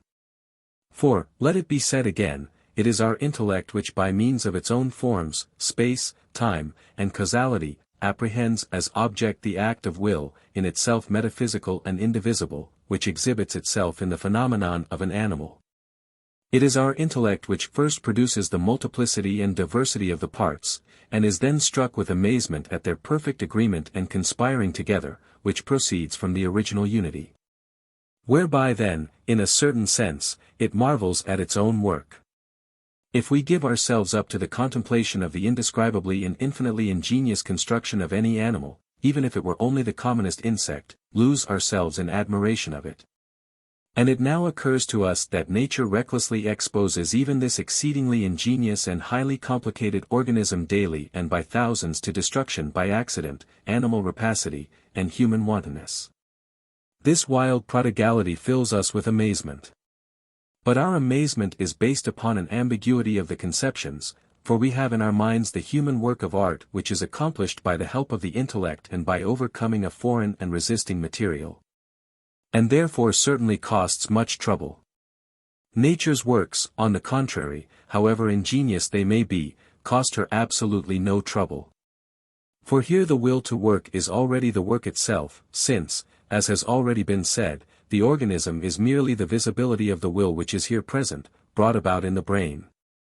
In consequence of the nature of organized beings which has been set forth, teleology, as the assumption of the adaptation of every part to its end, is a perfectly safe guide in considering the whole of organized nature. On the other hand, in a metaphysical regard, for the explanation of nature beyond the possibility of experience, it must only be regarded as valid in a secondary and subsidiary manner for the confirmation of principles of explanation which are otherwise established, for here it belongs to the problems which have to be given account of. Accordingly, if in some animal a part is found of which we do not see any use, we must never venture the conjecture that nature has produced it aimlessly, perhaps trifling, or out of mere caprice. Certainly it is possible to conceive something of this kind under the Anaxagorean assumption that the disposition of nature has been brought about by means of an ordering understanding, which, as such, obeys a foreign will. But not under the assumption that the true inner being, i.e., outside of our idea, of every organism is simply and solely its own will. For then the existence of every part is conditioned by the circumstance that in some way it serves the will which here lies at its foundation, expresses and realizes some tendency of it, and consequently in some way contributes to the maintenance of this organism. For apart from the will which manifests itself in it, and the conditions of the external world under which this has voluntarily undertaken to live, for the conflict with which its whole form and disposition is already adapted, nothing can have influenced it and determined its form and parts, thus no arbitrary power, no caprice. On this account everything in it must be designed, and therefore final causes, causae finales, are the clue to the understanding of organized nature, as efficient causes, causae efficiens, are the clue to the understanding of unorganized nature. It depends upon this, that if in anatomy or zoology, we cannot find the end or aim of an existing part, our understanding receives a shock similar to that which it receives in physics from an effect whose cause remains concealed. And as we assume the latter as necessary, so also we assume the former, and therefore go on searching for it, however long we may already have done so in vain. This is, for example, the case with the spleen, as to the use of which men never cease inventing hypotheses, till some day one shall have proved itself correct. So is it also with the large spiral-formed teeth of the babirusa, the horn-shaped excrescences of certain caterpillars, and more of the like. Negative cases are also judged by us according to the same rule. For example, that in a class which, as a whole, is so uniform as that of lizards, so important a part as the bladder is present in many species, while it is wanting in others. Similarly that dolphins and certain cetacea related to them are entirely without olfactory nerves, while the rest of the cetacea and even fishes have them, there must be a reason which determines this. Individual real exceptions to this universal law of design in organized nature have indeed been discovered, and with great surprise, but in these cases that exceptio firmat regulum applies, since they can be accounted for upon other grounds. Such, for example, is the fact that the tadpoles of the pipa toad have tails and gills, although, unlike all other tadpoles, they do not swim, but await their metamorphosis on the back of the mother. That the male kangaroo has the marsupial bones which in the female carry the pouch, that male mammals have breasts. That the mus typhlis, a rat, has eyes, although very small ones, without any opening for them in the outer skin, which thus covers them, clothed with hair. And that the moles of the Apennines, and also two fishes, Murena coecilia and Gastrobrochus coecus, are in the same case, of like kind is the Proteus sanguinus. These rare and surprising exceptions to the rule of nature, which is otherwise so rigid, these contradictions with itself into which it falls, we must explain from the inner connection which the different kinds of phenomena have with each other. By virtue of the unity of that which manifests itself in them, and in consequence of which nature must hint at something in one, simply because another of the same type actually has it. Accordingly the male animal has a rudimentary form of an organ which is actually present in the female. As now here the difference of the sex cannot abolish the type of the species, so also the type of a whole order, for example, of the batrachia, asserts itself even where in one particular species, pipa, one of its determinations is superfluous. Still less can nature allow a determination, eyes, which belongs to the type of a whole division, vertebrata, to vanish entirely without a trace, even if it is wanting in some particular species, mus typhlis, as superfluous. But here also it must at least indicate in a rudimentary manner what it carries out in all the others. Even from this point of view it is to some extent possible to see upon what depends that homology in the skeleton primarily of mammals, and in a wider sense of all vertebrates, which has been so fully explained. Especially by Richard Owen in his Osteology Comparée, and on account of which, for example, all mammals have 7 cervical vertebrae. Every bone of the human hand and arm finds its analogue in the fin of the whale. The skull of the bird in the egg has exactly as many bones as that of the human fetus, and all this points to a principle which is independent of teleology, but which is yet the foundation upon which teleology builds, or the already given material for its works, and just that which Geoffrey St. Hilaire has explained as the anatomical element. It is the unite de plan, the fundamental type of the higher animal world, as it were the arbitrarily chosen key upon which nature here plays. Aristotle has already correctly defined the difference between the efficient cause, causa efficiens, and the final cause, causa finalis, in these words, delta upsilon omicron tau omicron pi omicron iota tau eta alpha iota tau iota alpha, tau omicron nu epsilon kappa alpha iota tau omicron epsilon xi alpha nu alpha gamma kappa eta. Kappa alpha iota delta epsilon iota lambda epsilon gamma omicron nu tau upsilon gamma chi alpha nu epsilon iota nu mu alpha lambda iota sigma tau alpha mu epsilon nu alpha mu phi omicron iota nu. Duo sunt causi modi, alter cujus gratia, edi alter e necessitate, ac petissimum utrumque rura opertet. Depart. Anim, I, 1. The efficient cause is that whereby something is, the final cause that on account of which it is. The phenomenon to be explained has, in time, the former behind it, and the latter before it. Only in the case of the voluntary actions of animal beings do the two directly unite, for here the final cause, the end, appears as the motive. A motive, however, is always the true and proper cause of the action, is wholly and solely its efficient cause, the change preceding it which calls it forth, by virtue of which it necessarily appears, and without which it could not happen. As I have shown in my prize essay upon freedom. For whatever of a physiological nature one might wish to insert between the act of will and the corporeal movement, the will always remains here confessedly that which moves, and what moves it is the motive coming from without. Thus the causa finalis, which consequently appears here as causa efficiens. Besides, we know from what has gone before that the bodily movement is one with the act of will, for it is merely its phenomenal appearance in cerebral perception. This union of the causa finalis with the efficient cause in the one phenomenon intimately known to us, which accordingly remains throughout our typical phenomenon, is certainly to be firmly retained. For it leads precisely to the conclusion that at least in organized nature, the knowledge of which has throughout final causes for its clue, will is the forming power. In fact, we cannot otherwise distinctly think of final cause except as an end in view, i.e., a motive. Indeed, if we carefully consider the final causes in nature in order to express their transcendent nature, we must not shrink from a contradiction, and boldly say, the final cause is a motive which acts upon a being, by which it is not known. For certainly the termite nests are the motive which has produced the toothless muzzle of the ant bear, and also its long extensile glutinous tongue.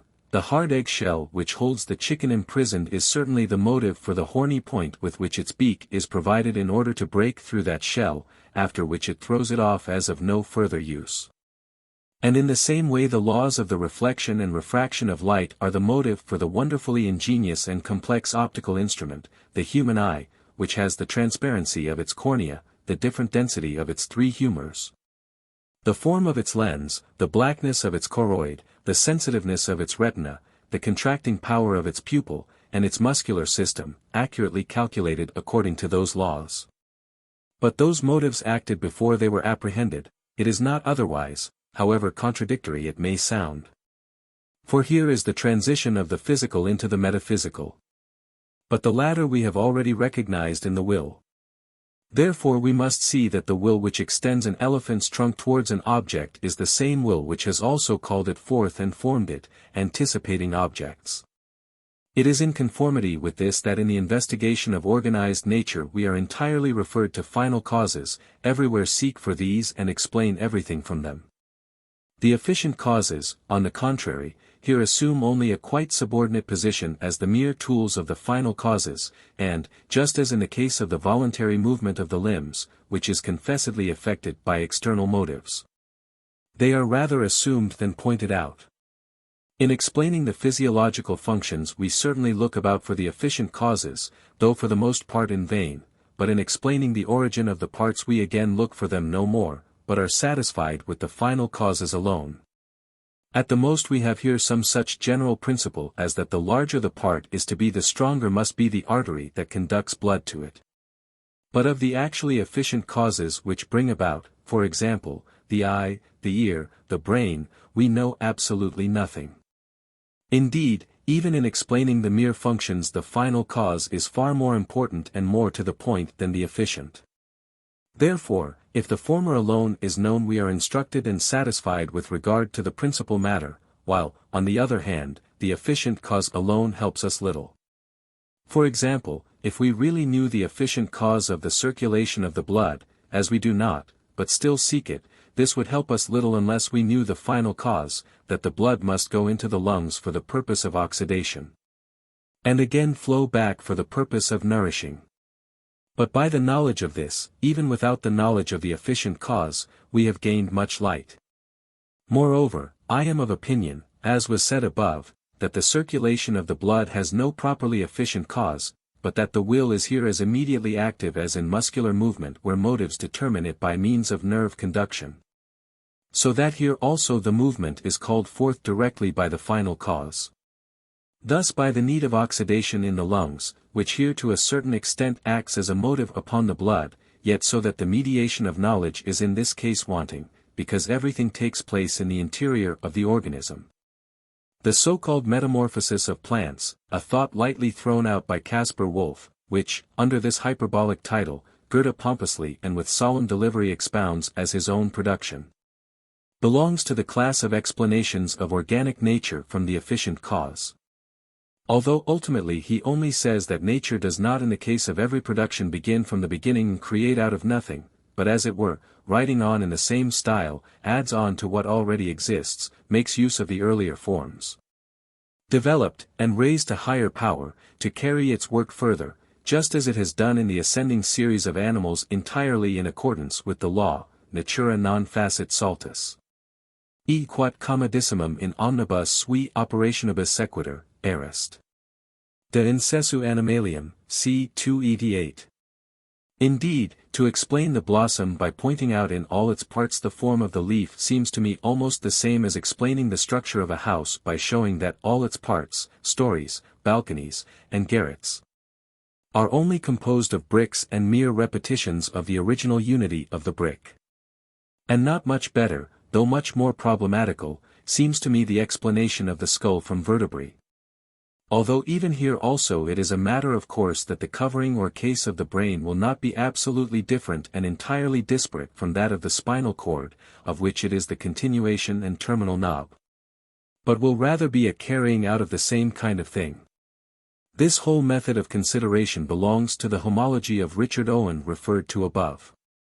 On the other hand, it seems to me that the following explanation of the nature of the flower from its final cause, suggested by an Italian whose name has escaped me, is a far more satisfactory account to give. The end of the corolla is, 1. Protection of the pistil and the stamina, 2. By means of it the purified saps are prepared, which are concentrated in the pollen and germs, 3. From the glands of its base the essential oil distills which, for the most part as a fragrant vapor, surrounding the anthers and pistil, protects them to a certain extent from the influence of the damp air. It is also one of the advantages of final causes that every efficient cause always ultimately rests upon something that cannot be fathomed, a force of nature, i.e., a qualitas occulta, and, therefore, it can only give a relative explanation, while the final cause within its sphere affords a sufficient and perfect explanation. It is true we are only perfectly content when we know both the efficient cause, also called by Aristotle alpha iota tau iota alpha epsilon xi alpha nu alpha gamma kappa eta, and the final cause, chi alpha rho iota nu tau omicron upsilon beta epsilon lambda tau iota omicron nu omicron, at once and yet separately, as their concurrence. Their wonderful working together, then surprises us, and on account of it the best appears as the absolutely necessary, and the necessary again as if it were merely the best and not necessary. For then arises in us the dim perception that both causes, however different may be their origin, are yet connected in the root, in the nature of the thing in itself. But such a twofold knowledge is seldom attainable. In organized nature, because the efficient cause is seldom known to us, in unorganized nature, because the final cause remains problematical.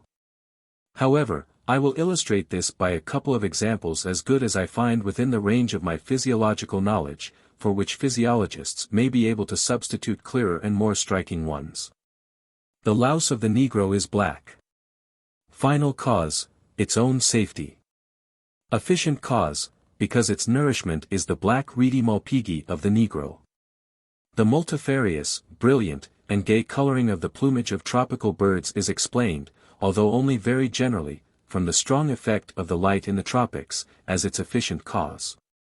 As the final cause I would assign that those brilliant feathers are the gorgeous uniform in which the individuals of the innumerable species there, often belonging to the same genus, may recognize each other, so that each male may find his female. The same holds good of butterflies of different zones and latitudes.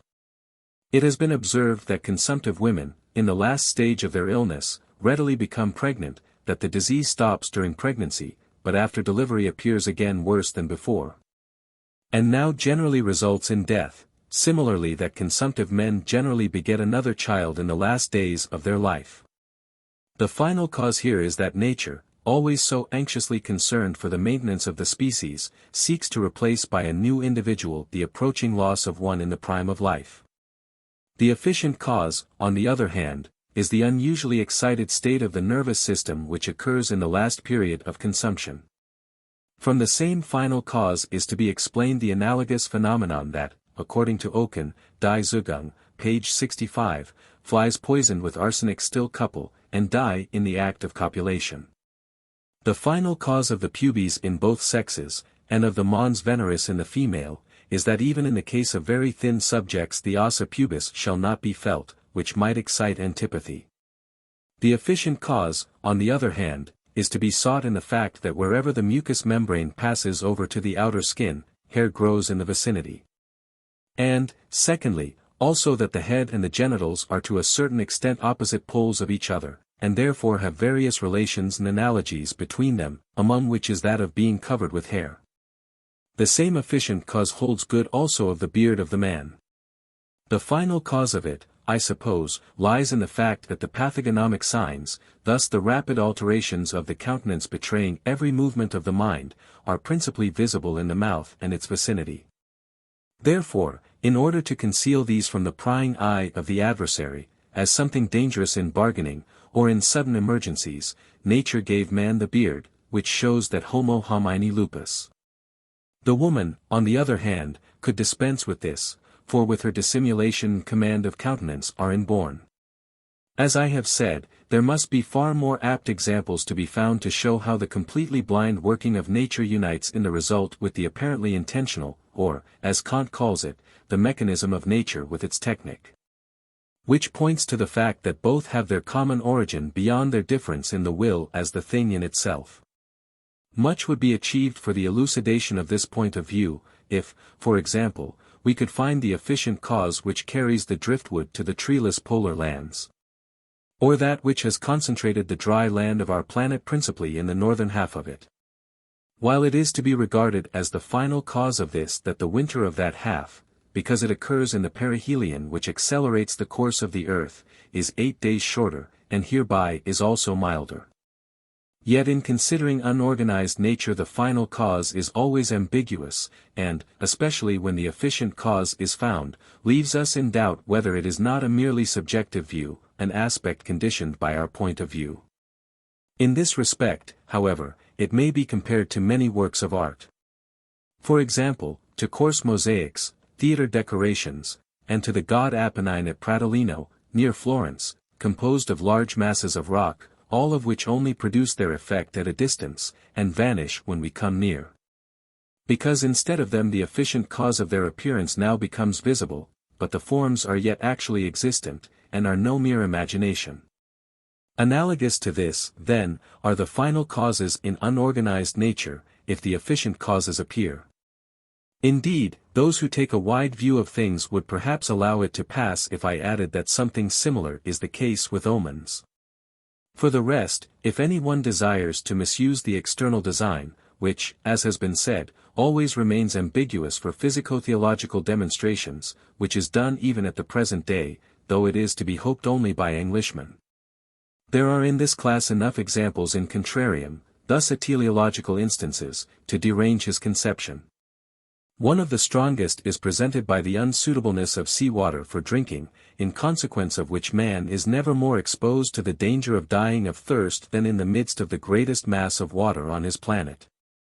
Why, then, does the sea need to be salt, let us ask our Englishmen. That in unorganized nature the final causes entirely withdraw into the background, so that an explanation from them alone is here no longer valid, but the efficient causes are rather indispensably required. Depends upon the fact that the will which objectifies itself here also no longer appears in individuals which constitute a whole for themselves, but in forces of nature and their action. Whereby end and means are too far separated for their relation to be clear and for us to recognize a manifestation of will in it. This already occurs in organized nature, in a certain degree, when the design is an external one, i.e., the end lies in one individual and the means in another. Yet even here it remains unquestionable so long as the two belong to the same species, indeed it then becomes the more striking. Here we have first to count the reciprocally adapted organization of the genitals of the two sexes, and then also many circumstances that assist the propagation of the species, for example. In the case of the Lampyris noctiluca, the glowworm, the circumstance that only the male, which does not shine, has wings to enable it to seek out the female. The wingless female, on the other hand, since it only comes out in the evening, possesses the phosphorescent light, so that the male may be able to find it. Yet in the case of the Lampyris italica both sexes shine, which is an instance of the natural luxury of the South. But a striking, because quite special, example of the kind of design we are speaking of is afforded by the discovery made by Geoffroy St. Hilaire, in his last years, of the more exact nature of the sucking apparatus of the cetacea. Since all sucking requires the action of respiration, it can only take place in the respirable medium itself, and not under water, where, however, the sucking young of the whale hangs on to the teats of the mother. Now to meet this the whole mammary apparatus of the cetacea is so modified that it has become an injecting organ, and placed in the mouth of the young injects the milk into it without it requiring to suck. When, on the contrary, the individual that affords essential help to another belongs to an entirely different species, and even to another kingdom of nature, we will doubt this external design just as in unorganized nature. Unless it is evident that the maintenance of the species depends upon it. But this is the case with many plants whose fructification only takes place by means of insects, which either bear the pollen to the stigma or bend the staminate to the pistil. The common barberry, many kinds of iris, and Aristolochia clematitis cannot fructify themselves at all without the help of insects, chr Cour. Sprengel, Entdex Geheimnis, Enk, 1793, Wildnau, Grundrister Krauterkund, 353. Very many Dioecia, Monoecia, and Polygamia are in the same position. The reciprocal support which the plant and the insect worlds receive from each other will be found admirably described in Berdacke's Large Physiology, Volume 1, Section 263. He very beautifully adds, this is no mechanical assistance, no makeshift, as if nature had made the plants yesterday, and had committed an error which she tries to correct today through the insect. It is rather a deep-lying sympathy between the plant and the animal worlds. It ought to reveal the identity of the two. Both, children of one mother, ought to subsist with each other and through each other. And further on, but the organized world stands in such a sympathy with the unorganized world also, and a proof of this consensus naturae is also afforded by the observation communicated in the second volume of the Introduction into Entomology, by Kirby and Spence, that the insect eggs that pass the winter attached to the twigs of the trees, which serve as nourishment for their larvae, are hatched exactly at the time at which the twig buds. Thus, for example, the aphis of the birch a month earlier than that of the ash.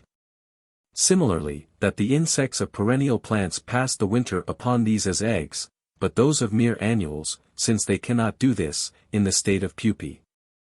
Three great men have entirely rejected teleology, or the explanation from final causes, and many small men have echoed them. These three are, Lucretius, Bacon of Verlam, and Spinoza. But in the case of all three we know clearly enough the source of this aversion, namely, that they regarded it as inseparable from speculative theology, of which, however, they entertained so great a distrust, which Bacon indeed prudently sought to conceal, that they wanted to give it a wide berth. We find Leibniz also entirely involved in this prejudice, for, with characteristic naivete, he expresses it as something self-evident in his Lettre a M. Nices, Spinozae op-ed Paulus, Volume 2. p. 672, Les causes finales, ouce que est la même chose, la consideration de la sagesse divine dans l'ordre de choses. The devil also même chose. At the same point of view we find, indeed, Englishmen even at the present day. The Bridgewater treatise men, Lord Brougham, nay, even Richard Owen also, in his Osteologie comparée, thinks precisely as Leibniz, which I have already found fault with in the first volume. To all these teleology is at once also theology, and at every instance of design recognized in nature, instead of thinking and learning to understand nature, they break at once into the childish cry, design. Design. Then strike up the refrain of their old wives' philosophy, and stop their ears against all rational arguments, such as, however, the great Hume has already advanced against them. 119. The ignorance of the Kantian philosophy now, after 70 years, which is really a disgrace to Englishmen of learning, is principally responsible for this whole outcast position of the English. And this ignorance, again, depends, at least in great measure, upon the nefarious influence of the detestable English clergy, with whom stultification of every kind is a thing after their own hearts. So that only they may be able still to hold the English nation, otherwise so intelligent, involved in the most degrading bigotry. Therefore, inspired by the basest obscurantism, they oppose with all their might the education of the people, the investigation of nature, nay, the advancement of all human knowledge in general.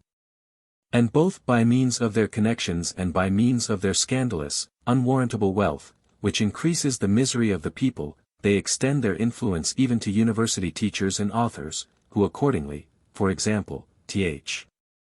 Brown, on Cause and Effect, resort to suppressions and perversions of every kind simply in order to avoid opposing even in a distant manner that cold superstition, as Puckler very happily designates their religion, or the current arguments in its favor. But, on the other hand, the three great men of whom we are speaking, since they lived long before the dawn of the Kantian philosophy, are to be pardoned for their distrust of teleology on account of its origin. Yet even Voltaire regarded the physico-theological proof as irrefutable. In order, however, to go into this somewhat more fully, first of all, the polemic of Lucretius, 4.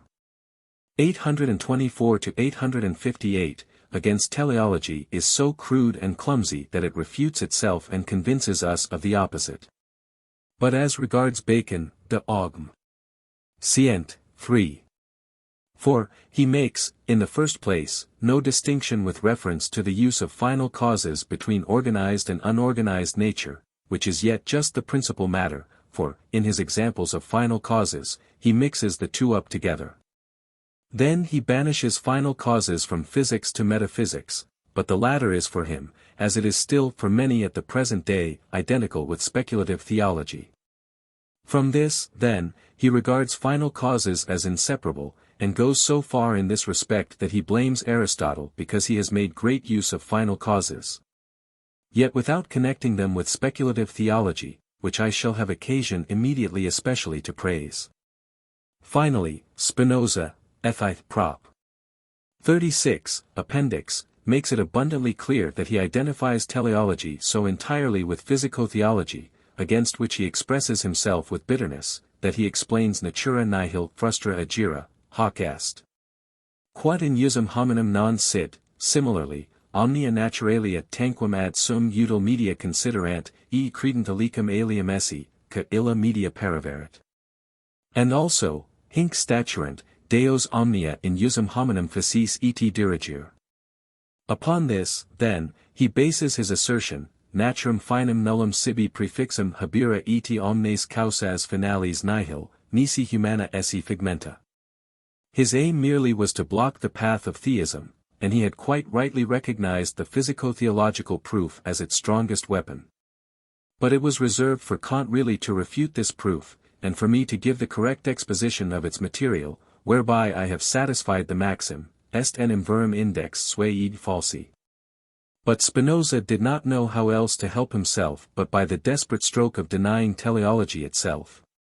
Thus design in the works of nature, an assertion the monstrosity of which is at once evident to every one who has gained any accurate knowledge of organized nature. This limited point of view of Spinoza, together with his complete ignorance of nature, sufficiently prove his entire incompetence in this matter, and the folly of those who, upon his authority, believe they must judge contemptuously of final causes. Aristotle, who just here shows his brilliant side, contrasts very advantageously with these modern philosophers.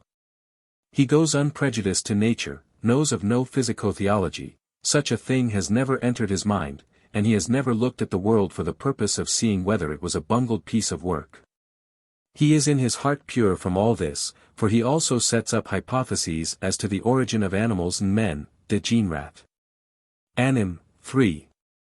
11. without lighting upon the physico-theological train of thought. He always says, phi upsilon sigma iota pi omicron iota epsilon iota, natura facit, never phi upsilon sigma iota pi epsilon pi omicron iota eta tau alpha iota, natura facta est. But after he has truly and diligently studied nature, he finds that it everywhere proceeds teleologically, and he says, mu alpha tau eta nu rho omega mu epsilon nu omicron upsilon delta epsilon nu pi omicron iota omicron upsilon sigma alpha nu tau eta nu phi upsilon sigma iota nu, naturam nihil frustra facere cernimus, de resper, c. 10. And in the books, De Partibus Animalium, which are a comparative anatomy, omicron upsilon delta epsilon pi epsilon rho iota epsilon rho gamma omicron nu omicron upsilon delta epsilon nu, omicron upsilon tau epsilon mu alpha tau eta nu phi upsilon sigma iota pi omicron iota epsilon iota dot. Phi upsilon sigma iota nu epsilon kappa alpha tau omicron upsilon pi omicron iota epsilon iota pi alpha nu tau alpha dot. Pi alpha nu tau alpha chi omicron upsilon delta epsilon lambda epsilon gamma omicron mu epsilon nu tau omicron delta epsilon tau omicron upsilon delta epsilon nu epsilon kappa alpha. Pi omicron upsilon alpha nu phi alpha iota nu eta tau alpha iota tau epsilon lambda omicron tau iota. Pi rho omicron kappa iota nu eta sigma iota pi epsilon rho alpha iota nu epsilon iota. Sigma tau epsilon epsilon iota nu alpha iota phi alpha nu epsilon rho omicron nu. Tau iota epsilon sigma tau iota tau omicron upsilon tau omicron nu, delta eta kappa alpha lambda omicron upsilon mu epsilon nu phi upsilon sigma iota nu. Epsilon pi epsilon iota tau omicron sigma omega mu alpha omicron rho gamma alpha nu omicron nu epsilon kappa alpha tau iota nu omicron gamma alpha rho kappa alpha sigma tau omicron nu tau omega nu mu omicron rho iota omega nu. Omicron mu omicron iota omega tau epsilon kappa alpha iota tau omicron lambda omicron nu. Nihil supervicanium, nihil frustra natura facit dot, natura re alicujas gratia facit omnia. Rem autem hanc esse ilius gratia asserir ubique salimus, quod is finem intelligimus alicum, in quem motus terminiter, quo circa ejusmati aliquid esse constat, quod naturam vacumus. Est enim corpus instrumentum, nam membrum unum quod re alicujas gratia est, tum vero totum ipsum. At greater length, pages 633 and 645 of the Berlin Quarto edition, and also de Incessu Animalium, c. 2, phi upsilon sigma iota omicron upsilon delta epsilon nu pi omicron iota mu alpha tau eta nu, alpha lambda alpha epsilon iota. Epsilon kappa tau omega nu delta epsilon chi omicron mu epsilon nu omega nu tau omicron upsilon sigma iota. Pi epsilon rho iota kappa alpha sigma tau omicron nu gamma epsilon nu omicron zeta omega omicron upsilon tau omicron alpha rho iota sigma tau omicron nu. Natura nihil frustra facit, sed semper XIIs, quae quic animalium generis essentiae contingunt, id quod optimum est. But he expressly recommends teleology at the end of the book's De Generation Animalium, and blames Democritus for having denied it, which is just what Bacon, in his Prejudice, praises in him. Especially, however, in the Physica, 2. 8, p. 198, Aristotle speaks ex professo of final causes, and establishes them as the true principle of the investigation of nature. In fact, every good and regular mind must, in considering organized nature, hit upon teleology, but unless it is determined by the preconceived opinions, by no means either upon physico-theology or upon the anthropoteleology condemned by Spinoza. With regard to Aristotle generally, I wish further to draw attention to the fact here, that his teaching, so far as it concerns unorganized nature, is very defective and unserviceable. As in the fundamental conceptions of mechanics and physics he accepts the most gross errors, which is the less pardonable, since before him the Pythagoreans and Empedocles had been upon the right path and had taught much better. Empedocles indeed, as we learn from Aristotle's second book, De Scylla, c. 1, page 284, had already grasped the conception of a tangential force arising from rotation and counteracting gravity, which Aristotle again rejects. Quite the reverse, however, is Aristotle's relation to the investigation of organized nature. This is his field, here the wealth of his knowledge, the keenness of his observation, nay, sometimes the depth of his insight, astonish us. Thus, to give just one example, he already knew the antagonism in which in the ruminants the horns and the teeth of the upper jaw stand to each other, on account of which, therefore, the latter are wanting where the former are found. And conversely, de partib anim, 3. 2, hence then, also his correct estimation of final causes. 27. On instinct and mechanical tendency. It is as if nature had wished, in the mechanical tendencies of animals, to give the investigator an illustrative commentary upon her works. According to final causes and the admirable design of her organized productions which is thereby introduced. For these mechanical tendencies show most clearly that creatures can work with the greatest decision and definiteness towards an end which they do not know, nay, of which they have no idea. Such, for instance, is the bird's nest, the spider's web, the antlion's pitfall, the ingenious beehive, the marvelous termite dwelling, and, at least for those individual animals that carry them out for the first time. For neither the form of the perfected work nor the use of it can be known to them. Precisely so, however, does organizing nature work. And therefore in the preceding chapter 1 gave the paradoxical explanation of the final cause, that it is a motive which acts without being known. And as in working from mechanical tendency that which is active is evidently and confessedly the will, so is it also really the will which is active in the working of organizing nature.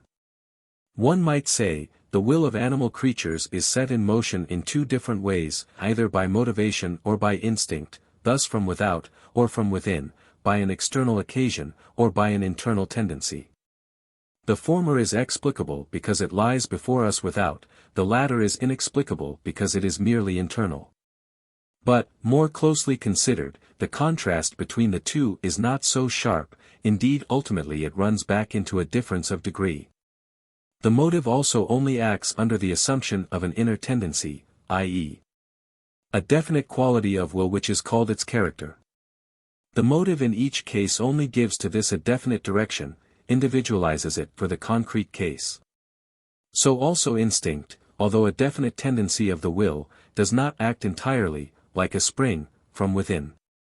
But it also waits for some external circumstance necessarily demanded for its action, which at least determines the time of its manifestation, such is, for the migrating bird, the season of the year. For the bird that builds its nest, the fact of pregnancy and the presence of the material for the nest. For the bee it is, for the beginning of the structure, the basket or the hollow tree, and for the following work many individually appearing circumstances, for the spider, it is a well-adapted corner, for the caterpillar, the suitable leaf.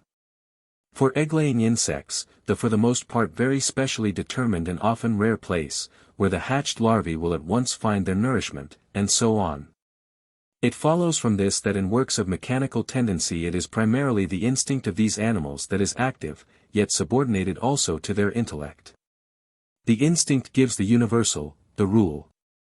The intellect the particular, the application, in that it directs the detail of the execution, in which therefore the work of these animals clearly adapts itself to the circumstances of the existing case. According to all this, the difference between instinct and mere character is to be fixed thus: instinct is a character which is only set in motion by a quite specially determined motive. And on this account the action that proceeds from it is always exactly of the same kind. While the character which is possessed by every species of animal and every individual man is certainly a permanent and unalterable quality of will, which can yet be set in motion by very different motives, and adapts itself to these.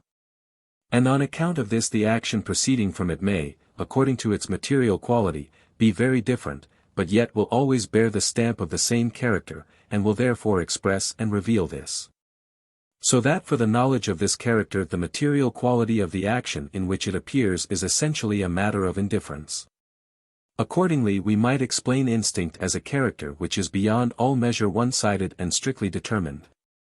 It follows from this exposition that being determined by mere motivation presupposes a certain width of the sphere of knowledge, and consequently a more fully developed intellect, therefore it is peculiar to the higher animals, quite preeminently. However, to man, while being determined by instinct only demands as much intellect as is necessary to apprehend the one quite specially determined motive, which alone and exclusively becomes the occasion for the manifestation of the instinct. Therefore it is found in the case of an exceedingly limited sphere of knowledge, and consequently, as a rule, and in the highest degree, only in animals of the lower classes, especially insects. Since, accordingly, the actions of these animals only require an exceedingly simple and small motivation from without, the medium of this, thus the intellect or the brain, is very slightly developed in them. And their outward actions are for the most part under the same guidance as the inner, follow upon mere stimuli, physiological functions, thus the ganglion system. This is, then, in their case excessively developed.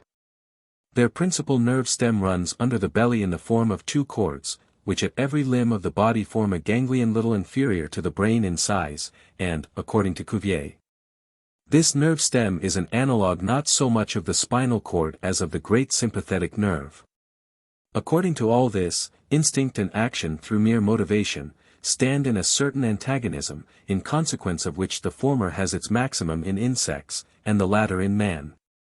And the actuation of other animals lies between the two in manifold gradations according as in each the cerebral or the ganglion system is preponderatingly developed.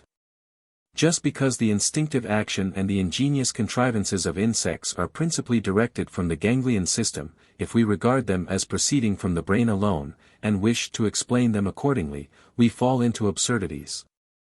Because we then apply a false key. The same circumstance, however, imparts to their action a remarkable likeness to that of somnambulists, which indeed is also explained as arising from the fact that, instead of the brain, the sympathetic nerve has undertaken the conduct of the outward actions also. Insects are accordingly, to a certain extent, natural somnambulists. Things which we cannot get at directly we must make comprehensible to ourselves by means of an analogy. What has just been referred to will accomplish this in a high degree when assisted by the fact that in Kieser's Teleurismus, Volume 2, p. 250, a case is mentioned, in which the command of the mesmerist to the somnambulist to perform a definite action in a waking state was carried out by him when he awoke, without remembering the command. Thus it was as if he must perform that action without rightly knowing why. Certainly this has the greatest resemblance to what goes on in the case of mechanical instincts in insects. The young spider feels that it must spin its web, although it neither knows nor understands the aim of it. We are also reminded here of the demon of Socrates, on account of which he had the feeling that he must leave undone some action expected of him, or lying near him, without knowing why, for his prophetic dream about it was forgotten. We have in our own day quite well authenticated cases analogous to this, therefore I only briefly call these to mind. One had taken his passage on a ship, but when it was about to sail he positively would not go on board without being conscious of a reason. The ship went down. Another goes with companions to a powder magazine. When he has arrived in its vicinity he absolutely will not go any further, but turns hastily back, seized with anxiety he knows not why, the magazine blows up. A third upon the ocean feels moved one night, without any reason, not to undress, but lays himself on the bed in his clothes and boots, and even with his spectacles on. In the night the ship goes on fire, and he is among the few who save themselves in the boat. All this depends upon the dull after-effect of forgotten fatidical dreams, and gives us the key to an analogous understanding of instinct and mechanical tendencies. On the other hand, as has been said, the mechanical tendencies of insects reflect much light upon the working of the unconscious will in the inner functions of the organism and in its construction. For without any difficulty we can see in the ant-hill or the beehive the picture of an organism explained and brought to the light of knowledge. In this sense Burdach says, Physiology, Volume 2, p. 22, the formation and depositing of the eggs is the part of the queen bee, and the care for the cultivation of them falls to the workers, thus in the former the ovary, and in the latter the uterus, is individualized. In the insect society, as in the animal organism, the vita propria of each part is subordinated to the life of the whole, and the care for the whole precedes that for particular existence. Indeed the latter is only conditionally willed, the former unconditionally, therefore the individuals are even sacrificed occasionally for the whole, as we allow a limb to be taken off in order to save the whole body. Thus, for example, if the path is closed by water against the march of the ants, those in front boldly throw themselves in until their corpses are heaped up into a dam for those that follow. When the drones have become useless they are stung to death. Two queens in the hive are surrounded, and must fight with each other till one of them loses its life. The ant mother bites its own wings off after it has been impregnated, for they would only be a hindrance to it in the work that is before it of tending the new family it is about to found under the earth. Kirby and Spence, Volume 1. As the liver will do nothing more than secrete gall for the service of the digestion, nay, will only itself exist for this end, and so with every other part, the working bees also will do nothing more than collect honey, secrete wax, and make cells for the brood of the queen.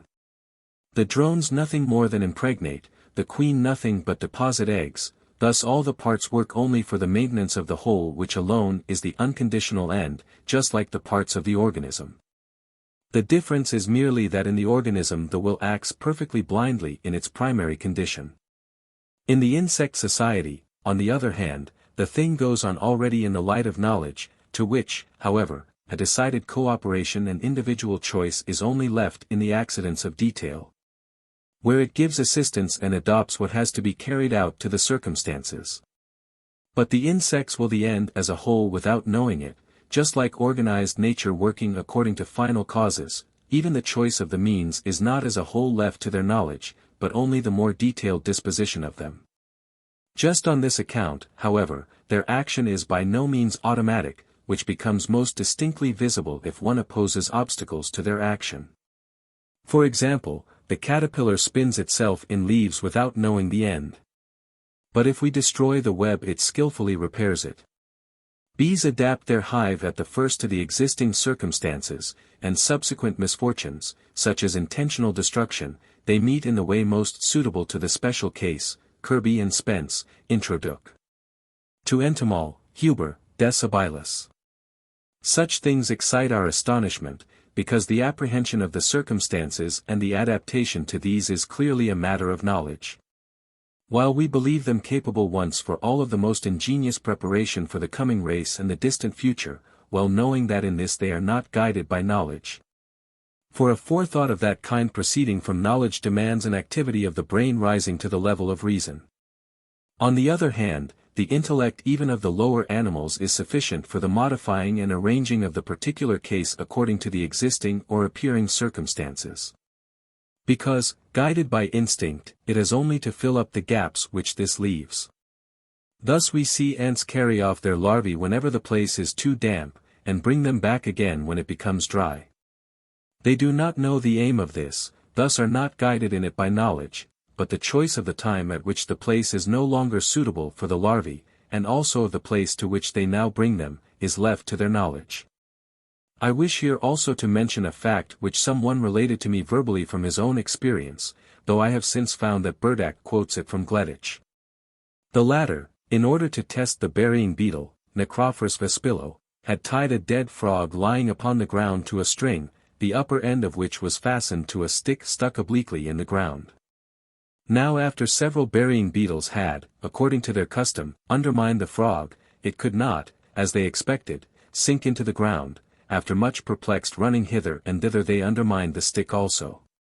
To this assistance rendered to instinct, and that repairing of the works of mechanical tendency, we find in the organism the healing power of nature analogous, which not only heals wounds, replacing even bone and nerve substance, but, if through the injury of a vein or nerve branch a connection is interrupted, opens a new connection by means of enlargement of other veins or nerves, nay, perhaps even by producing new branches, which further make some other part or function take the place of a diseased part or function. In the case of the loss of an eye sharpens the other, or in the case of the loss of one of the senses sharpens all the rest. Which even sometimes closes an intestinal wound, in itself fatal, by the adhesion of the mesentery or the peritoneum, in short, seeks to meet every injury in every disturbance in the most ingenious manner. If, on the other hand, the injury is quite incurable, it hastens to expedite death, and indeed the more so the higher is the species of the organism, thus the greater its sensibility. Even this has its analogue in the instinct of insects.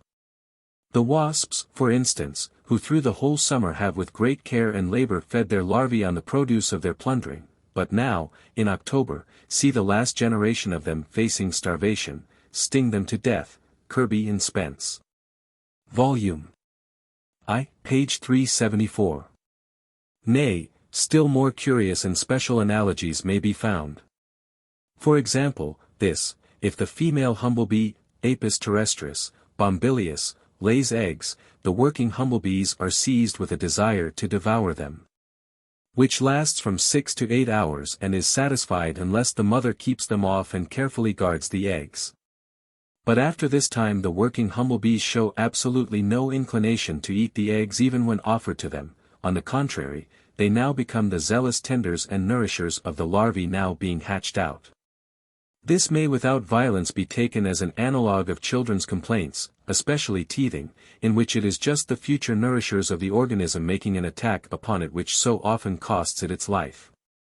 The consideration of all these analogies between organized life and the instinct, together with the mechanical tendencies of the lower animals, serves ever more to confirm the conviction that the will is the basis of the one as of the other.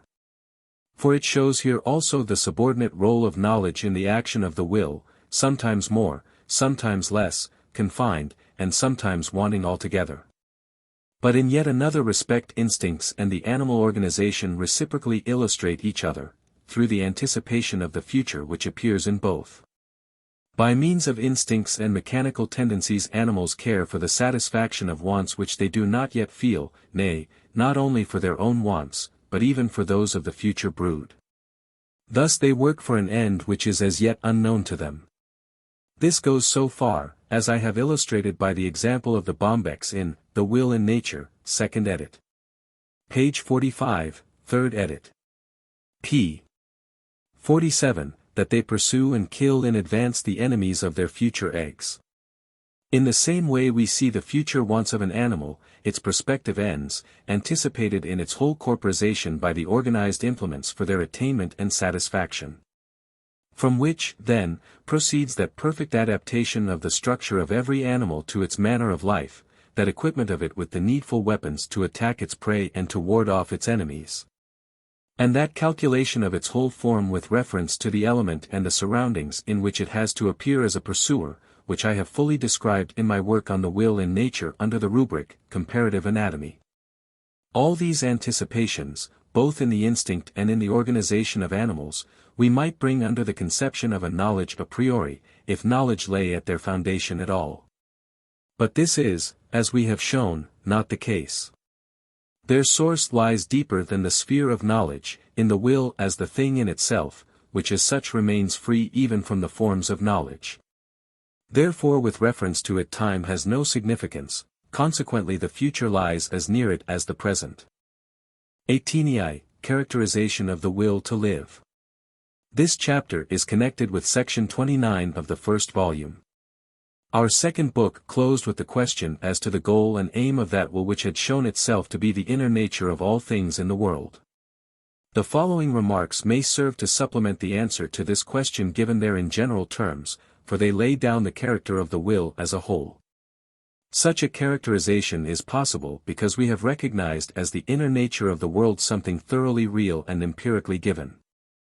On the other hand, the very name world soul, by which many have denoted that inner being, gives instead of this a mere ens rationis. For soul signifies an individual unity of consciousness which clearly does not belong to that nature, and in general, since the conception soul supposes knowing and willing in inseparable connection and yet independent of the animal organism, it is not to be justified, and therefore not to be used. The word should never be applied except in a metaphorical sense, for it is much more insidious than psy or anima, which signify breath. Much more unsuitable, however, is the way in which so-called pantheists express themselves, whose whole philosophy consists chiefly in this, that they call the inner nature of the world, which is unknown to them, God. By which indeed they imagine they have achieved much. According to this, then, the world would be a theophany. But let one only look at it, this world of constantly needy creatures, who continue for a time only by devouring one another, fulfill their existence in anxiety and want, and often suffer terrible miseries. till at last they fall into the arms of death. Whoever distinctly looks upon this will allow that Aristotle was right in saying, phi upsilon sigma iota delta alpha iota nu iota alpha, alpha lambda omicron upsilon theta epsilon iota alpha epsilon sigma tau iota, natura daemonia est, non divina, de divinat, c. 2, page 463. Nay, he will be obliged to confess that a God who could think of changing himself into such a world as this must certainly have been tormented by the devil. I know well that the pretended philosophers of this century follow Spinoza in this, and think themselves thereby justified. But Spinoza had special reasons for thus naming his one substance, in order, namely, to preserve at least the word, although not the thing. The stake of Giordano Bruno and of Vanini was still fresh in the memory. They also had been sacrificed to that God for whose honor incomparably more human sacrifices have bled than on the altars of all heathen gods of both hemispheres together. If, then, Spinoza calls the world God, it is exactly the same thing as when Rousseau in the Contrat Social, constantly and throughout denotes the people by the word le souverain. We might also compare it with this, that once a prince who intended to abolish the nobility in his land, in order to rob no one of his own, hit upon the idea of ennobling all his subjects. Those philosophers of our day have certainly one other ground for the nomenclature we are speaking of, but it is no more substantial. In their philosophizing they all start, not from the world or our consciousness of it, but from God, as something given and known. He is not their quicitum, but their datum. If they were boys I would then explain to them that this is a petitio principii, but they know this as well as I do. But since Kant has shown that the path of the earlier dogmatism, which proceeded honestly, the path from the world to a God, does not lead there, these gentlemen now imagine they have found a fine way of escape and made it cunningly. Will the reader of a later age pardon me for detaining him with persons of whom he has never heard? Every glance at the world, to explain which is the task of the philosopher, confirms and proves that will to live, far from being an arbitrary hypostasis or an empty word, is the only true expression of its inmost nature. Everything presses and strives towards existence, if possible organized existence, i.e., life, and after that to the highest possible grade of it. In animal nature it then becomes apparent that will to live is the keynote of its being, its one unchangeable and unconditioned quality. Let any one consider this universal desire for life, let him see the infinite willingness, facility, and exuberance with which the will to live presses impetuously into existence under a million forms everywhere and at every moment. By means of fructification and of germs, nay, when these are wanting, by means of gene ratio equivoca, seizing every opportunity. Eagerly grasping for itself every material capable of life, and then again let him cast a glance at its fearful alarm and wild rebellion when in any particular phenomenon it must pass out of existence. Especially when this takes place with distinct consciousness. Then it is precisely the same as if in this single phenomenon the whole world would be annihilated forever. And the whole being of this threatened living thing is at once transformed into the most desperate struggle against death and resistance to it. Look, for example, at the incredible anxiety of a man in danger of his life, the rapid and serious participation in this of every witness of it, and the boundless rejoicing at his deliverance. Look at the rigid terror with which a sentence of death is heard, the profound awe with which we regard the preparations for carrying it out, and the heartrending compassion which seizes us at the execution itself. We would then suppose there was something quite different in question than a few less years of an empty, sad existence, embittered by troubles of every kind. And always uncertain, we would rather be amazed that it was a matter of any consequence whether one attained a few years earlier to the place where after an ephemeral existence he has billions of years to be. In such phenomena, then, it becomes visible that I am right in declaring that the will to live is that which cannot be further explained, but lies at the foundation of all explanations, and that this, far from being an empty word, like the absolute, the infinite, the idea, and similar expressions, is the most real thing we know, nay, the kernel of reality itself. But if now, abstracting for a while from this interpretation drawn from our inner being, we place ourselves as strangers over against nature, in order to comprehend it objectively, We find that from the grade of organized life upwards it has only one intention, that of the maintenance of the species. To this end it works, through the immense superfluity of germs, through the urgent vehemence of the sexual instinct, through its willingness to adapt itself to all circumstances and opportunities, even to the production of bastards. And through the instinctive maternal affection, the strength of which is so great that in many kinds of animals it even outweighs self-love, so that the mother sacrifices her life in order to preserve that of the young. The individual, on the contrary, has for nature only an indirect value, only so far as it is the means of maintaining the species. Apart from this its existence is to nature a matter of indifference. Indeed nature even leads it to destruction as soon as it has ceased to be useful for this end. Why the individual exists would thus be clear, but why does the species itself exist? That is a question which nature when considered merely objectively cannot answer. For in vain do we seek by contemplating her for an end of this restless striving, this ceaseless pressing into existence, this anxious care for the maintenance of the species. The strength and time of the individuals are consumed in the effort to procure sustenance for themselves and their young, and are only just sufficient, sometimes even not sufficient, for this. Even if here and there a surplus of strength, and therefore of comfort, in the case of the one rational species also of knowledge, remains, this is much too insignificant to pass for the end of that whole process of nature. The whole thing, when regarded thus purely objectively, and indeed as extraneous to us, looks as if nature was only concerned that of all her Platonic ideas, i.e., permanent forms, none should be lost. Accordingly, as if she had so thoroughly satisfied herself with the fortunate discovery and combination of these ideas, for which the three preceding occasions on which she stocked the earth's surface with animals were only the preparation. That now her only fear is lest any one of these beautiful fancies should be lost, i.e., lest any one of these forms should disappear from time and the causal series. For the individuals are fleeting as the water in the brook. The ideas, on the contrary, are permanent, like its eddies, but the exhaustion of the water would also do away with the eddies. We would have to stop at this unintelligible view if nature were known to us only from without, thus were given us merely objectively, and we accepted it as it is comprehended by knowledge, and also as sprung from knowledge, i.e., in the sphere of the idea, and were therefore obliged to confine ourselves to this province in solving it. But the case is otherwise, and a glance at any rate is afforded us into the interior of nature. Inasmuch as this is nothing else than our own inner being, which is precisely where nature, arrived at the highest grade to which its striving could work itself up, is now by the light of knowledge found directly in self-consciousness. Here the will shows itself to us as something toto-genere different from the idea, in which nature appears unfolded in all her Platonic ideas.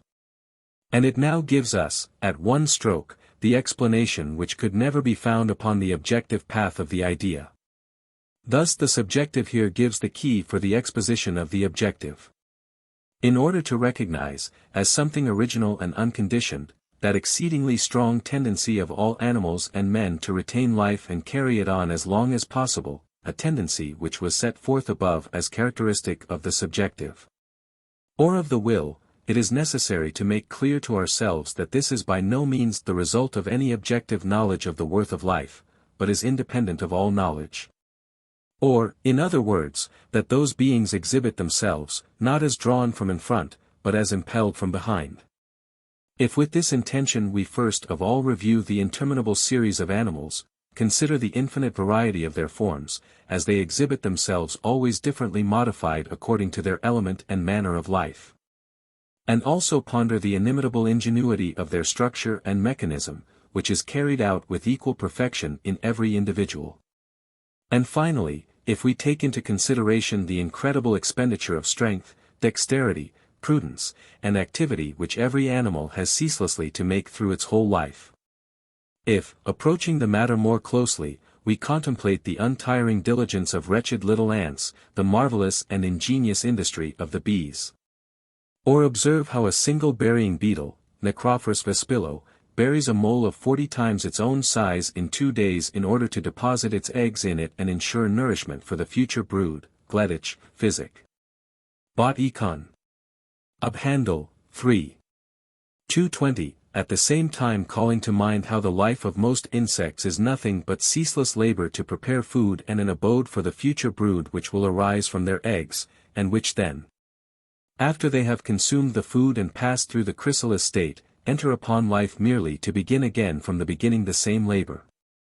Then also how, like this, the life of the birds is for the most part taken up with their distant and laborious migrations, then with the building of their nests and the collecting of food for the brood, which itself has to play the same role the following year. And so all work constantly for the future, which afterwards makes bankrupt. Then we cannot avoid looking round for the reward of all this skill and trouble, for the end which these animals have before their eyes, which strive so ceaselessly. In short, we are driven to ask, what is the result? What is attained by the animal existence which demands such infinite preparation? And there is nothing to point to but the satisfaction of hunger and the sexual instinct, or in any case a little momentary comfort, as it falls to the lot of each animal individual, now and then in the intervals of its endless need and struggle. If we place the two together, the indescribable ingenuity of the preparations, the enormous abundance of the means, and the insufficiency of what is thereby aimed at and attained, the insight presses itself upon us that life is a business, the proceeds of which are very far from covering the cost of it. This becomes most evident in some animals of a specially simple manner of life. Take, for example, the mole, that unwearied worker. To dig with all its might with its enormous shovel claws is the occupation of its whole life. Constant night surrounds it, its embryo eyes only make it avoid the light. It alone is truly an animal nocturnum, not cats, owls, and bats, who see by night. But what, now, does it attain by this life, full of trouble and devoid of pleasure? Food and the begetting of its kind, thus only the means of carrying on and beginning anew the same doleful course in new individuals. In such examples it becomes clear that there is no proportion between the cares and troubles of life and the results or gain of it. The consciousness of the world of perception gives a certain appearance of objective worth of existence to the life of those animals which can see. Although in their case this consciousness is entirely subjective and limited to the influence of motives upon them. But the blind mole, with its perfect organization and ceaseless activity, limited to the alternation of insect larvae and hunger, makes the disproportion of the means to the end apparent. In this respect the consideration of the animal world left to itself in lands uninhabited by men is also specially instructive. A beautiful picture of this, and of the suffering which nature prepares for herself without the interference of man, is given by Humboldt in his Ansichten der Natur, 2nd edition, page 30 seek. Nor does he neglect to cast a glance, page 44, at the analogous suffering of the human race. Always and everywhere at variance with itself. Yet in the simple and easily surveyed life of the brutes the emptiness and vanity of the struggle of the whole phenomenon is more easily grasped. The variety of the organizations, the ingenuity of the means, whereby each is adapted to its element and its prey contrasts here distinctly with the want of any lasting final aim, instead of which there presents itself only momentary comfort, fleeting pleasure conditioned by wants. Much and long suffering, constant strife, bellum omnium, each one both a hunter and hunted, pressure, want, need, and anxiety, shrieking and howling, and this goes on in secula seculorum. Or till once again the crust of the planet breaks.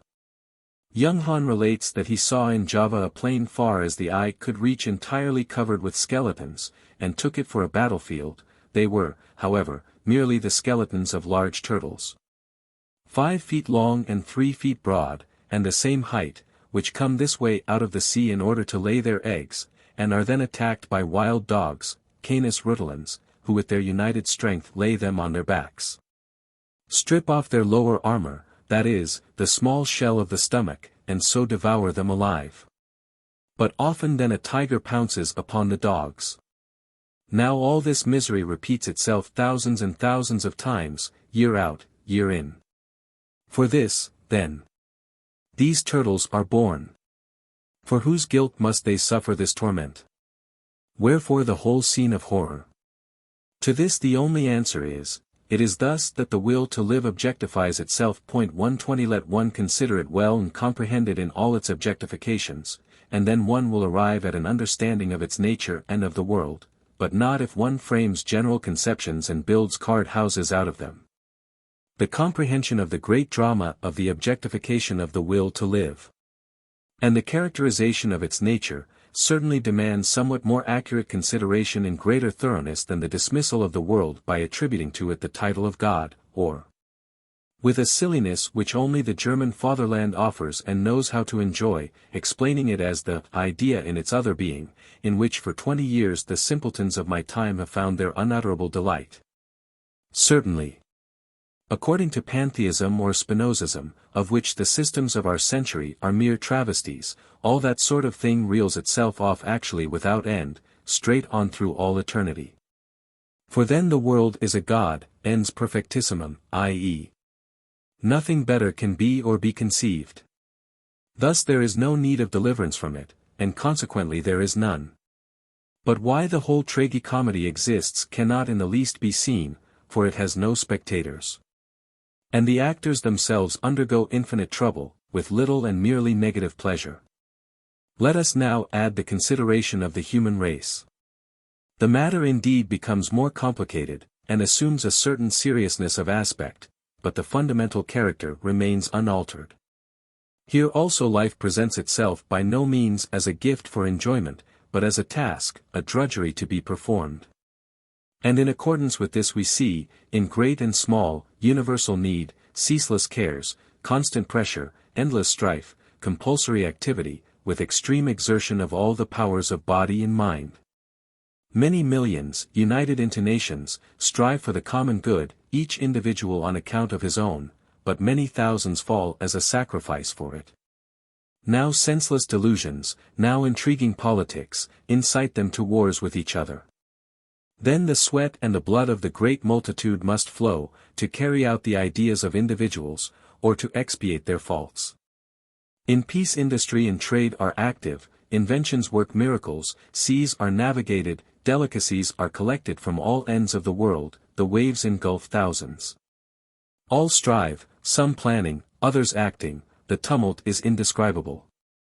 But the ultimate aim of it all, what is it?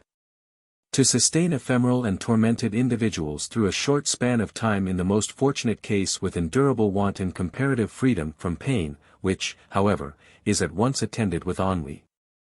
Then the reproduction of this race and its striving.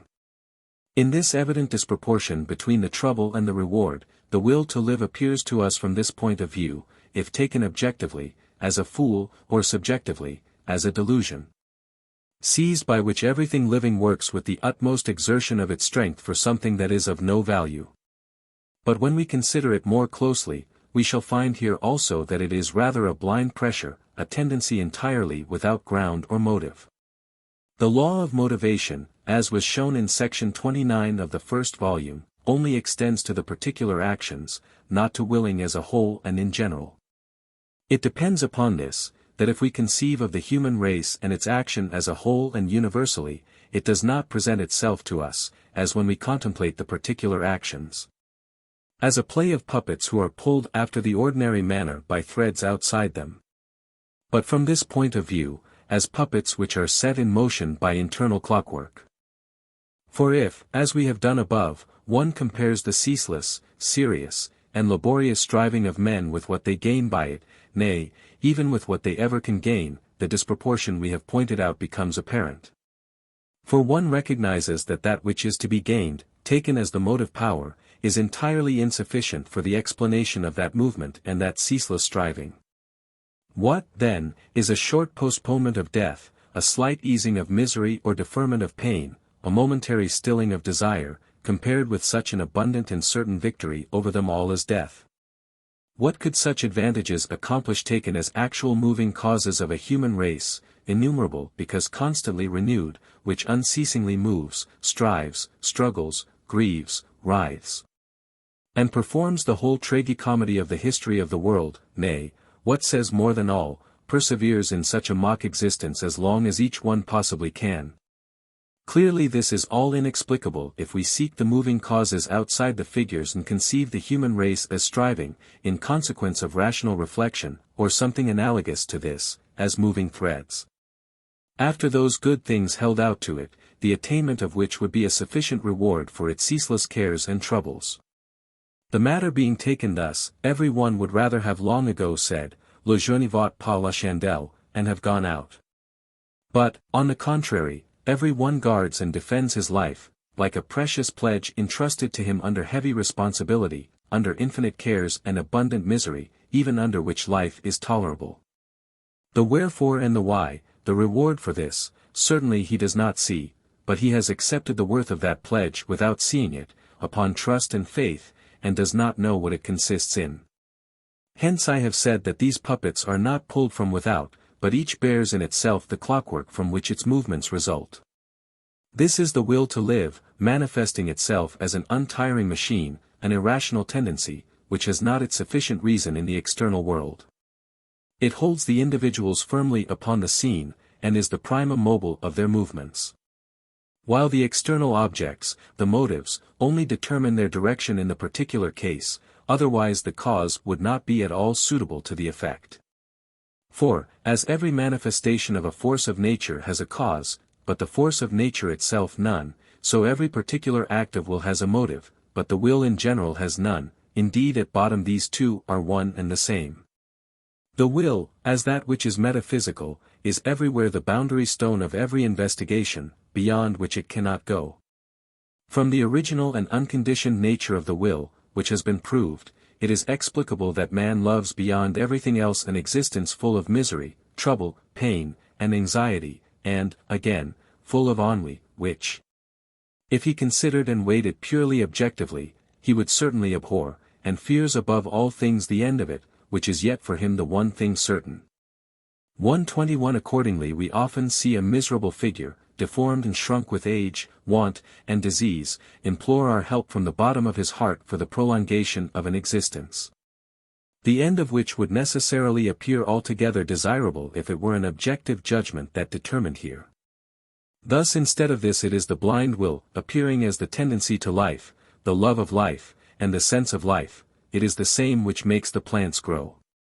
This sense of life may be compared to a rope which is stretched above the puppet show of the world of men, and on which the puppets hang by invisible threads. While apparently they are supported only by the ground beneath them, the objective value of life. But if the rope becomes weak the puppet sinks, if it breaks the puppet must fall, for the ground beneath it only seemed to support it, i.e. the weakening of that love of life shows itself as hypochondria, spleen, melancholy, its entire exhaustion as the inclination to suicide, which now takes place on the slightest occasion, nay, for a merely imaginary reason, for now, as it were, the man seeks a quarrel with himself, in order to shoot himself dead, as many do with others for a like purpose. Indeed, upon necessity, suicide is resorted to without any special occasion. Evidence of this will be found in Esquirol, Des Maladies Mentales, 1838. And as with the persistence in life, so is it also with its action and movement.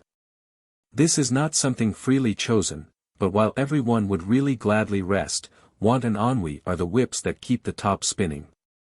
Therefore the whole and every individual bears the stamp of a forced condition. And every one, in that, inwardly weary, he longs for rest, but yet must press forward, is like his planet, which does not fall into the sun only because a force driving it forward prevents it. Therefore everything is in continual strain and forced movement, and the course of the world goes on, to use an expression of Aristotle's, De Scylla, 2. 13, Omicron upsilon phi upsilon sigma epsilon iota, alpha lambda alpha beta iota, motu, non naturali sed violento. Men are only apparently drawn from in front, really they are pushed from behind, it is not life that tempts them on, but necessity that drives them forward. The law of motivation is, like all causality, merely the form of the phenomenon. We may remark in passing that this is the source of the comical, the burlesque, the grotesque, the ridiculous side of life. For, urged forward against his will, every one bears himself as best he can, and the straits that thus arise often look comical enough, serious as is the misery which underlies them. In all these considerations, then, it becomes clear to us that the will to live is not a consequence of the knowledge of life, is in no way a conclusio ex premissis, and in general is nothing secondary. Rather, it is that which is first and unconditioned, the premise of all premises, and just on that account that from which philosophy must start, for the will to live does not appear in consequence of the world, but the world in consequence of the will to live. I scarcely need to draw attention to the fact that the considerations with which we now conclude the second book already point forcibly to the serious theme of the fourth book. Indeed would pass over into it directly if it were not that my architectonic symmetry makes it necessary that the third book, with its fair contents, should come between, as a second consideration of the world as idea, the conclusion of which, however, again points in the same direction. Supplements to the third book. Et is simile spectatori est, quod ab omni separatus spectaculum vidit. Bichat, Volume 1, page 304. XXIX, on the knowledge of the ideas.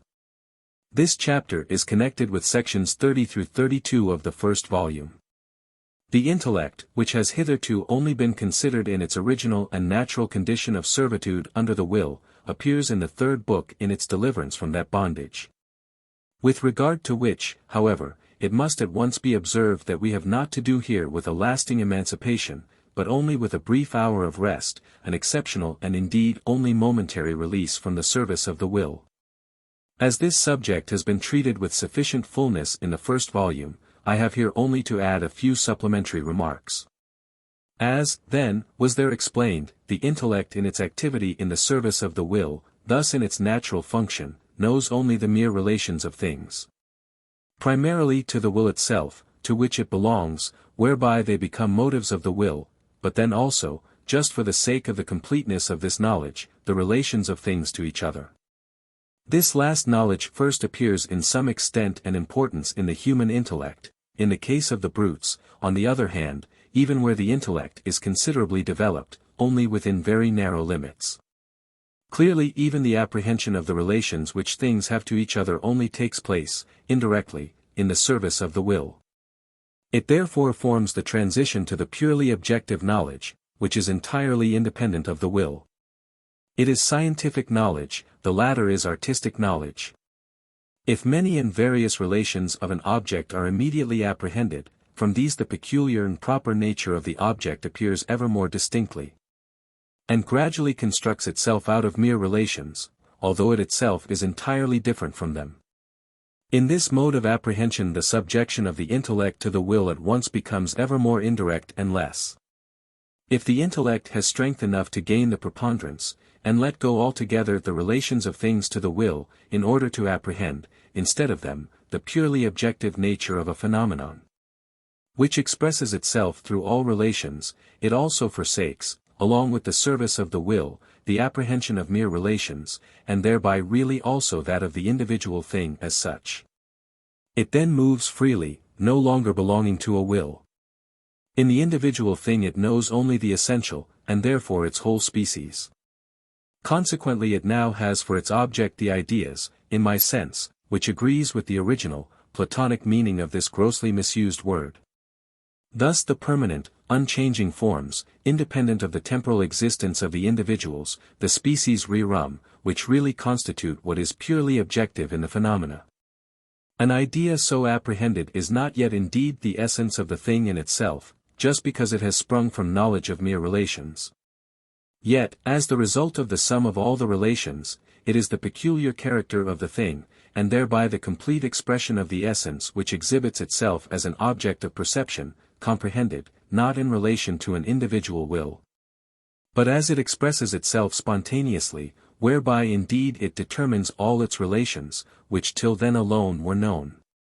The idea is the root point of all these relations, and thereby the complete and perfect phenomenon, or, as I have expressed it in the text, the adequate objectivity of the will at this grade of its manifestation.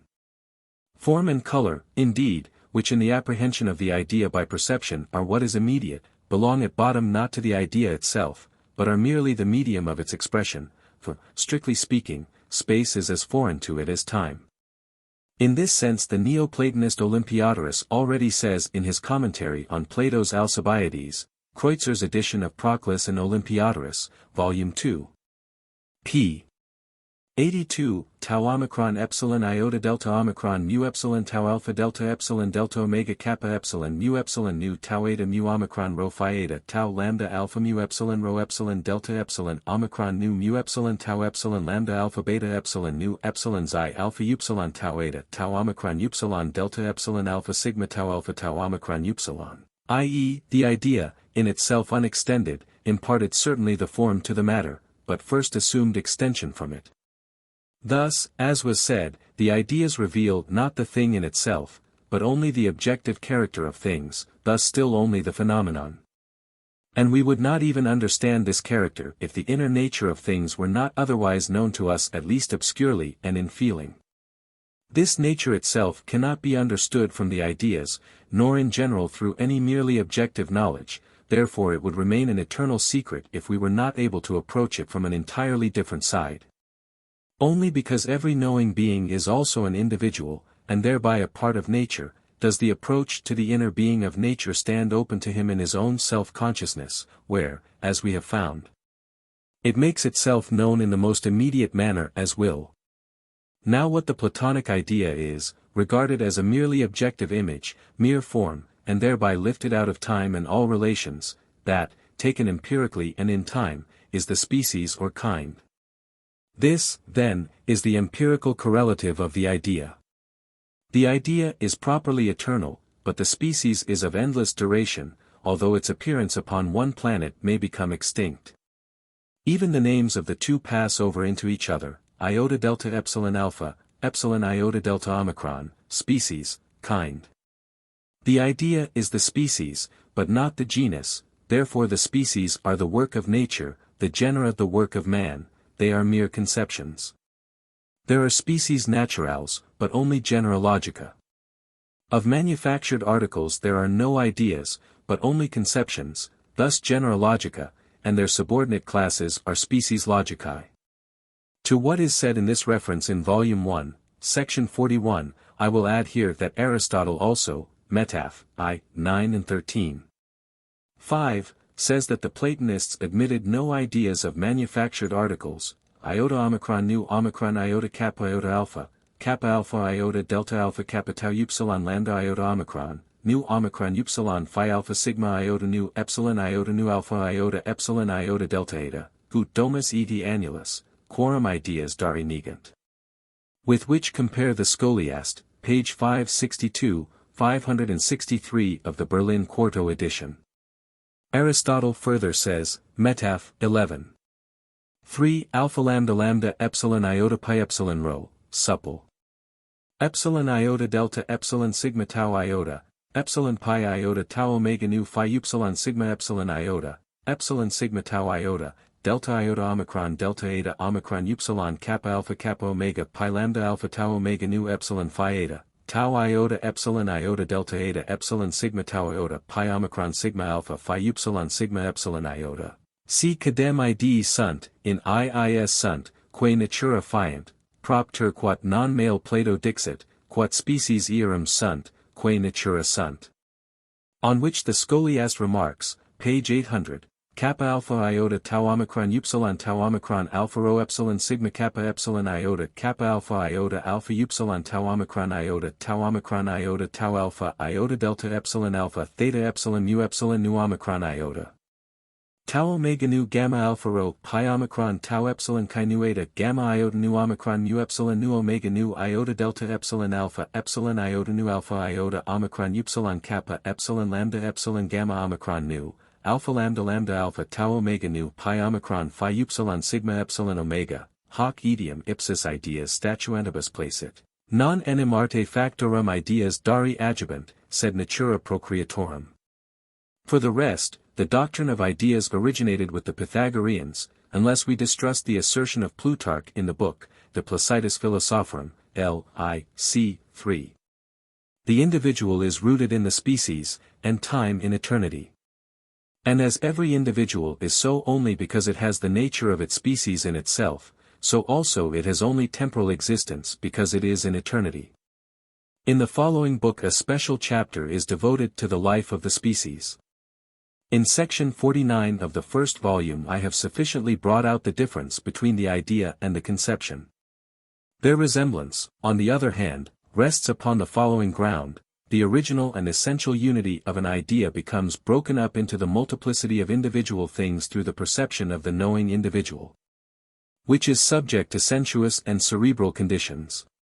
But that unity is then restored through the reflection of the reason, yet only in abstracto, as a concept, universal, which indeed is equal to the idea in extension, but has assumed quite a different form, and has thereby lost its perceptible nature, and with this its thorough determinateness.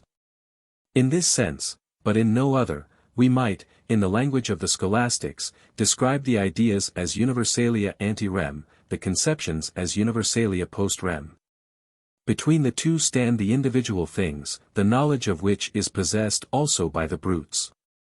Without doubt the realism of the scholastics arose from the confusion of the Platonic ideas, to which, since they are also the species, an objective real being can certainly be attributed, with the mere concepts to which the realists now wished to attribute such a being, and thereby called forth the victorious opposition of nominalism.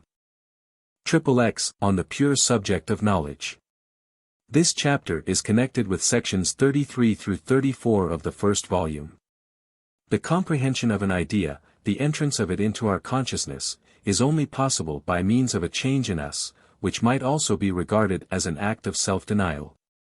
For it consists in this, that knowledge turns away altogether from our own will, thus now leaves out of sight entirely the valuable pledge entrusted to it, and considers things as if they could never concern the will at all. For thus alone does knowledge become a pure mirror of the objective nature of things. Knowledge conditioned in this way must lie at the foundation of every genuine work of art as its origin. The change in the subject which is required for this cannot proceed from the will, just because it consists in the elimination of all volition, thus it can be no act of the will, i.e., it cannot lie in our choice.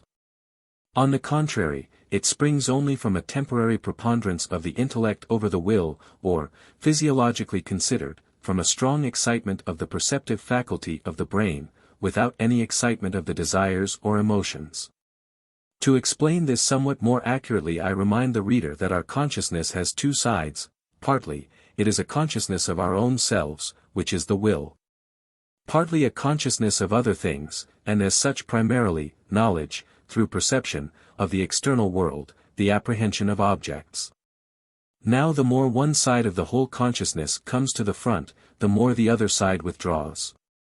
Accordingly, the consciousness of other things, thus knowledge of perception, becomes the more perfect, i.e., the more objective, the less we are conscious of ourselves at the time. Here exists an actual antagonism. The more we are conscious of the object, the less we are conscious of the subject, the more, on the other hand, the latter occupies our consciousness, the weaker and more imperfect is our perception of the external world. The state which is required for pure objectivity of perception has partly permanent conditions in the perfection of the brain and the general physiological qualities favorable to its activity, partly temporary conditions. Inasmuch as such a state is favored by all that increases the attention and heightens the susceptibility of the cerebral nervous system, yet without exciting any passion. One must not think here of spirituous drinks or opium. What is rather required is a night of quiet sleep, a cold bath, and all that procures for the brain activity and unforced predominance by quieting the circulation and calming the passions. It is especially these natural means of furthering the cerebral nervous activity which bring it about, certainly so much the better the more developed and energetic in general the brain is. That the object separates itself ever more from the subject, and finally introduces the state of pure objectivity of perception, which of itself eliminates the will from consciousness, and in which all things stand before us with increased clearness and distinctness, so that we are conscious almost only of them and scarcely at all of ourselves. Thus our whole consciousness is almost nothing more than the medium through which the perceived object appears in the world as an idea. Thus it is necessary for pure, will-less knowledge that the consciousness of ourselves should vanish, since the consciousness of other things is raised to such a pitch. For we only apprehend the world in a purely objective manner when we no longer know that we belong to it, and all things appear the more beautiful the more we are conscious merely of them and the less we are conscious of ourselves. Since now all suffering proceeds from the will, which constitutes the real self, with the withdrawal of this side of consciousness all possibility of suffering is also abolished. Therefore the condition of the pure objectivity of perception is one which throughout gives pleasure, and hence I have shown that in it lies one of the two constituent elements of aesthetic satisfaction. As soon, on the other hand, as the consciousness of our own self, thus subjectivity, i.e., the will, again obtains the upper hand, a proportional degree of discomfort or unrest also enters. Of discomfort, because our corporealness, the organism which in itself is the will, is again felt, of unrest, because the will, on the path of thought, again fills the consciousness through wishes, emotions, passions, and cares. For the will, as the principle of subjectivity, is everywhere the opposite, nay, the antagonist of knowledge. The greatest concentration of subjectivity consists in the act of will proper, in which therefore we have the most distinct consciousness of our own self. All other excitements of the will are only preparations for this. The act of will itself is for subjectivity what for the electric apparatus is the passing of the spark. Every bodily sensation is in itself an excitement of the will, and indeed oftener of the noluntas than of the voluntas. The excitement of the will on the path of thought is that which occurs by means of motives, thus here the subjectivity is awakened and set in play by the objectivity itself. This takes place whenever any object is apprehended no longer in a purely objective manner, thus without participation in it, but, directly or indirectly, excites desire or aversion, even if it is only by means of a recollection.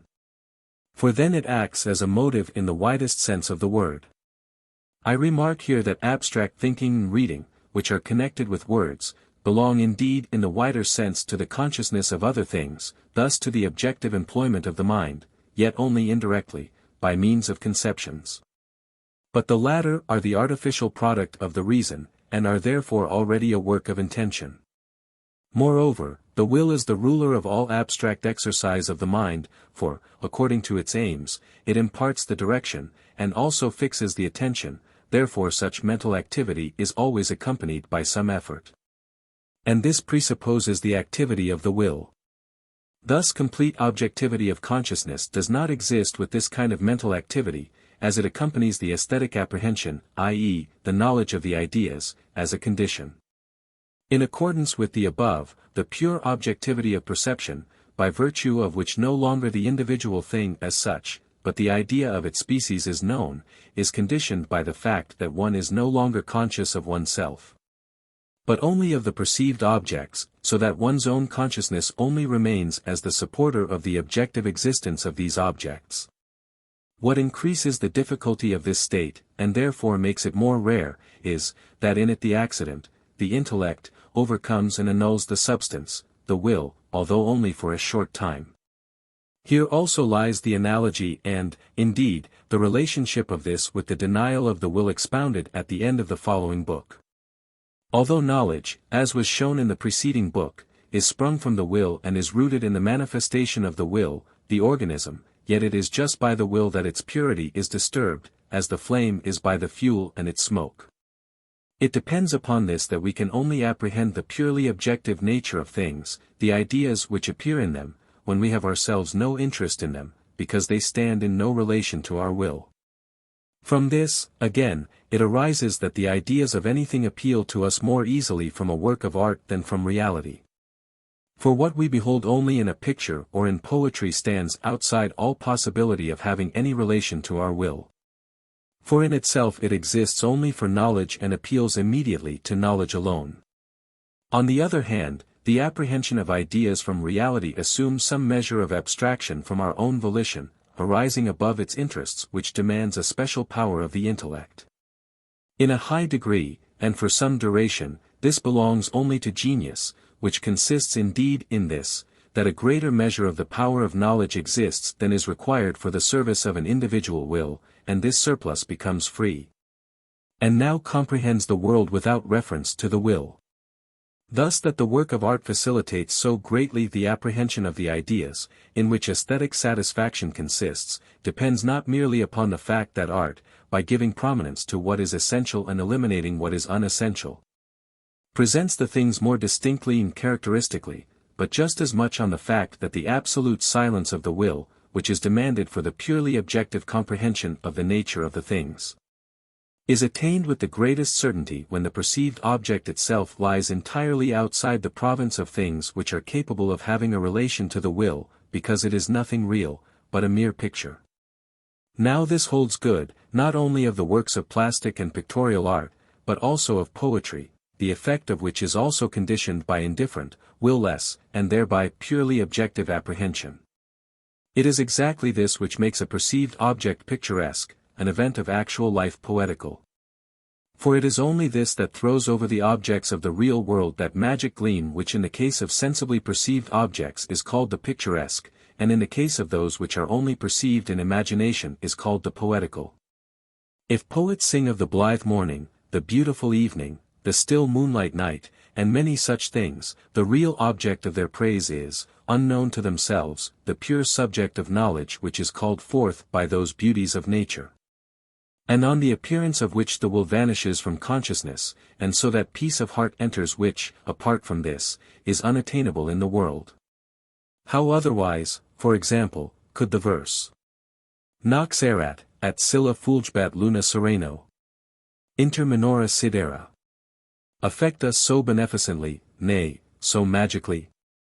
Further, that the stranger or the mere passing traveler feels the picturesque or poetical effect of objects which are unable to produce this effect upon those who live among them may be explained from the fact that the novelty and complete strangeness of the objects of such an indifferent, purely objective apprehension are favorable to it. Thus, for example, the sight of an entirely strange town often makes a specially agreeable impression upon the traveler, which it by no means produces in the inhabitant of it.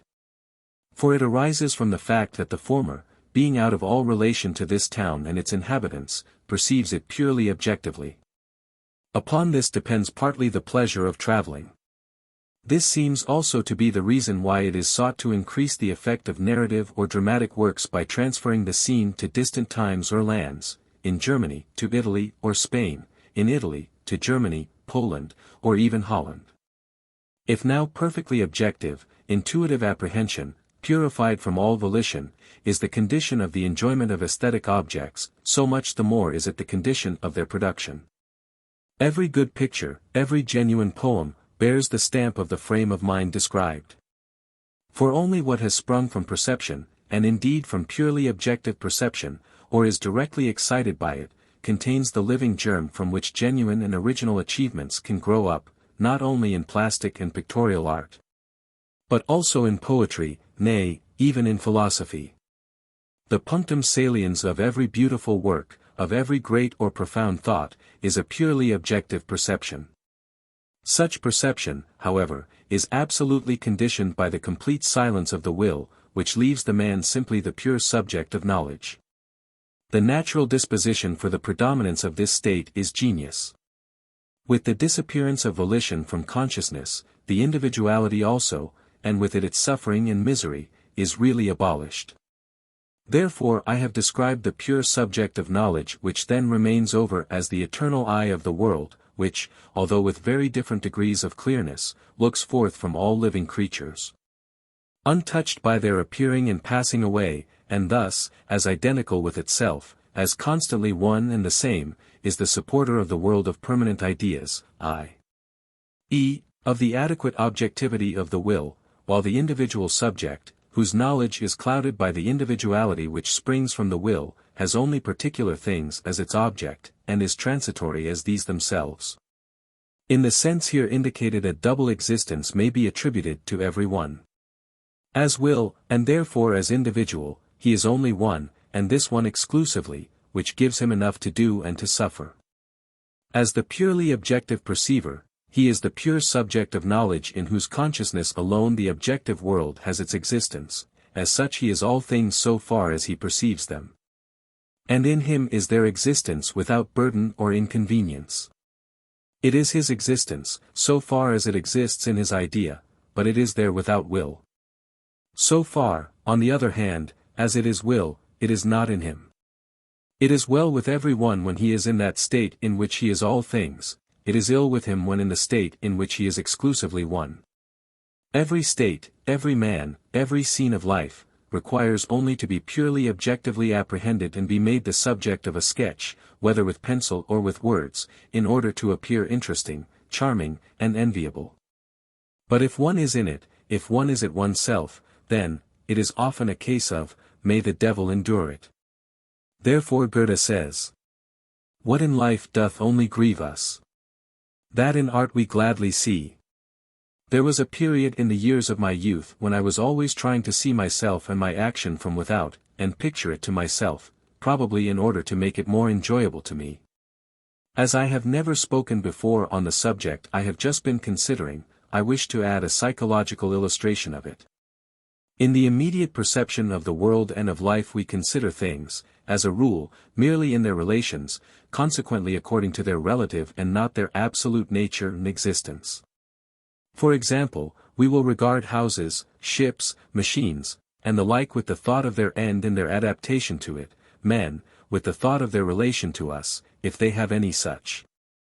And then with that of their relations to each other, whether in their present action or with regard to their position in business, judging perhaps their fitness for it, and such a consideration of the relations we can follow more or less far to the most distant links of their chain. The consideration will thereby gain in accuracy and extent, but in its quality and nature it remains the same. It is the consideration of things in their relations, nay, by means of these, thus according to the principle of sufficient reason. Every one, for the most part and as a rule, is given up to this method of consideration. Indeed I believe that most men are capable of no other. But if, as an exception, it happens that we experience a momentary heightening of the intensity of our intuitive intelligence, we at once see things with entirely different eyes, in that we now apprehend them no longer according to their relations, but according to that which they are in and for themselves, and suddenly perceive their absolute existence apart from their relative existence. At once every individual represents its species, and accordingly we now apprehend the universal of every being. Now what we thus know are the ideas of things, but out of these there now speaks a higher wisdom than that which knows of mere relations. And we also have then passed out of the relations, and have thus become the pure subject of knowledge. But what now exceptionally brings about this state must be internal physiological processes, which purify the activity of the brain, and heighten it to such a degree that a sudden springtide of activity like this ensues. The external conditions of this are that we remain completely strange to the scene to be considered, and separated from it, and are absolutely not actively involved in it. In order to see that a purely objective, and therefore correct, comprehension of things is only possible when we consider them without any personal participation in them, thus when the will is perfectly silent. Let one call to mind how much every emotion or passion disturbs and falsifies our knowledge, indeed how every inclination and aversion alters, colors, and distorts not only the judgment, but even the original perception of things. Let one remember how when we are gladdened by some fortunate occurrence the whole world at once assumes a bright color and a smiling aspect, and, on the contrary, looks gloomy and sad when we are pressed with cares. Also, how even a lifeless thing, if it is to be made use of in doing something which we abhor, seems to have a hideous physiognomy, for example, the scaffold, the fortress, to which we have been brought, the surgeon's cases of instruments, the travelling carriage of our loved one, and, nay, numbers, letters, seals, may seem to grin upon us horribly and affect us as fearful monstrosities. On the other hand, the tools for the accomplishment of our wishes at once appear to us agreeable and pleasing, for example, the humpbacked old woman with the love letter, the Jew with the Louis d'Ors, the rope ladder to escape by, and as now here the falsification of the idea through the will in the case of special abhorrence or love is unmistakable, so is it present in a less degree in every object which has any even distant relation to our will, that is, to our desire or aversion. Only when the will with its interests has left consciousness, and the intellect freely follows its own laws, and as pure subject mirrors the objective world, yet in doing so, although spurred on by no volition, is of its own inclination in the highest state of tension and activity, do the colors and forms of things appear in their true and full significance. Thus it is from such comprehension alone that genuine works of art can proceed, whose permanent worth and ever-renewed approval arises simply from the fact that they express the purely objective element, which lies at the foundation of and shines through the different subjective, and therefore distorted, perceptions, as that which is common to them all and alone stands fast, as it were the common theme of all those subjective variations. For certainly the nature which is displayed before our eyes exhibits itself very differently in different minds. And as each one sees it, so alone can he repeat it, whether with the pencil or the chisel, or with words and gestures on the stage. Objectivity alone makes one capable of being an artist. But objectivity is only possible in this way, that the intellect, separated from its root the will, moves freely, and yet acts with the highest degree of energy. To the youth whose perceptive intellect still acts with fresh energy, nature often exhibits itself with complete objectivity, and therefore with perfect beauty.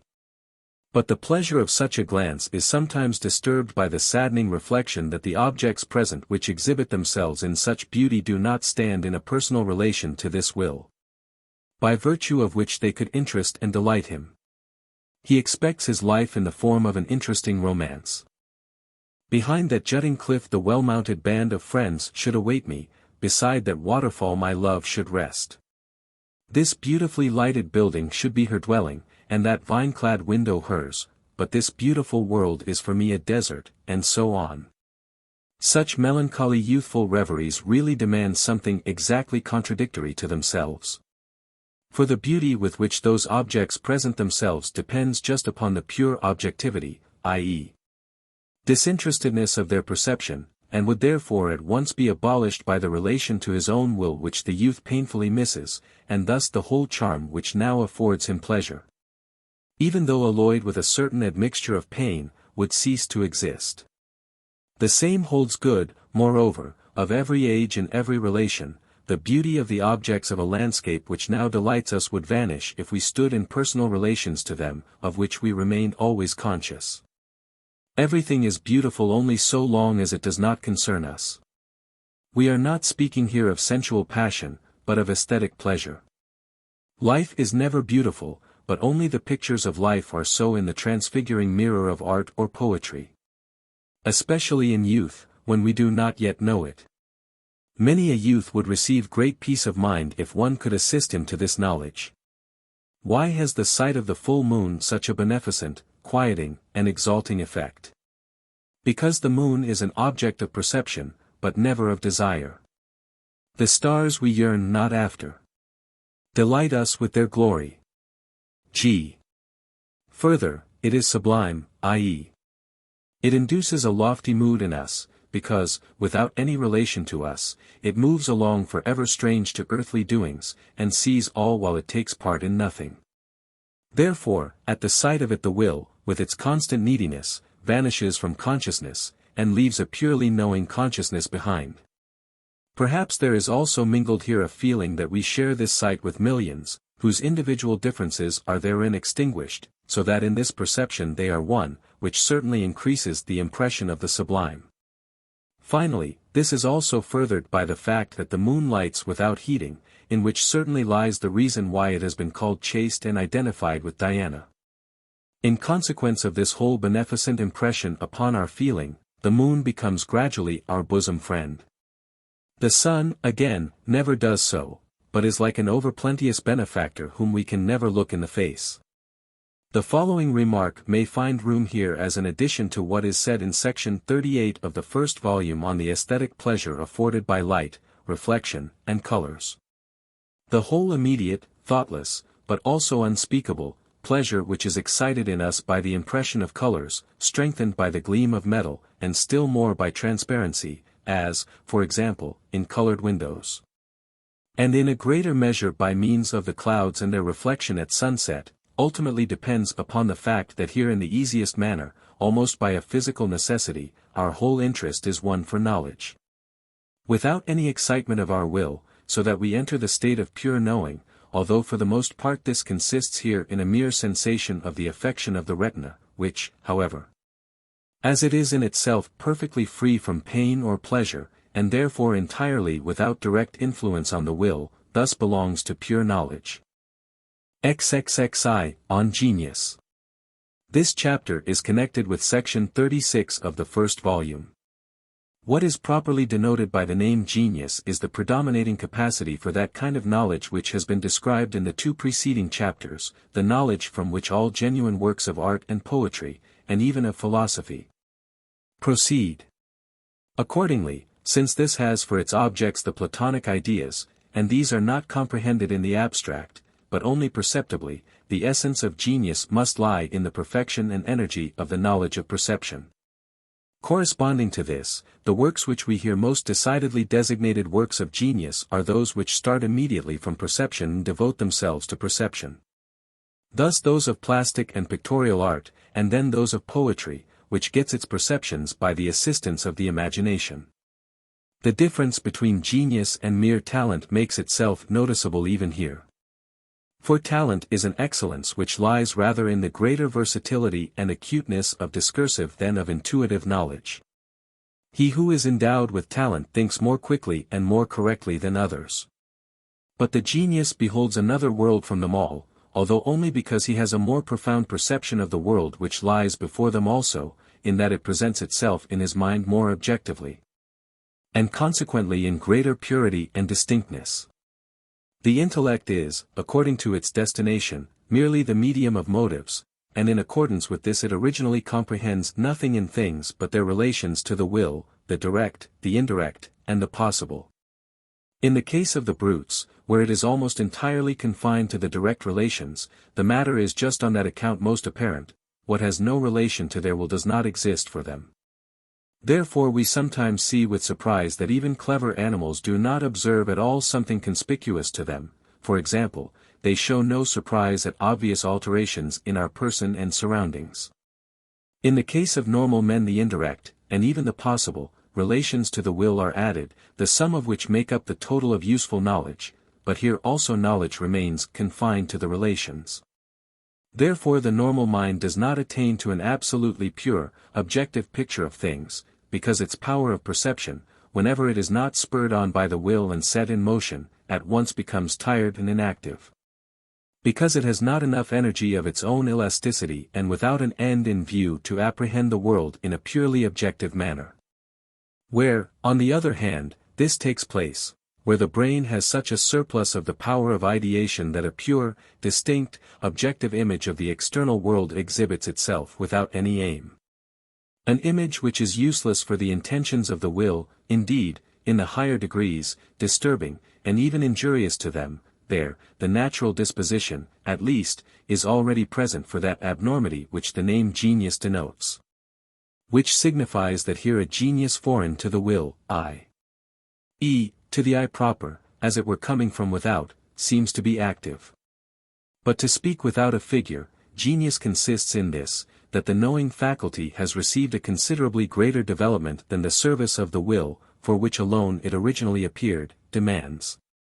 Therefore, strictly speaking, physiology might to a certain extent class such a superfluity of brain activity, and with it of brain itself, among the monstra per excessum, which, it is well known, it coordinates with monstra per defectum and those per situm mutatum.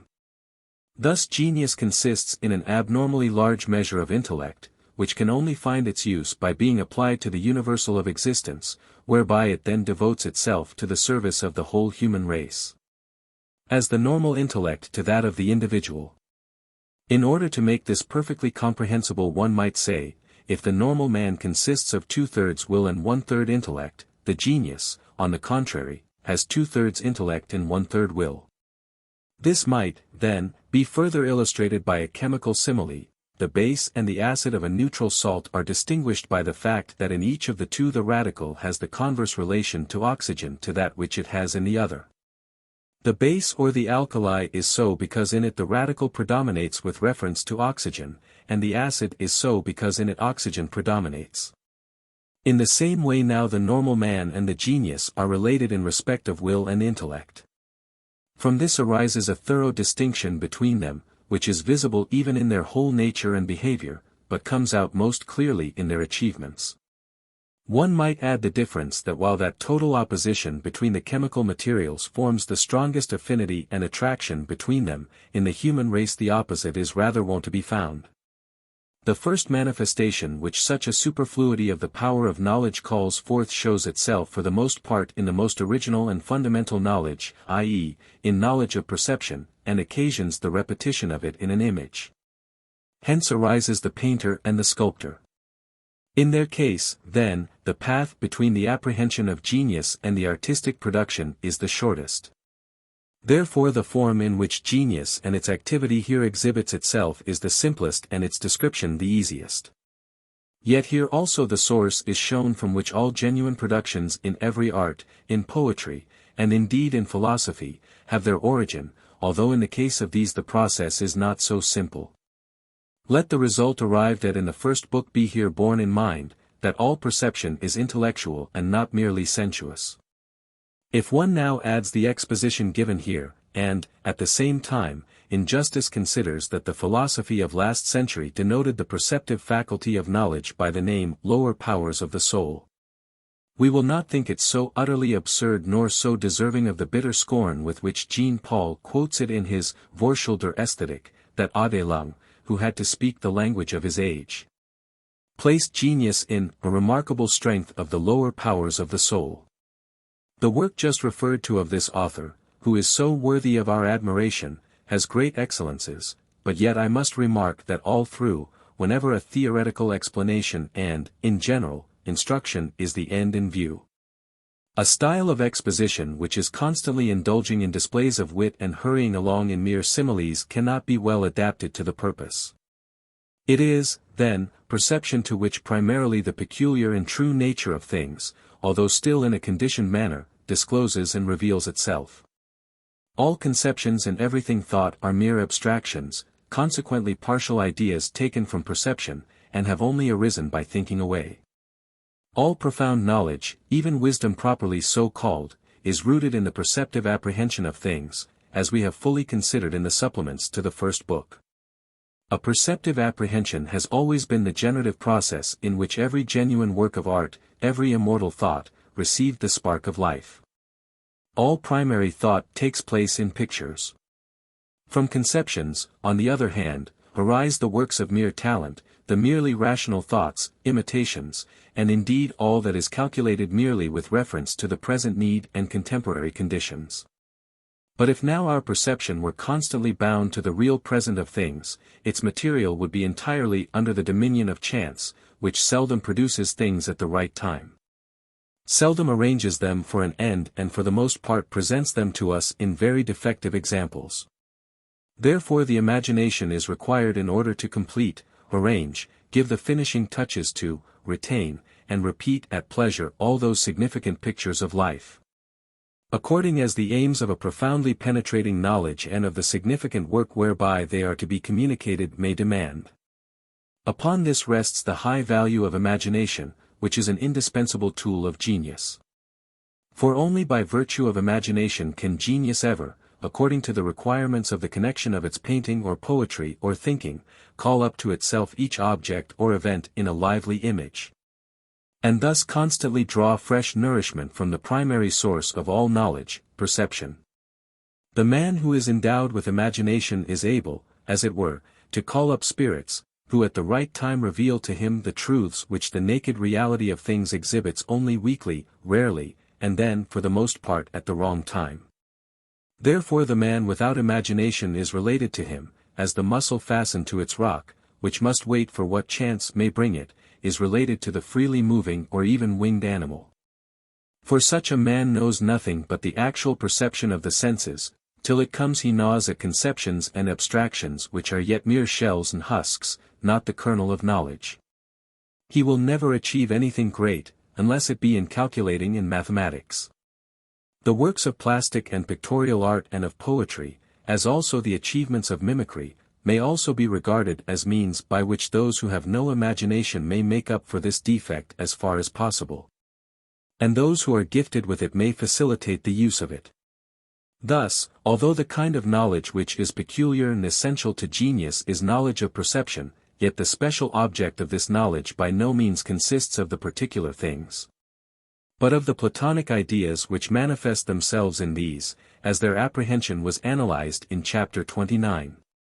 Always to see the universal in the particular is just the fundamental characteristic of genius, while the normal man knows in the particular only the particular as such.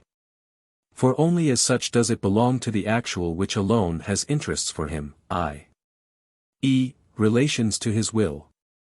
The degree in which every one not merely thinks, but actually perceives, in the particular thing, only the particular, or a more or less universal up to the most universal of the species, is the measure of his approach to genius.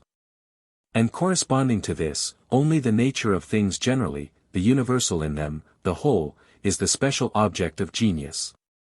The investigation of the particular phenomena is the field of the talents, in the real sciences, whose special object is always only the relations of things to each other.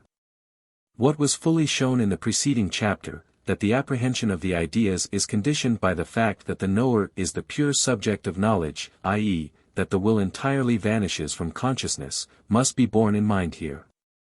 The pleasure which we have in many of Goethe's songs which bring the landscape before our eyes, or in Jean Paul's sketches of nature, depends upon the fact that we thereby participate in the objectivity of those minds, i.e., the purity with which in them the world as idea separated from the world as will, and, as it were, entirely emancipated itself from it.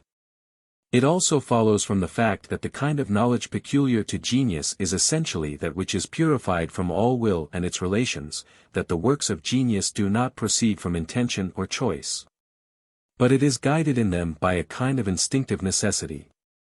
What is called the awaking of genius, the hour of initiation, the moment of inspiration, is nothing but the attainment of freedom by the intellect, when, delivered for a while from its service under the will, it does not now sink into inactivity or lassitude, but is active for a short time entirely alone and spontaneously. Then it is of the greatest purity, and becomes the clear mirror of the world, for, completely severed from its origin, the will, it is now the world as idea itself, concentrated in one consciousness. In such moments, as it were, the souls of immortal works are begotten. On the other hand, in all intentional reflection the intellect is not free, for indeed the will guides it and prescribes it its theme.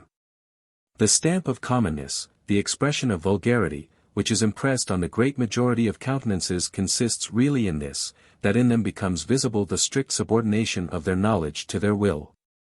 The firm chain which binds these two together, and the impossibility following from this of apprehending things otherwise than in their relation to the will and its aims.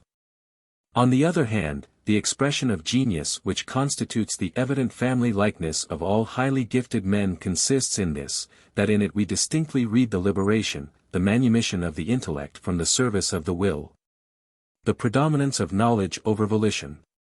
And because all anxiety proceeds from the will, and knowledge, on the contrary, is in and for itself painless and serene, this gives to their lofty brow and clear, perceiving glance, which are not subject to the service of the will and its wants, that look of great, almost supernatural serenity which at times breaks through, and consists very well with the melancholy of their other features, especially the mouth, and which in this relation may be aptly described by the motto of Giordano Bruno, in Tristitia Hilaris, in Hilaritate Tristis.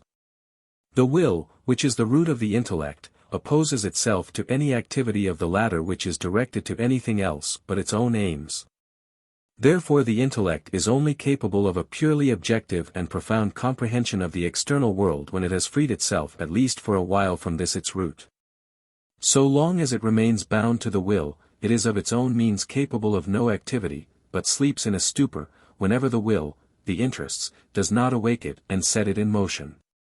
If, however, this happens, it is indeed very well fitted to recognize the relations of things according to the interest of the will, as the prudent mind does, which, however, must always be an awakened mind, i.e., a mind actively aroused by volition, but just on this account it is not capable of comprehending the purely objective nature of things.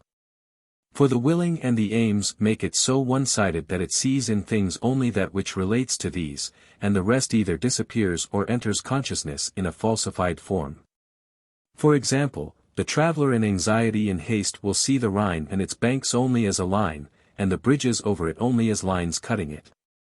In the mind of the man who is filled with his own aims, the world appears as a beautiful landscape appears on the plan of a battlefield.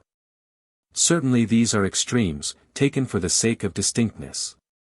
But every excitement of the will, however slight, will have as its consequence a slight but constantly proportionate falsification of knowledge. The world can only appear in its true color and form, in its whole and correct significance, when the intellect, devoid of willing, moves freely over the objects, and without being driven on by the will is yet energetically active. This is certainly opposed to the nature and determination of the intellect, thus to a certain extent unnatural, and just on this account exceedingly rare. But it is just in this that the essential nature of genius lies, in which alone the condition takes place in a high degree and is of some duration, while in others it only appears approximately and exceptionally. I take it to be in the sense expounded here that Jean-Paul, Vorschel der Ästhetik, section 12, places the essence of genius in reflectiveness. The normal man is sunk in the whirl and tumult of life, to which he belongs through his will. His intellect is filled with the things and events of life, but he does not know these things nor life itself in their objective significance. As the merchant on 'Change in Amsterdam apprehends perfectly what his neighbor says, but does not hear the hum of the whole exchange, like the sound of the sea, which astonishes the distant observer. From the genius, on the contrary, whose intellect is delivered from the will, and thus from the person, what concerns these does not conceal the world and things themselves. But he becomes distinctly conscious of them, he apprehends them in and for themselves in objective perception, in this sense he is reflective. It is reflectiveness which enables the painter to repeat the natural objects which he contemplates faithfully upon the canvas, and the poet accurately to call up again the concrete present, by means of abstract conceptions. By giving it utterance and so bringing it to distinct consciousness, and also to express everything in words which others only feel. The brute lives entirely without reflection. It has consciousness, i.e., it knows itself and its good and ill, also the objects which occasion these. But its knowledge remains always subjective, never becomes objective. Everything that enters it seems a matter of course, and therefore can never become for it a theme, an object of exposition, nor a problem, an object of meditation. Its consciousness is thus entirely immanent. Not certainly the same, but yet of kindred nature, is the consciousness of the common type of man, for his apprehension also of things and the world is predominantly subjective and remains prevalently immanent. It apprehends the things in the world, but not the world, its own action and suffering, but not itself. As now in innumerable gradations the distinctness of consciousness rises, reflectiveness appears more and more. And thus it is brought about little by little that sometimes, though rarely, and then again in very different degrees of distinctness, the question passes through the mind like a flash, what is all this, or again, how is it really fashioned? The first question, if it attains great distinctness and continued presence, will make the philosopher, and the other, under the same conditions, the artist or the poet. Therefore, then, the high calling of both of these has its root in the reflectiveness which primarily springs from the distinctness with which they are conscious of the world and their own selves, and thereby come to reflect upon them. But the whole process springs from the fact that the intellect through its preponderance frees itself for a time from the will, to which it is originally subject. The considerations concerning genius here set forth are connected by way of supplement with the exposition contained in chapter 21, of the ever wider separation of the will and the intellect, which can be traced in the whole series of existences. This reaches its highest grade in genius, where it extends to the entire liberation of the intellect from its root the will, so that here the intellect becomes perfectly free, whereby the world as idea first attains to complete objectification. A few remarks now concerning the individuality of genius. Aristotle has already said, according to Cicero, Tusc. I. 33, omnes ingeniosos melancholicos esse, which without doubt is connected with the passage of Aristotle's Problemata, XXX. 1. Goethe also says, my poetic rapture was very small, so long as I only encountered good, but it burnt with a bright flame when I fled from threatening evil. The tender poem, like the rainbow, is only drawn on a dark ground. Hence the genius of the poet loves the element of melancholy. This is to be explained from the fact that since the will constantly re-establishes its original sway over the intellect, the latter more easily withdraws from this under unfavorable personal relations. Because it gladly turns from adverse circumstances, in order to a certain extent to divert itself, and now directs itself with so much the greater energy to the foreign external world, thus more easily becomes purely objective. Favorable personal relations act conversely. Yet as a whole and in general the melancholy which accompanies genius depends upon the fact that the brighter the intellect which enlightens the will to live, the more distinctly does it perceive the misery of its condition. The melancholy disposition of highly gifted minds which has so often been observed has its emblem in Mont Blanc, the summit of which is for the most part lost in clouds. But when sometimes, especially in the early morning, the veil of clouds is rent and now the mountain looks down on Chamonix from its height in the heavens above the clouds. Then it is a sight at which the heart of each of us swells from its profoundest depths. So also the genius, for the most part melancholy, shows at times that peculiar serenity already described above, which is possible only for it, and springs from the most perfect objectivity of the mind. It floats like a ray of light upon his lofty brow, in tristitia hilaris, in hilaritate tristis.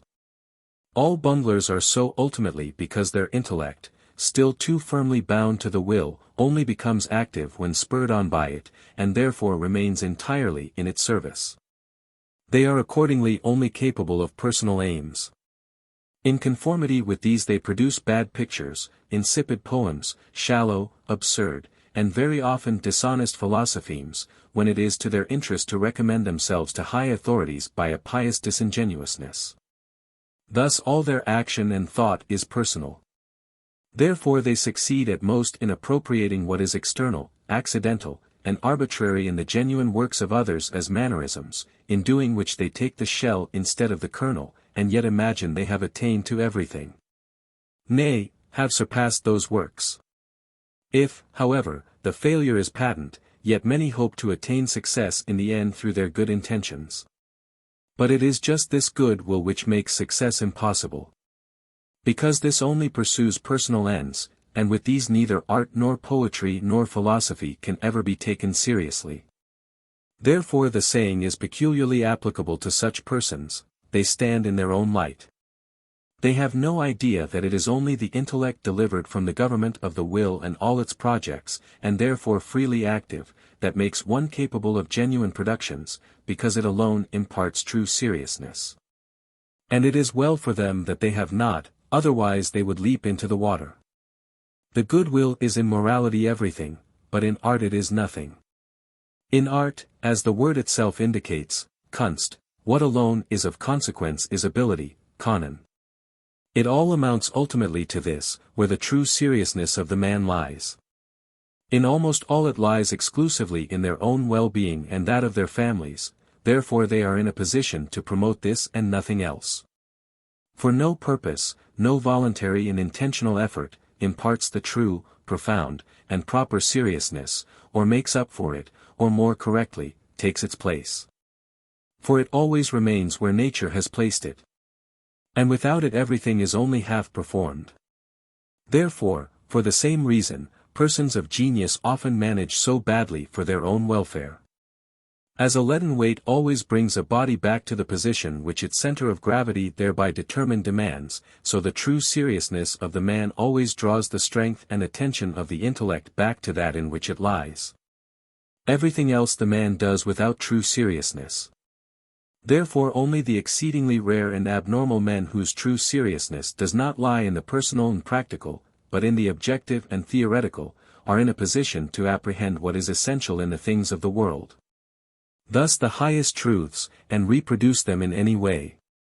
For such a seriousness of the individual, falling outside himself in the objective, is something foreign to the nature of man, something unnatural, or really supernatural, yet on account of this alone is the man great. And therefore what he achieves is then ascribed to a genius different from himself, which takes possession of him. To such a man his painting, poetry, or thinking is an end, to others it is a means. The latter thereby seek their own things, and, as a rule, they know how to further them, for they flatter their contemporaries, ready to serve their wants and humors, therefore for the most part they live in happy circumstances. The former often in very miserable circumstances. For he sacrifices his personal welfare to his objective end, he cannot indeed do otherwise, because his seriousness lies there. They act conversely, therefore they are small, but he is great. Accordingly his work is for all time, but the recognition of it generally only begins with posterity, they live and die with their time. In general he only is great who in his work, whether it is practical or theoretical, seeks not his own concerns, but pursues an objective end alone. He is so, however, even when in the practical sphere this end is a misunderstood one, and even if in consequence of this it should be a crime. That he seeks not himself and his own concerns, this makes him under all circumstances great. Small, on the other hand, is all action which is directed to personal ends, for whoever is thereby set in activity knows and finds himself only in his own transient and insignificant person. He who is great, again, finds himself in all, and therefore in the whole, he lives not, like others, only in the microcosm, but still more in the macrocosm. Hence the whole interests him, and he seeks to comprehend it in order to represent it, or to explain it, or to act practically upon it. For it is not strange to him, he feels that it concerns him. On account of this extension of his sphere he is called great.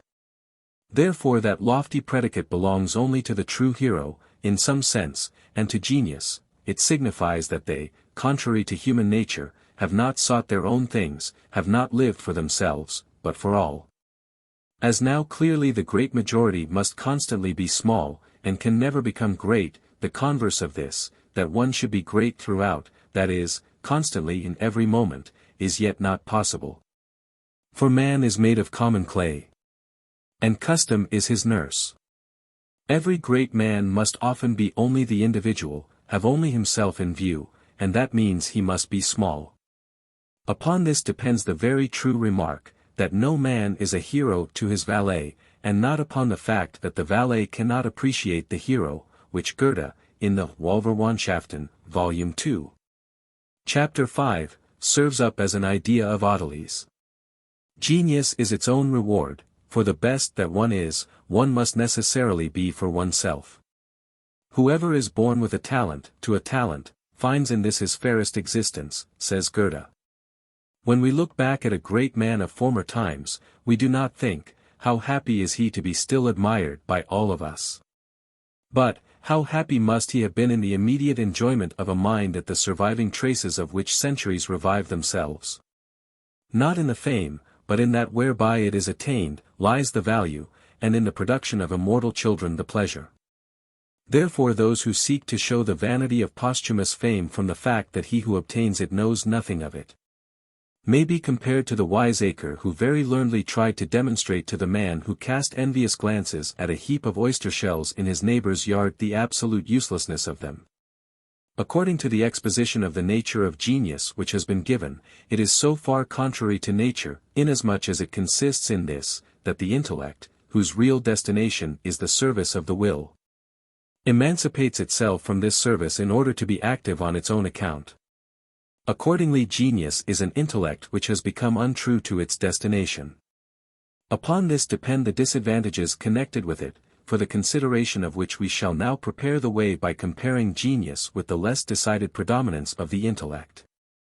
The intellect of the normal man, strictly bound to the service of the will, and therefore really only occupied with the apprehension of motives, may be regarded as a complex system of wires, by means of which each of these puppets is set in motion in the theatre of the world. From this arises the dry, grave seriousness of most people, which is only surpassed by that of the brutes, who never laugh.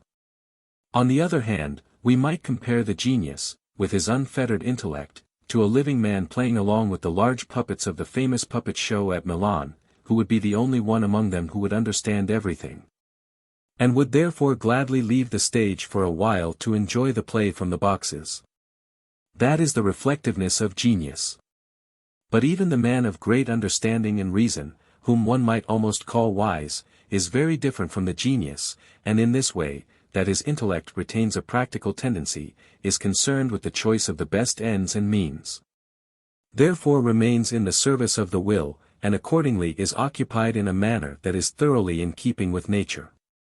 The firm, practical seriousness of life which the Romans denoted gravitas presupposes that the intellect does not forsake the service of the will in order to wander away after that which does not concern the will. Therefore it does not admit of that separation of the will and the intellect which is the condition of genius.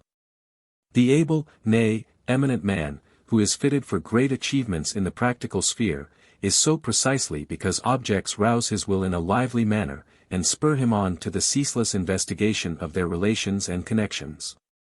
Thus his intellect has grown up closely connected with his will. Before the man of genius, on the contrary, there floats in his objective comprehension the phenomenon of the world, as something foreign to him, an object of contemplation, which expels his will from consciousness. Round this point turns the distinction between the capacity for deeds and for works. The latter demand objectivity and depth of knowledge, which presupposes entire separation of the intellect from the will. The former, on the other hand, demands the application of knowledge, presence of mind, and decision, which required that the intellect should uninterruptedly attend to the service of the will. Where the bond between the intellect and the will is loosened, the intellect, turned away from its natural destination, will neglect the service of the will. It will, for example, even in the need of the moment, preserve its emancipation, and perhaps be unable to avoid taking in the picturesque impression of the surroundings, from which danger threatens the individual. The intellect of the reasonable and understanding man, on the other hand, is constantly at its post, is directed to the circumstances and their requirements. Such a man will therefore in all cases determine and carry out what is suitable to the case, and consequently will by no means fall into those eccentricities, personal slips, nay, follies, to which the genius is exposed. Because his intellect does not remain exclusively the guide and guardian of his will, but sometimes more, sometimes less, is laid claim to by the purely objective. In the contrast of Tasso and Antonio, Goethe has illustrated the opposition, here explained in the abstract, in which these two entirely different kinds of capacity stand to each other. The kinship of genius and madness, so often observed, depends chiefly upon that separation of the intellect from the will which is essential to genius, but is yet contrary to nature. But this separation itself is by no means to be attributed to the fact that genius is accompanied by less intensity of will, for it is rather distinguished by a vehement and passionate character. But it is to be explained from this, that the practically excellent person, the man of deeds, has merely the whole, full measure of intellect required for an energetic will, while most men lack even this. But genius consists in a completely abnormal, actual superfluity of intellect, such as is required for the service of no will. On this account the men of genuine works are 1,000 times rarer than the men of deeds. It is just that abnormal superfluity of intellect by virtue of which it obtains the decided preponderance, sets itself free from the will, and now, forgetting its origin, is freely active from its own strength and elasticity. And from this the creations of genius proceed. Now further, just this, that genius in working consists of the free intellect, i.e., of the intellect emancipated from the service of the will, has as a consequence that its productions serve no useful ends. The work of genius is music, or philosophy, or paintings, or poetry, it is nothing to use. To be of no use belongs to the character of the works of genius, it is their patent of nobility. All other works of men are for the maintenance or easing of our existence, only those we are speaking of are not. They alone exist for their own sake, and are in this sense to be regarded as the flower or the net profit of existence. Therefore our heart swells at the enjoyment of them, for we rise out of the heavy earthly atmosphere of want. Analogous to this, we see the beautiful, even apart from these, rarely combined with the useful. Lofty and beautiful trees bear no fruit, the fruit trees are small, ugly cripples.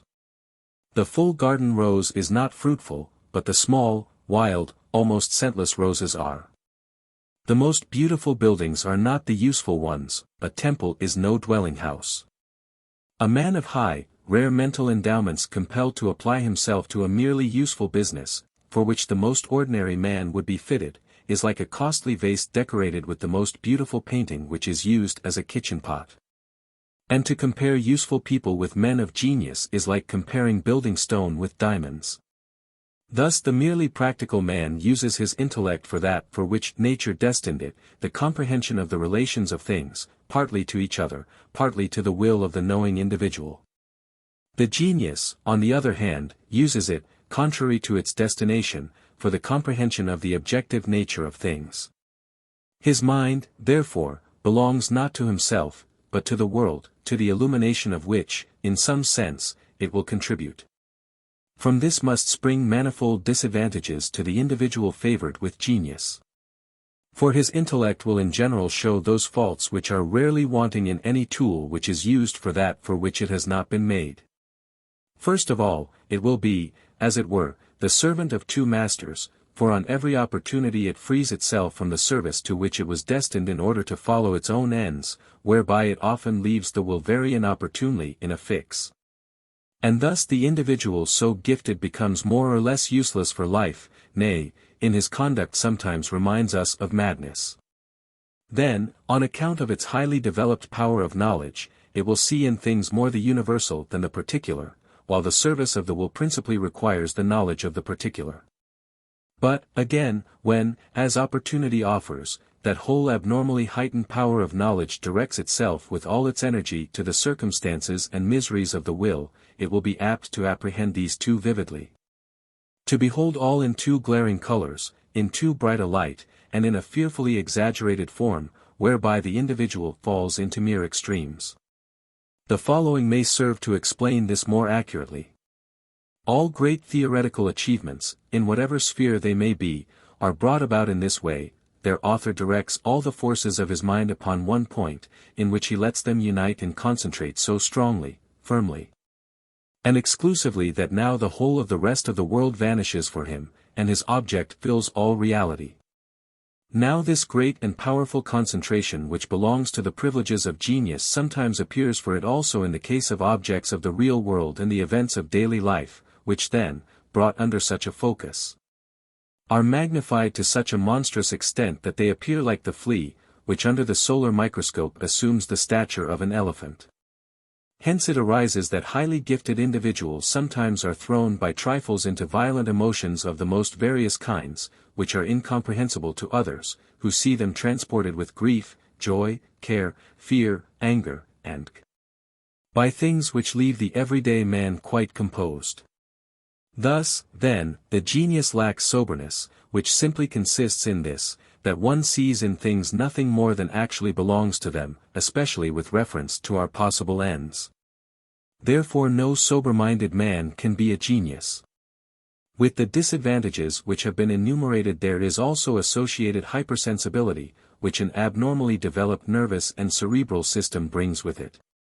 And indeed in union with the vehemence and passionateness of will which is certainly characteristic of genius, and which exhibits itself physically as energy of the pulsation of the heart.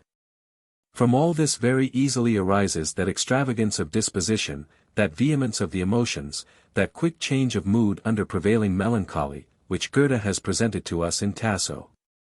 What reasonableness, quiet composure, finished surveil, certainty and proportionateness of behavior is shown by the well-endowed normal man in comparison with the now dreamy absentness, and now passionate excitement of the man of genius, whose inward pain is the mother's lap of immortal works. To all this must still be added that genius lives essentially alone.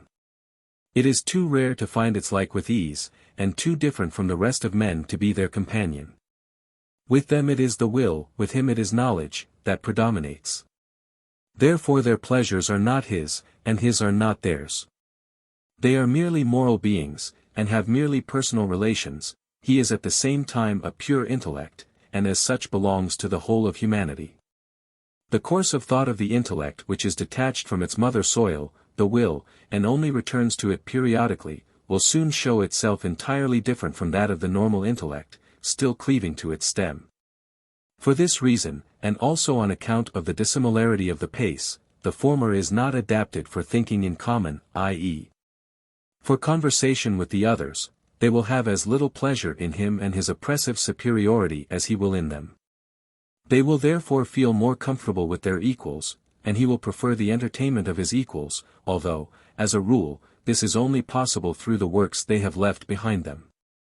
Therefore Chamfort says very rightly, Ilya pou devices que impetient d'avoir beaucoup d'aimes, autant que peuvent le faire de trop grandes qualités.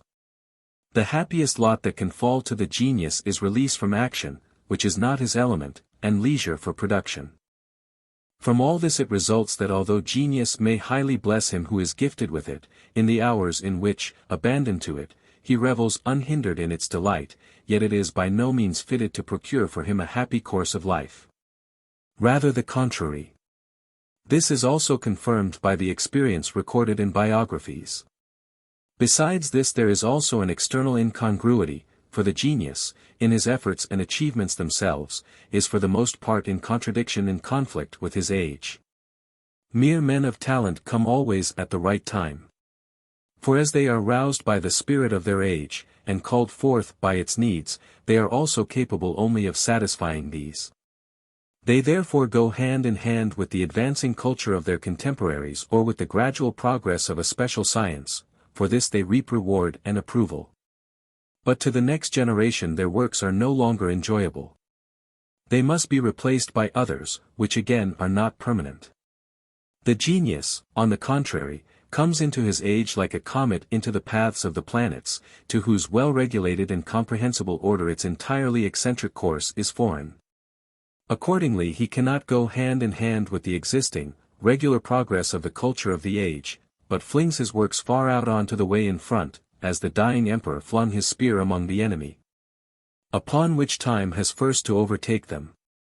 His relation to the culminating men of talent of his time might be expressed in the words of the evangelist, kappa alpha iota rho omicron epsilon mu omicron upsilon pi omega pi alpha rho epsilon sigma tau iota nu. Delta epsilon kappa alpha iota rho omicron mu epsilon rho omicron pi alpha nu tau omicron tau epsilon sigma tau iota nu tau omicron iota mu omicron, John 7. 6. The man of talent can achieve what is beyond the power of achievement of other men, but not what is beyond their power of apprehension, therefore he at once finds those who prize him. But the achievement of the man of genius, on the contrary, transcends not only the power of achievement, but also the power of apprehension of others, therefore they do not become directly conscious of him. The man of talent is like the marksman who hits a mark the others cannot hit, the man of genius is like the marksman who hits a mark they cannot even see to, therefore they only get news of him indirectly, and thus late. And even this they only accept upon trust and faith. Accordingly Goethe says in one of his letters, imitation is inborn in us, what to imitate is not easily recognized. Rarely is what is excellent found, still more rarely is it prized. And Chamfort says, Il and est de la valeur de hommes comme de celle de diamants, que a une certaine measure de grosseur, de purite, de perfection, ont un prix fixe et marque, mais que, par delà cette mesure, restent sans prix. N'y trouvant point d'indicateurs. And Bacon of Verlam has also expressed it, infamorum virtutum, apud vulgus, laus est, mediarum admiratio, supremarum sensus nullus, de augm. SC, L. 6. C. 3. Indeed, one might perhaps reply, apud vulgus. But I must then come to his assistance with Machiavelli's assurance, nel mondo non esse non vulgo, 122 as also Thelo, Uber den Rum, remarks, that to the vulgar herd there generally belongs one more than each of us believes. It is a consequence of this late recognition of the works of the man of genius that they are rarely enjoyed by their contemporaries, and accordingly in the freshness of color which synchronism and presence imparts, but, like figs and dates, much more in a dry than in a fresh state. If, finally, we consider genius from the somatic side, we find it conditioned by several anatomical and physiological qualities, which individually are seldom present in perfection, and still more seldom perfect together, but which are yet all indispensably required. So that this explains why genius only appears as a perfectly isolated and almost portentous exception. The fundamental condition is an abnormal predominance of sensibility over irritability and reproductive power. And what makes the matter more difficult, this must take place in a male body. Women may have great talent, but no genius, for they always remain subjective. Similarly, the cerebral system must be perfectly separated from the ganglion system by complete isolation, so that it stands in complete opposition to the latter. And thus the brain pursues its parasitic life on the organism in a very decided, isolated, powerful, and independent manner. Certainly it will thereby very easily affect the rest of the organism injuriously, and through its heightened life and ceaseless activity wear it out prematurely. Unless it is itself possessed of energetic vital force and a good constitution, thus the latter belong to the conditions of genius. Indeed, even a good stomach is a condition on account of the special and close agreement of this part with the brain. But chiefly the brain must be of unusual development and magnitude, especially broad and high. On the other hand, its depth will be inferior, and the cerebrum will abnormally preponderate in proportion to the cerebellum. Without doubt much depends upon the configuration of the brain as a whole and in its parts. But our knowledge is not yet sufficient to determine this accurately, although we easily recognize the form of skull that indicates a noble and lofty intelligence.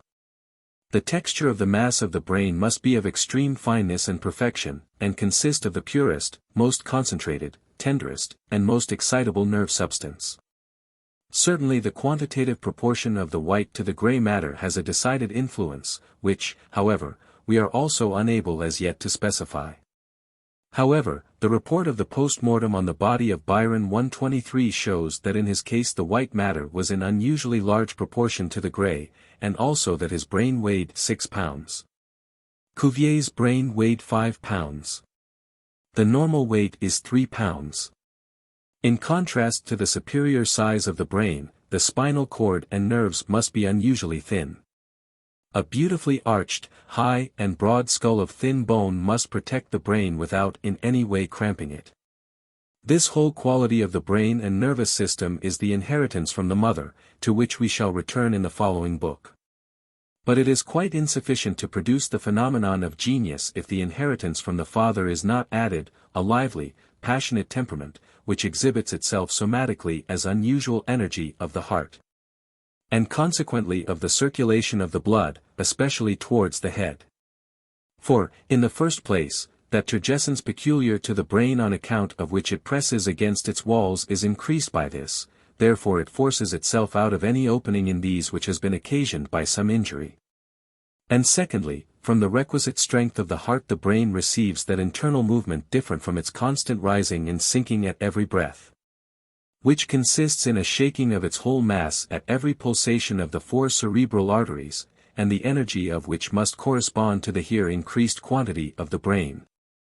As this movement in general is an indispensable condition of its activity. To this, therefore, small stature and especially a short neck is favorable, because by the shorter path the blood reaches the brain with more energy, and on this account great minds have seldom large bodies.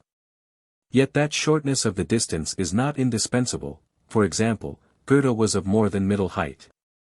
If, however, the whole condition connected with the circulation of the blood, and therefore coming from the father is wanting, the good quality of the brain coming from the mother, will at most produce a man of talent, a fine understanding, which the phlegmatic temperament thus introduced supports.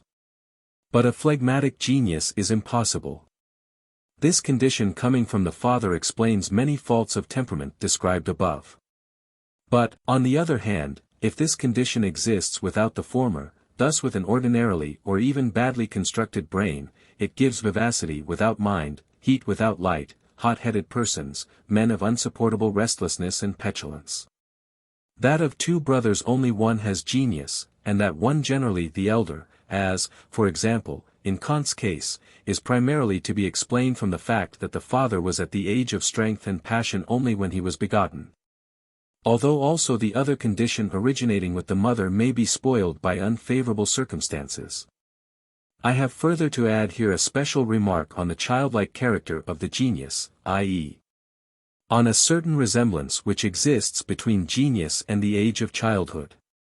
In childhood, as in the case of genius, the cerebral and nervous system decidedly preponderates, for its development hurries far in advance of that of the rest of the organism.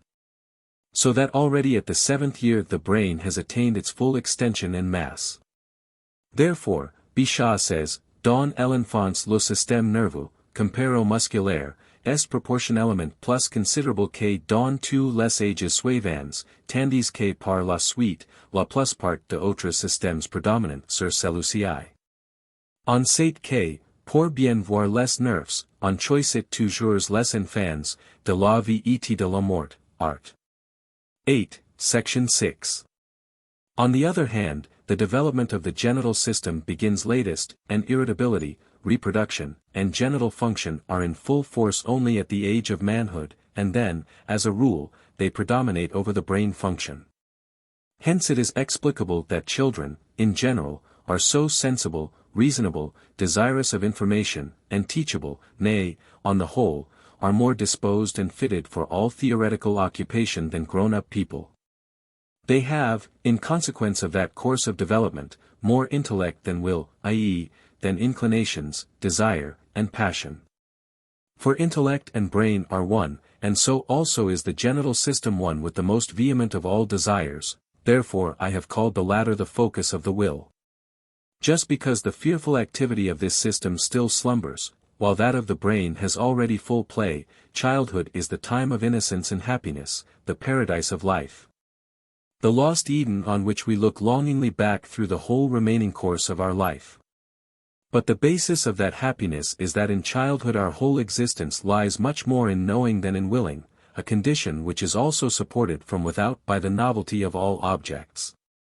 Hence in the morning sunshine of life the world lies before us so fresh, so magically gleaming, so attractive. The small desires, the weak inclinations, and trifling cares of childhood are only a weak counterpoise to that predominance of intellectual activity. The innocent and clear glance of children, at which we revive ourselves, and which sometimes in particular cases reaches the sublime contemplative expression with which Raphael has glorified his cherubs, is to be explained from what has been said. Accordingly the mental powers develop much earlier than the needs they are destined to serve, and here, as everywhere, nature proceeds very designedly. For in this time of predominating intelligence the man collects a great store of knowledge for future wants which at the time are foreign to him. Therefore his intellect, now unceasingly active, eagerly apprehends all phenomena, broods over them and stores them up carefully for the coming time, like the bees, who gather a great deal more honey than they can consume. In anticipation of future need. Certainly what a man acquires of insight and knowledge up to the age of puberty is, taken as a whole, more than all that he afterwards learns, however learned he may become, for it is the foundation of all human knowledge. Up till the same time plasticity predominates in the child's body, and later, by a metastasis, its forces throw themselves into the system of generation. And thus with puberty the sexual passion appears, and now, little by little, the will gains the upper hand. Then childhood, which is prevailingly theoretical and desirous of learning, is followed by the restless, now stormy, now melancholy, period of youth, which afterwards passes into the vigorous and earnest age of manhood. Just because that impulse pregnant with evil is wanting in the child is its volition so adapted and subordinated to knowledge, whence arises that character of innocence, intelligence, and reasonableness which is peculiar to the age of childhood. On what, then, the likeness between childhood and genius depends I scarcely need to express further, upon the surplus of the powers of knowledge over the needs of the will. And the predominance of the purely intellectual activity which springs from this. Really every child is to a certain extent a genius, and the genius is to a certain extent a child. The relationship of the two shows itself primarily in the naivete and sublime simplicity which is characteristic of true genius. And besides this it appears in several traits, so that a certain childishness certainly belongs to the character of the genius. In Reamer's Mitteilungen über Goethe, Volume 1, p. 184, it is related that Herder and others found fault with Goethe, saying he was always a big child. Certainly they were right in what they said, but they were not right in finding fault with it. It has also been said of Mozart that all his life he remained a child. Nisen's biography of Mozart, pages 2 and 529. Schlichtegrol's Necrology, for 1791, Volume 2. p.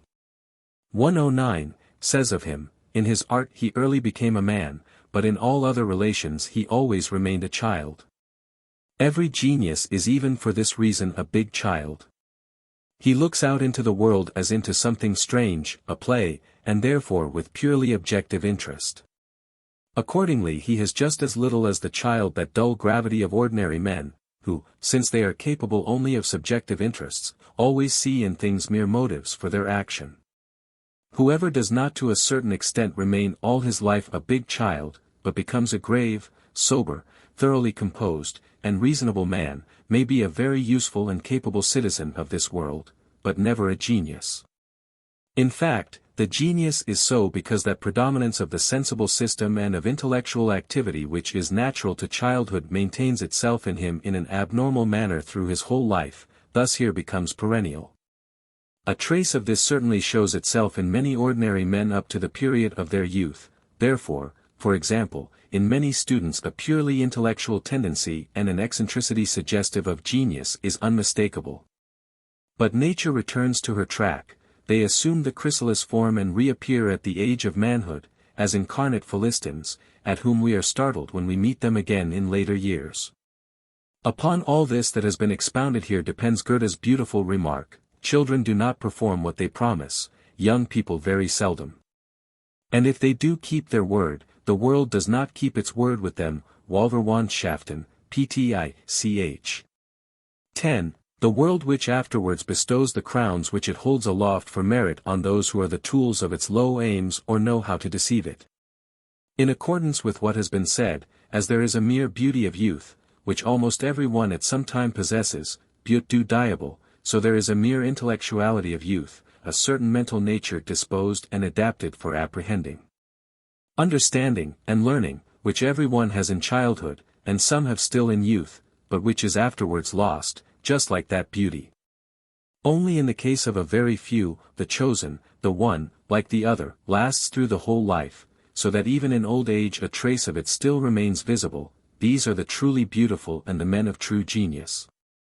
The predominance of the cerebral nervous system and of intelligence in childhood, which is here under consideration, together with the decline of it in riper age, receives important illustration and confirmation from the fact that in the species of animals which stands nearest to man, the apes, the same relation is found in a striking degree. It has by degrees become certain that the highly intelligent orangutan is a young pongo, which when it has grown up loses the remarkable human look of its countenance, and also its astonishing intelligence. Because the lower and brutal part of its face increases in size, the forehead thereby recedes, large cristae, muscular developments, give the skull a brutish form, the activity of the nervous system sinks. And in its place extraordinary muscular strength develops, which, as it is sufficient for its preservation, makes the great intelligence now superfluous. Especially important is what Fred.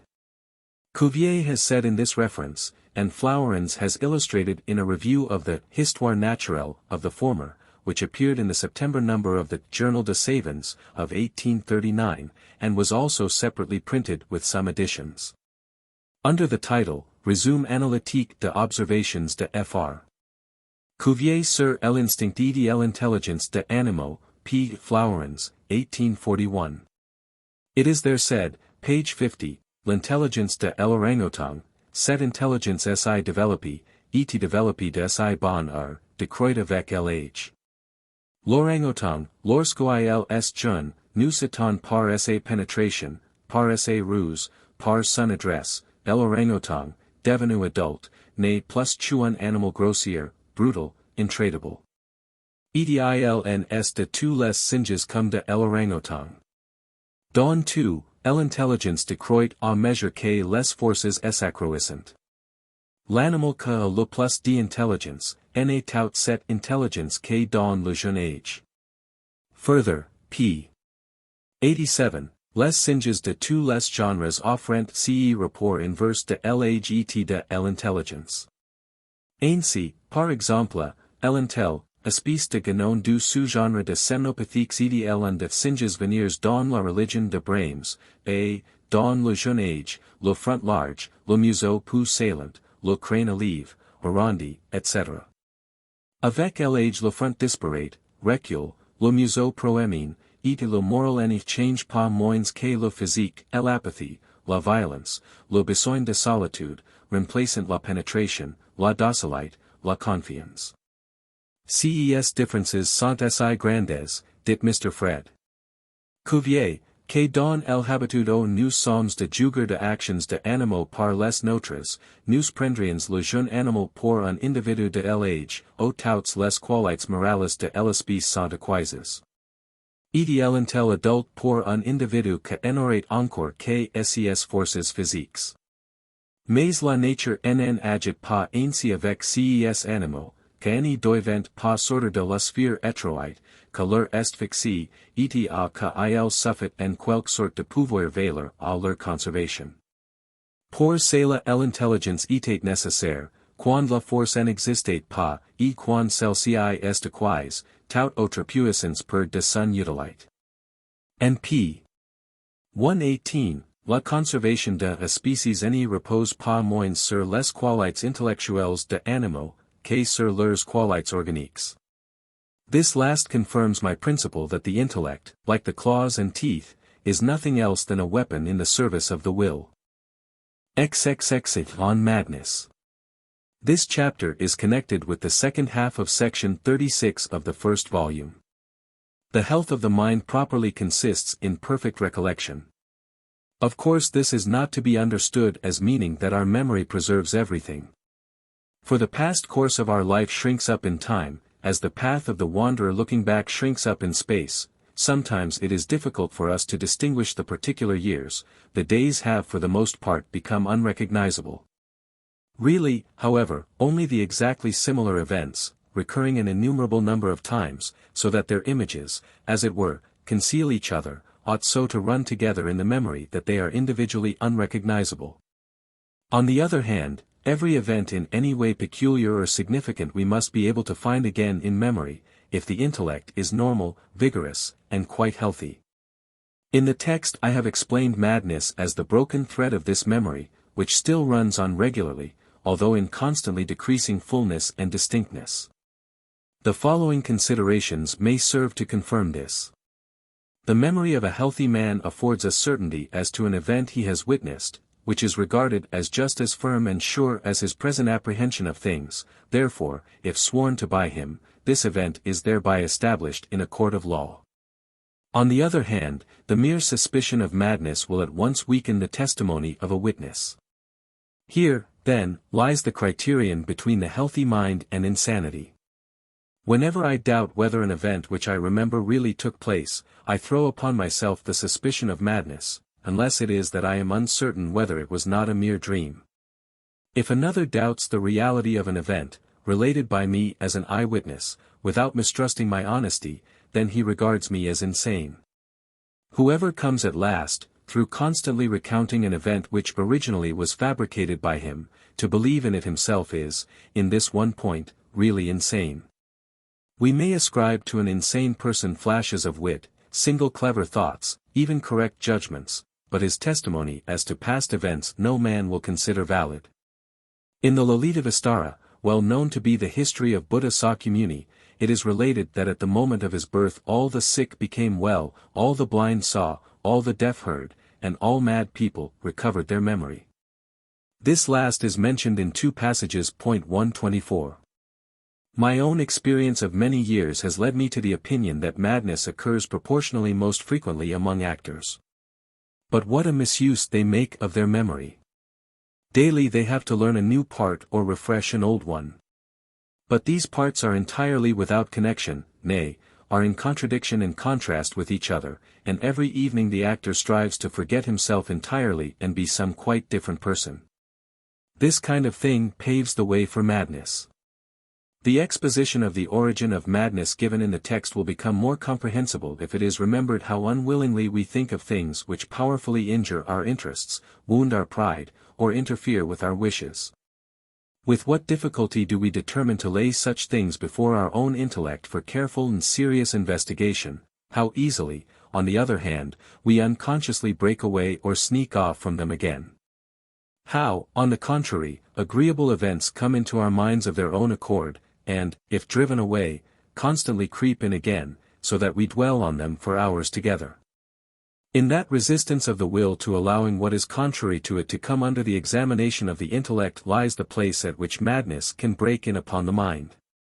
Each new adverse event must be assimilated by the intellect, i.e., it must receive a place in the system of the truths connected with our will and its interests, whatever it may have to displace that is more satisfactory. Whenever this has taken place, it already pains us much less. But this operation itself is often very painful, and also, in general, only takes place slowly and with resistance.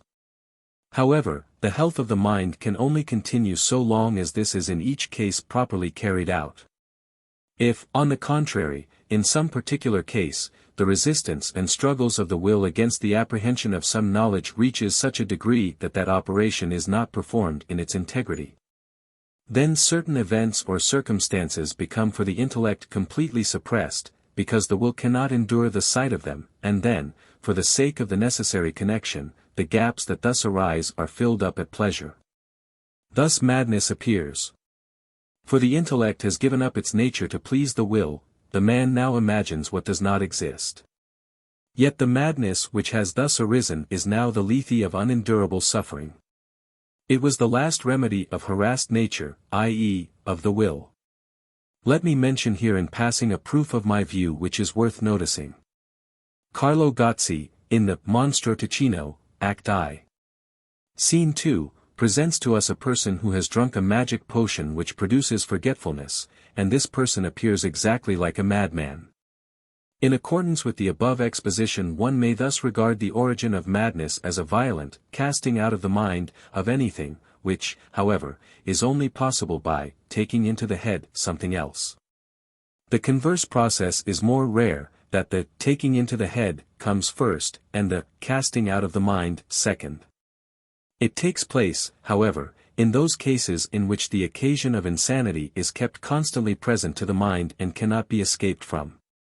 Thus, for example, in the case of many who have gone mad from love, erotomaniacs, where the occasion of their madness is constantly longed after, also in the case of madness which has resulted from the fright of some sudden horrible occurrence.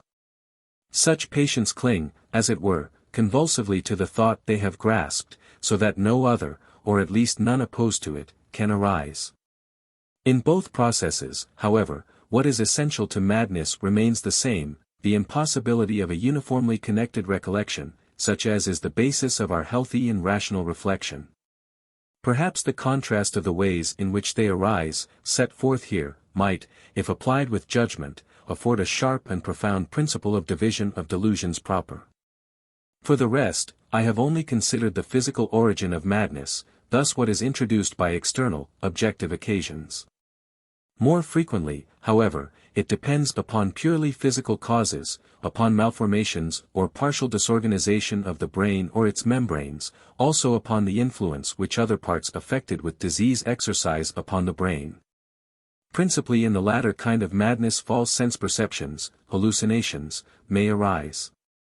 Yet the two causes of madness will generally partake of each other, particularly the psychical of the physical.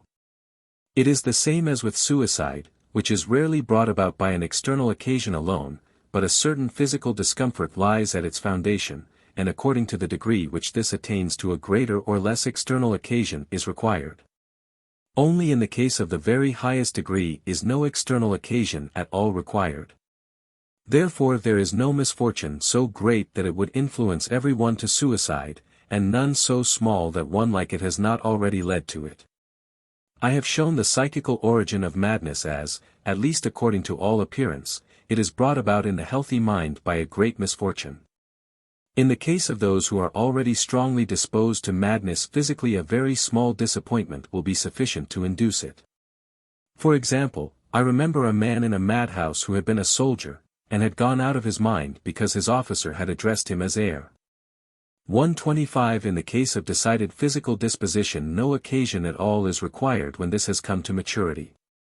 The madness which has sprung from purely psychical causes may, perhaps, by the violent perversion of the course of thought which has produced it, also introduce a kind of paralysis or other depravity of some part of the brain, which, if not soon done away with, becomes permanent. Therefore madness is only curable at first, and not after a longer time. Pinel taught that there is a mania sine delirio, frenzy without insanity. This was controverted by Esquirol, and since then much has been said for and against it. The question can only be decided empirically. But if such a state really does occur, then it is to be explained from the fact that here the will periodically entirely withdraws itself from the government and guidance of the intellect, and consequently of motives. And thus it then appears as a blind, impetuous, destructive force of nature, and accordingly manifests itself as the desire to annihilate everything that comes in its way. The will thus let loose is like the stream which has broken through the dam, the horse that has thrown his rider, or a clock out of which the regulating screws have been taken. Yet only the reason, thus reflective knowledge, is included in that suspension, not intuitive knowledge also, otherwise the will would remain entirely without guidance, and consequently the man would be immovable. But, on the contrary, the man in a frenzy apprehends objects, for he breaks out upon them, thus he has also consciousness of his present action, and afterwards remembrance of it. But he is entirely without reflection, thus without any guidance of the reason, consequently quite incapable of any consideration or regard for the present, the past, or the future. When the attack is over, and the reason has regained its command, its function is correct, because here its proper activity has not been perverted or destroyed, but only the will has found the means to withdraw itself from it entirely for a while. 33. Isolated remarks on natural beauty. This chapter is connected with section 38 of the first volume. What contributes among other things to make the sight of a beautiful landscape so exceedingly delightful is the perfect truth and consistency of nature. Certainly nature does not follow here the guidance of logic in the connection of the grounds of knowledge, of antecedents and consequences, premises and conclusions. But still it follows what is for it analogous to the law of causality in the visible connection of causes and effects. Every modification, even the slightest, which an object receives from its position, foreshortening, concealment, distance, lighting, linear and atmospheric perspective, and is, through its effect upon the eye, unerringly given and accurately taken account of. The Indian proverb, every corn of rice casts its shadow, finds here its confirmation. Therefore here everything shows itself so consistent, accurately regular, connected, and scrupulously right, here there are no evasions. If now we consider the sight of a beautiful view, merely as a brain phenomenon, it is the only one among the complicated brain phenomena which is always absolutely regular, blameless, and perfect. All the rest, especially our own mental operations, are, in form or material, affected more or less with defects or inaccuracies. From this excellence of the sight of beautiful nature, is the harmonious and thoroughly satisfying character of its impression to be explained, and also the favorable effect which it has upon our whole thought, which in its formal part thereby becomes more correctly disposed, and to a certain extent purified, for that brain phenomenon which alone is entirely faultless sets the brain in general in perfectly normal action.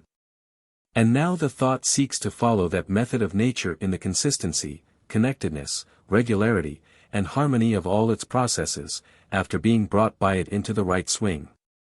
A beautiful view is therefore a cathartic of the mind, as music, according to Aristotle, is of the feeling, and in its presence one will think most correctly. That the sight of a mountain chain suddenly rising before us throws us so easily into a serious and even sublime mood may partly depend upon the fact that the form of the mountains and the outline of the chain arising from it is the only constantly permanent line of the landscape. For the mountains alone defy the decay which soon sweeps away everything else, especially our own ephemeral person. Not that at the sight of the mountain chain all this appeared distinctly in our consciousness, but an obscure feeling of it is the fundamental note of our mood. I would like to know why it is that while for the human form and countenance light from above is altogether the most advantageous, and light from below the most unfavorable, with regard to landscape nature exactly the converse holds good. Yet how aesthetic is nature! Every spot that is entirely uncultivated and wild, i.e., left free to itself, however small it may be, if only the hand of man remains absent, it decorates at once in the most tasteful manner, clothes it with plants, flowers, and shrubs, whose unforced nature, natural grace, and tasteful grouping bears witness that they have not grown up under the rod of correction of the great egoist, but that nature has here moved freely. Every neglected plant at once becomes beautiful. Upon this rests the principle of the English garden, which is as much as possible to conceal art, so that it may appear as if nature had here moved freely, for only then is it perfectly beautiful, i.e.